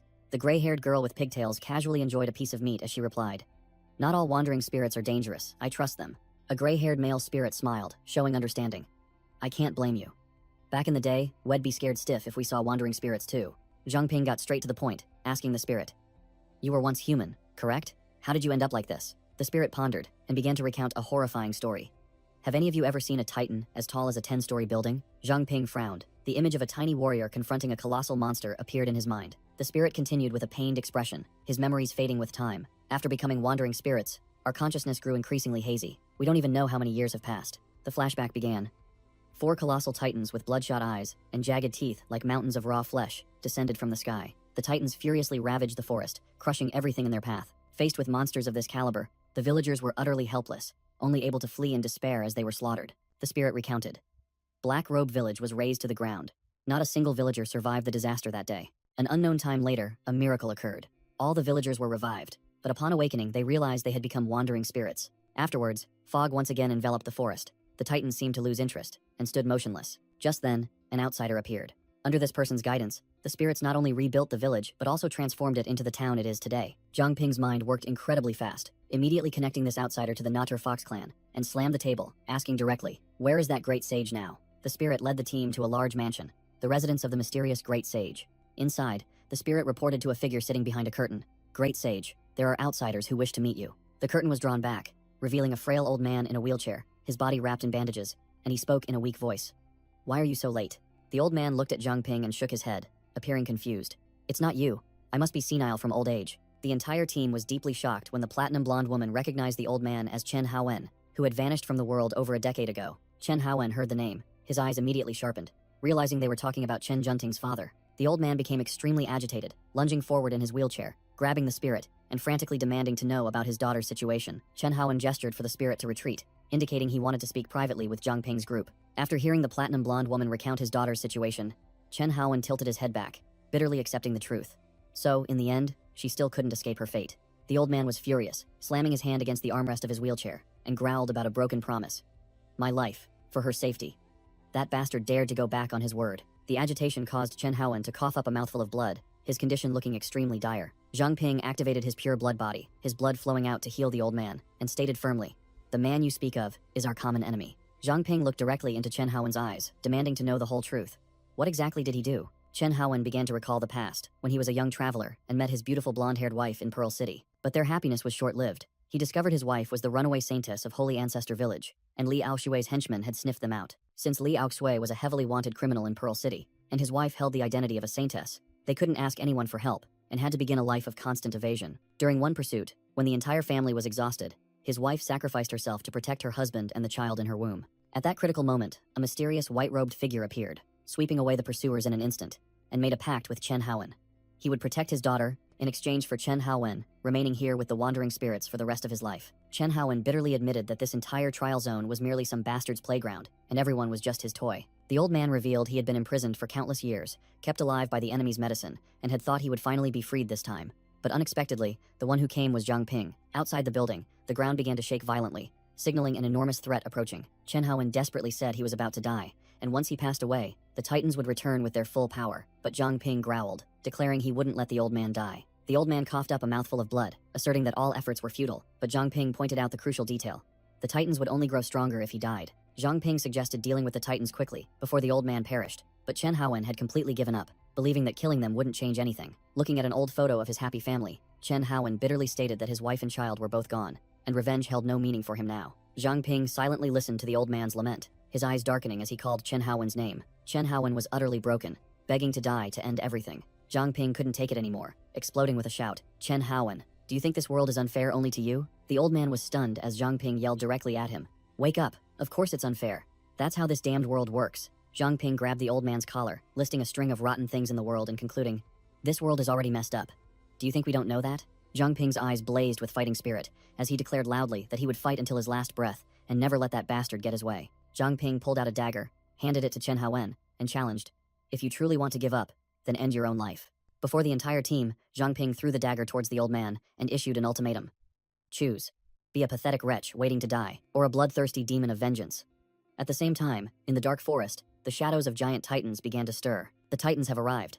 The crowd of spirits in the town screamed in panic, fleeing headlong to save their lives. The desperate spirits realized they had nowhere to hide. Some collapsed, believing this was the end. The blonde-haired girl in Zhang Ping's team stepped forward to calm the chaotic crowd, asserting that their teammates were finding a way to deal with the titans. A spirit shrieked, its face drained of color. "Monsters." The panicked spirits scattered as a giant titan appeared, muttering, "Monsters? Are you talking about me? Who else could it be?" Zhang Ping activated his pure blood physique to stabilize Chen Haowen's condition, declaring, "The old man is stable, the rest is up to everyone." The forces were divided into 4 elite teams. Team A consisted of Jin Bo, Liu Xishan, Chen Ming. Team B consisted of Feng Laixian, Bai Dai, and 2 new warriors. Team C consisted of Ye Changchun and Su Qingbo. Team D consisted of Chen Shuijie, Zhao Yalong, Zhao Yanhu, and a giant python. With blazing eyes, Zhang Ping outlined the plan. "The titans haven't fully recovered yet. Splitting our forces to strike them simultaneously is the most effective." All 4 teams immediately advanced into the gloomy lost forest, where thick fog obscured their vision. Jin Bo, Liu Xishan, and Chen Ming's Team A moved forward as the fog dissipated, Jin Bo marveling, "That mysterious guy can clear the fog instantly. That's impressive." Their target loomed amidst the trees, a colossal titan, its grotesque form resembling a patched-up undead corpse. Jin Bo gave the order, and Chen Ming immediately shot forward like an arrow, summoning energy, flying swords ready to fire. Chen Ming's flying sword tore through the air, hurtling straight towards the titan's face with terrifying speed. Chen Ming commanded a storm of flying swords to swirl like a tempest, embedding themselves directly into the giant monster's head. A massive energy explosion occurred at the point of impact, its destructive power enough to blow away a corner of the forest. Useless. The wound on the titan's neck automatically healed in an instant. Not a single drop of blood spilled. Chen Ming was stunned by its insane regeneration ability, muttering that this thing was as tough as the puppets from last time. The titan roared, then retaliated with a destructive energy blast from its mouth, forcing Chen Ming to hastily dodge. Just then, Jin Bo descended from the sky with a thunderous kick to the monster's head, shouting, "Focus!" Chen Ming explained that these titans definitely had control cores like the puppets, but due to their enormous size, finding their weak point would be extremely difficult. Jin Bo asked Chen Ming to lend him the power of golden blood. Chen Ming was surprised, as he could only maintain it for 30 seconds, but Jin Bo confidently replied, "You've trained and I'm stronger now." Chen Ming smirked, knowing full well that his captain had a plan to deal with this tough monster. Jin Bo tossed Chen Ming a vial of golden blood booster, instructing, "Drink it, but don't overuse it." Chen Ming gulped down the buff vial, explaining that while this enhanced blood greatly boosted skills, it also severely eroded the body, so it couldn't be used for long. After being buffed, Chen Ming's flying sword transformed into an invisible energy blade, radiating brilliant golden light. Chen Ming declared that now, his slashes could reach the speed of light. A barrage of dazzling golden sword rays shot out like lasers, striking the titan's face and disorienting it. Jin Bo channeled his energy, shouting that the titan's regeneration couldn't keep up with the damage, and this was their chance to deliver the finishing blow. Chen Ming realized the sword ray's area of effect was too narrow. They needed to expand the attack range to be effective. Jin Bo loudly called Liu Xishan, reminding her of her mirror creation ability, and asking her to erect a few around the titan, asserting confidently, "Just trust me." Liu Xishan didn't ask further questions, immediately getting to work as icy energy erupted beneath her feet. The white-haired girl summoned a series of colossal ice mirrors, forming a matrix that completely surrounded the titan. Chen Ming gestured, praising their seamless coordination. "Well done." The light sword rays struck the ice mirrors, reflecting continuously to form a deadly cage of light, tearing apart the titan's body from every angle. One of the reflected light rays pierced a blazing red energy core deep within the monster's chest. Jin Bo roared upon seeing the exposed weakness. "Found it. It must be that core," then shot off like an arrow. All the golden blood energy was concentrated into a single strike, forming a colossal drill of light. The golden drill pierced through the titan's chest, completely shattering its energy core. The giant titan crashed to the ground, officially eliminated by the team's combined power. Jin Bo patted Chen Ming's shoulder, praising the battle plan and nominating him as the next captain, but Chen Ming flatly refused, finding it too troublesome, and passed the responsibility to Liu Xishan. Liu Xishan held the newly acquired energy core, confirming that the titan's weak point was identical to the puppets from before, a core located in their chest. Just as Zhang Ping confirmed the titan's weak point, the old man Chen Haowen suddenly coughed up a mouthful of blood, startling him. Zhang Ping was stunned, not understanding why the old man had suddenly sustained such severe internal injuries. At the same time, the energy core in his hand suddenly vibrated. Zhang Ping had a bad premonition and quickly shouted, "Be careful." On the battlefield, as Team A fought, the recently defeated titan suddenly lumbered back to its feet, completely healed, as if nothing had happened. Liu Xishan ran and shouted loudly, updating the situation. Latest intelligence, the titan's core is definitely in its chest, but the entire team froze in shock when they saw the gaping hole in the monster's chest had healed itself. The titan had revived. Zhang Ping immediately used appraisal, realizing that Chen Haowen was afflicted by a curse, linking his life to the Titan. The curse had two effects. One was to suppress the Titan's power, and the other was to use Chen Haowen's life to restore it if its core was destroyed. The old man Chen Haowen spat out a mouthful of blood, bitterly realizing that the mysterious individual had played a cruel trick on him. Zhang Ping immediately informed the entire team of the truth. The mysterious individual had placed two curses on the old man, one to suppress the Titan, and one to use his life to revive it. He concluded with a statement that sent shivers down everyone's spines. Destroying its core now would only accelerate Chen Haowen's death. The Titan let out a roar, unleashing all its suppressed power, its eyes glowing crimson with murderous intent. An invisible gravity field descended, crushing Chen Ming and the entire team to the ground, unable to lift their heads. Neither Jinbo nor Lu Xishan could escape, terrifying pressure pinning them to the ground, powerlessly watching the monster. Not only Team A, but also Team D, with its colossal serpent, was affected, the gravity field covering an extremely wide range. Team B, filled with powerhouses like Feng Laixian, was also crushed flat, powerlessly cursing as they couldn't use their abilities. Team C, led by Ye Chengchun and Su Qingbo, fared no better. The colossal treant was pinned down by gravity, unable to move. Sweat beaded on Zhang Ping's brow. They were in a dilemma, unable to fight, yet not fighting wasn't an option either. But the old man Chen Haowen suddenly spoke up, his eyes gleaming with a final spark of hope. No, I still have a trump card. Chen Haowen, seated in his wheelchair, revealed his final plan to Zhang Ping's spirit. Create an opportunity to destroy their cores simultaneously, and leave the rest to me. I'll ensure it cannot revive. Zhang Ping appeared skeptical, but the old man Chen Haowen merely sneered, asserting he had a trump card after all his years of imprisonment here. But there was only one chance, and he entrusted it to Zhang Ping. Freed from the pressure, Jinbo let out a roar, golden energy erupting violently around him as he activated his maximum power. Lu Xishan agreed with the synchronized attack plan, while Jinbo smiled confidently, declaring it was time to show the monsters the true power of the combat team. Two black-robed mages simultaneously raised two halves of a Taiji diagram, one yin and one yang, preparing to activate the artifact to break the deadlock. A purple energy circle spread from the two mages. The Titan's gravity field immediately vanished, making the entire team cheer in relief. It worked. The brown-haired mage shouted a warning to the team that the two of them had now lost all defensive capabilities and needed absolute protection. Feng Laixian didn't say much. Blue flames erupted from the tattoo on his back as he growled. Apologies. It took a bit long to light the fire tonight. Martial Master Feng turned to reassure the lion man beside him, confidently declaring that this battle would end quickly. Ye Chengchun's colossal treant turned the tables, crushing the Titan flat to the ground with one hand and roaring. Serves you right. It's your turn to be flattened now. Countless sharp roots pierced out from the treant, binding the Titan tightly, and Ye Chengchun declared he would drain its nutrients dry. In a dark, slimy space, Zhang Ping and two teammates stood on the tongue of a colossal serpent, preparing for the craziest plan. The female warrior in red seemed uncertain, softly asking, "Are you sure this method will actually work?" Zhang Ping recalled the disgusting sensation of being swallowed by the Titan and sliding down its esophagus, swearing he never wanted to experience it again. Inside the Titan's belly, Zhang Ping confirmed the gravity field was nullified, and he confidently told the serpent, "We're safe now. We just need to find its core." Elsewhere, a mysterious white-masked individual gazed into the void, muttering that even after sacrificing Zhu Yuanlong, the divine sunbird had not fully recovered its power. The masked individual's gaze turned towards a colossal stone monster in deep slumber. He sighed. Alas, the Zhu clan has truly fallen into decline. The masked individual stood before a colossal seal containing fire phoenix souls.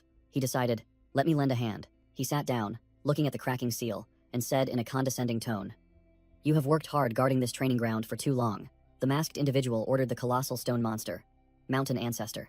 From now on, you must obey the Zhu family." He explained to the Zhu clan members that their divine sunbird was merely a soulless corpse, recreated from Zhu Yuanlong's hatred. He declared he would insert the level 39 Mountain Ancestor's soul into the Phoenix corpse to create a true one. The divine sunbird revived, letting out an earth-shattering roar, its power even more tyrannical than in its golden age. The Zhu clan members and young Juju Yang thanked the masked individual profusely for saving their entire clan from disaster. The masked individual coldly reminded them that with king-level power in their hands, they should know how to renegotiate with those foxes. He bluntly scoffed, saying he truly expected nothing from this lot, believing the Zhu clan's history of domestication should have ended long ago. However, the masked individual showed interest in young Juju Yang's game, believing the boy would overcome everything and forge a new path for the clan. He warned the Zhu clan members to cooperate properly with the Natter foxes, not to pull any tricks while King Yue wasn't paying attention. After settling the three major powers, the masked individual declared it was time to meet Zhang Ping. Meanwhile, a green-skinned Titan was licking its lips, preparing for a bloody battle. Liu Xishan began accumulating energy.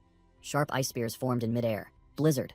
A barrage of ice spears shot straight at the Titan's face with terrifying speed. The ice spears pierced the giant's body, creating successive icy explosions. Liu Xishan gritted her teeth, admitting this attack wasn't strong enough to destroy the core, but at least it was enough to buy time and attract its attention. Success. The colossal Titan was provoked. It roared and charged towards Liu Xishan. Boom. Another barrage of ice projectiles struck the Titan, making it stagger. From above, Chen Ming rode his flying sword down, shouting loudly, "I'm not dead yet." Jinbo appeared, praising Chen Ming and Liu Xishan's efforts, signaling that the time for a counterattack had come. Jin Bo had escaped the gravity field, noting that its range of effect was smaller than expected. He channeled his golden energy, growling. To destroy the core from a distance, only this move can be used. Jin Bo leaped up, reporting that Team A was ready and could destroy the core at any moment, while the Titan was still being held back. Inside the Titan, Zhao Yalong and Zhao Yanhu were performing a ritual, dripping their sacred blood onto a glowing red energy orb. The red-haired female warrior reported that Team B was also in position, and Team C was just awaiting orders. She turned to ask Team D and received confirmation that they were ready. Zhao Yanhu explained they had used sacred blood to weaken the core. Now they just needed to combine their strength to shatter it in one blow. Another female warrior let out a cold breath, her eyes sharp. The Team D female warrior stood proudly with her colossal shadow serpent, declaring loudly, "Team D, ready." The bandaged commander ordered a full-scale assault, beginning the countdown. 5. Jin Bo, Feng Lixian, the red-haired fighter, and the wooden giant simultaneously unleashed their power, ready to unleash their ultimate moves as the countdown. 4, 3, 2, echoed. Bang. A massive explosion shook the entire forest. Team A opens fire. Jin Bo unleashed a colossal stream of golden energy, declaring this shot would pierce even the stars. The dazzling beam of light struck the Titan's chest, creating a terrifying explosion. Team B enters the fray. Feng Lixian unleashed a furious attack named 5 Profound Truths. Wind Strike. Team C takes action. The wooden giant crushed another Titan, its roots digging deep into the creature to absorb nutrients, grumbling. Plenty of nutrients, but the taste is utterly bland. Team D charges. The entire team unleashed a barrage of purple energy attacks with the Shadow Flash Heavenly Strike, tearing apart the Titan's core. The bandaged commander was enveloped by a surge of dark blood energy, declaring, "That move can only be activated by me alone. You should leave my body now. Don't miss the opportunity." A terrifying shadow entity separated from him, and the commander asked with uncertainty, "Are you truly all right?" Chen Haoen smiled serenely, admitting, "Zhang Ping, you are the one who rekindled my hope." He cried out, "Thank you," as a searing red energy pierced his chest, ending his own life. Zhang Ping was stunned, while Chen Haoen weakly warned, "Zhang Ping, don't come here." The old man's heart flared with red cursed symbols, and he thanked everyone for giving his life meaning again. Chen Haoen collapsed to the floor, a pool of black liquid spreading from his deceased body. In his final moments, Chen Haoen's soul smiled at the illusion of his daughter, Chen Junting. "This time, I have succeeded." Zhang Ping stood watching, receiving a report that the energy cores had stabilized, and wondered how on earth he had managed it. Su Jingyao cheerfully walked in asking, "Zhang Ping, I heard the operation was a success, right?" She immediately froze upon seeing Chen Haoen's body, stammering to ask what was happening. Wasting no time, Zhang Ping turned and ordered, "Su Jingyao, your ability can touch souls. Can you retain Chen Haoen's soul?" Su Jingyao immediately knelt, touching Chen Haoen's forehead with her finger to activate her ability. She shook her head helplessly, reporting that his soul was too weak. If extracted, it would vanish instantly. Zhang Ping looked at his bracelet, muttering that his treasure could freeze time but couldn't contain living beings. He gritted his teeth and decided, at the very least, he must meet Chen Junting one last time. The scene shifted to a peaceful spirit realm, where trees flourished under the sunlight. A group of black-clad spirits stood solemnly around a pitch-black coffin, carved with white lily patterns. Back in town, Zhang Ping explained to Liu Xishan that because Chen Haoen was not a native, his soul could not remain here. Suddenly, Zhang Ping sensed a strange spatial fluctuation right beside him. Space began to ripple, and eerie black and red energy currents appeared, putting Zhang Ping on high alert. Zhang Ping, Liu Xishan, and a shirtless muscular man stood before a blazing red energy gate, the protagonist asking, "Is this the teleportation gate to the final stage?" An unknown figure's eyes flashed with deadly red light, and he muttered with satisfaction that he had gathered enough experimental data from the 4 giants. The white-cloaked figure hovered amidst a current of dark energy, disdainfully remarking to the small fry, "I didn't expect them to defeat my proud creations." Swish! Zhang Ping gripped his weapon's hilt, and dark purple-black shadow energy erupted, forming a colossal scythe. Zhang Ping took a defensive stance. The muscular man and another white-haired warrior also unleashed their fighting aura, but the boss merely smirked. A 2-second reaction time, up to standard. However, the boss sneered, his eyes filled with a sense of superiority. He coldly declared, "Reckless actions within the master's domain are unwise," and immediately, shadow tentacles bound them all tightly. Zhang Ping was horrified to find he couldn't move, his entire body locked in place. The boss stated that it couldn't be used here, and suggested changing locations, acting like a god setting up a chessboard. Snap, he snapped his fingers, and the surrounding space began to shatter. The group was teleported to a desolate forest, and Zhang Ping immediately shouted, "Appraise!" The skill failed. The system reported an error because the opponent possessed administrator privileges, and the boss smirked, asking, "Those others are your comrades too, aren't they?" In the distance, another reinforcement team was fleeing for their lives, pursued by a colossal python, and the boss commented, "Their method of destroying the giant's cores is quite interesting." He looked down at the reinforcement team, desperately running through the tree shadows, uttering a pitying remark. "What a shame." Then he coldly stomped his foot on the ground, declaring with chilling indifference, "I don't like it." Powerless to watch his comrades in danger, Zhang Ping was enraged, grinding his teeth so hard they bled. Mustering all his strength, Zhang Ping's body erupted with energy, shattering the bindings. He roared, "Stop!" and swung his scythe, charging directly towards the cloaked boss. A colossal purple-black energy slash descended, and the boss could only exclaim in surprise. Oh? Zhang Ping broke free from the control, and a gigantic dark python appeared behind him, making the cloaked boss wonder, has the training ground already acknowledged this kid? The cloaked boss smirked with keen interest at his prey's unexpected resistance. A girl made of purple energy appeared, and Zhang Ping desperately shouted, reaching out to her, Xiao Jie, take my hand. The energy girl smiled serenely, pushed Zhang Ping's hand away, and bid farewell. This time, let me go first. Remember to feed the ants for me. The girl vanished, and the cloaked boss taunted. It's useless. Look, the nether flame is severing the contract. How does it feel to be abandoned by the whole world? The boss continued to rub salt into Zhang Ping's wounds, his eyes icy. Blame yourself for being too weak. Driven to madness, Zhang Ping roared, his eyes blazing with dark energy, activating the full power of the contract stone. A series of buff notifications appeared. Weapon enhancement, 100%. Speed increased, 300%. Nether flame damage increased 10,000%. All attributes doubled. Zhang Ping roared, I'll tear you apart. A storm of purple energy spikes erupted from the ground, surging directly towards the cloaked boss who stood motionless. The entire forest was ravaged by Zhang Ping's countless frenzied energy blades, all aimed at a single target. The cloaked boss was completely engulfed in the destructive barrage of attacks. Zhang Ping delivered the finishing blow with a slash from his colossal scythe, creating an immense energy explosion. As the smoke and dust cleared, the cloaked boss still stood tall, without a single scratch, effortlessly pinching Zhang Ping's scythe with 2 fingers. Clang!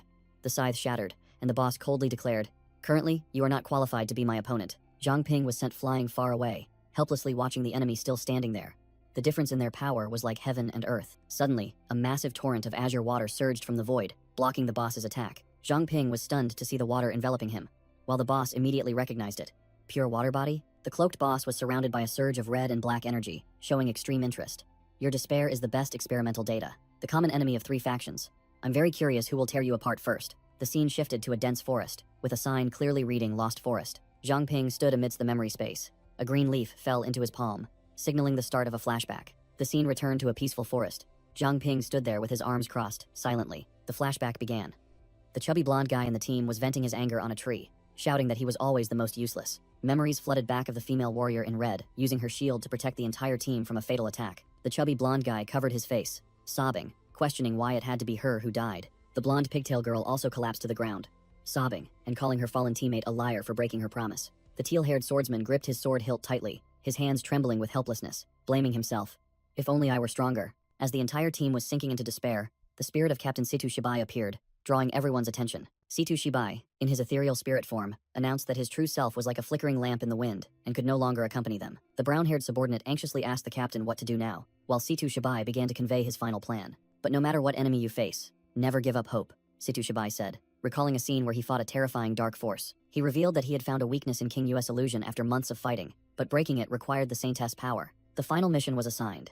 Before returning to Mingzhu City, you must rescue the Saintess from Li Aoxue's grasp.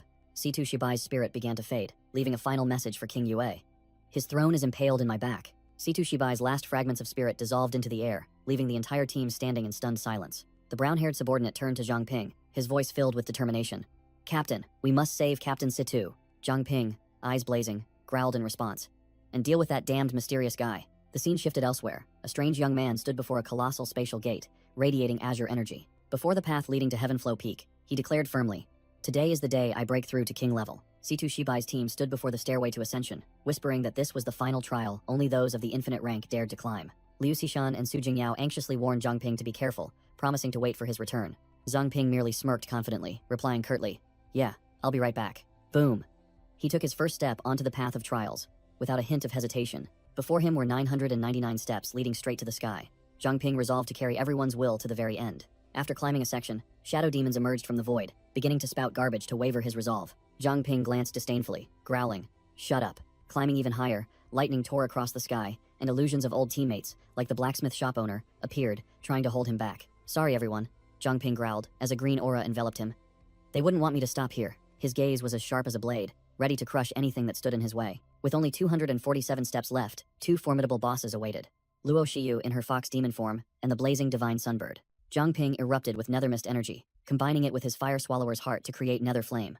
Roaring, all of you, come at me at once. Luo Shiyu wasted no words, unleashing tails as sharp as blades in a preemptive strike. The tails wrapped tightly around Zhang Ping, forming an impenetrable cocoon of shadows. He activated his pure water body, creating a sea of nether mist that shattered the cocoon from within with an explosion of energy spikes. This strike is for Captain Situ, Zhang Ping roared, combining his covenant stone and nether mist to create a colossal nether blade that slashed straight towards Luo Shiyu. The divine sunbird swooped down from above, spewing destructive fireballs, but Zhang Ping deftly dodged them. Activating his Nightwalker talent, Zhang Ping transformed into a colossal nethermist dragon, confronting the fire phoenix head-on. The nethermist dragon lunged to tear at the divine sunbird, Zhang Ping's voice echoing, "This bite is for Mingju City." In midair, colossal mechanical hands radiating crimson energy snatched at Zhang Ping's nethermist dragon. The nethermist dragon was captured, roaring helplessly against the overwhelming power of the invisible enemy. Zhang Ping remained unfazed. He used his pure water body to create a series of clones, surrounding the Wailing Striga boss with blazing red axes. "This strike is for Chen Haowen and Chen Junting," the Wailing Striga roared, unleashing crimson energy blades in retaliation. After sweeping aside the bosses, Zhang Ping walked alone on the final steps, surrounded by swirling water spirits as if they were cheering him on. At the peak of the stairway to ascension, a glittering golden crown appeared, the ultimate reward for the victor. With only 2 steps left, Zhang Ping calmly approached the crown, exuding the aura of a conqueror. He picked up the crown, his voice icy. "Trial zone, report to your master." Crack! Zhang Ping crushed the crown with his bare hands, rejecting the path of advancement set by the system. This time, "I'll crush his crown." Zhang Ping's eyes flashed with destructive light. The system announced, "Rank up, king level." Level increased to 40. Dark energy erupted around Zhang Ping. The notification continued. All abilities enhanced. Acquired additional skill, Sovereign's Descent. He declared, "Next time, what gets crushed will be his throat." At the same time, elsewhere, Sect Master Li Aoxue remarked, "Situ Shibai probably won't last much longer." The cloaked boss, with the strange mask, smiled. "His people have also suffered heavy losses. Now is the best time for you to clear the obstacles." The mysterious white-cloaked figure appeared before the corpse refiner elder, revealing, "You've been in Holy Ancestor Village all this time." The elder was stunned. "How do you know this information?" "Who knows?" The white-cloaked figure shrugged, appearing full of challenge and arrogance. The white-cloaked figure wished the corpse refiner elder good luck, then vanished into a stream of azure energy, leaving the elder and his subordinates in astonishment. The scene shifts to a gloomy valley, where the corpse refining elder is preparing his plan. The corpse refining elder sat on the shoulder of a giant golem, looking down at his ant-like zombie army. "That madman has been deceiving me with water clones all this time, but it will be different if I can refine a high-level puppet." The elder raised his staff. A sphere of lightning formed in the sky, and he roared, ordering his zombie army. "Are they here yet? Form ranks." A white-haired warrior erupted in a sunfire state, charging straight at Zuo Xiangming and roaring, "I was just about to find you, and you brought yourself to me. Today, we settle the score." An extremely powerful blue energy explosion swept across the battlefield as the two sides clashed. Zuo Xiangming effortlessly blocked the white-haired warrior's punch, who was astonished to realize his strongest attack couldn't even break through the opponent's defense. Zuo Xiangming sneered, swinging his dark staff directly into his opponent's chest. "You think those weak punches are enough to settle the score with me?" Knocked back, the white-haired warrior staggered, unable to believe how Zuo Xiangming had become so powerful. Zuo Xiangming unleashed a dark green incantation, growling his command. "Obediently become my undead." Suddenly, Zhang Ping appeared, placing his hand on Feng Laixian's chest, a surge of golden energy radiating out. "Director Feng, please rest for a moment." Feng Laixian was stunned as the poison, which even his sunfire state couldn't dispel, was instantly cured by Zhang Ping. Realizing the power disparity, Feng Laixian intended to order a retreat, but Zhang Ping coldly interrupted. "It's fine." Zhang Ping stepped forward, a golden aura erupting around him, his eyes flashing with lightning. "Leave this to me." Observing from a distance, Liu Xishan and Su Jingyao sensed Zhang Ping's energy and remarked, "The energy in his body is truly limitless." Zhang Ping raised a finger to the sky, a domineering aura enveloping the entire forest, declaring, "Dominate the world." A colossal pillar of light descended, obliterating all the zombies on the battlefield in an instant, leaving not a single trace. Liu Xishan, Su Jingyao, and another teammate stood within a golden barrier, exclaiming in astonishment. Zhang Ping actually merged all his abilities together. Liu Xishan broke out in a cold sweat, completely overwhelmed by the unimaginable scale of Zhang Ping's power. A colossal golden energy entity of Zhang Ping stood towering amidst the ravaged battlefield, exuding absolute dominance. Zuo Xiangming stood atop a newly summoned horde of zombies, scoffing. "You're already complacent after clearing out a few defective goods?" He raised his staff high, and hundreds, thousands of corpses rose from the ground, forming a terrifying sea of undead. A colossal bone-armored monster emerged from the ground, and Zuo Xiangming sneered. "You think being big is enough to scare me?" The bone-armored giant roared. "Scare you?" Swinging its claws toward Zhang Ping's golden hand. The golden hand easily crushed the attack, seizing the monster. It screamed in terror. "It's you!" Zhang Ping's golden entity captured the monster, preparing to crush it and yelling, "Die!" Zuo Xiangming smirked confidently, muttering, "Who dies is still unknown." Crack! The golden entity brutally tore off both arms of the bone-armored monster with immense force. Master Feng Laixian observed from afar, shouting a warning. "Damn it, that guy wants to inject corpse poison directly into him." Zuo Xiangming gave a sinister grin as the golden hand touched the head of his monster. Just realizing it now? Too late. Let's see how useful an infinite-level undead will be. Zhang Ping's golden entity let out a roar, creating a colossal energy vortex. Zuo Xiangming was swept away, scoffing. Had enough noise? Zuo Xiangming was battered by the golden vortex, screaming miserably. He tried to inject corpse poison into the golden entity, yelling frantically. Injecting this much poison will surely refine him instantly. Zhang Ping's golden entity stood firm, the poisonous barbs embedded in it proving useless. He coldly declared, "Naive. You plan to use this to defeat a king?" Zuo Xiangming froze stiff upon hearing the word king, while the golden entity began to transform, erupting in fiercer flames. Zuo Xiangming realized he had been tricked, screaming in despair as he was completely engulfed by the golden energy. Amidst the ravaged battlefield, Master Feng Laixian looked towards a colossal golden statue, muttering, "Finally, my senior brother has been avenged." Elsewhere, Su Jingyao suddenly shivered, wondering why the weather had turned cold so abruptly, while Liu Xishan stood beside her, looking doubtful. Liu Xishan immediately sensed danger, cold energy emanating from her hand, ready to fight. A colossal ice throne suddenly rose from the ground. Liu Xishan looked up, muttering, "Useless lot. It seems I'll have to take action myself." Liu Xishan's gaze sharpened. She recognized the newly appeared enemy. Sect, Master Li Aoxue, perched on the ice throne, looking down with disdain. Situ Shibai's lackeys. "Your lives are mine." Sect Master Li Aoxue exhaled a terrifying cold energy, declaring, "You pathetic ants, repent in your icy prison." From that breath, she summoned gigantic ice dragons surging with lightning, a massive scale attack. The ice dragons roared as they descended, making Liu Xishan and Su Jingyao's group on the ground look up in horror. Facing the icy cold, Zhang Ping, in his golden form, grew 8 arms and activated a new power. 8 Extremes Nether Flame. The golden flame collided with the cold energy, transforming the deadly ice into brilliant orange butterflies, a perfect elemental counter. Zhang Ping smirked defiantly, a fire butterfly landing near his eye. "So, your ice fears fire?" Standing on the ground, the entire team could only gape in admiration at the terrifying clash of powers. Both sides are too strong. Suddenly, Liu Xishan clutched her head and screamed in pain, making Su Jingyao quickly support her. In her mind, Liu Xishan's pupils flashed with blue light, and her long-sealed memories shattered. "I remember everything now." She looked up at the ice dragon with eyes full of resentment and pain, uttering 2 words. "My father." Liu Xishan questioned Li Aoxue, who was sitting on the throne. "Is this the truth you wanted to tell me before I die?" The flashback began. 20 years ago, a younger Li Aoxue was single-handedly wiping out the vest-clad bodyguards. Liu Xishan's father stood shielding his young daughter, questioning in a low, harsh voice. "Li Aoxue, my Liu family has no enmity with you.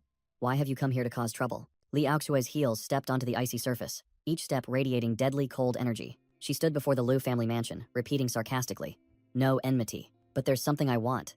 Finishing her words, Li Aoxue unleashed countless sharp ice spears towards Liu Xishan's father. Liu Xishan's father gritted his teeth, sweat pouring down before the vicious attack. "Dream on," he roared, summoning an ice dragon of his own, the cold dragon soul, to meet the attack. Li Aoxue merely glanced at the ice dragon with a bored expression, uttering a comment, "Not bad, but still too weak." She stomped her foot, the ground cracked open, and gigantic ice pillars erupted, shattering the opponent's dragon to pieces. In the past, Li Aoxue grabbed Liu Xishan's father by the neck, directly draining his extreme cold ice soul and declaring, "This ill take." Even while being choked, Liu Xishan's father still only thought of protecting his tiny daughter, who was watching everything in horror. Without further ado, a blazing red dark energy attack from Li Aoxue pierced straight through him, cruelly ending the father's life. Young Liu Xishan could only wail in despair as she witnessed her father fall right before her eyes. The painful memory ended. Returning to the current battle, where Zhang Ping's golden energy and Li Aoxue's red energy violently collided. Li Aoxue unleashed the Ice Seal Heavenly Blades, creating a gigantic, murderous red ice zone, engulfing the entire battlefield. Memories flooded back, making Liu Xishan realize her father had used the cold dragon charm to freeze Li Aoxue and her own memories, all just so she could live. Now, facing Zhang Ping in his 6-armed golden form, she roared, determined to use that very power to freeze Li Aoxue's sins. A flock of ice birds rushed to attack Zhang Ping, but he merely stood still, ordering them to stop. The ice birds immediately changed direction, plunged into the ground, and shattered into fragments to Li Aoxue's astonishment. Zhang Ping easily used his golden body to block all of her icy attacks. He narrowed his eyes, activating his highest level appraisal skill, Regal True Sight. Zhang Ping began scanning Li Aoxue's information, sarcastically. "A throne seized by force, now for the appraisal." The information panel appeared, revealing all of Li Aoxue's abilities: Plunder, Invisible Sword, Corpse Control Art, Extreme Cold Ice Soul, and even the residual power of a king-level Shadow Walker. Li Aoxue puffed out her chest and sneered.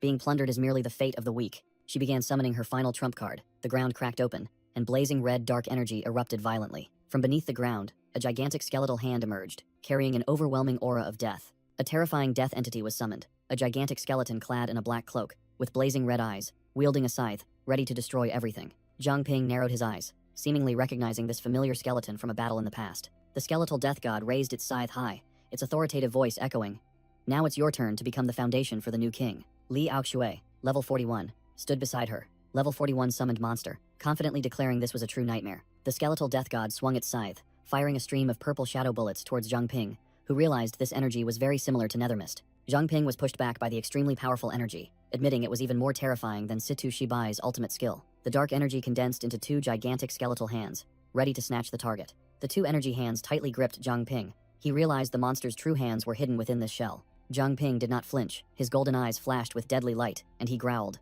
8 Extremes Nether Flame, activate. Li Aoshui sneered, her hand gathering a blue energy sphere, mocking. It's useless. Give up. She boasted that her subordinate, Luo Hai, had been purified by purgatorial flames, so burning it was impossible. At the same time, a gigantic ice block encased Zhang Ping. Crack. The ice block cracked open and shattered under the terrifying heat of the nether flame. Luo Hai was astonished to see his ice block vanish without a trace, while Li Aoshui also had to admit Zhang Ping's capability was undeniable. The notification panel appeared, pure water body plus new king-level bloodline, a king's formless. Zhang Ping stood firm, declaring he was not alone. Behind his blazing golden back, Su Jingyao and Liu Xishan appeared, ready to provide support. I still have my teammates supporting me. A stream of golden light erupted, spreading all around. The king's blessing light enveloped all members of the Purge Squad, buffing their strength from the king's gem, as Zhang Ping called for everyone to join forces. The entire team was filled with fighting spirit, the shirtless warrior and his teammates shouting, "Finally! It's our turn to enter the fray." The teal-haired swordsman gestured, shouting loudly, "Zhang Ping, use this!" A gigantic sky divine sword was summoned, divine light enveloping the entire battlefield. Zhang Ping roared, merging the nether flame, contract gem, and divine sword into one, creating the blazing 8 Extremes Blazing Emperor Divine Sword. Luo Hai still showed disdain, declaring that under its and Li Aoshui's power, any weapon was just scrap metal. The death god summoned a gigantic ice axe, roaring Luo Hai's great profound ice axe, and preparing for an earth-shattering collision with Zhang Ping's divine sword. Luo Hai swung his colossal ice axe, roaring, "In front of us you are nothing but an ant." Boom! Zhang Ping, with his 6 arms, braced to fully block the heaven-shattering blow with his blazing divine sword. The earth-shattering collision caused ice and fire energy to erupt violently, shaking the entire battlefield. Clang! The divine sword shattered into pieces, and Luo Hai sneered. Worthless scrap metal. It couldn't even withstand a single blow. Luo Hai suddenly froze when he saw the fragments still blazing, realizing he had fallen into a trap. Burning fragments? No, it's a trick. The blazing fragments shot straight towards Li Aoshui, but she merely curled her lip in disdain. A petty trick. Boom! The fragments exploded right on Luo Hai, while the Purge Squad realized the true target was Li Aoshui. Li Aoshui unleashed a defensive move, Ice Energy Gathering, Extreme Ice Lotus. A colossal ice lotus bloomed, enveloping Li Aoshui and forming an impenetrable fortress. She looked at the ice lotus, her voice full of sarcasm. Zhang Ping, your king-level blessing isn't anything special. On the ground, the blonde braided girl deployed a support spell, enveloping the entire team. Healing barrier. Open. The brown-clad warrior roared, as he was fully buffed with energy, his muscles bulging, ready for an all-out strike. He charged forward, unleashing a star-shattering fist straight into the ice lotus, shouting, "Do you think you can trap us?" Crack. A heaven-shattering punch pierced the sturdy defense, and the ice lotus split open. Li Aoshui was stunned as her ice shield shattered, Zhang Ping having glided through like a phantom amidst the fragments. She waved her hand, and energy tentacles tightly bound the shirtless warrior and the white-haired elder, making them scream in pain. Li Aoshui flashed a wicked smile, savoring her opponent's despair. Interesting. Let's see how long you ants can shine in your final moments. Li Aoshui hovered in the air, commanding her trump card, Luo Hai. Luo Hai unleashed a colossal wave of purple shadow energy, and Zhang Ping only had time to shout Li Aoshui's name. The entire battlefield was engulfed in the destructive attack. King-level power once again demonstrating its absolute dominance. Amidst the storm of purple energy, Luo Hai swung his colossal ice axe, preparing to deliver the finishing blow. The death god's crimson eyes gleamed with destruction, and it roared, "Finishing blow." A sphere of dark energy exploded, sweeping away everything in its path. The ground cracked open, the battlefield devastated by the overwhelming power of the king-level attack. As the smoke and dust cleared, Zhang Ping, in his 6-armed golden form, still stood tall, facing Luo Hai. Li Aoshui was stunned, unable to comprehend what was happening as she saw her opponent still perfectly alive. Zhang Ping confidently declared, "No matter how strong, you are still just a pile of bones." Yi Changchun used vines to bind the death god's legs, while the green-haired strategist shouted, "Zhang Ping!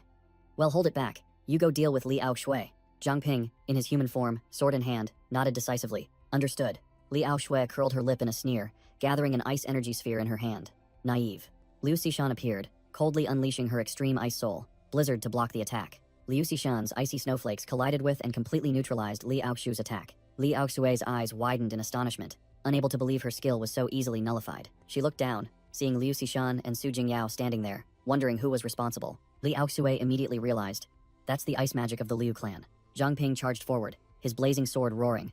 This attack carries the hopes of fallen comrades and the future you stole. Li Aoshui snarled her command. Luo Hai, return here immediately. The death god let out an enraged roar, shattering the vines that bound it. Zhang Ping's blazing sword shot straight towards Luo Hai, who was attempting to retreat and defend. A blinding explosion occurred as Zhang Ping's attack struck the colossal death god. A blazing slash tore through the sky, creating a colossal rift in the ground. Its power was truly no joke, Li Aoshui coldly remarked. So, Luohai took that fatal blow for you. Zhang Ping appeared, his aura surging, warning in a low voice. Next time, you won't be so lucky. Li Aoshui was furious, roaring. You useless insects. Her entire body erupted with terrifying cold energy. How dare you defy me, she shrieked, unleashing a colossal icy vortex that swept everything away. Liu Xishan immediately recognized it. This was the legendary high-level ice magic, soul-freezing purgatory. It was rumored that this technique could even freeze time, a skill only king-level awakeners were capable of wielding. Liu Xishan frantically shouted, warning everyone, "Everyone, be careful!" But it was too late. The Purge Squad members were swept by the cold energy, frozen solid in place. Li Aoxue hovered in the air, the temperature dropping to negative 273.15 degrees Celsius, precisely absolute zero. She arrogantly declared, "No one escapes a king's domain.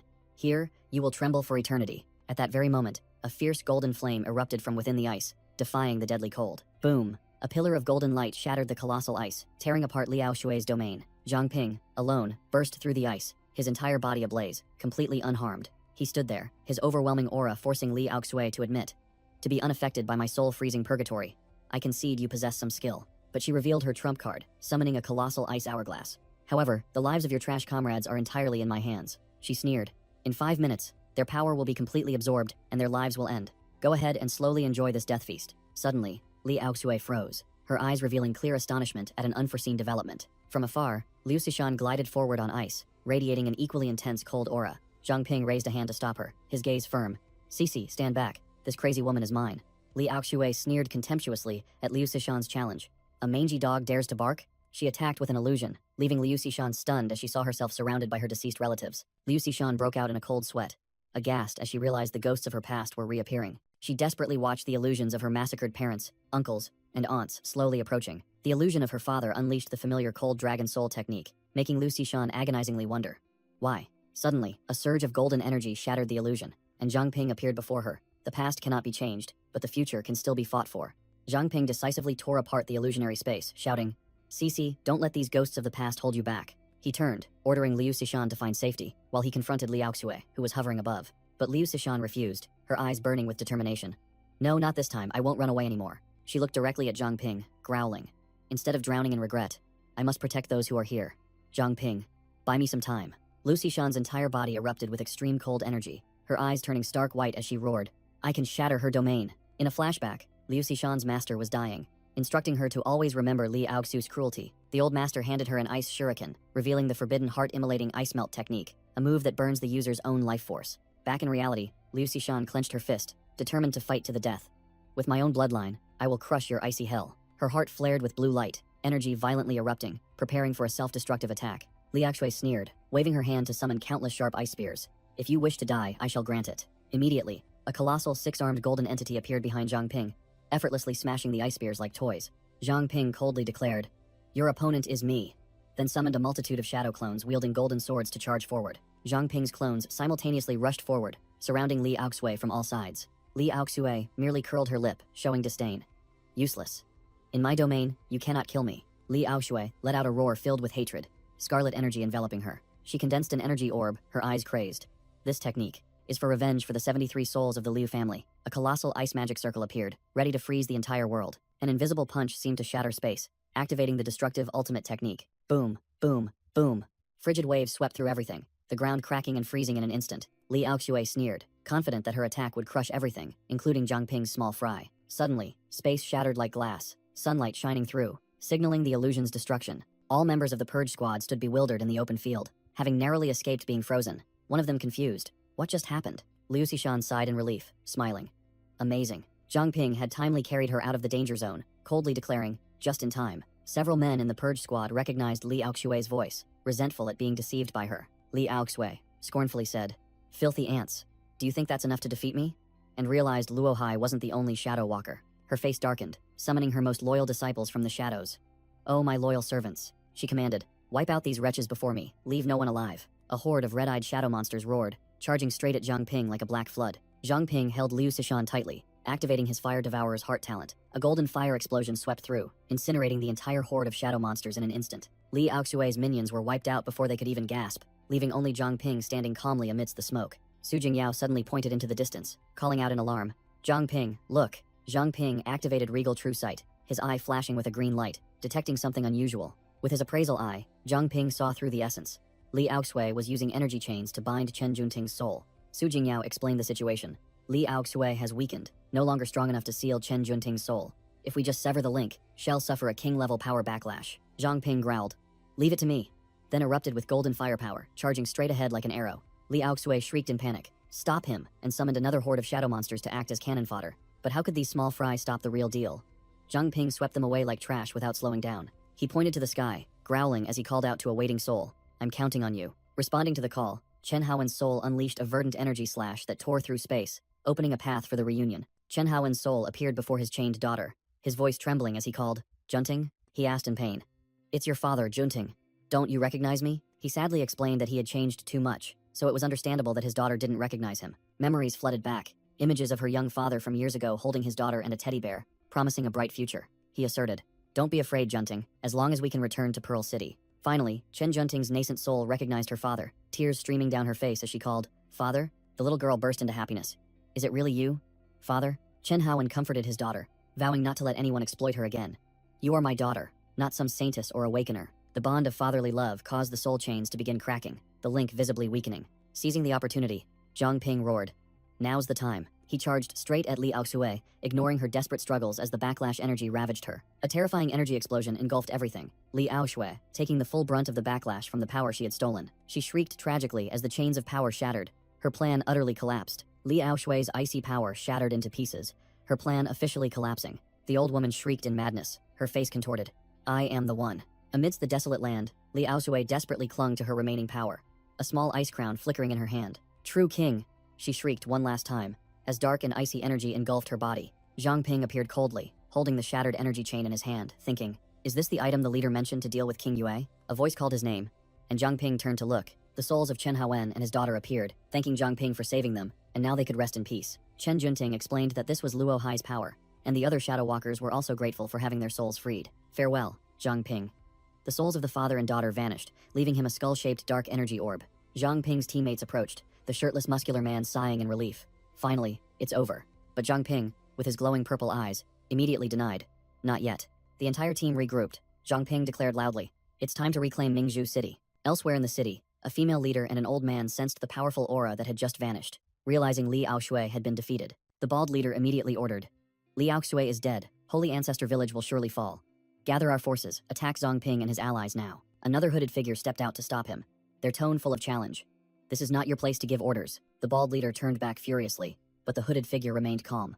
You should understand that fighting to the death right now is meaningless. An old man with a white goatee appeared, his voice full of authority. Before we wipe out the other factions, I propose we coexist in peace. As soon as he finished speaking, a giant fire phoenix erupted from behind him, its terrifying power engulfing the entire building. The female leader stood amidst the sea of flames, her face changing as she retorted, is this what you call peaceful coexistence? The divine sunbird let out an earth-shattering roar, and smaller fire phoenixes flew out, asserting its absolute dominance. A hand reached out and called Little Five, and a small phoenix landed with an air of majesty. The white goatee old man, the brown-haired female leader, and the bald man stood stunned, unable to believe that a mere boy like Zhu Juyang could subdue a king-level creature. Suddenly, a voice full of killing intent echoed from the shadows, growling, You Zhu clan members are a bunch of traitors, yet you dare to speak of cooperation? The white goatee old man's face drained of color, terrified as he recognized the deadly familiar voice. King Yue, a giant dark monster, materialized in a surge of black and red energy, declaring bluntly, I told you, killing Situ Shibai is a trivial matter. All three Zhu clan leaders immediately knelt prostrate, respectfully proclaiming in unison, Welcome back, King Yue. The goatee old man hastily denied responsibility, shifting all blame onto the deceased Zhu Zeming. King Yue. Everything before was orchestrated by him alone. King Yue snarled, exposing their blatant lie. A bunch of liars. If you hadn't gained king-level power, you would have devoured my wolf long ago. The small phoenix in Zhu Juyang's hand roared, erupting in a dazzling blaze of firelight. King Yue seemed surprised to see the Zhu clan's divine sunbird accept a mere boy as its master. Scoffing, calling it a chick would be more accurate. The white goatee old man sprang up, shouting back, Show some respect. He continued his persuasive speech, reminding King Yue of Zhang Ping's terrifying power, the one who had single-handedly wiped out both Holy Ancestor Village and Li Aoxue. The old man concluded, Only by joining forces do we stand a chance of defeating Zhang Ping and his allies. King Yue fell silent, a calculating glint flashing in his glowing red eyes at the proposal. He recalled the battle from years ago, admitting that if Situ Shibai had broken through to king level, he might have been the loser. King Yue conceded, now that Zhang Ping can defeat king level Li Aoxue, he is indeed a major nuisance. With that, King Yue made his final decision. Don't even think about using a single one of my soldiers. I will lead the entire Natrafox clan myself. The goatee old man and another elder stood frozen, their plan of using others as proxies having failed. The brown-haired female leader reported the troop count. Our Natrafox clan has about 100,000 combat-ready soldiers. King Yue nodded in satisfaction. Very good. King Yue's blood-red eyes gleamed with killing intent. He was determined. Zhang Ping, no matter what tricks you pull this time. Facing each other directly, two king-level powers snarled, the Dark King Yue and the blazing Divine Sunbird. Under King Yu's command, an entire legion of blood-red-eyed Natrafoxes roared, vowing to turn Mingzhu City into the enemy's burial ground. Meanwhile, at Secret Base number 10, the atmosphere was completely different. Zhang Ping returned, carrying the unconscious Liu Xishan, and his female teammates rushed out to greet him and inquire about another person's condition. Zhang Ping, with a poker face, delivered the grim news. She and the Zhao siblings have sacrificed themselves. This stunned the blonde girl. Zhang Ping's gaze was sharp, and he declared bluntly, I intend to reclaim Mingzhu City. Who will follow me? The shirtless fighter and his teammates erupted with surging morale. Is that even a question?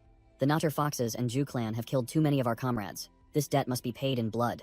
Yi Changchun and the contracted beasts who were once fallen ones also stepped forward. Don't forget us. I never thought I'd fight for Mingzhu City again. Zhang Ping explained Liu Xishan's situation to the red-haired woman. She used a forbidden life-burning technique to fight Li Aoshui to the death. She's exhausted now. Just leave her at the base. He turned to order Zhang Shozong and Manny to stay behind as well, but both immediately protested, not wanting to be left behind. Zhang Ping explained clearly. Your abilities are best utilized at this base, and we need someone to protect the rear and the civilians. Manny and Zhang Shozong reluctantly accepted, but still requested to provide remote support and shouted, You must win. A three-dimensional map appeared, marking the main target, the City Lord's mansion. Zhang Ping analyzed the situation. I can sense the Divine Bird's power. The Zhu clan has allied with the Foxes again. Their side has two king-level entities. A direct confrontation would be suicide. He began to clearly assign tasks to each team. Diversion, reconnaissance, and main assault force. All of whom obediently followed orders. Zhang Ping turned to Su Jingyao, giving her a crucial mission. Your ability is the key. Focus your mind and pinpoint the locations of 3 targets for me. King Yue, Luo Shiyu, and the Divine Bird, he emphasized. And most importantly, Captain Situ's personal dimension. Su Jingyao solemnly accepted the order. Su Jingyao wondered, but how can we see through the Natrafox's illusions? Are you planning to use the pure blood body? Zhang Ping replied concisely. It's not that complicated. Golden energy surged in Zhang Ping's hand as he revealed his trump card. I've improved the king's blessing. Now I can bestow blessings upon others, helping them see through all the fox's illusions. Zhang Ping's eyes flashed with a deadly glint as he finalized the timing. Midnight, the operation begins. In the dead of night at Mingzhou City, a squad of fox demons patrolled lazily, appearing quite negligent. Whoosh! A flying sword suddenly shot forth like lightning, kicking off the raid. Slash! The sword sliced cleanly through a fox demon, blood splattering everywhere and startling the entire group. A teal-haired swordsman stood in the courtyard, coldly watching the guards on the city wall shout, Enemy attack! The swordsman immediately turned and fled into the forest, and the fox demons roared, Follow him! Don't let that brat escape! As soon as they reached the forest edge, the fox demons were ambushed by a group of black-cloaked assassins leaping down from the trees. It's an ambush. The fox demons with bloodshot eyes growled, Do you think numbers alone can win? Ridiculous. A black-cloaked assassin suddenly swelled up, accumulating a giant fireball inside. Boom! The assassin exploded like a living bomb, wiping out the fox demons in a terrifying blast. The system panel displayed, Straw Man, self-destructing version. From the shadows, Zhang Shozhong and the brown-haired man stepped out, proudly boasting, This bomb is a custom-made creation by Zhang Ping and me. Much more effective than a straw man. Standing on the balcony, Luo Shiyu sensed the explosion, her eyes filled with doubt. Has Zhang Ping arrived? A black-armored rabbit knight, surrounded by a purple aura, suddenly appeared, stopping Luo Shiyu. Everyone, don't rush. The rabbit knight pointed into the distance, analyzing. Making such a commotion is clearly a diversion to lure us out. Zhang Ping is truly over there. In the city center, Zhang Ping stood, golden energy beginning to erupt around him, his eyes sharp and cold. He unleashed his full power, and a colossal 6-armed golden energy entity appeared, directly confronting the blazing Divine Sunbird. The golden entity launched a sky-shattering punch directly at the Fire Phoenix. A shocking explosion occurred as the powers of 2 king-level beings collided with earth-shattering force. Suddenly, a colossal skeletal reaper in a black cloak appeared, radiating dark purple energy, and firmly seized the golden entity. The system announced, Luo Hai's shadow fallen power. The reaper mocked. So your so-called son only possesses this paltry heat? He looked down at the restrained golden entity, his voice full of disdain. Arrogant brat. A dark entity clad in black armor, with a white and purple mane and a red crescent moon symbol on its chest, appeared with an overwhelming presence. From the demon's perspective, Feng Laixian and the brown-haired warrior were bracing themselves, ready to fight to the death. Both unleashed their combined ultimate technique, the Beast King Star-Shattering Fist, a destructive golden energy blast shooting straight towards the enemy. The crescent moon demon stood still, taking the blow, and calmly remarked, I understand. The power is impressive, I admit. He pointed towards the battle between the golden entity and the Divine Sunbird, his voice full of sarcasm. But do you think you can defeat 2 king-level beings at once? He raised his hand to the sky, summoned a blazing red crescent moon and roared, "Blood moon!" The sky was dyed red by the eerie blood moon, signaling a terrifying technique about to be unleashed. Countless colossal white ice spikes suddenly erupted from the ground, assaulting Zhang Ping's golden entity and his allies relentlessly. Inside the entity, Zhang Ping activated his appraisal skill, his golden eyes scanning the entire domain. The system analyzed the Moon King's domain: physical damage immunity, teleportation of body parts, and continuously rising temperature until everything is incinerated. The Moon King transformed into his werewolf form, scornfully looking at the small fries. Do you think overwhelming numbers can erase the power gap? He unleashed black energy slashes ripping through the air, sending the 2 warriors flying like rags, and growled, "Ants will always be just ants." Suddenly, verdant vines tightly bound the Moon King. Ye Changchun had intervened to assist. "Let me hold him back." Seizing the opportunity, the brown-haired warrior shouted, "Now's the time." Both once again launched a full power attack. The Beast King's star-shattering fist was unleashed once more, the colossal energy orb engulfing the Moon King. The attack hit its mark. The Moon King's head was engulfed in flames, giving the 2 warriors a glimmer of hope. Did we succeed? The Moon King sneered. "Humph, look around." Countless clones of him appeared from energy mirrors, connected by deadly red threads. Ultimate string art. The red threads tightened, cutting deep into the flesh of Feng Laixian, Ye Changchun, and the brown-haired warrior, making them scream in agony. Seeing his allies in danger, Zhang Ping's golden entity momentarily faltered, and the divine sunbird immediately seized the opportunity. "Where are you looking?" The colossal fire phoenix charged straight at the golden entity. Zhang Ping could only grit his teeth bitterly. "In the city, I can't unleash my full power." The divine sunbird mocked, tightening its scorching talons around Zhang Ping's golden arm. "Facing this level of firepower, do you still dare to be as arrogant as before?" The fire phoenix roared, unleashing a destructive firestorm aimed directly at Zhang Ping. Surrounded by divine beast-level flames, Zhang Ping's golden entity began to crack. He gritted his teeth.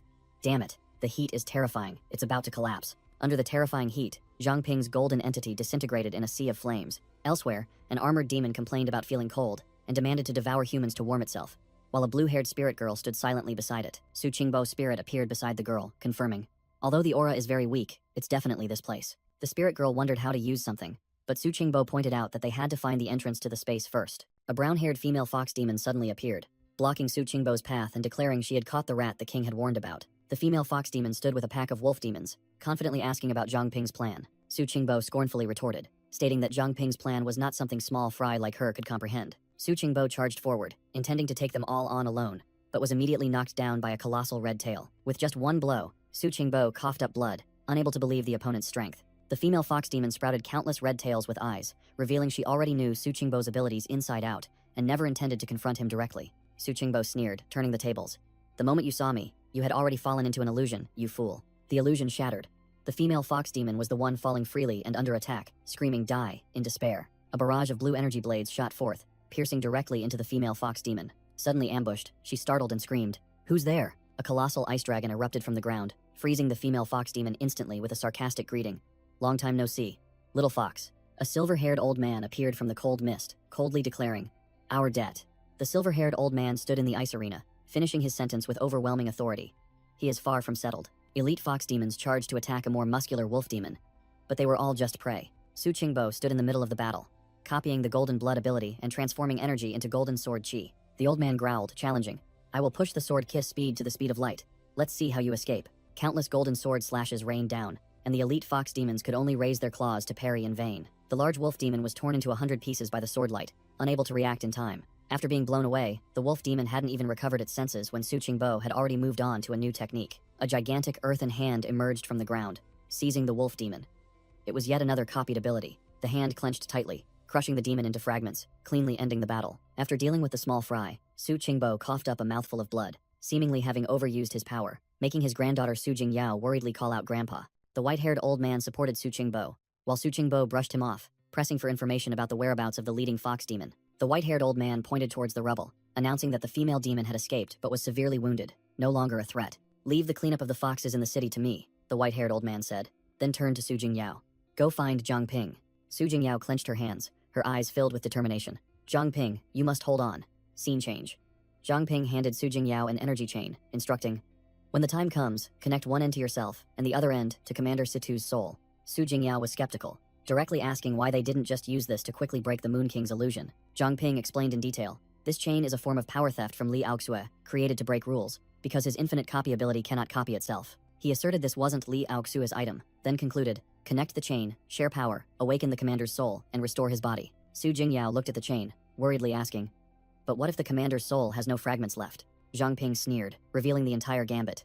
"This chain cannot break the illusion. The commander intentionally let us defeat Liao Xue first to obtain it." Recalling Situ Shibai's dying words, Zhang Ping affirmed that the commander had absolute trust in him, knowing that he would decipher the plan and save him. In the land of endings, the Divine Sunbird and the Moon King stood in confrontation, the oppressive aura of the two king-level entities setting the entire space ablaze. Zhang Ping's entire team was huddled within a fragile energy shield, trying to hold on amidst the sea of flames. Feng Laixian growled, his undying Crimson Emperor body also about to succumb to this terrifying heat, while the brown-haired man shouted, "Zhang Ping, are you done yet?" The Moon King, from above, sneered, "Cowards clinging to life," then unleashed a black and red energy attack that tore through space. Crack! The team's defensive shield shattered like crystal. The brown-haired man was struck by a surge of blue energy, while the Moon King continued to taunt. "How long do you plan to defend?" In this critical moment, Situ Shibai unexpectedly appeared, his calm voice ringing out, "Don't worry about us." The entire team turned around, completely shocked to see their deceased commander, while he gently said, "Sorry for making everyone wait." The Moon King couldn't believe his eyes either. Stunned, he exclaimed, "Situ Shibai, haven't you completely perished?" Standing next to Zhang Ping, Situ Shibai growled in response, "What would an arrogant tyrant like you understand? Don't underestimate the power of humanity." The commander threw the chain to Zhang Ping, ordering, "Zhang Ping, grasp this chain. Use our hope to shatter this hell." Zhang Ping confirmed that thanks to the linked chain, he had been buffed to king level, just like the commander, and his purification skill was now powerful enough to affect the Moon King. Both soared upwards, their goal clear, to shatter the Moon King's domain, stripping him of his invincibility. The Moon King roared, declaring that the counterattack in the name of the two kings had officially begun. Inside the Divine Sunbird, Zhu Juyang, the beast's controller, disdainfully called Zhang Ping's side's power hope, and found it truly disgusting. The Divine Sunbird let out a deafening roar, spewing forth a destructive sea of flames, roaring, turned to ashes under this glorious light.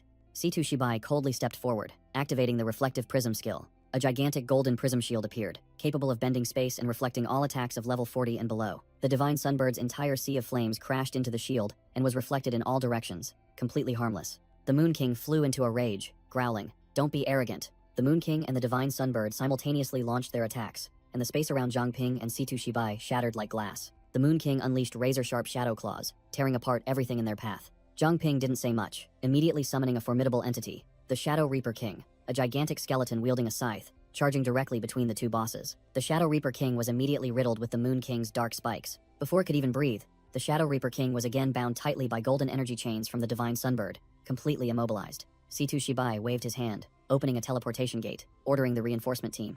"This battle is beyond your scope. Go assist Chen Ming." Inside the Divine Sunbird, Zhu Juyang sneered, "Stubborn insects," then controlled the bird to spew out a gigantic fireball, determined to incinerate the Shadow Reaper King. The Shadow Reaper King braced itself, taking the full impact of the fireball, sinking into the terrifying sea of flames. Zhu Juyang screamed maniacally, his face filled with glee. "Struggle in despair. Die." Situ Shibai merely smirked. "In the end, you're just a brat." He raised his hand, and a dark energy orb began to form. The signature infinite-level skill was activated. Causality Reversal. An upgraded version of the copy skill, capable of absorbing, copying, and reflecting the opponent's own skills. Situ Shibai's dark orb acted like a black hole, sucking in the Divine Sunbird's entire sea of flames. The bird's entire destructive attack was swallowed without a single spark remaining, leaving the Divine Sunbird isolated in midair. Zhu Juyang frantically screamed, "Xiaowu, fly away quickly." The firebird hastily turned and fled. Situ Shibai coldly held the blazing energy orb, his voice full of sarcasm. Trying to run? Too late. The energy orb, now having absorbed the Divine Sunbird's full power, exploded with a blinding flash of light. Situ Shibai fired back all the firepower. A pillar of flame even larger than the original roared towards the two bosses, making the Moon King curse. Zhu Juyang's face turned ashen, while the Moon King froze in disbelief at the incredible counterattack. Boom! The gigantic pillar of flame engulfed both targets, creating an earth-shattering explosion. The Divine Sunbird let out a tragic shriek, then exploded in a sea of flames of its own making. King Yue slowly struggled up from the rubble, roaring resentfully. "How dare you wound me so severely?" He glared at Zhang Ping and Situ Shibai, screaming, "Mingzhou City is our home. You outsiders have no right to decide its fate." King Yue continued to rant madly, claiming that all he wanted was a place to belong, to stop wandering. Could that also be wrong? He questioned. He smirked eerily, his voice full of menace. Furthermore, the main act has only just begun. Ha ha ha ha ha. Dark energy erupted from King Yue, enveloping the space amidst his savage laughter. Zhang Ping frowned, realizing something was wrong. What's going on? Why hasn't the domain disappeared yet? A giant fireball, a remnant of the Divine Sunbird's power, suddenly appeared in the sky and plunged straight towards the two of them. Situ Shibai gritted his teeth and cursed. Clearly, the situation was turning out worse than expected. From within the sea of flames, the Divine Sunbird was gloriously reborn, letting out an earth-shattering roar. Situ Shibai bitterly admitted, "That last attack only held it back for a few minutes. It seems we'll have to try another method." Meanwhile, a teal-haired swordsman was single-handedly cutting through enemies, slicing away a wolf demon in the city alley. The swordsman was immediately surrounded by a pack of wolf demons, which snarled, "It's here! Don't let it escape!" On another street corner, a brown-haired martial artist and a white-haired warrior with a blue aura were also rushing into combat with the demons. The two warriors unleashed devastating attacks, sweeping away the wolf demons in the blink of an eye, giving them no chance to resist. In a dark room, a civilian man was woken from his sleep by the noise outside. He irritably pressed his ear to the window, grumbling, "What the hell is all that noise?" As soon as he looked outside, he froze, his eyes wide with horror. What is this?" The scene outside was a battlefield. The corpses of wolf demons lay scattered on the street. One even stuck in the house wall. The warriors had gathered amidst the pile of corpses, one reporting, "We've almost cleared out all the fox demons in our area." A group of warriors looked up at the giant pillar of fire rising in the distance, the teal-haired swordsman wondering, "How's the situation over there? Is this pillar of fire from Zhang Ping and Captain C2? Meanwhile, a squad of black-cloaked assassins stood atop a mountain of fox demon corpses, their commander reporting, "This side is also cleared. Where did all these fox demons come from? There's no end to them." The teal-haired swordsman wearing sunglasses analyzed the situation, deeming the number of enemies too abnormal, and ordered, "Never mind that. Find the Moon Queen first. If we capture the leader, the soldiers will disperse on their own. Assemble at the City Lord's mansion." The City Lord's mansion emerged at dawn, a seemingly peaceful place that was, in fact, the eye of the storm. Inside the mansion, a figure was unleashing fierce energy attacks, indicating that a battle had already erupted. Luo Shiyu, despite being covered in wounds, still smirked defiantly. "So you've arrived." She sat perched on the throne, looking both weary and arrogant, as if awaiting a good show. The elite squad entered the main hall, the teal-haired swordsman pointing directly at Luo Shiyu. "I knew you'd be here. You're on the verge of death, yet you still refuse to give up the City Lord's seat? You fox demons are truly greedy and arrogant," he growled, drawing his sword and pointing it straight at her.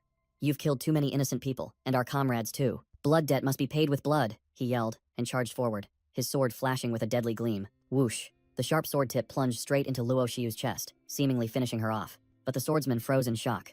Luo Shiyu had effortlessly blocked his sword blade with 2 fingers. She swung her hand, knocking the sword away, and sneered, "You fools!" Luo Shiyu stood up, explaining the prearranged plan.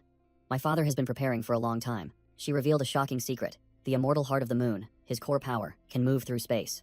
If he is in danger, all his power will be transferred to me. Luo Shiyu spread her arms, red energy erupting, declaring, "Therefore, I am now the true Moon Queen." A notification appeared, "Moon Queen Luo Shiyu, level 4 Zero King level." Around her, a multitude of armored elite subordinates appeared from thin air, ready for battle. The new monsters let out a roar, then simultaneously charged towards the warriors with overwhelming momentum. Ye Changchun remained unfazed, charging forward and unleashing the defensive skill Myriad Serpent Defense, as countless green vines shot out, blocking the enemy's path. Feng Laixian also leaped into the air, channeling all his power into a devastating attack. Beast King's secret technique, Ultimate Annihilation. Chen Ming, wreathed in flames, reported urgently, "The target has evolved," confirming King Yue's presence at the palace. "Its true form is here." Another burly warrior roared, Star-Shattering Fist, charging straight at Moon Queen Luo Shiyu, who was calmly seated on the throne. The Moon Queen merely glanced disdainfully, her crimson eyes exuding contempt. She gently raised a finger, and the warrior's full power attack was blocked by an invisible wall. Immediately after, Chen Ming took a full punch to the face from behind. The culprit was none other than Captain Jin Bo. Chen Ming was utterly shocked, not understanding why his comrade had appeared right behind him. A stream of golden energy shot past, and the burly warrior yelled a warning. "Watch out!" Chen Ming dodged the dangerous blow, replying, "I'm fine." While their 3-person formation was being pushed into a difficult situation, the whole group realized the difficult problem. She controls space at will. Ordinary attacks are completely useless. Amidst the sea of flames, Zhang Ping, in his 6-armed golden energy form, roared defiantly, "Surrender? You'll never win." He gritted his teeth, his eyes burning with determination. "Never," Zhang Ping declared loudly amidst the life-or-death battle. "Today, either you die or I die." Situ Shibai suddenly appeared, warning, "No, if this battle drags on, my power will be depleted. Zhang Ping, find a way to lock its movements." Zhang Ping turned back, his eyes sharp. "Captain? I found a loophole." Situ Shibai explained the plan. The Zhu clan boy has merged with the divine sunbird, granting it divine immortality but also creating a fatal weakness. We can't kill the bird, but we can influence the boy's thoughts and indirectly control it. "This old man needs direct contact," he said, then ordered Zhang Ping. "This move requires touching the target. Create an opening for me." Zhang Ping understood, his 2 hands beginning to gather a massive stream of purple energy, yelling loudly, "Understood." The purple energy swirled into the shape of a monstrous hand, Zhang Ping pouring all his strength. "For me," he let out a final roar, swinging his hand to bring the giant energy hand down. Fall. The devastating attack plunged straight into the divine sunbird, creating an earth-shattering collision. Boom. Zhang Ping's purple energy hand collided directly with the divine sunbird, and the entire sky erupted in a sea of flames. Amidst the explosion, Zhang Ping remained clear-headed, activating his appraisal skill, scanning the entire firebird to find its weak points. Analyze. A confident smile curled on Zhang Ping's lips. He had found what he needed. Found it. Whoosh! A purple energy chain shot out from Zhang Ping's hand, piercing through the Divine Sunbird's dense defensive flames. The chain tightly bound the boy, Zhu Yang, who was hiding inside. Zhang Ping shouted loudly, reporting, "Captain, I've caught the Zhu clan's boy." Immediately, Situ Shibai appeared like a ghost, grabbing Zhu Yang, who was tightly bound. The boy asked in a panic, "What do you want to do?" Situ Shibai placed his hand on the boy's face, his eyes as cold as ice, declaring, "Rewrite your will." Zhu Yang's eyes widened, and he screamed in pain as his consciousness was invaded by a terrifying power. The Divine Sunbird also let out an earth-shattering roar, struggling violently as its connection with its master was interfered with. Situ Shibai frowned, realizing the boy's will barrier was too strong, unable to completely lull him to sleep. The old man sighed in relief. After all, a major problem had been resolved, and the Firebird was considered neutralized. Elsewhere, the Moon Queen stood watching from afar, musingly asking, "Has the Divine Sunbird been suppressed?" She glanced at the warriors lying scattered at her feet, coldly saying, "It's fine, just as expected." Rage flared in the Moon Queen's eyes, and she snarled, "They killed my father, the Moon King. Zhang Ping, today I will make you taste the bitterness of losing everything." Meanwhile, Su Qingbo, Feng Laixian, and Ye Changchun had just arrived at the scene, shocked by the devastation and their fallen comrades. Su Qingbo immediately used his mimicry ability, creating a stream of green healing energy to treat the brown-haired warrior. The heavily wounded warrior gasped, "We fell into a trap." Su Qingbo immediately realized, the Moon Queen's target is the base. The old man ordered decisively, "I will treat everyone first. Zhang Ping, return to the base for immediate support." Zhang Ping gritted his teeth, shooting off like a golden flash of lightning, with only one thought in his mind. "Comrades, please hold on." At the base, the Moon Queen stood before her werewolf subordinates, giving a cruel order, "Devour them all, leave no one." The defense system blared a level 1 alarm. The base's defense system roared, activating the first bulletproof layer and slamming shut the 2-meter-thick blast door. The 5-meter-thick steel gate finally closed, all entrances sealed, and the air began to be evacuated to create a vacuum environment. But the Moon Queen was already inside. The Moon Queen smirked, realizing she was trapped within a barrier, surrounded only by metal walls. She snapped her fingers, and red energy shot out, making the thick wall explode like confetti.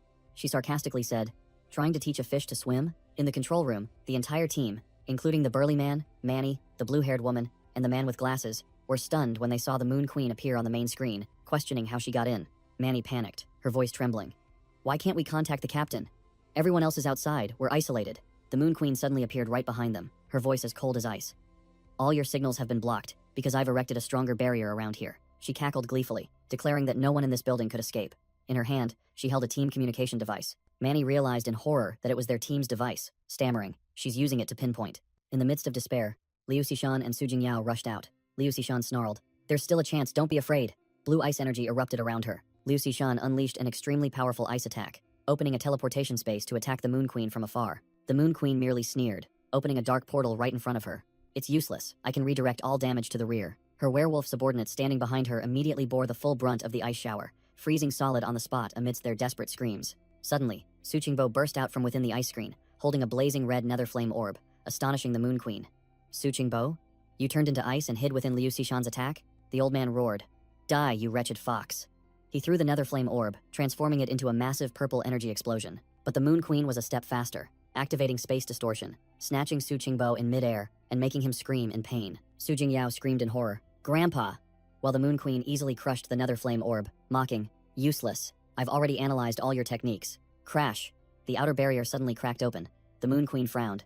"My barrier is being destroyed. Has Zhang Ping arrived? What incredible speed." Realizing time was running out, the Moon Queen decided to go all in, unleashing her full power as demonic arms sprouted from her back. Zhang Ping shattered the barrier, rushing in like an enraged deity, roaring amidst a destructive purple energy surge. Zhang Ping summoned a colossal golden entity, roaring break, and smashing the enemy's red barrier. Having successfully breached the defenses, Zhang Ping charged straight in, snarling a challenge. "Moon Queen, your opponent is me." Zhang Ping's eyes were bloodshot, killing intent surging as he saw the devastation before him. The Moon Queen hovered in the air.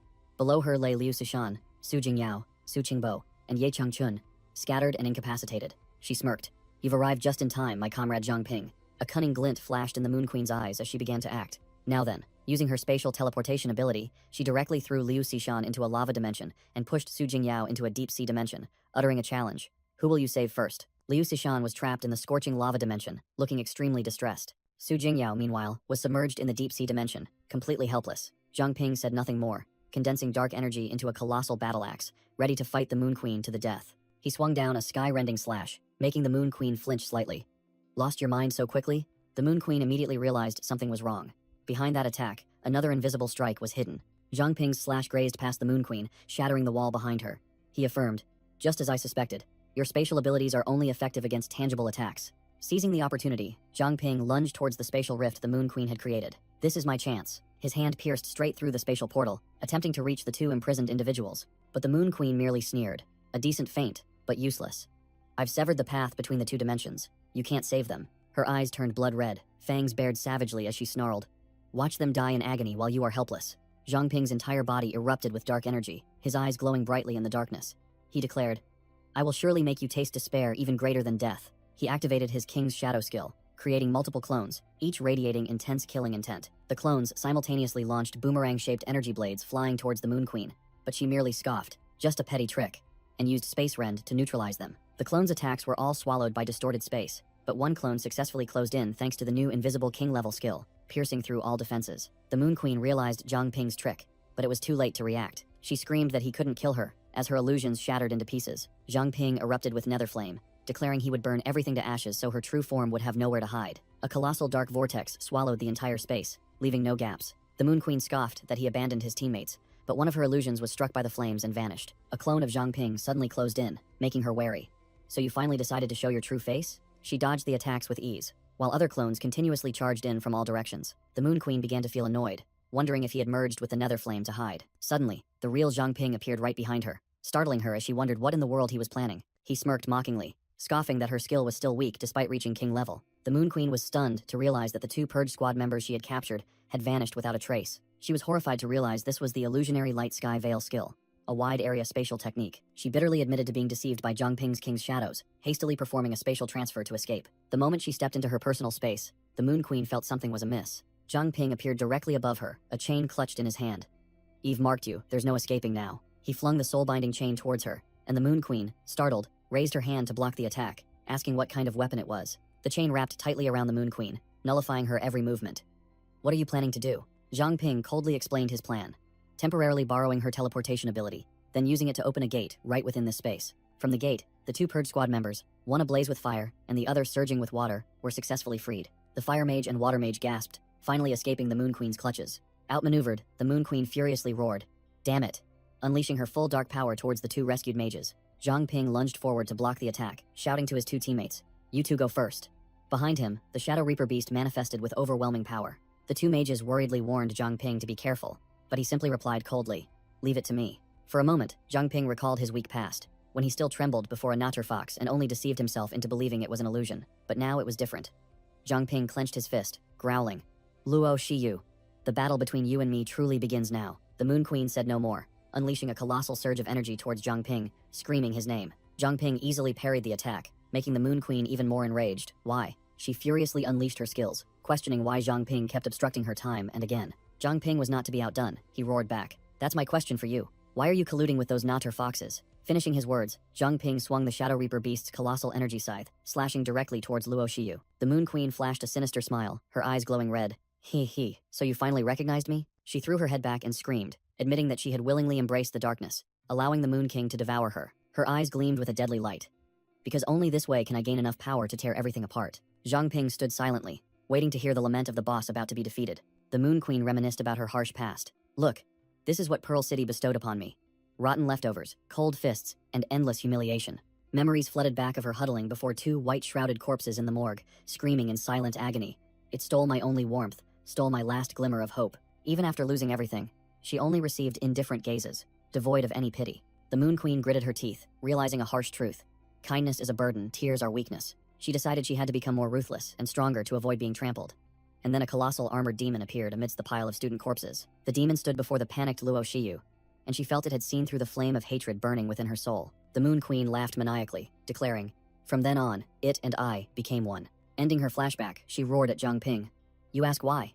Because I will return to this city the pain it inflicted upon me, 1,000-fold." The Moon Queen unleashed a skill, and countless mirror fragments reflecting her image appeared, firing deadly red energy beams. The Moon Shadow Demonic Army, Ultimate Annihilation Array skill was activated, and a storm of red lasers rained down on Zhang Ping's position. Zhang Ping took the hit, his entire body pierced by energy spears, yet he remained standing firm. Unyielding, he channeled his energy, creating a purple vortex with the Blazing Hell Corridor skill to sweep away the trashy lasers. Shattering the vortex, Zhang Ping transformed into a colossal six-armed golden energy entity, exuding an overwhelming aura. The Golden Titan seized the Moon Queen in an instant, despite her resistance with flashy energy chains. Wham! A heaven-shattering punch from the Titan slammed directly into the Moon Queen's stomach, the impact force enough to distort space. The Moon Queen coughed up blood, having taken a fatal blow, her face pale with agony. The entire battlefield trembled from Zhang Ping's terrifying power.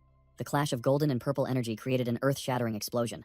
Zhang Ping, his body enveloped in nether flame, stood on the Titan's hand and declared firmly, "Stop resisting. I've seen through your tricks. Once your true form is identified, you stand no chance." The Moon Queen retorted through gritted teeth. "You think so? Look at yourself. You're heavily wounded too." Zhang Ping brushed aside her words, charging forward with terrifying speed, shouting, "It's over." He seized the Moon Queen by the neck, and she screamed frantically, "Even if I die, today I will make you taste my pain." Zhang Ping swung his golden energy sword, unleashing the ultimate technique, Eternal Night Chaos, as surging white and blue energy currents swept towards the Moon Queen. She summoned a colossal Shadow Reaper to block the attack, confidently declaring, "It's useless. This space is mine. You cannot escape." Zhang Ping's attack not only shattered her defenses but also struck directly into her mind, revealing images of Luo Xiu's weak past. Zhang Ping observed silently, his gaze sharp, seemingly calculating for the final finishing blow. Amidst the chaotic space, Zhang Ping ignited a small flame on his fingertip, his eyes cold. Crack! The Moon Queen's domain shattered into pieces like glass under Zhang Ping's power. Zhang Ping growled, declaring, "Luo Xiu, I accept your hatred, but now, it's time for it to end." He charged straight forward, piercing through the fragments of her memories, delivering a finishing blow to the terrified Moon Queen's manifestation. At the same time, elsewhere, Su Qingbo, Ye Changchun, and Zhao Yalong were sensing the situation, and the old man muttered about Zhang Ping's strange request. Su Qingbo suddenly felt something was wrong. He wondered, even here there are. What in the world are these creatures? A chaotic scene unfolded. The Natur fox monsters were mercilessly slaughtering civilians, and a man screamed, calling for reinforcements. A rabbit knight demon charged forward, swinging its sharp blade, intending to decapitate a dazed civilian. Whoosh! Su Qingbo activated mimicry, teleportation, rushing in with incredible speed. Slash! The old man acted swiftly, slicing off the monster's head to the astonishment of the survivors. Su Qingbo turned back, calmly telling the panicked civilians, "Calm down. They are not human. They are mutated monsters."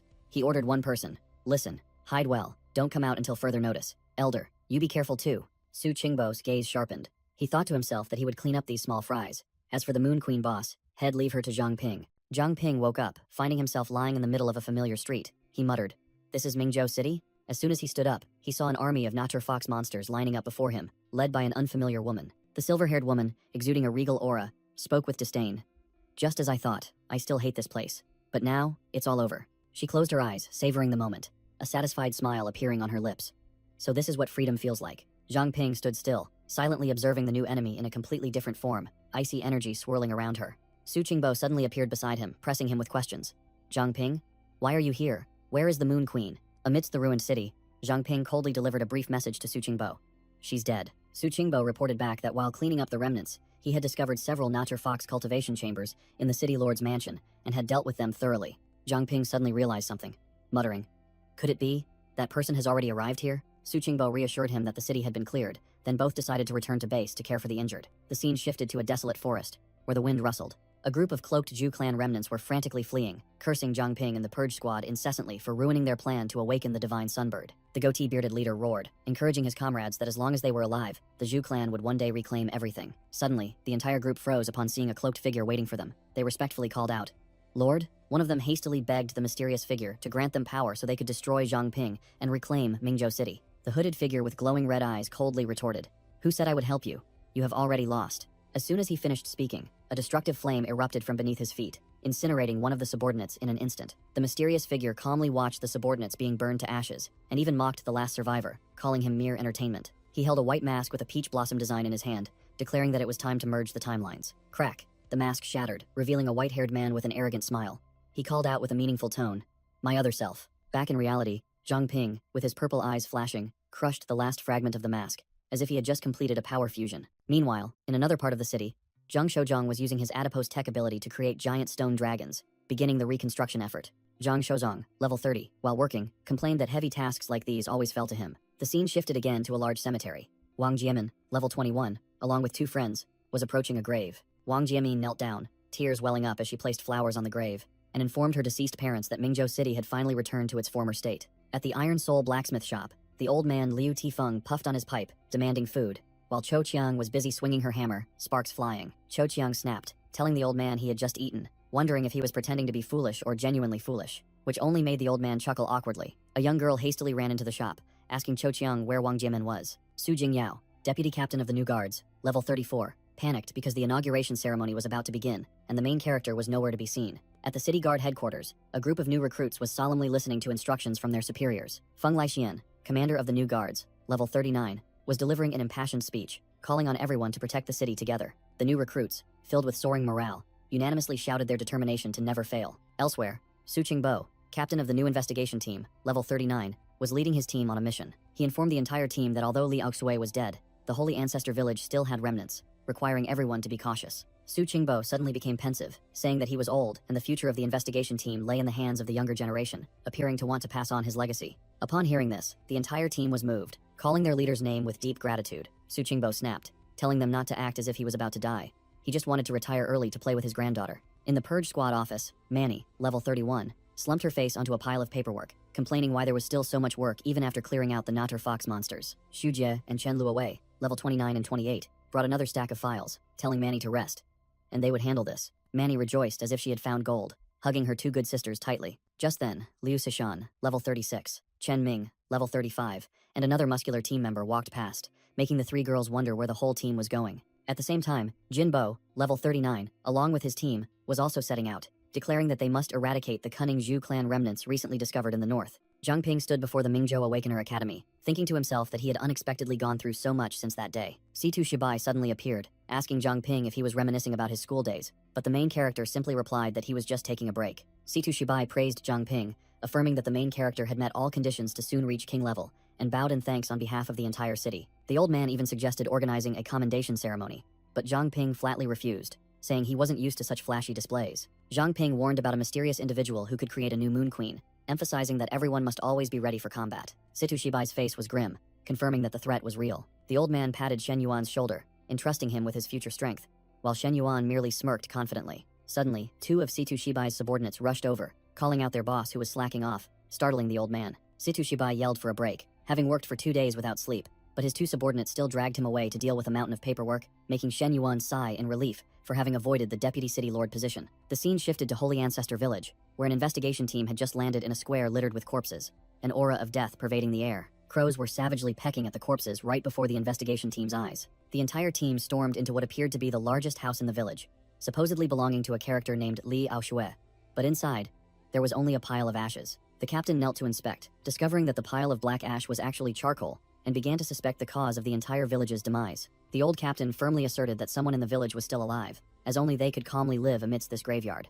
A team member rushed over, panting, to report, "Captain, we found it," holding up a bottle of medicine from Bright Pearl City. The old captain took the bottle of medicine, realizing it was new, and the scent of the medicine was still strong, proving that someone from the city had recently been there. The old captain snapped, ordering them to immediately report to the city lord that the village remnants had made contact with someone from the city, while the rest were to stay and search for more clues. In Bright Pearl City, inside a ruined pharmacy, a woman was weeping uncontrollably in front of two investigators. The wife sobbed, recounting that her husband was a kind person with no enemies, while a female investigator tried to reassure her and asked for her cooperation. A male investigator leaned in and whispered to the female deputy commander that preliminary autopsy results suggested the victim might not have died from the fire, shocking her greatly. The investigator, expressionless, held a stack of evidence files, ready to expose the culprit. The female deputy commander ordered her subordinate, "You stay here and comfort the victim's wife." The investigator obediently followed orders, while the wife continued to weep uncontrollably. The female deputy commander and another teammate headed straight to the autopsy room, the atmosphere tense. As soon as she arrived, she sensed that something was amiss. Shen Yuan unexpectedly appeared with Su Jingyao,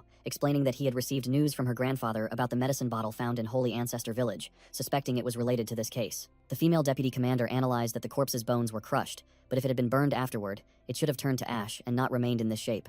Clearly, the culprit intentionally burned the body to destroy evidence. An investigator reported that the fire erupted very quickly, and they extinguished it immediately. But when the corpse was found, there was no trace of a soul, proving the victim had died beforehand. Shen Yuan activated the upgraded version of his Whispers of the Wind skill, attempting to reconstruct the lingering memories on the corpse. Shen Yuan reported the results. "I heard a few sounds, but based solely on this corpse, I cannot recover images. Take me to the pharmacy." At the ruined scene, the female deputy commander analyzed that the safe was still intact, proving the motive was not robbery. And if the victim's wife was telling the truth, the likelihood of revenge was also low. Shen Yuan snapped his fingers, using his ability to sense what lingered in the air. Shen Yuan's eyes flashed golden, and he sensed something unusual. A surge of dark purple spatial energy suddenly appeared. Shen Yuan recognized it immediately, but asserted it wasn't the Moon Queen's, but something else familiar. Activating royal vision, Shen Yuan declared he could see the origin of this energy surge and immediately followed its trail. In a dark room, a blue-haired girl was giving medicine to a wounded female warrior lying on a bed. The wounded female warrior drank the medicine, bitterly stating that the poison in her hand wouldn't disappear anytime soon, and resented that her enemies still wouldn't let them go. She suddenly coughed violently, spitting out a mouthful of fresh blood, but still tried to reassure her teammate that as long as they were alive, it was enough. Bang! The room door was violently forced open by an immense power, making the blue-haired girl jump and turn around. Shen Yuan and Su Jingyao appeared, radiating immense pressure amidst the dust, and coldly ordered, "Is it you two? Speak the truth." Shen Yuan got straight to the point, questioning the two girls. "The death of Zhou Dahao and the pharmacy fire, was it your doing?" Shen Yuan's golden eyes flashed.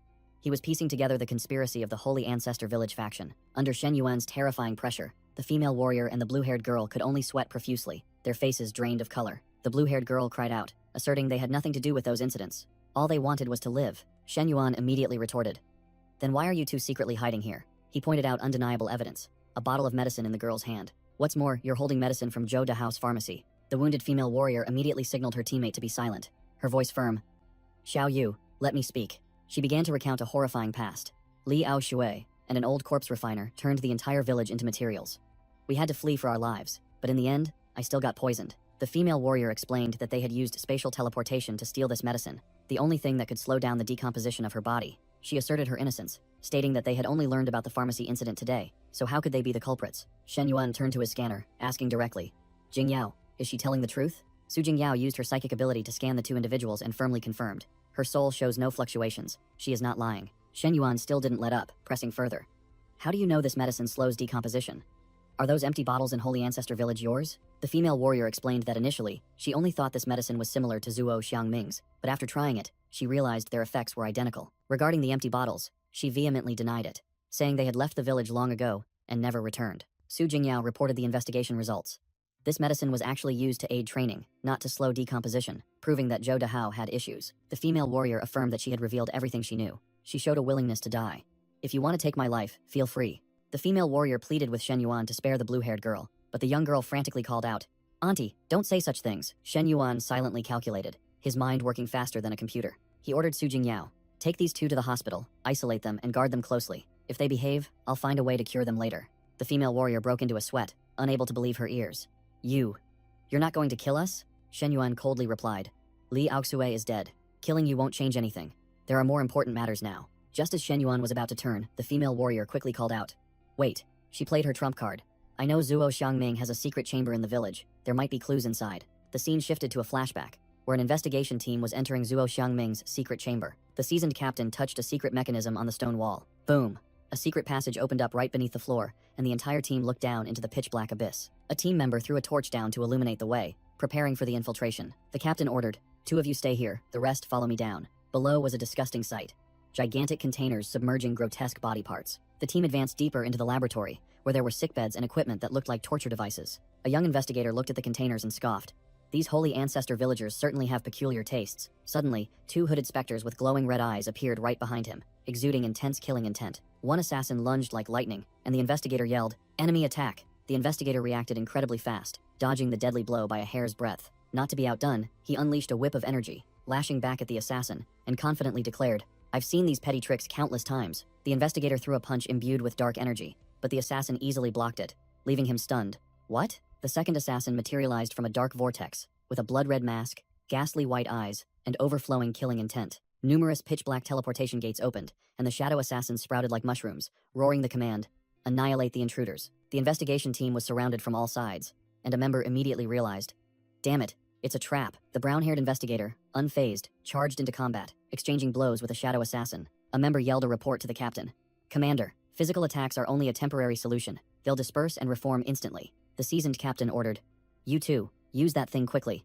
The rest, provide cover." The entire team obediently followed orders, taking positions ready to cover the 2 mages as they unleashed their trump card. The captain's energy avatar appeared, let out a roar, then blew away the assassins with an extremely powerful blast of air. The assassins were only pushed back, unharmed, and an investigator wondered, "Do these guys not need to breathe?" The 2 mages joined hands, activating a magic artifact shaped like a Tai Chi diagram, emitting a dazzling light. As the light from the Tai Chi diagram swept over them, the shadow assassins were immediately suppressed, their bodies convulsing and twisting. The true summoner, a man in a suit, collapsed to the ground, clutching his head in pain as his summoned troops were neutralized. The captain sighed in relief, realizing the assassins were merely the power of a single individual. and fortunately, they had the Tai Chi stone to counter it. Without further ado, the captain rushed forward and grabbed the summoner by the collar, growling, "Speak. Who are you? What are you doing here? And who sent you?" The summoner revealed his true bald face, his head engulfed in flames, but still managed to chant the slogan, "For the supreme cult." The flames erupted fiercely, and the summoner self-immolated in an instant. Determined not to reveal any more information, the brown-haired investigator examined the charred corpse, concluding that this man had been a soulless corpse for a long time, while the captain muttered about the supreme cult. As the corpse burned to ashes, mysterious blood-red ancient symbols began to appear on the stone wall behind it. The entire team froze, staring at the eerie characters that had just materialized from thin air, unable to comprehend what was happening. The old captain shouted loudly, realizing it was a self-destruct trap, and ordered the entire team to retreat immediately. The entire investigation team leapt to dodge the terrifying explosion that was tearing the secret chamber apart. The captain reported the situation to his superiors, summarizing the encounter with the enemy possessing grotesque abilities and the self-destruct trap that had erased all traces. Zhang Ping received orders via radio, requesting to bring the corpse back to extract more clues. Zhang Ping directly questioned the victim's wife, who confirmed that her husband handled all the medicine sales. The wife complained about customers complaining the medicine had a foul smell and was hard to swallow, but she didn't care as it wasn't her business. She recalled a strange customer, his face heavily bandaged, who always loitered to buy medicine during her evening shift, his actions extremely mysterious. The wife suddenly remembered the city regulation that required real names to be recorded when purchasing special medicine. She rummaged through the cabinet and pulled out a stack of ledgers recording customer information, but the recent day's information had been burned away. Zhang Ping took the stack of old ledgers because the wife insisted she had seen the strange man several months ago, so his records would surely still be there. In a dark alley, a brown-haired man with a scar on his face stealthily approached a large gate. He cautiously looked around, preparing to act. Suddenly, Zhang Ping was already waiting on the city wall, coldly calling his name. "Liu Qiang! I knew you would come." Liu Qiang, without a word, let out a roar, then unleashed a gigantic fire dragon aimed directly at Zhang Ping. Zhang Ping simply stood watching the fire dragon charge towards him, his expression unchanged, wondering, "Fire ability?" Suddenly, purple energy chains shot down from above, binding Liu Qiang's arms tightly. Liu Qiang's flames were extinguished instantly, and Zhang Ping coldly declared, "It seems you're connected to the pharmacy incident." Zhang Ping landed, a smirk playing on his lips. "I didn't expect to catch such a big fish." Liu Qiang, bound tightly, growled furiously while Zhang Ping realized, "Are you a remnant from Jai Ming's experiment?" Choked by nethermist chains, Liu Qiang roared, fire erupting around his wound. He strained with all his might, using fire to melt and violently tear off the chains binding him. Zhang Ping stood watching with an expressionless face, realizing this man had escaped his nethermist chains. Liu Qiang charged like a mad beast, his body erupting with fierce flames, completely out of control. Zhang Ping calmly observed, wondering if this man had lost his mind transforming into this state. Boom! A giant golden energy fist slammed down hard right in front of Liu Qiang, halting his charge. Zhang Ping's radiant golden energy entity appeared, towering behind its master, completely overwhelming the enemy's aura. Liu Qiang let out a frenzied roar, the flames on his body flaring even more fiercely. His body began to transform. Layers of pitch-black rock encased his form, turning him into an armored fire monster. The monster roared, begging for ultimate power to gain a new life, while gathering a massive fireball. Zhang Ping raised his hand and coldly declared, "Surrender. You have no escape." The monster roared, throwing the destructive fireball towards Zhang Ping. Zhang Ping merely furrowed his brow slightly, with no intention of dodging.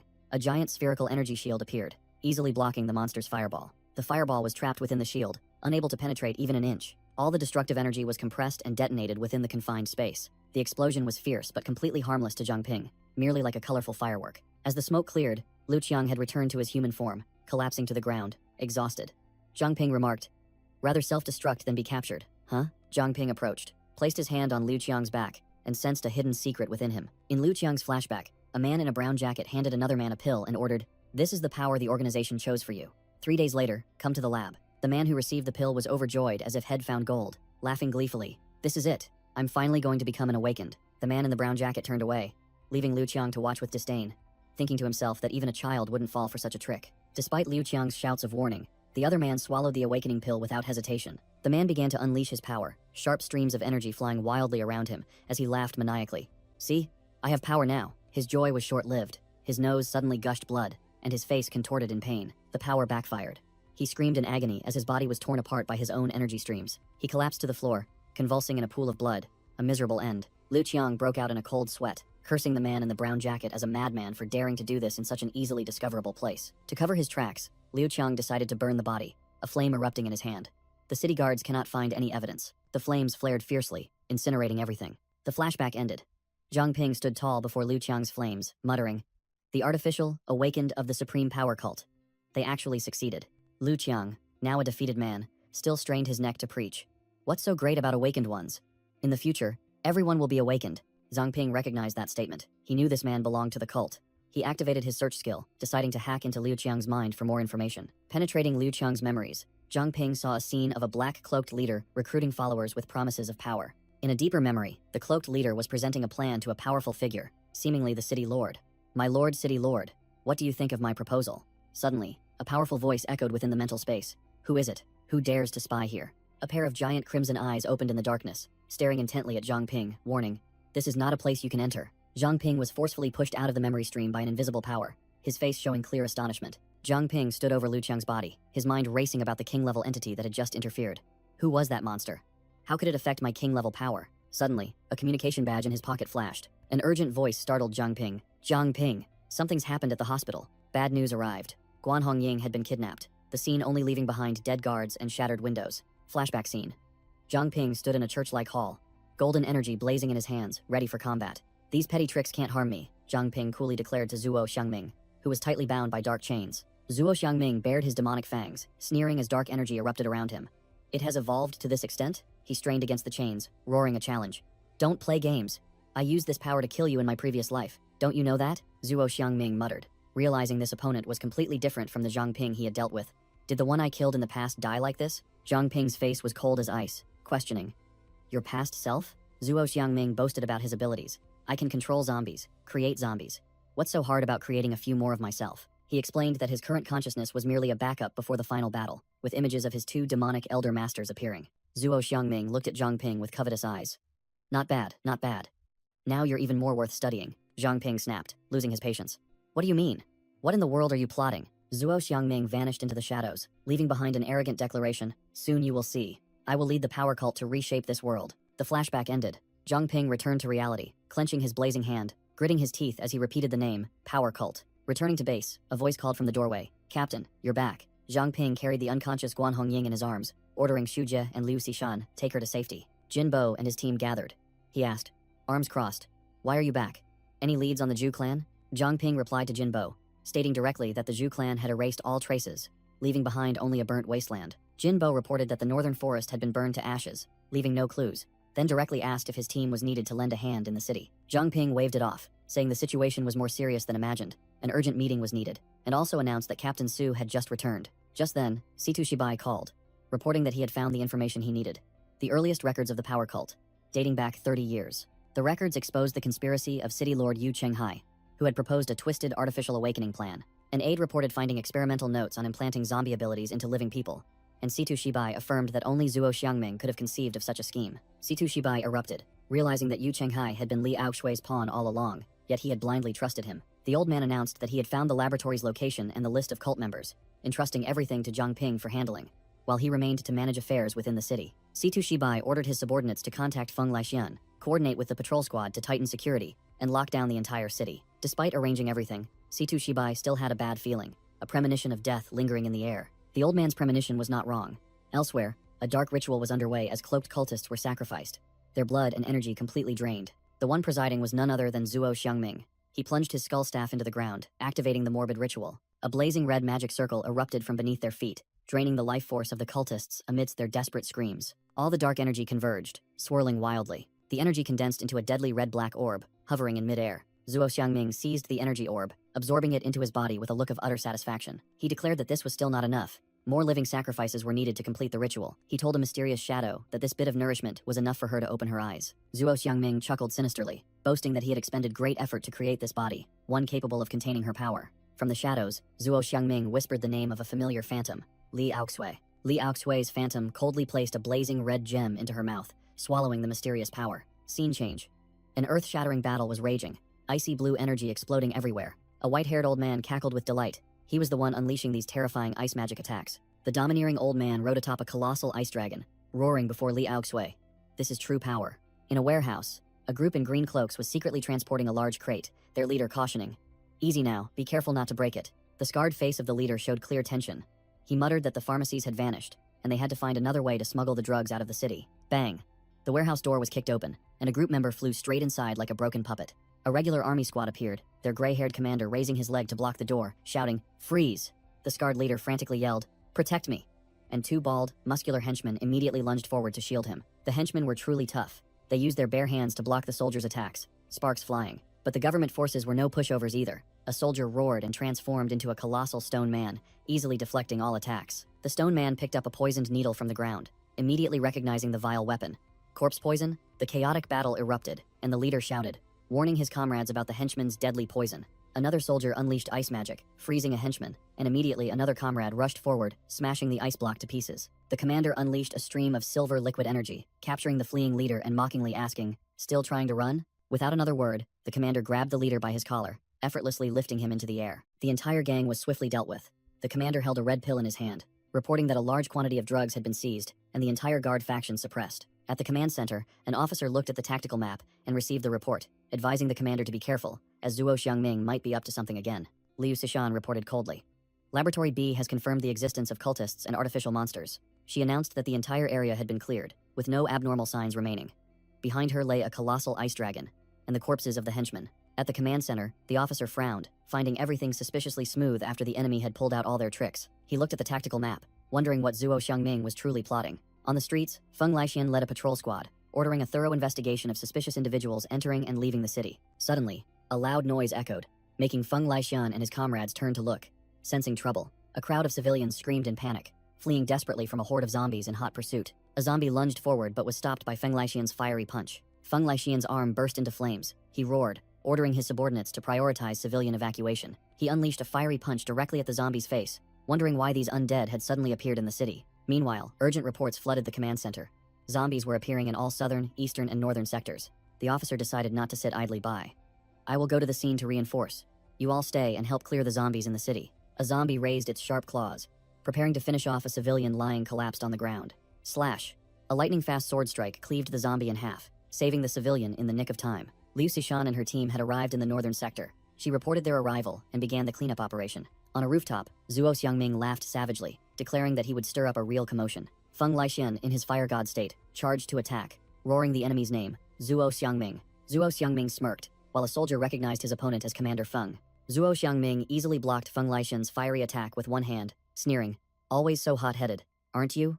Zuo Xiangming gripped Feng Laixian's fiery arm tightly, smirking. "However, I don't have time to play with you today." The summoner stepped back, pointing and declaring, "Let her deal with you." Immediately, a colossal ice dragon head emerged from the ground, snarling as it clashed with Feng Laixian's firepower. Boom! The ice-fire energy explosion sent Feng Laixian flying, and the ice dragon shattered into pieces. Zuo Xiangming looked at his opponent's familiar move, muttering, "No wonder it seemed familiar." Li Aoxue, a gray-haired woman radiating killing intent, hovered in midair, surging frost swirling around her. Feng Laixian looked at the new matchup, thinking to himself, "This is going to be tough." At the same time, elsewhere, civilians were fleeing in chaotic panic, unaware of how many enemies were pouring in. Whoosh! A streak of golden light shot across the battlefield with terrifying speed. Situ Shibai, the city lord, personally appeared, exuding the oppressive aura of a superior being. The soldiers rejoiced upon seeing their commander, City Lord. The silver-haired elder ordered after confirming the surrounding zombies had been cleared. Manny and two other female teammates took their positions, reporting in unison, "We are ready." Manny's eyes flashed as she activated her skill. Illusory Light Sky Barrier. Activate. A dazzling explosion of light enveloped the entire area, purifying everything. Situ Shibai ordered his subordinates.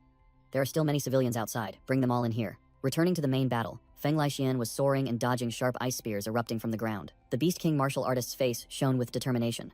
No matter who his opponent was, he would not falter. Li Aoxue coldly raised her hand, commanding, "Ice Lotus."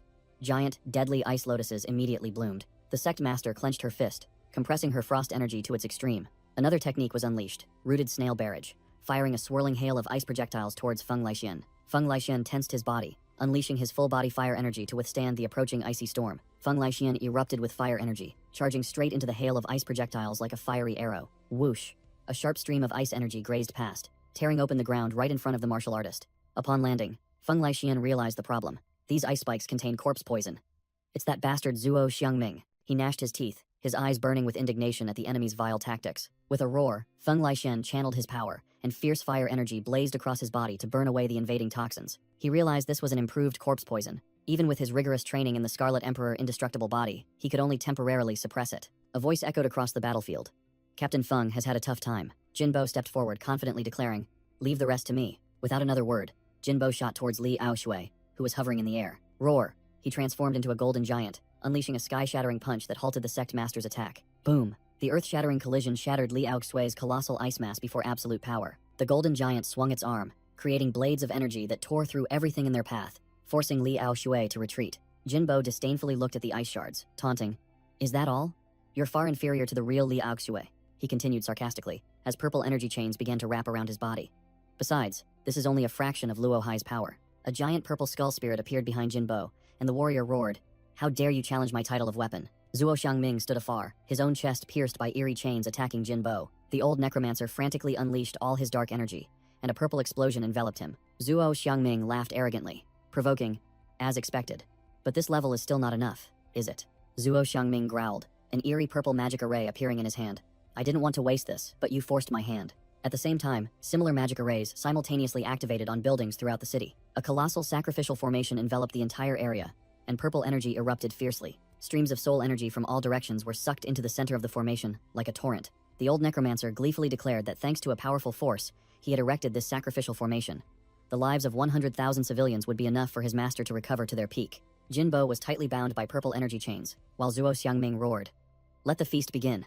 Li Aoshui tilted her head back, receiving the immense power being transmitted to her, and her aura surged. Fully empowered, Li Aoshui immediately counterattacked, unleashing a sharp stream of frost towards the golden giant. She unleashed a wide area attack, thousands of ice spears raining down from the sky like a deadly shower, completely engulfing Jinbo. An earth-shattering ice explosion swallowed an entire street corner. King-level power had returned. Suddenly, City Lord Yu Chenghai appeared in midair, smirking as he remarked, "It truly allowed Li Aoshui to regain her king-level power." Yu Chenghai hovered beside Jinbo, confidently declaring to Li Aoshui, "However, you stand no chance against both of us." Zuo Xiangming looked at Yu Chenghai, muttering, "You've also reached king level?" It seems he gained quite a bit of faith after becoming city lord. The old necromancer sneered, indicating everything was still under control.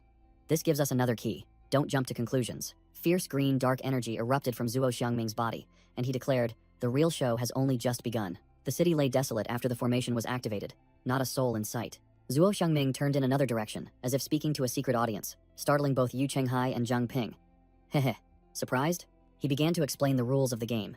Humans need 3 conditions to break through to king level: limitless power, reaching level 39, and a certain number of followers, meaning capturing the hearts and minds of the populace. Zuo Xiangming continued his monologue, pointing directly at Jinbo and saying, "Actually, someone has already broken the rules to reach king level before me, haven't they?" Jinbo froze, the image of Zhang Ping appearing in his mind as the old necromancer called out his name. "Zhang Ping, just like me?" From another location, Zhang Ping frowned, realizing the issue.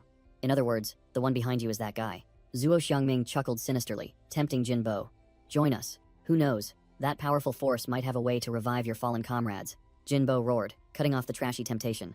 "Shut up," then unleashed a sky-shattering punch at the old necromancer. Zuo Xiangming merely laughed with delight at his opponent's rage, easily blocking the punch with a shield of ice. The old necromancer continued to taunt as dark tentacles reached out, binding the golden giant. "The greater your power, the more valuable the data collected." With a roar, Jinbo exerted his strength, tearing apart the dark tentacles clinging to his body. Suddenly, a mysterious silver-haired elder appeared, charging straight towards Zuo Xiangming with terrifying speed. The silver-haired elder unleashed a move, creating razor-sharp streaks of light that slashed through Zuo Xiangming. Without stopping, the silver-haired elder spewed a colossal stream of green liquid towards the enemy. A stream of liquid transformed into a maw-gaping monster and charged forward. But the white-haired elder nimbly dodged and remarked, "Very fast." Zuo Xiangming stood amidst a dark whirlwind, confidently declaring, "Unfortunately, this kind of attack is useless against me." The white-haired elder retorted with equal coolness, his aura no less imposing. "As do I." The white-haired elder's gaze turned sharp. It was clear he was preparing to unleash an even more terrifying blow. A destructive beam of light descended from the sky, and the blonde pigtail girl urgently shouted a command. "The sacrificial formation is still active. Those nearby, quickly go destroy it." Feng Laixian, clutching an energy core in his hand, roared in confirmation. "This is Feng Laixian. I will destroy the formation in the south right now." Meanwhile, another squad was besieged by a horde of zombies, their commander shouting in desperation, "Are you done yet? I can't hold out much longer." The teal-haired swordsman from Situ Shibai's squad casually nodded. All right. Without a word of warning, he pressed the detonator button in his hand. Boom. A massive purple dark energy explosion erupted from the ground, blowing away everything nearby. Deadly purple smoke spread throughout the buildings, clearing the battlefield in an instant. Caught in the blast, the brown-haired teammate shouted, "Why didn't you give a warning?" The teal-haired swordsman casually replied, "Because you kept nagging and giving me a headache." The brown-haired teammate was speechless, not knowing what to say to this reckless guy. When the smoke cleared, both stood amidst the ruins, and the brown-haired guy asked in bewilderment, "Where did all the zombies go?" A charismatic gray-haired woman suddenly appeared, ice shattering around her. She floated in midair, radiating a blue aura. It was clear a powerful figure had just cleared the battlefield. From another direction, a black-haired swordsman charged forward, the golden sword in his hand slashing out a brilliant arc of light. The black-haired swordsman unleashed the 4 symbols smoke technique, a cross-shaped attack aimed directly at the gray-haired woman. At the same time, Zuo Xiangming in his winged demon form also joined the battle, creating an extremely tense three-way aerial melee. The attack landed, and the gray-haired woman's body shattered like an ice sculpture. Situ Shibai and Zhang Ping descended from above, looking at Zuo Xiangming's fallen body on the ground, and coldly declared, "The farce is over." Zuo Xiangming laughed maniacally as his body disintegrated. "Over? Zhang Ping, you have gravely underestimated his schemes. All the keys have been collected." He continued to ramble as he turned to dust. "The ultimate victor will surely be that lord." Situ Shibai explained that Zuo Xiangming wasn't truly dead, but was no longer a threat. The main problem was the mysterious mastermind pulling his strings. Zhang Ping clenched his fist, dark energy flared, and his eyes filled with determination. "Sooner or later, I will find him."